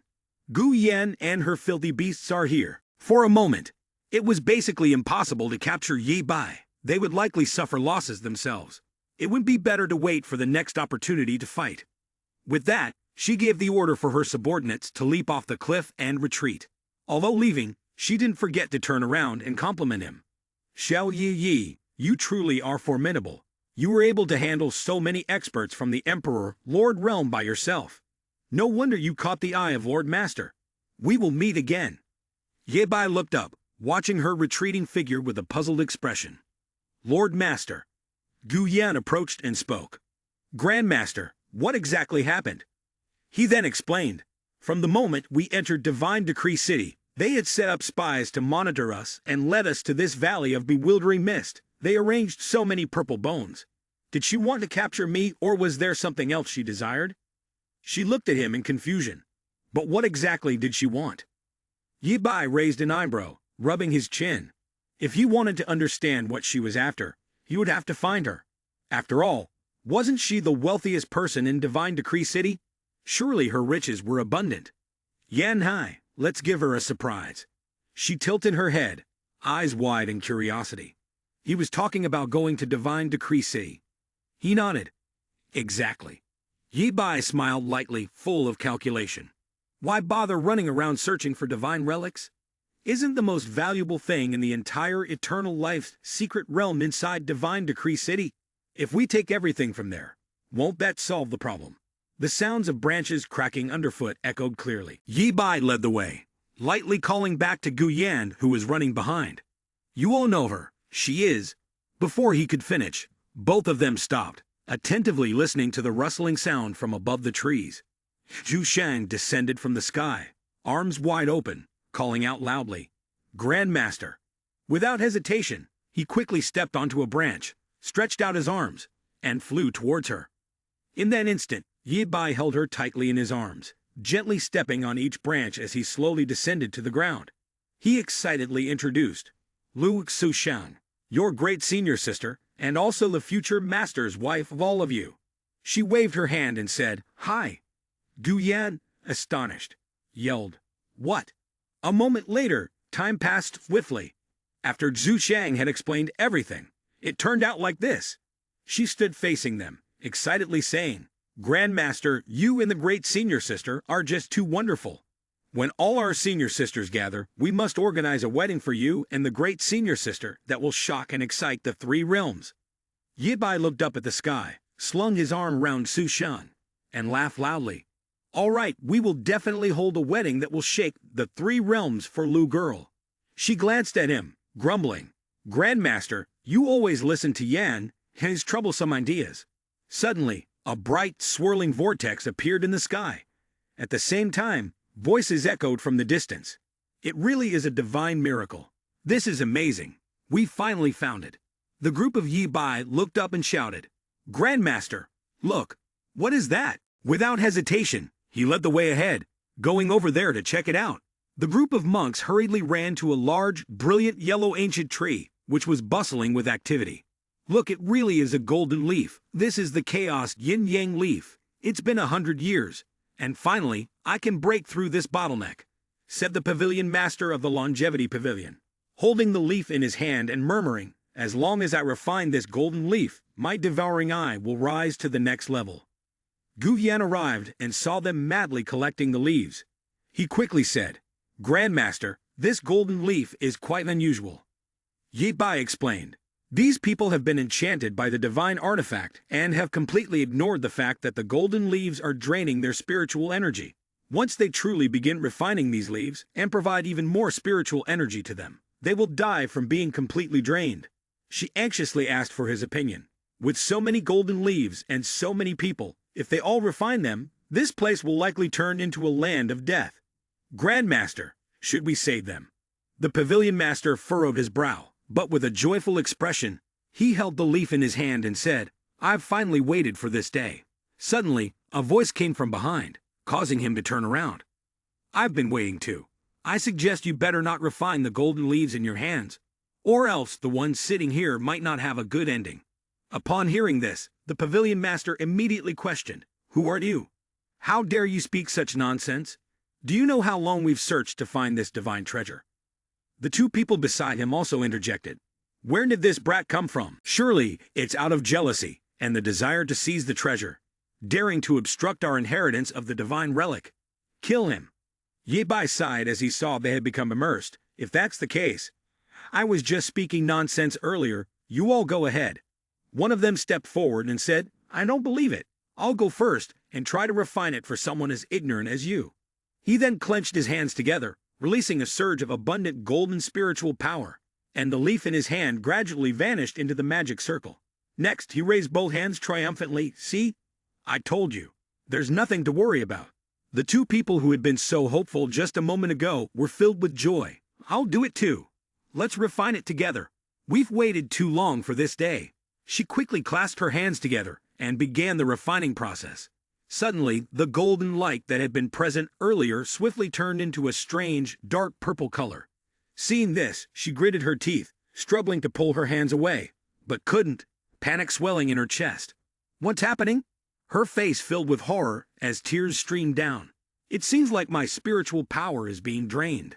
The purple energy surrounded her, pulling her hands with desperation as she cried out, "Help me!" The upper half of her body was suddenly swallowed, her form gradually dissolving in the purple energy. The pavilion master gaped in astonishment. How could this be? Then he thought to himself. He had already suspected the leaf was problematic, but he was certain there must be a way to save them. Immediately, everyone knelt down before Yebai, taking turns to beg, "Save me. Little brother, your insight is remarkable. To be able to see through divine treasures, you are certainly no ordinary person. Please, I ask for your help. Everyone here has endured hardship and risked everything to find this relic. Because of that, our minds were clouded. I hope you can set aside any past misunderstandings and lend us your aid. One day, we will surely repay this kindness with all that we have." His tone carried both pride and curiosity. "Oh, and what can you offer me in return?" The pavilion master lifted his head, his voice steady and sincere. "Anything within Divine Decree City. Whatever you seek, I will do my best to find it for you." Yebai stood calmly, his hand raised, revealing a radiant orb of violet energy. His gaze was unwavering as he spoke firmly. "Very well. Do not forget your words. I will help you save them." Without another word, he sent the orb into the chaos yin-yang leaf, leaving the crowd astonished. The pavilion master turned slightly, a hint of doubt crossing his face. Is he trying to destroy the tree directly? How simple-minded. Ordinary power could never harm a chaos yin-yang tree. It seems I was mistaken about him. Yet before the thought could settle, his expression changed completely. It can't be. From the orb burst brilliant violet flames that blazed intensely, wrapping the entire tree in their glow. Yebai let out a quiet, confident laugh, his voice resonating with pride. "I am of the true dragon lineage. The essence of the heavens accompanies me.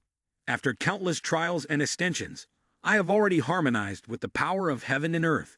To deal with a tree such as this, nothing could be simpler." Some people could not bear to see it being burned and shouted as they rushed toward the flames. Don't burn it! This is a divine artifact. Even if I die, I still want to keep it." The pavilion master, shocked, shouted to stop them. "Everyone, retreat! There are more divine treasures in the world. If we don't have this one, we can always find another." They were burned, screaming in pain. As the pavilion master picked up the leaf, it gently moved, causing him to be stunned. He stepped forward to look at it and said in a deep voice, "This chaos yin-yang tree is both righteous and wicked. It's not regrettable to die under its temptation." He shouted as it transformed into a leech in an instant on his hand. "Supreme illusory demon leech." As he watched it squirm, he muttered, "So that's it." He then turned around, clasped his hands, and bowed. "Thank you, little brother, for helping me escape the demonic trap in time. If there's anything you want, feel free to ask. I will certainly fulfill whatever is within my power." Yebai looked at him with a suspicious expression. "What do you mean by anything? What can you do for me?" He replied, "Little brother, to be honest, I am the pavilion master of the Longevity Pavilion in Divine Decree City. Anything from our trade. You may choose as you wish." He fell silent for a moment before asking cautiously, "Could you help me find someone?" He nodded his head in agreement. "Of course we can. As long as it's someone from Divine Decree City, there's no information we cannot retrieve." Suddenly, Zhu Shang noticed something. An unusual object emitting a dazzling glow appeared from within the chaos yin-yang tree. It flew out gradually, revealing the shape of a coin protected by a shield. In an instant, Zhu Shang raised her hand to catch it as it fell right in front of her. She held it in her hand, observing in amazement. It felt strangely familiar, as if it had always been a part of her. He turned around and raised his hand to stop her. "Wait!" Suddenly, she absorbed it, causing the coin to emit a glowing light. Strange, powerful symbols began to appear around her. Before she could react, it flew into her chest. Yebai rushed over to Lu Girl in panic. At this moment, her body began to lose vitality, her eyes dimming, her body swaying. He quickly caught her as she fainted, calling her name softly. Lu Girl held on. The situation unfolded so quickly that he couldn't react in time, nor could he think it through. Lu Girl was not someone to act recklessly, and would not easily fall for the temptation of the yin-yang tree. Something unusual was definitely going on inside her. Du Guyan stepped forward, eyes wide with concern. Grandmaster, great senior sister, what happened? Ye Bai frowned, adjusting his posture. Her spiritual energy is in chaos. Temporarily sealed by me, she won't wake up for a while. Upon hearing this, she grew anxious. What should we do then? The pavilion master, observing the situation, spoke up to offer help. Why don't you all come with me? I can provide what you need and offer temporary shelter. He held Su Shang in his arms, expressing his gratitude. Thank you. The pavilion master's voice echoed through the room. Ye brother, you have done us a great favor, and moreover, you've just arrived in Divine Decree City. From now on, you can consider the transactions at Longevity Pavilion as your own business. This will be your residence, he said with a flattering tone. Whatever you need, feel free to speak up. Anything I can do, I will handle it with all my might. Upon hearing this, Ye Bai responded, You're kind. Then the pavilion master changed the subject. Regarding the matter you ask about Fu Suo, there is news, but there's something strange about the situation. Gu Yan turned around and asked, What's strange? The pavilion master reported immediately. The day after you gave the order, we sent people to follow Fu Suo and gather information about her. Fu Suo was once considered a prominent figure in Divine Decree City, always maintaining an impressive appearance and a great presence, drawing much attention. But after returning to Divine Decree City, it's as if she disappeared without a trace. He frowned and continued. What's most unusual is that the treasure she left behind in her mansion was left unattended, as if a situation was set up for everyone to see, waiting for someone to enter. Ye Bai turned around and replied, It seems she anticipated that we would come looking for her. The pavilion master, upon hearing this, immediately asked, Ye brother, would you like me to send someone to investigate the truth first? Ye Bai closed his eyes and declined, No need. If she clearly wants us to find her, then we'll just go and take a look. Hearing this response, the pavilion master bowed his head respectfully and said, As you wish. If there is nothing else, I will take my leave. The room only had the three masters Ye Bai. Gu Yan looked at the person lying down and asked, Grandmaster, please take a look at great senior sister's body. Around Su Chang's body, a stream of spiritual energy suddenly surrounded her, accompanied by script and a lotus seal. Ye Bai also looked over in surprise. Lu Girl. Gu Yan exclaimed unexpectedly, Great senior sister is breaking through her realm. As she spoke, the spiritual energy fluctuated more intensely around Xu Shang, and her eyes suddenly opened, flashing with a strange light. Ye Bai explained, Lu Girl has been experiencing a series of fortunate encounters these past few days. Although her consciousness is not fully awake, her body has begun to autonomously absorb energy and is starting to evolve. She has broken through. Gu Yan turned to ask him, looking puzzled, Grandmaster, if this continues, will there be any danger to great senior sister? Ye Bai replied, There's no need to worry. Junior Master trusts her abilities. She silently prayed, Great senior sister, you must be all right. After that, the voices of the two rang out in the room. So Grandmaster, what should we do about Fu Suo? Since they've already set up a trap for us, should we go meet them? The sky was a clear blue, still and serene, with a meticulously crafted tiled roof. Two people were walking through the door. Gu Yan looked around and said, There really isn't a single person here. Ye Bai observed the front yard. The spiritual energy there was rich and green. Surely the treasures were located there. Let's go check it out, she replied when she heard it. Yes. The door was opened, and Gu Yan leaned in to look around, still seeing no one, but there was no shortage of treasures. In front of them was a mountain of gold coins, and jade rings that were shining brilliantly. Ye Bai closed his eyes, stroked his chin, and said in a profound tone, Yan Hai, Grandmaster once taught you, if there's an advantage to be had, should you not take it? Gu Yan quickly responded, It's just sleeping stuff. The two of them joyfully rushed toward the pile of gold, silver, and jewels, shouting, Ha! Big profit! Last time we used up all the old capital, but now we've earned it back. A few minutes later, Gu Yan was sweating, sitting down to rest. Truly, no wonder they were the richest. They were incredibly wealthy. After catching her breath, She turned to ask, "But Grandmaster, we're like this now. And Fusuo still hasn't shown up. She's not really gone, is she?" She wondered, could it be that she offended too many people? We haven't even made a move, and yet someone else has already taken action against her. This is too strange. Suddenly, something dropped onto Guyan's bare shoulder. She flinched and glanced to see that it was a kind of red liquid. She touched it with her hand, rubbing it, wondering what it could be. Then she suddenly realized what it was. Yibai also looked up in surprise. Above them, the girl was hanging, her entire body bound by many strands of rope. Guyan gasped, "Fusuo." Up above was Fusuo, her eyes covered by a black cloth. Her hands and body were bound by numerous thin ropes. The corner of her mouth was bleeding. Both Yibai and his disciple looked up. He asked, "What's going on here?" Fusuo slowly opened her eyes and cried out with difficulty, "Help! Help me!" Guyan raised his hand to ask, "Grandmaster, could this be a trap?" But the man only watched in silence. Suddenly, she screamed, "Please, I beg you to save me. I'm innocent." Guyan looked up sharply, then warned in alarm, "Grandmaster, be careful. It's a trap." At the same time, she unleashed two powerful slashes upward. A loud explosion erupted from the roof of the chamber. Yibai looked at the fallen figure and said, "It wasn't her just now. Someone was trying to tempt you into killing her." Hearing this, Guyan wondered what on earth was happening. Fusuo struggled to her feet, clutching at his robe. "Yibai, please save me. As long as you can rescue me, whatever you want, whatever you wish to know, I'll give it to you. Please, I've devoted so many years of my life to this. I can't fail now, not when I'm this close.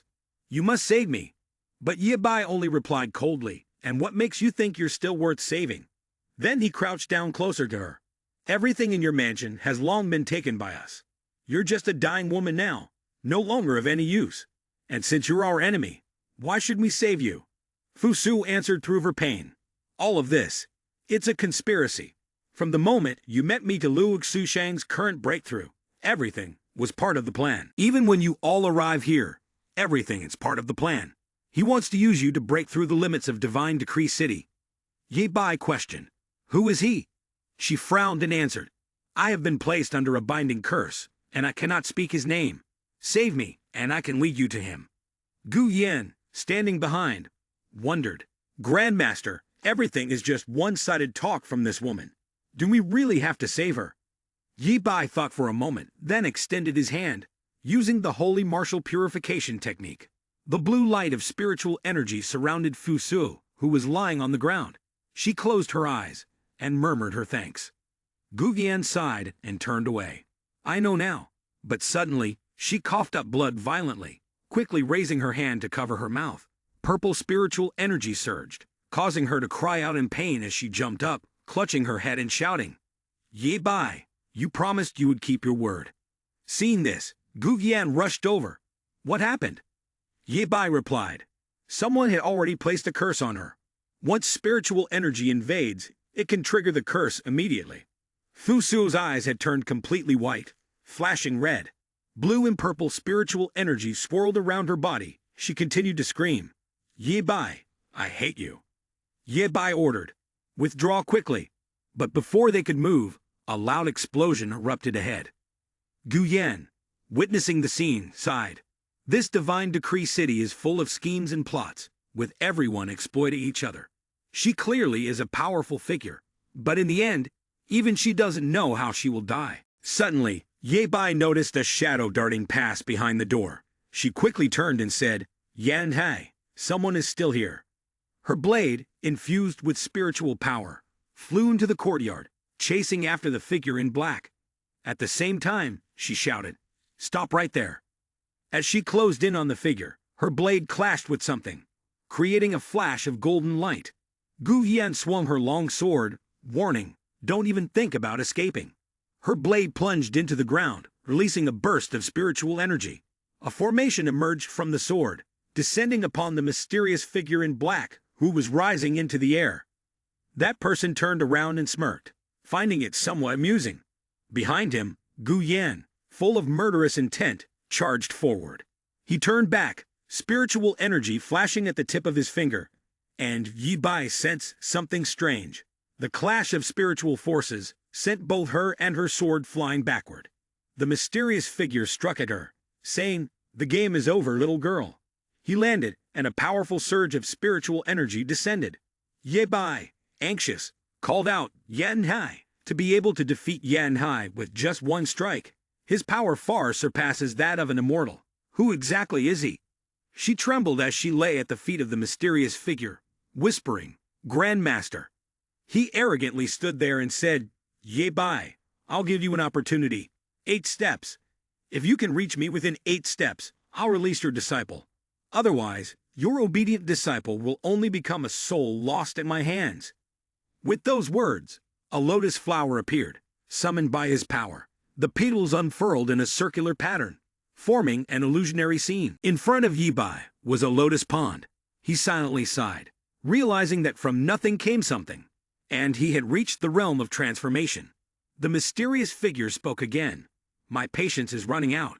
Don't disappoint me." He stepped onto the first lotus blossom and quickly leaped from one to another. Calmly, he stopped in front of the mysterious figure, causing the figure to burst into laughter. "Ha ha, breaking through my 7 steps. Well done, truly well done." Ye Bai, on the other hand, looked at him with disdain. "Coming near you, and you're still worthy." With a single strike, Ye Bai aimed at the mysterious figure. He used Gu Yan's sword to cut through the strike, then said, "This time, it's this sword stopping you. Next time, it will be your obedient tools." Ye Bai stayed silent at these words, only gazing at him seriously. Suddenly, the mysterious figure began to merge with a black spatial gate. He said, "What I wanted to know today, I now know. Ye Bai, I must thank you." Ye Bai immediately asked, "What do you mean?" The figure's form slowly disappeared into the gate, leaving the ominous words, "We will meet again." After the mysterious figure left, Ye Bai quickly jumped to Gu Yan's side. He helped her up and called out, "Yan Hai." He shook her, but her eyes remained tightly shut. Suddenly, he realized something. This was Gu Yan, who had now lost consciousness, her lifeless eyes flashing with a red aura. Ye Bai cried out in shock. "She's dead." A surge of spiritual energy, crackling with electricity, suddenly struck him. Ye Bai found himself in some deep, boundless space. Just now, that person was not Yan Hai at all. It was the person in black, who had used spiritual power to illusionarily transform into Yan Hai. No wonder I couldn't sense any living aura from the person on the edge. He looked down and pondered. All of this was to lure me into the trap, but in the end, what exactly did he want to do? Suddenly, he saw 6 lotus flowers identical to the ones before appearing in front of him, and Ye Bai hesitated. That was when he sensed the triangular stone, and it radiated divine power. He stepped onto the first lotus, advancing smoothly and easily, finally landing lightly on the lotus's stamen. Ye Bai looked at his target ahead and made an observation. With every step, it felt as though 1,000 tons of weight were added under his feet, blocking his path, preventing him from moving forward. He squinted and murmured, but with every step he took, the spiritual energy in his body grew stronger, as if it was summoning him closer to the golden scale. He furrowed his brow and asked, "What exactly are you? Why does it resonate so strongly with the spiritual power in my body?" It only responded with a slight movement. Ye Bai stroked his chin thoughtfully. Relying solely on spiritual power, he couldn't suppress the lotus flowers, nor could he get any closer. So how could he obtain that golden scale? After thinking for a while, he extended his hand and used lightning magic to strike. The purple lightning shot toward the floating golden scale, but it remained intact, with no cracks. Fortunately, Ye Bai furrowed his brows. It was essentially useless. Only by moving step by step could he pass through. Since that's the case, I'll take this opportunity to break through. Perhaps I will be able to reach you. With that, he sat down and meditated on the lotus platform. A few days later, the same scene unfolded. Ye Bai's eyes suddenly flashed with a purple light, and the lotus he was sitting on bloomed, with the light gathering around him as if he were absorbing it. Ye Bai stood up, sensing and admiring the surroundings. This place was truly the sacred land of cultivation. In just a few short days, his cultivation had reached the peak of the void immortal realm, something that would have taken several centuries of hard work outside to achieve. He extended his hand toward the shard with a golden glow. It was truly a surprise. Smirking, He looked at the object in his hand. What exactly are you? This time, I will finally get to the bottom of it. The shard lay quietly in his palm before suddenly flashing with dazzling, multicolored light.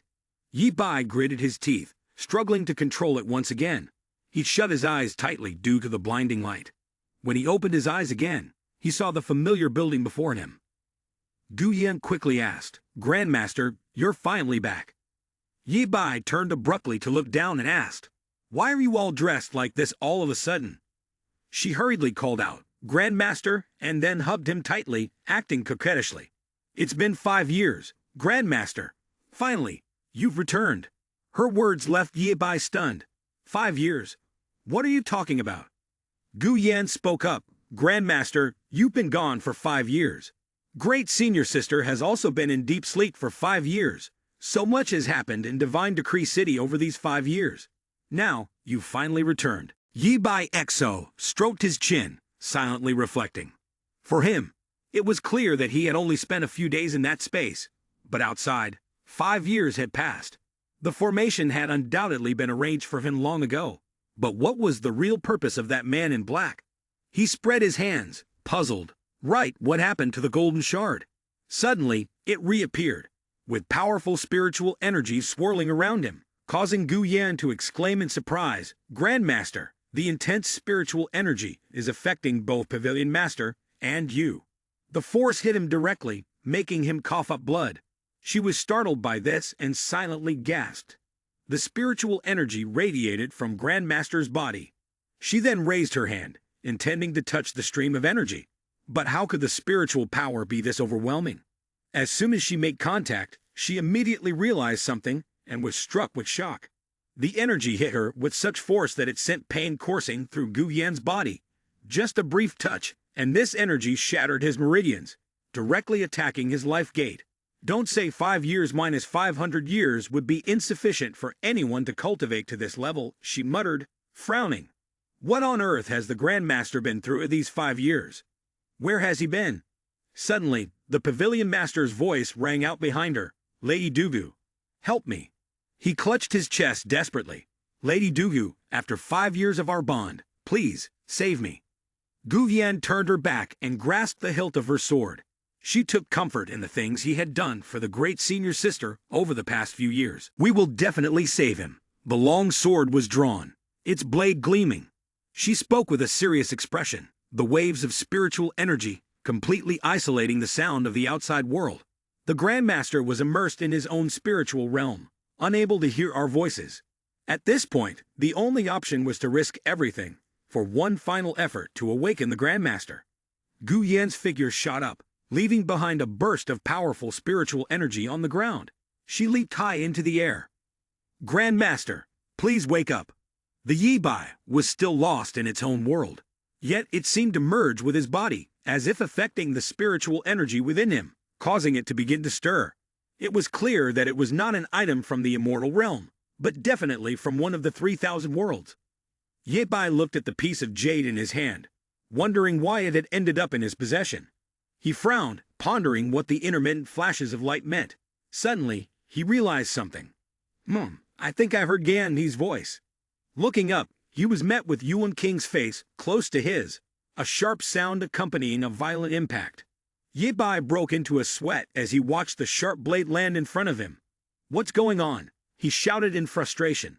"Yan Hai, what are you playing at? Are you trying to make great Senior Sister stay too?" Gu Yan held the hilt of the sword, looking innocent. "Grandmaster, you've finally woken up." Hearing this, Yi Bai asked with a puzzled expression, "What exactly is happening?" Half an hour later, everything was explained clearly. He fell into deep thought, rubbing his chin. "It turns out that way. It seems that in the future, I will have to venture alone into the desolate micro-world to uncover the secrets of this golden scale for safety." The Pavilion Master suddenly spoke from nowhere. "There is hope now. Finally, there is hope. I really did not misjudge you." This made Yi Bai slightly startled, but he still responded. "What happened?" The Pavilion Master clasped his hands together. "Yi brother, do you remember the promise you made to help my fellow disciples, and in return, I would provide you with treasures? Right now, the survival and fate of Longevity Pavilion depend on you. Only you can save us. I will immediately have someone prepare the treasures for you. I humbly ask you to lend us your help." Ye Bai listened to him speak in one breath, and then replied, "It's not impossible, but you must agree to one request of mine." In his heart, he quietly thought, "It's time to do this." At this moment, the pavilion master spoke with full determination. "Agreed, whatever the condition, I will meet it." Outside the window, the sky was clear and blue. Ye Bai sat on the long chair and gave an order. "I want you to immediately go to the Tian Hexuan dimension," the pavilion master repeated. "Tian Hexuan dimension?" Gu Yan stared at him closely, wondering if the Grandmaster wanted something. He picked up a cup of tea and affirmed, "That's right. I want you to go there and bring all my disciples to the immortal realm. Is there any problem?" He clasped his hands and agreed. "No problem, of course, no problem." He took a sip of tea and then changed the subject. "Now let's hear about your matters." He responded, "Yes, Pavilion Master. During the 5 years you've been missing, Divine Decree City has undergone great changes, shaking the heavens and earth. Countless divine miracles appeared, and the realms of everyone had increased within a mere 5 years to a level that they could not even have imagined before." He continued, "But it was also during these 5 years that a terrifying heretical religion had emerged in Divine Decree City. Their doctrine was to eliminate all equality in the world and create a society with the strictest class hierarchy. Remembering the woman who raised the scepter, they believed that all things had an inherent hierarchical order, and everything must be sacrificed for the church. Do not refrain from doing evil because it is small, and do not do good simply because it is small." They also slaughtered many rising talents in Divine Decree City. There were 2 faces leading them. Within 5 years, countless forces fell into their hands. The pavilion master gestured enthusiastically, but they drained his spiritual power and tortured him in a most inhumane way. Yet there was no way to resist them. His eyes showed a mournful expression as he released the news, intending to directly attack the sacred land of Divine Decree City, Chang Yilang. "If that place is taken, I cannot even imagine what Divine Decree City will become, how it will fall into an irreversible state." He took out an item and introduced it. "This is my token. When you go to Chang Yilang, just use your spiritual power to activate it, and the people there will know everything. They will welcome you. The situation in Chang Yilang is very complicated, and I cannot explain it clearly. You will understand once you go there." Ye Bai carefully examined the golden object in his hand and repeated the statement about the complicated situation of Chang Yilang. Not long after, he stood not far from Chang Yilang. He clasped his hands calmly and spoke, "To be able to sprout a heresy of such magnitude, I, on the contrary, would like to see what kind of place you come from." From the grass behind came a rustling sound. His sharp eyes flicked over. Someone was there. 2 people were approaching from the side, and he raised an eyebrow in slight surprise. Guessing. Blind. Yi Lan, leaning on her cane, cursed angrily. "It's all because of that damn Black Tower sect that your village was ruined, and you ended up so gravely injured." The man she was carrying on her back only responded, "Ma'am." She spoke encouragingly. "But don't you worry. We people of Chang Yilang are very warm-hearted. As soon as we reach Chang Yilang, everyone will surely do their utmost to save you. Even though you've lost your arm and your spiritual power has been taken, you mustn't lose hope. You'll definitely survive." He remained completely silent. The cane had already reached the edge of a cliff. Yi Lan suddenly grew puzzled. "But we've been walking for so long today. Why haven't we arrived yet? Don't tell me I've gone the wrong way." He gently coaxed her. "You haven't. Just keep going straight, and we'll get there."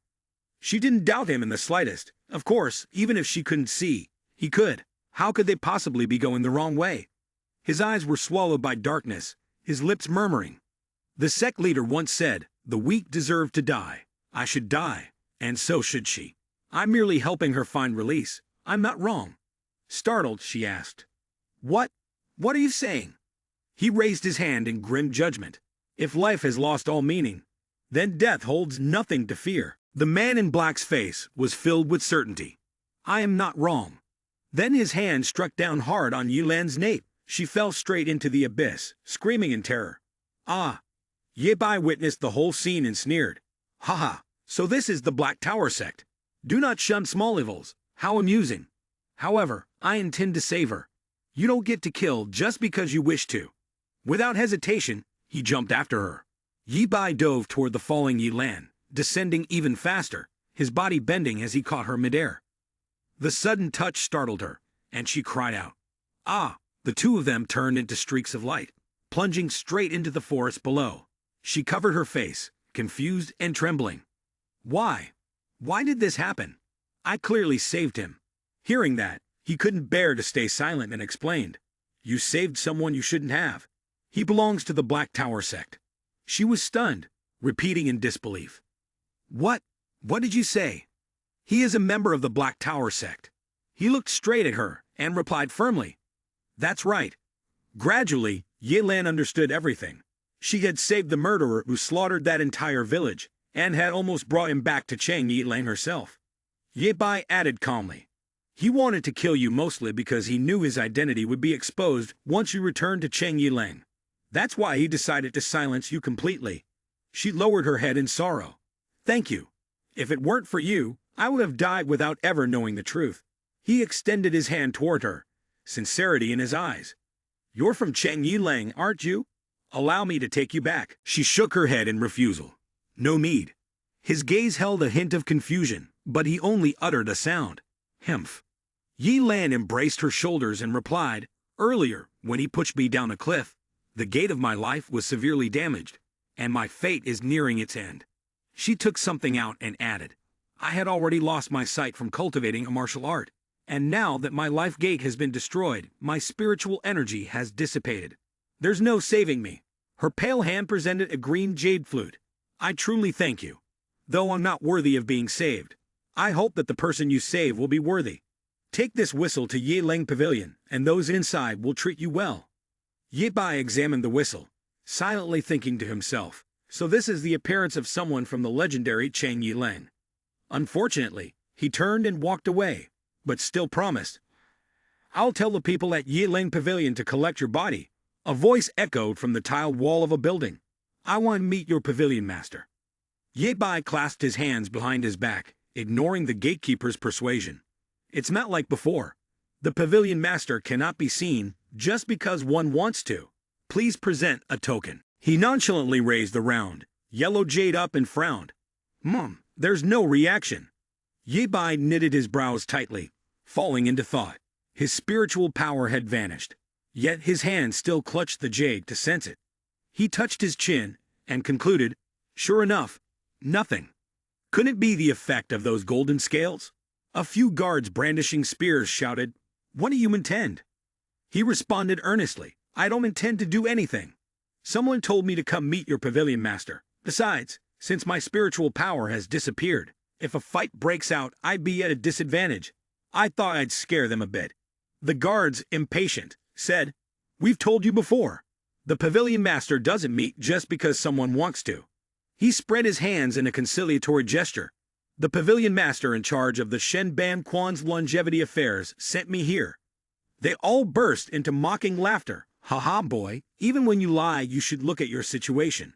You're young and you have no spiritual power. How could you possibly have any acquaintance with the pavilion master of the Shen Ban Quan? Then one of them spoke up admonishingly. You look like you're here to broaden your knowledge. Leave at once. We won't hold you to account. He closed his eyes in frustration. If that's the case, then I won't pretend anymore. Ye Bai bellowed. I am an envoy of the Black Tower sect sent to negotiate. Tell your pavilion master to come out at once. If not, and war breaks out, don't blame me. Hearing that, their expressions changed. One repeated, If he's from the Black Tower sect, he should identify himself. Hurry and inform the pavilion master. An enemy has infiltrated. Be on alert. If this person makes any reckless move, kill him regardless. Subordinate obeys the order. Understood. The clear blue sky bathed the secluded manor in gentle light. Standing behind two guards, the pavilion master raised his voice and asked, Are you the one sent by the Black Tower sect? Ye Bai held up a jade-green whistle and replied, It's merely a pretense, Shen Ban Quan, and that lady asked me to find you.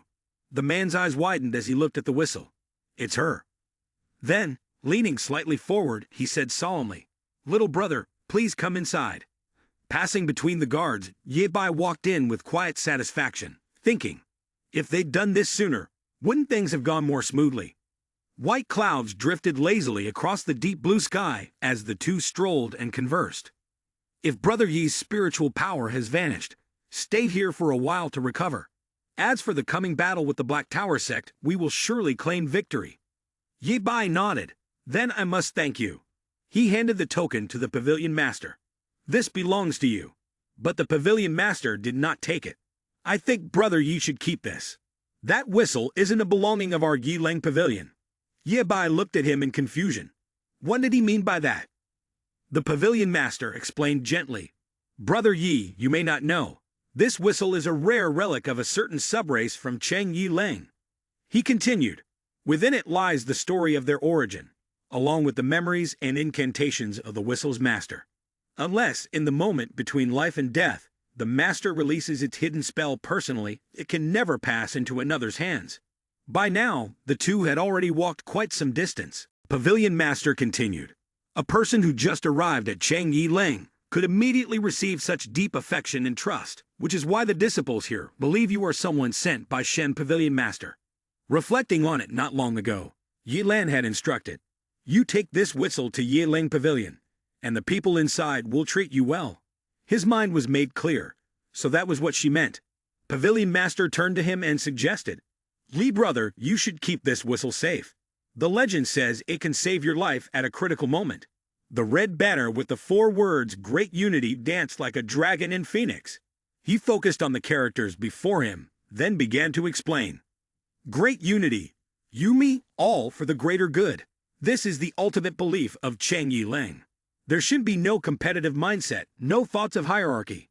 Great Unity, everyone for the greater good. Here everyone can fulfill their dreams. Yi Bai's gaze fell, melancholic, his voice sounding idealistic. Pavilion Master interrupted him, stating clearly, Welcome to join us. He hesitated, perhaps under the red-tiled roof where bursts of laughter echoed. Ha! He stopped in front of a door and introduced, This is the treasure hall of Yilang Pavilion, as well as a place for cultivation. As long as you have the ability, everything here can be yours. Then he added, These 2 days, you should focus on cultivating here. As for the matter of Black Tower sect, though it's a bit frustrating, for now, it's manageable. Ye Bai expressed his gratitude. Then, I thank you. He didn't forget to remind him. However, Yi brother, you must be extremely careful. Do not reveal your talents. Some things you revealed to me recently, the Black Tower sect, has stirred up a storm of assassination, targeting talented individuals. Anyone they find with potential, but who does not submit to the Black Tower sect, will be massacred. He found it interesting and stroked his chin. The Black Tower sect is truly ruthless. The pavilion master took his leave, saying, Then I will not disturb you any longer. Yi Bai stood amidst the room, filled with large and small shelves. All of Cheng Yilang's treasures and cultivation techniques were here. It was truly too good. He sighed. But at this moment, he had not a trace of spiritual energy. Unable to take these treasures, wasn't he just staring at them helplessly, unable to touch them? He took a green book off the shelf and opened it to look. Forget it. I'll check the cultivation techniques below first. Suddenly, a stream of golden energy surged out, the golden spiritual energy blending into the air and swirling around him, with a triangular piece between the pages glowing brightly. Yi Bai widened his eyes in shock. This is golden scales. Yi Bai stroked his chin, speculating. These golden scales were a divine item, but they hadn't been fully refined by him yet. They had only been forcefully sealed within his body, which was why they clashed with his spiritual energy. This was also why his spiritual energy had vanished. He took out a similar piece and brought it close to the book for comparison. If I can refine this golden scale, not only will my spiritual power be restored, but my realm will also surely break through. He closed his eyes and focused, merging the 2 golden scales in his palm. The golden spiritual power gradually surrounded his body as he sat on the ground. Yi Bai's face was covered in beads of sweat, murmuring, Just a little more. He continued to channel his energy, lighting up the space of the room. Suddenly, he opened his eyes, determined, and said, The final step starts with my body. The golden energy surged more fiercely. He shouted, his eyes turning into 2 glowing points as his power exploded uncontrollably. The 2 guards at the door were startled when they saw a streak of blue light shoot up into the night sky from the courtyard. Excitedly, they discussed among themselves. Someone has broken through. We now have even more hope of defeating the Black Tower sect. In the distance, two people happened to witness this strange phenomenon. The sect leader, with dark eyes that conceal all emotion, ordered, "Find this person and bring them here." The black-clad person behind him responded, "Yes." The golden scales shimmered in Yi Bai's hand. He was still not satisfied. A breakthrough was a breakthrough, but he hadn't yet refined it. More force was needed. Suddenly, he glanced to one side and shouted, "Come out." The black-clad person quietly appeared behind him, admiring him. "To be able to detect my presence so quickly, you're the second person." He raised two fingers and declared, "I give you two choices. Be killed by me, or come with me to the Black Tower sect." Yi Bai provocatively replied, "But what if I don't want either?" The black-clad person immediately lunged forward, but didn't forget to answer, "Then I'll have to make the choice for you." He remained motionless, only his eyes narrowing slightly. The collision on both sides was intense, and the leader's palm emitted a radiant light like a rainbow, his eyes burning red. Seizing this opportunity, he shot out countless sword beams toward his opponent. Ye Bai caught one of the beams effortlessly and then leisurely assessed, "Indeed, you're a little stronger than an ordinary person. But that's all you have." He generously added, "I'll give you one last chance. Kill me, or else you die." He raised his hand and began gathering energy amidst a loud roar. "Embrace death." As he extended his hand, his face was grim, his eyes flashing with a cold, sharp glint. The technique of Void Grand Master, once unleashed, completely overwhelmed him. The thunderous explosion sounded, followed by the aftershock of deathly, violet spiritual energy. He withdrew his hand, but the aura still lingered.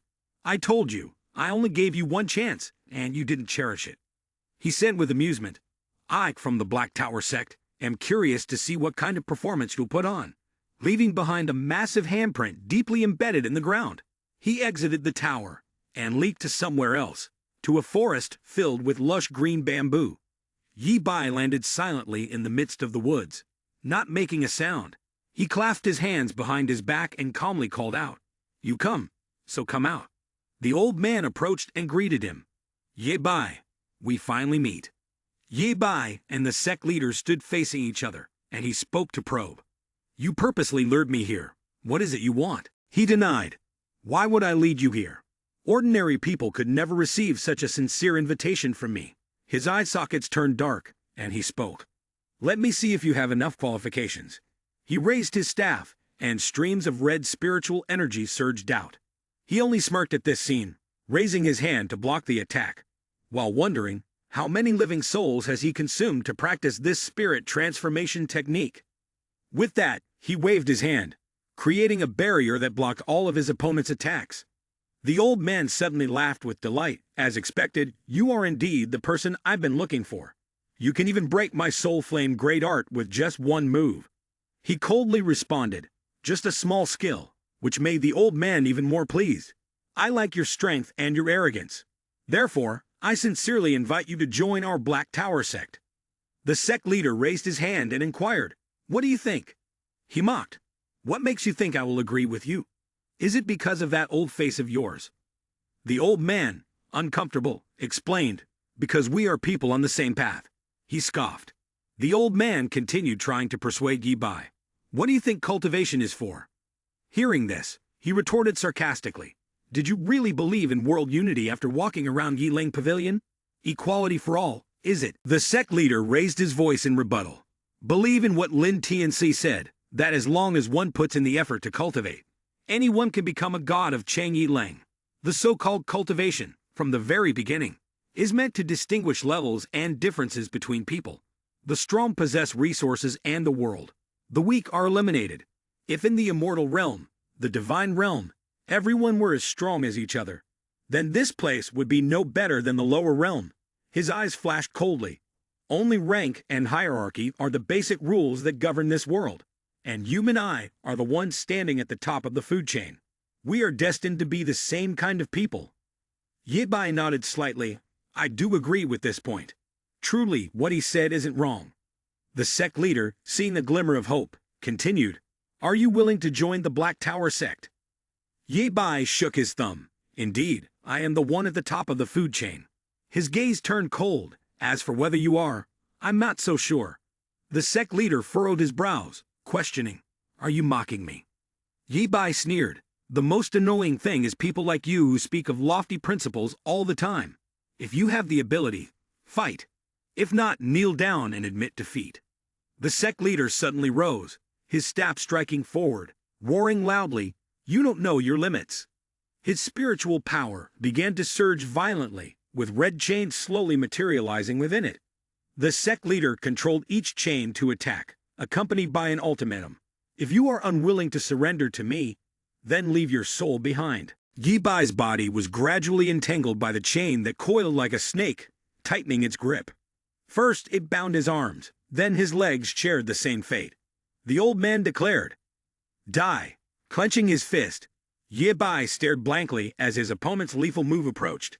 Elsewhere, Zhu Chang's blue eyes snapped open. She immediately sat up in bed, a look of confusion crossing her grandmaster's face. Her pupils reflected the perilous image of Yi Bai, and only one thought filled her mind. Save Grandmaster. Du Guyan entered the room holding a cup of medicine and saw that the person on the bed had awakened. "Senior sister, you're awake." Su Shang quickly grabbed her hand. "Grandmaster is in danger." She was surprised by the news. "Grandmaster is in danger. Great senior sister, what do you mean?" She looked deeply into one of Su Shang's eyes. Seeing something in it, she gasped.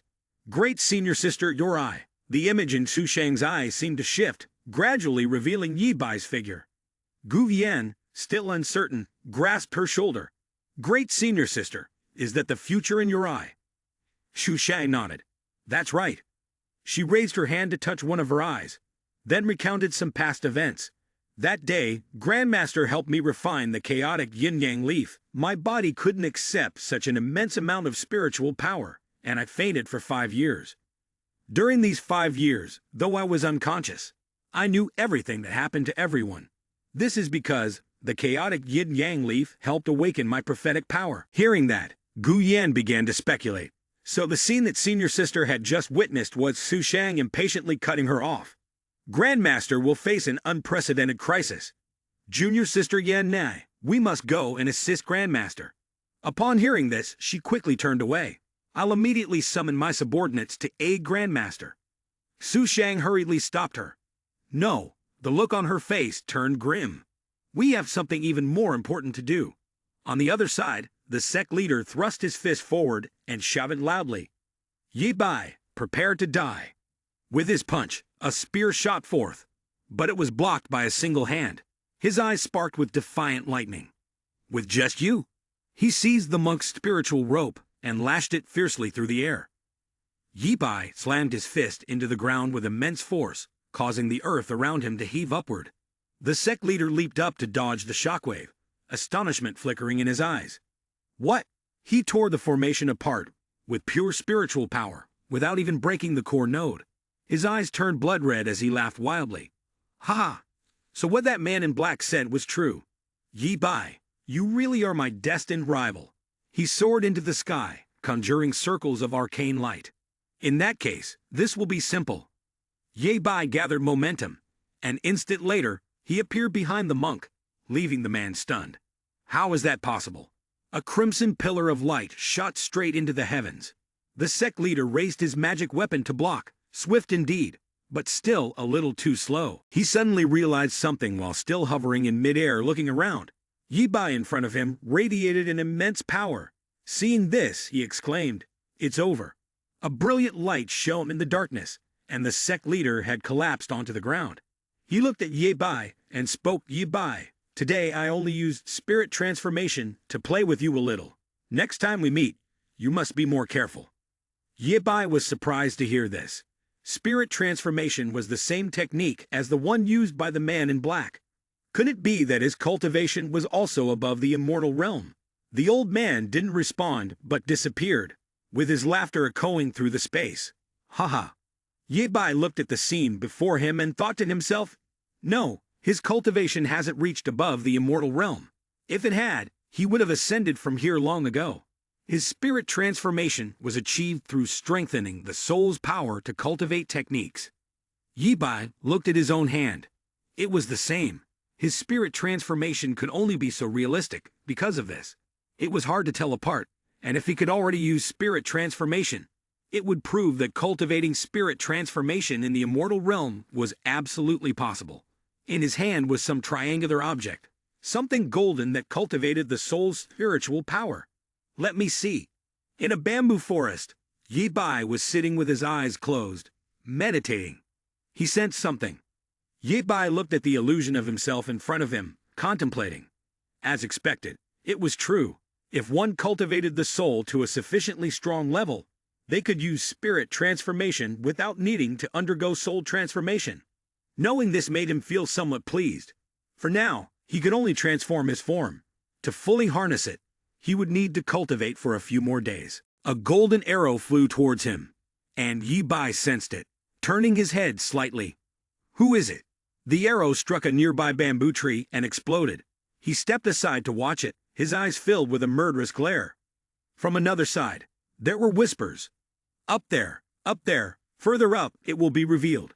Senior sister, you stepped on my foot. Sha, quiet down. Hearing those voices made him flinch slightly. Yi Bai smiled enigmatically.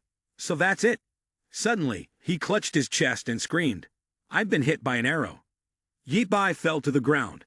I'm falling. From the surrounding bushes, many people rushed out in panic. Grandmaster, Grandmaster, Grandmaster, what's wrong with you? Tai Bai, sitting beside him, scolded. Hong Yu, senior sister, it's all your fault. You used too much force and knocked Grandmaster out. Upon hearing this, Hong Yu could only stammer. I'm sorry. She continued. Grandmaster has just woken up after 500 years of deep sleep. His condition is unstable. We shouldn't have risked engaging with him. Tai Bai looked at him with deep regret. It's all my fault for suggesting such a bad idea. At this point, Hong Yu began to cry loudly. Wah, Grandmaster, it's all my fault. Tai Bai was also heartbroken. No, it's my fault. Another disciple stepped forward, using his energy to form a small orb. Grandmaster didn't faint from such a small injury before. It must be because his spiritual power is insufficient now. My spiritual power is stronger, so I'll transfer some to him. She was about to lean down to kiss him when suddenly, someone else pushed her away. Let me do it. Another person disagreed. No, let me do it. Yi Bai silently felt satisfied in his heart. The good disciples of Junior Master really were not raised in vain. Wu Xiao Chen moved to the position where the two had been standing. Everyone, don't worry anymore. The professional matter should still be left to Xing Chen. The two of them could only agree. Xing Chen smiled lightly from behind. The Grandmaster's illness, only the great senior sister can cure. The two others looked at each other in confusion. Su Shang shyly leaned closer to him. Grandmaster, don't cause trouble anymore. How could they harm you? Yi Bai gently opened his eyes and glanced at her. No one understands me like Lu Girl does. Seeing him open his eyes, the others stirred. Grandmaster, you're really awake. Yi Bai stood among his disciples, smiling. Disciples, it's been 500 years, and at last, our sect has gathered again. Long Feng, in her female form, gently raised a hand to wipe away her tears. It's been 500 years. Grandmaster, you truly come back to life. Ling Wei, standing beside her, added, Grandmaster, we've missed you so much. Hearing that, he wept even harder. Yi Bai, now looking around, snorted. Xiao Ju, why isn't she here? One disciple, holding a chicken leg, spoke up to explain. Grandmaster, you don't know. Xiao Ju's senior sister has already entered the city and even seized a faction. A few days earlier, as it turned out, someone from the Black Tower sect, brazen as if they had no eyes, had injured a disciple of senior sister Xiao Ju. Her mouth still chewed on a large chunk of meat. Hot-tempered as senior sister Xiao Ju was, she naturally could not endure it, and, in a fury, rushed to the Black Tower sect. Thus, before great senior sister could find him, she had already left. Wu Xiao, also annoyed, cut in. How dare someone bully our sect's people? Do they not value their lives? That disciple corrected him. With senior sister Xiao Ju's ability, it's unlikely anyone else bullied her. She was the one bullying others. The other disciples nearby agreed. Never mind him. If he dares provoke our people, there is only one road for him. Death. I humbly beg permission for everyone to go avenge Ju and topple the Black Tower sect. I respectfully request Grandmaster's leave to lead the charge and overthrow the Black Tower sect. Ye Bai did not hesitate and immediately agreed. Xu Xiang, standing behind, watched him silently with worried eyes. The men in black now screamed in panic. Don't do anything reckless. This is the Black Tower sect's territory. If you dare act up here, our sect leader will not let you off. Shoju looked at them darkly. Many energy spheres circled the group. What fearsome sect is the Black Tower sect? Must I be afraid? She swept her hand aside, sending a large orb racing forward. On the contrary, you lie a lot of nerve. One of the men in black grew somewhat frightened. As the orb drew nearer, the two of them were forced to dodge off in opposite directions. A nasty-looking man spoke up. Her spiritual energy is frighteningly strong. If this continues, sooner or later she'll drain us of our energy and kill us. The other man agreed. That's right. I've watched her. She only understands long-range combat. After she fires a spell pearl, she needs time to recover. We'll both rush her at the same time. In the blink of an eye, at the right moment, we'll use everything we've got to kill her. They shouted boldly, die. Shoju looked at them with contempt. Who told you that this young Mrs. Skills need time to cool down? Calmly, she continued to manipulate her orbs. They realized the situation had gone wrong. We're doomed, one of them cried as a gigantic purple orb appeared. When it detonated, Shoju stared at her hand. She was slightly annoyed. Those two little guardians made me use 6 pearls. The people of the Black Tower sect had some skill. Suddenly, she broke into a mysterious smile. Well, what was to come had come. If I don't give them a little parting gift, how could they leave with any shame? Then a series of purple explosions erupted, and the city quickly became a heap of rubble. Shoju propped herself up and panted. That was intoxicating. I finally managed to make it look like this. She looked around and saw no one. It was puzzling. But was this really the Black Tower sect's stronghold? How could this place have been blown to pieces for so long without a single soul in sight? Behind a large rock not far away, a man in black appeared, silently thinking. That was too dangerous. I almost got wiped out. His teammates also poked their heads out and whispered, the prey has taken the bait. The plan can begin now. You go report to the sect leader. Hearing this, the man responded, got it. Meanwhile, Shoju was still lamenting. If only the Grandmaster were here. In the morning, at another city, several disciples of Yi Bai were walking around. One disciple, excitedly looking around, said, so this is Cheng Yi Lang. No wonder it's called the Holy City. I've finally made it here. This place really is bustling. Everything you could ever need is here. At that moment, a little girl bumped into someone. The old man glared at the girl. The girl, trembling, bowed and said, sorry, I didn't mean to. The old man extended his hand in front of her, saying, come with me. The girl, overjoyed, grabbed his hand and thanked him. And so, the two of them walked hand in hand in one direction. The disciples of Yi Bai, who witnessed this, couldn't help but feel moved. At first, the Grandmaster also took care of us in the same way. Tai Bai couldn't contain his emotions and wiped away a tear.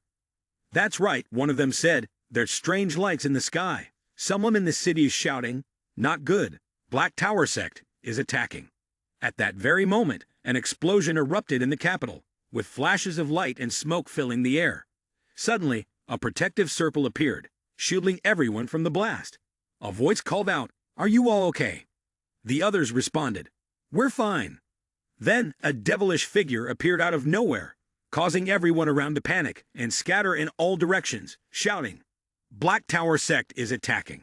The Lin Pavilion Master has been severely injured. Dong Lu hurriedly said, quick, run. At that moment, someone rushed forward to fight him. He gritted his teeth, his voice full of resolve. Whether you live or die, whether you fall or stand, protect Cheng Yi Lang. Protect Cheng Yi Lang. Tai Bai and even Wu Xiao watched him with hatred, frowning at the sight. Wu Xiao cracked her knuckles and growled, the black magic sect must be wiped out. Yi Bai remained silent and observed him. Suddenly, the demon leaped in power, causing those nearby to panic and stare in shock. He conjured a magical sphere crackling with lightning, his face brimming with arrogance as he taunted, Cheng Yi Lang. Nothing but a pile of trash. No sooner had he finished than Wu Xiao landed a powerful kick, her foot repeatedly battering him. She spoke as she vented her fury, trampling his arrogance. Tai Bai said lightly, "Senior sisters, junior sisters. How about we compete to see who can kill the most demons of the black magic sect, who can avenge Chang Yi Lang, and who is the Grand Master's best disciple?" Hearing this, Xiao Tong promptly shot her hand up, volunteering with zeal, "I'm in." Then, as if on the spur of the moment, she asked, "May I also have another basket of phoenix drumsticks from Spirit Mountain?" Before she finished, Tai Bei didn't hesitate to smack her on the head, displeased as he said, "What kind of time is this to be thinking about food?" Lu Xushang, standing beside them, could only smile helplessly. Tai Bei then stated a serious condition to Xiao Tong. "If you can win first place, even if we have to search all of Spirit Mountain, we'll bring you a basket." Hearing the name of her favorite dish, her eyes immediately lit up. She asked, "Really?" At that moment, Xiao Tong, holding a long ladle with an expression that could not have been more wicked, spoke up, "Then that's perfect." Upon hearing this, the few demonic figures immediately jolted in fear. Not wasting a second, she used her weapon to strike them on the head, the blows as hard as potatoes. They cried out in pain, but on the other side, Tai Bai, with a cruel expression, brandished his sword and charged at them. Wu Xiao, using both hands, threw powerful punches, causing the demonic figures to just accept their fate. Xiao Tong wielded the ladle back and forth like she was swatting flies, flashing a smile that was far from friendly as she said, "This is my ultimate weapon in the culinary world. I'm just as good at cooking as I am at fighting. Using it against you is already a mercy." They clutched their heads in terror and ran away. At that moment, noticing the sorrowful expression on Xu Shang's face, Yi Bai spoke up, "Lu girl, since I met you, it seems you've had a lot on your mind. What happened?" She fell silent. Seeing her remain quiet, he asked again, "Is there something you're hiding from Grandmaster?" She kept her sorrowful look, not daring to meet his eyes. After a long pause, she finally spoke, "Grandmaster, I can see a few things from the future." Upon hearing this, he understood and smiled softly, saying, "That's why you found the other sex and brought them here." Xu Shang looked up at him and replied, "Yes, though I cannot see everything. I have a vague sense that Grandmaster will leave, and that you will lose something important." Hearing that, Yi Bai gently patted her head, smiling reassuringly, "Silly girl, do you think Grandmaster would abandon his 107 disciples and leave you all behind?" She softly replied no. He offered her some advice. Fate is determined by the heavens, not by people. The ability to foresee is meant to help you become more determined, to clearly see what you want, and then act on it, not just to blindly obey, abandoning everything. Then Yi Bai pinched Xu Shang's cheek lightly, saying, "The way you look now is not like the cold, decisive Lu girl that Junior Master knew." She painfully responded, "Grandmaster, your disciple understands." After that, she gently rubbed her cheek, accepting reality, and smiled as she spoke. "No matter what the outcome is, no matter where you want to go, your disciple will always follow you." At that moment, on Wu Xiao's side, in the midst of fierce fighting, a glowing purple gem suddenly appeared. It slowly floated upwards. She stood still, intently watching. Wu Xiao's voice rang out, "This is the 9 lotus bead of Xiaoju." Her words drew the attention of Tai Bai and Xiao Tong. Xu Shang looked up with a bad premonition. This was Xiaoju's most treasured possession. Why is it here? Xiaoju must be in trouble. Wu Xiao slowly approached the gem and spoke, "It really is Xiaoju's fate bead." Then, she reached out to grab the fate bead, but suddenly, a streak of red shot forward, snatching the gem at lightning speed. She furrowed her brows in anger, gritting her teeth and asking, "Who is it?" "It is the sect leader. He is floating in midair, looking down with disdain. Someone like you actually dares to touch my orb." Yi Bai was surprised to encounter him here. Seeing him below, the sect leader greeted, "We meet again, Yi Bai." At that moment, Wu Qiao glared at him, clenched her fists, and gritted her teeth as she growled, "Why is Xiaoju's life orb in your hands? What have you done to her?" The sect leader calmly replied, "I haven't done anything." Before he could finish speaking, she immediately leaped up, channeling all of her strength into her punch, demanding, "You dared to kill my junior sister." Then, She unexpectedly threw a powerful punch. The sect leader quickly stepped back, raising a protective shield. Wu Xiao grumbled in annoyance. And yet you managed to block my royal fist move. She followed up with a barrage of rapid punches, her voice rising.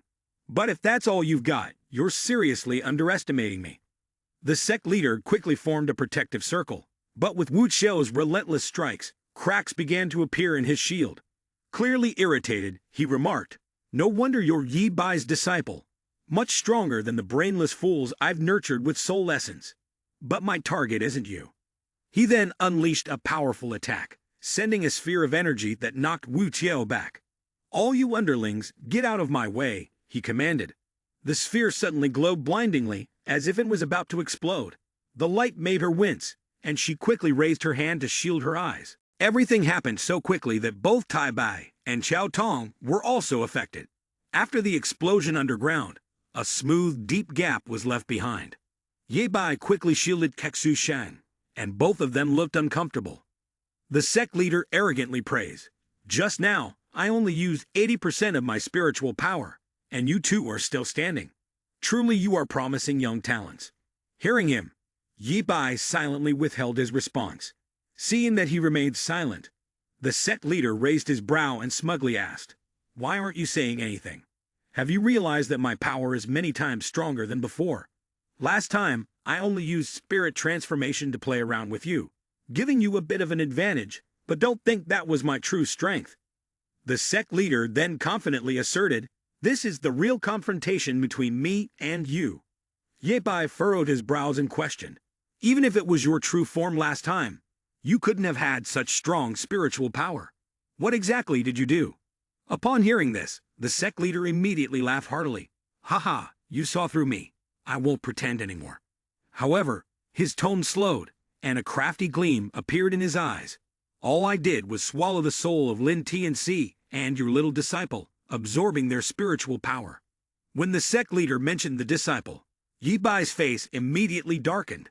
The sect leader picked up a gem, casually saying with a mocking tone, "This is the gift your little disciple gave to me."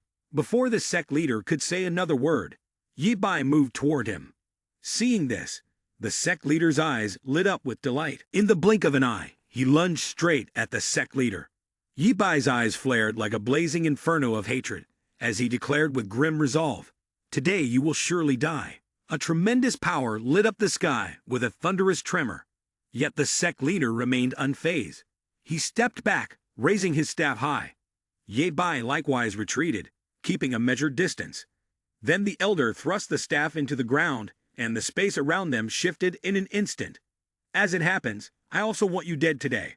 Let's see what you've got."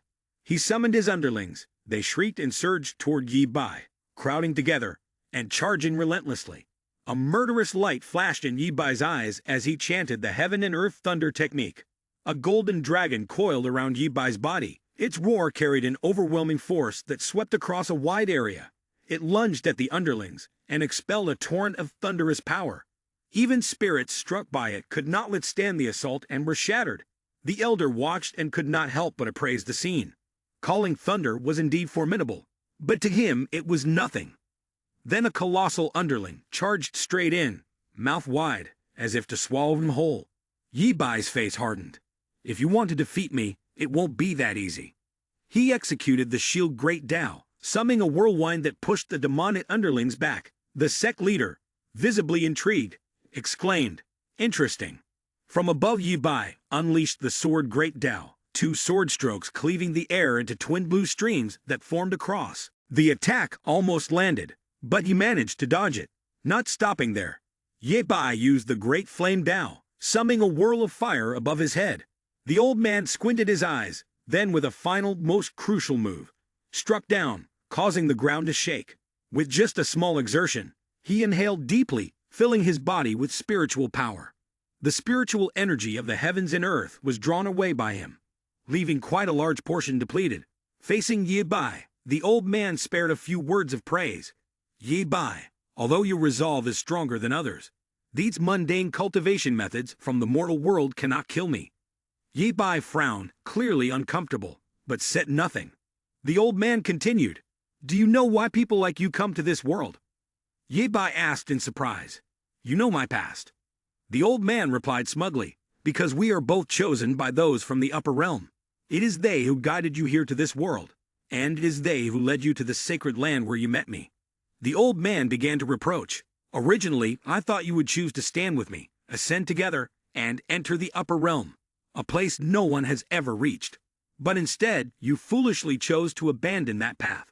With pride, he continued, I'll be honest with you, I've already reached the peak of the true immortal realm, and only one final step remains before I can ascend and break through to the immortal realm.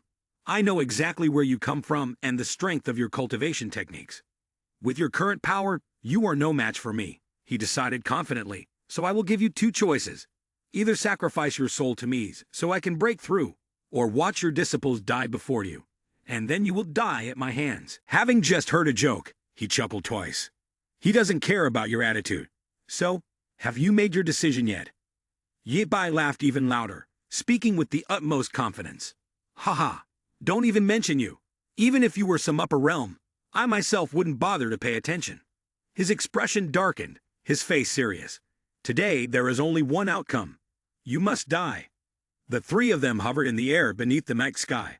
Grandmaster, I'm coming to help you. The sect leader, seeing this, stroked his chin in surprise. A pure immortal body. Truly a great surprise. Then he prepared to command his tentacles. I intend to deal with those of you who dared to give me such a surprise. Zhu Xiang glared at him with obvious displeasure. She stepped forward while revealing her plan. Grandmaster, you strike head-on. I'll look for an opportunity to get close to him. He agreed with her. Immediately she lunged toward the old man. He could not stand idly by to be killed, and ordered his tentacles to attack her. They coiled around her body, and her face darkened. Thinking she had surrendered, they were mistaken. She opened her eyes wide, and silently recited an incantation in her mind. In an instant, her body radiated a terrifying surge of power that blew those tentacles away. The elder raised his hand to block, but she surged forward, colliding with him with considerable force. She gritted her teeth, struggling with all her might to push him back. Two opposing auras, as powerful as a great upheaval, manifested from both sides. Even so, he still sneered at her. Ordinary skills. Suddenly, a flash of light flickered from Ye Bai's position. Is that so? Upon hearing this, the old man's face darkened in alarm. By the time he turned to look, it was already too late. Ye Bai had created a colossal shield, with an energy radiating from it that seemed endless. Fortunately, the old man managed to use his power in time to brace for the impact, resulting in an explosive shockwave. The two forces gradually dissipated into smoke before Xu Shang's eyes. She stared in astonishment. What just happened? Ye Bai furrowed his brow, clearly irritated. The sect leader surrounded himself within the protective shield. I told you, the techniques of you mortals can't hurt me. All your moves are laid bare before me. I see through all of them. Then, he raised his staff in the center of the formation and shouted loudly. Now it's time for me to make my move. The formation grew larger, seemingly drawing at something. Ye Bai and Xu Shang were both stunned. This is the soul-sucking formation. The red light from the formation poured down on the village, slowly draining the souls of the living. Their cries for help echoed in desperation. Help! Please, someone save me. The formation continued to absorb more and more souls, concentrating around the place where the old man stood. He did not hesitate and took a deep breath, inhaling them all. Xu Shang was filled with worry.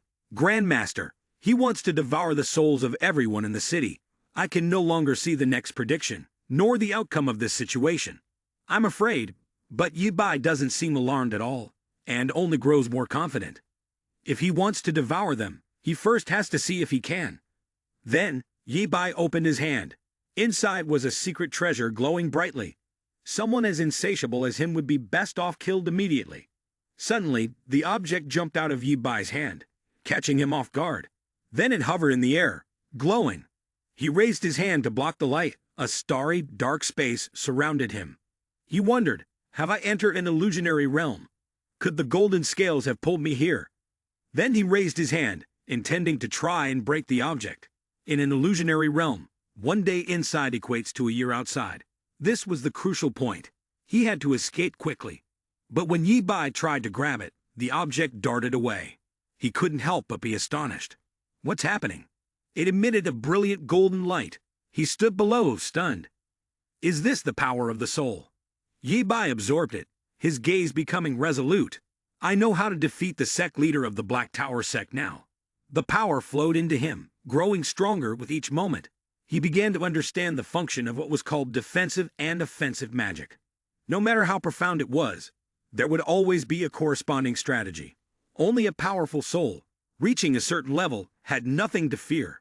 The Black Tower sect leader's ability to rapidly increase his strength must be due to him refining the souls of the living. He then grasped my hand tightly. What he had cultivated was the strength of the soul, and attacking a regular person was the same as attacking the soul. The usual methods, of course, couldn't cause him any serious harm. To defeat him, one could only rely on the soul power of spirit transformation. In that dark, endless space, Yi Bai was like a living, radiant sun. Immediately afterward, a towering god appeared behind him, and at last he had broken free. The sect leader seized the opportunity and lunged to attack him. Yi Bai, your death is upon you. The old man opened his wide mouth, preparing to swallow him whole. Yi Bai, let me declare this. This is the moment that will determine victory or defeat. The old man's power was shattered by the god that Yi Bai had summoned. The sect leader stood stunned, speechless. With confidence, Yi Bai spoke. It's time for you to end. The old man sighed. In just a few short days, you've learned spirit transformation.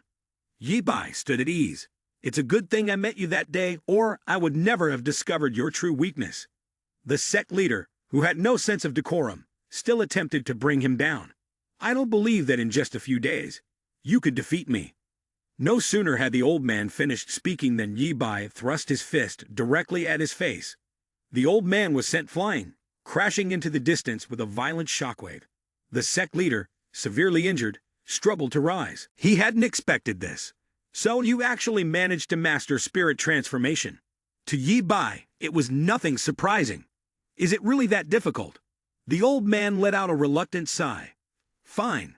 Then, releasing his aura, he readied himself for a duel. Let this be our final battle. The sect leader's power surged, taking the form of a massive beast behind him. Its jaws opened wide, gathering energy. But Yi Bai's divine hand reached out and gripped its head firmly. His eyes turned cold as his towering deity raised its fist high. With a thunderous strike, the beast was sent flying. Yet the old man, refusing to yield, summoned his strength once more, shaping his energy into two enormous arms that reached toward Yi Bai. Kill you? It won't be that easy. The arms lunged forward, tightening around the deity's neck, their crushing force causing Yi Bai to grimace in pain. The sect leader began drawing in his strength, preparing for a decisive blow. I can command the thousands of souls of Cheng Yi Lang. But you, Yi Bai, you stand alone. You've already lost. Then came his roar. Prepare yourself for my final strike. In the next instant, an immense surge of energy erupted toward them. Yi Bai's three disciples rushed forward without hesitation. Grandmaster, Su Shang called out solemnly, allow your disciple to assist you. In a blinding flash, the two colossal forces collided, unleashing a shockwave that shook the heavens. The sect leader pressed forward with all his might, striving to overwhelm them, while Yi Bai's three disciples resisted with equal resolve, teeth clenched, refusing to yield. Then Yi Bai's eyes flared with brilliance as he shouted. A world-shattering explosion followed. It blew everything around away. After a while, the tremor stopped. Everyone slowly emerged from the haze and spoke up. Truly worthy of us. Thank goodness Grandmaster was here, or we'd all be dead. Where's Grandmaster? When he saw someone, he realized it was her. She stepped forward and admitted, yes, it was me. She smiled. Yi Bai, congratulations. You've passed our trial. You may now follow me to the upper realm. He looked puzzled. Upper realm. She confirmed. That's right, the upper realm, the land of the gods, and also where the secret realm was born. It's the place every cultivator dreams of reaching. You've passed our trial. He frowned, clearly irritated. A trial, you say? So everything that happened after entering the immortal land was all you're doing? The whole thing with Shen Tian Ke, Fu Shuo, even that strange yellow cloth? She confessed. Yes, everything was meant for your training. You're just like us, striving to become the strongest in the immortal realm. So, will you come with us? The more Yi Bai listened, the more furious he became. Go with you. Then he rushed forward and attacked her relentlessly. All the hardship I went through, it was all your damned trickery, and you still want me to go with you? Keep dreaming. She quickly cried out, I'm sorry. I'm sorry. I was wrong. A few hours later, her face bruised and battered, she raised her hand to explain. When you want to go up to the upper realm, just tell little brother. I still have matters to attend to today, so I won't be able to invite you up anymore. With that said, she suddenly vanished. The four disciples all wore sorrowful expressions. Sui Xiang asked him, Grandmaster, what should we do then? Are you going to abandon us and ascend to the upper realm alone? Ye Bai replied, How could I possibly do that? Just cultivate diligently for me. One day we'll ascend to the upper realm together, and I'll teach you what it truly means to be human. Hearing his response, they were overjoyed. Yes, Grandmaster. Xiao Tong, her face radiant with joy and her ample chest bouncing, was about to throw herself into his arms. The four master and disciples rejoiced together, while he remained immersed in the happiness they brought him.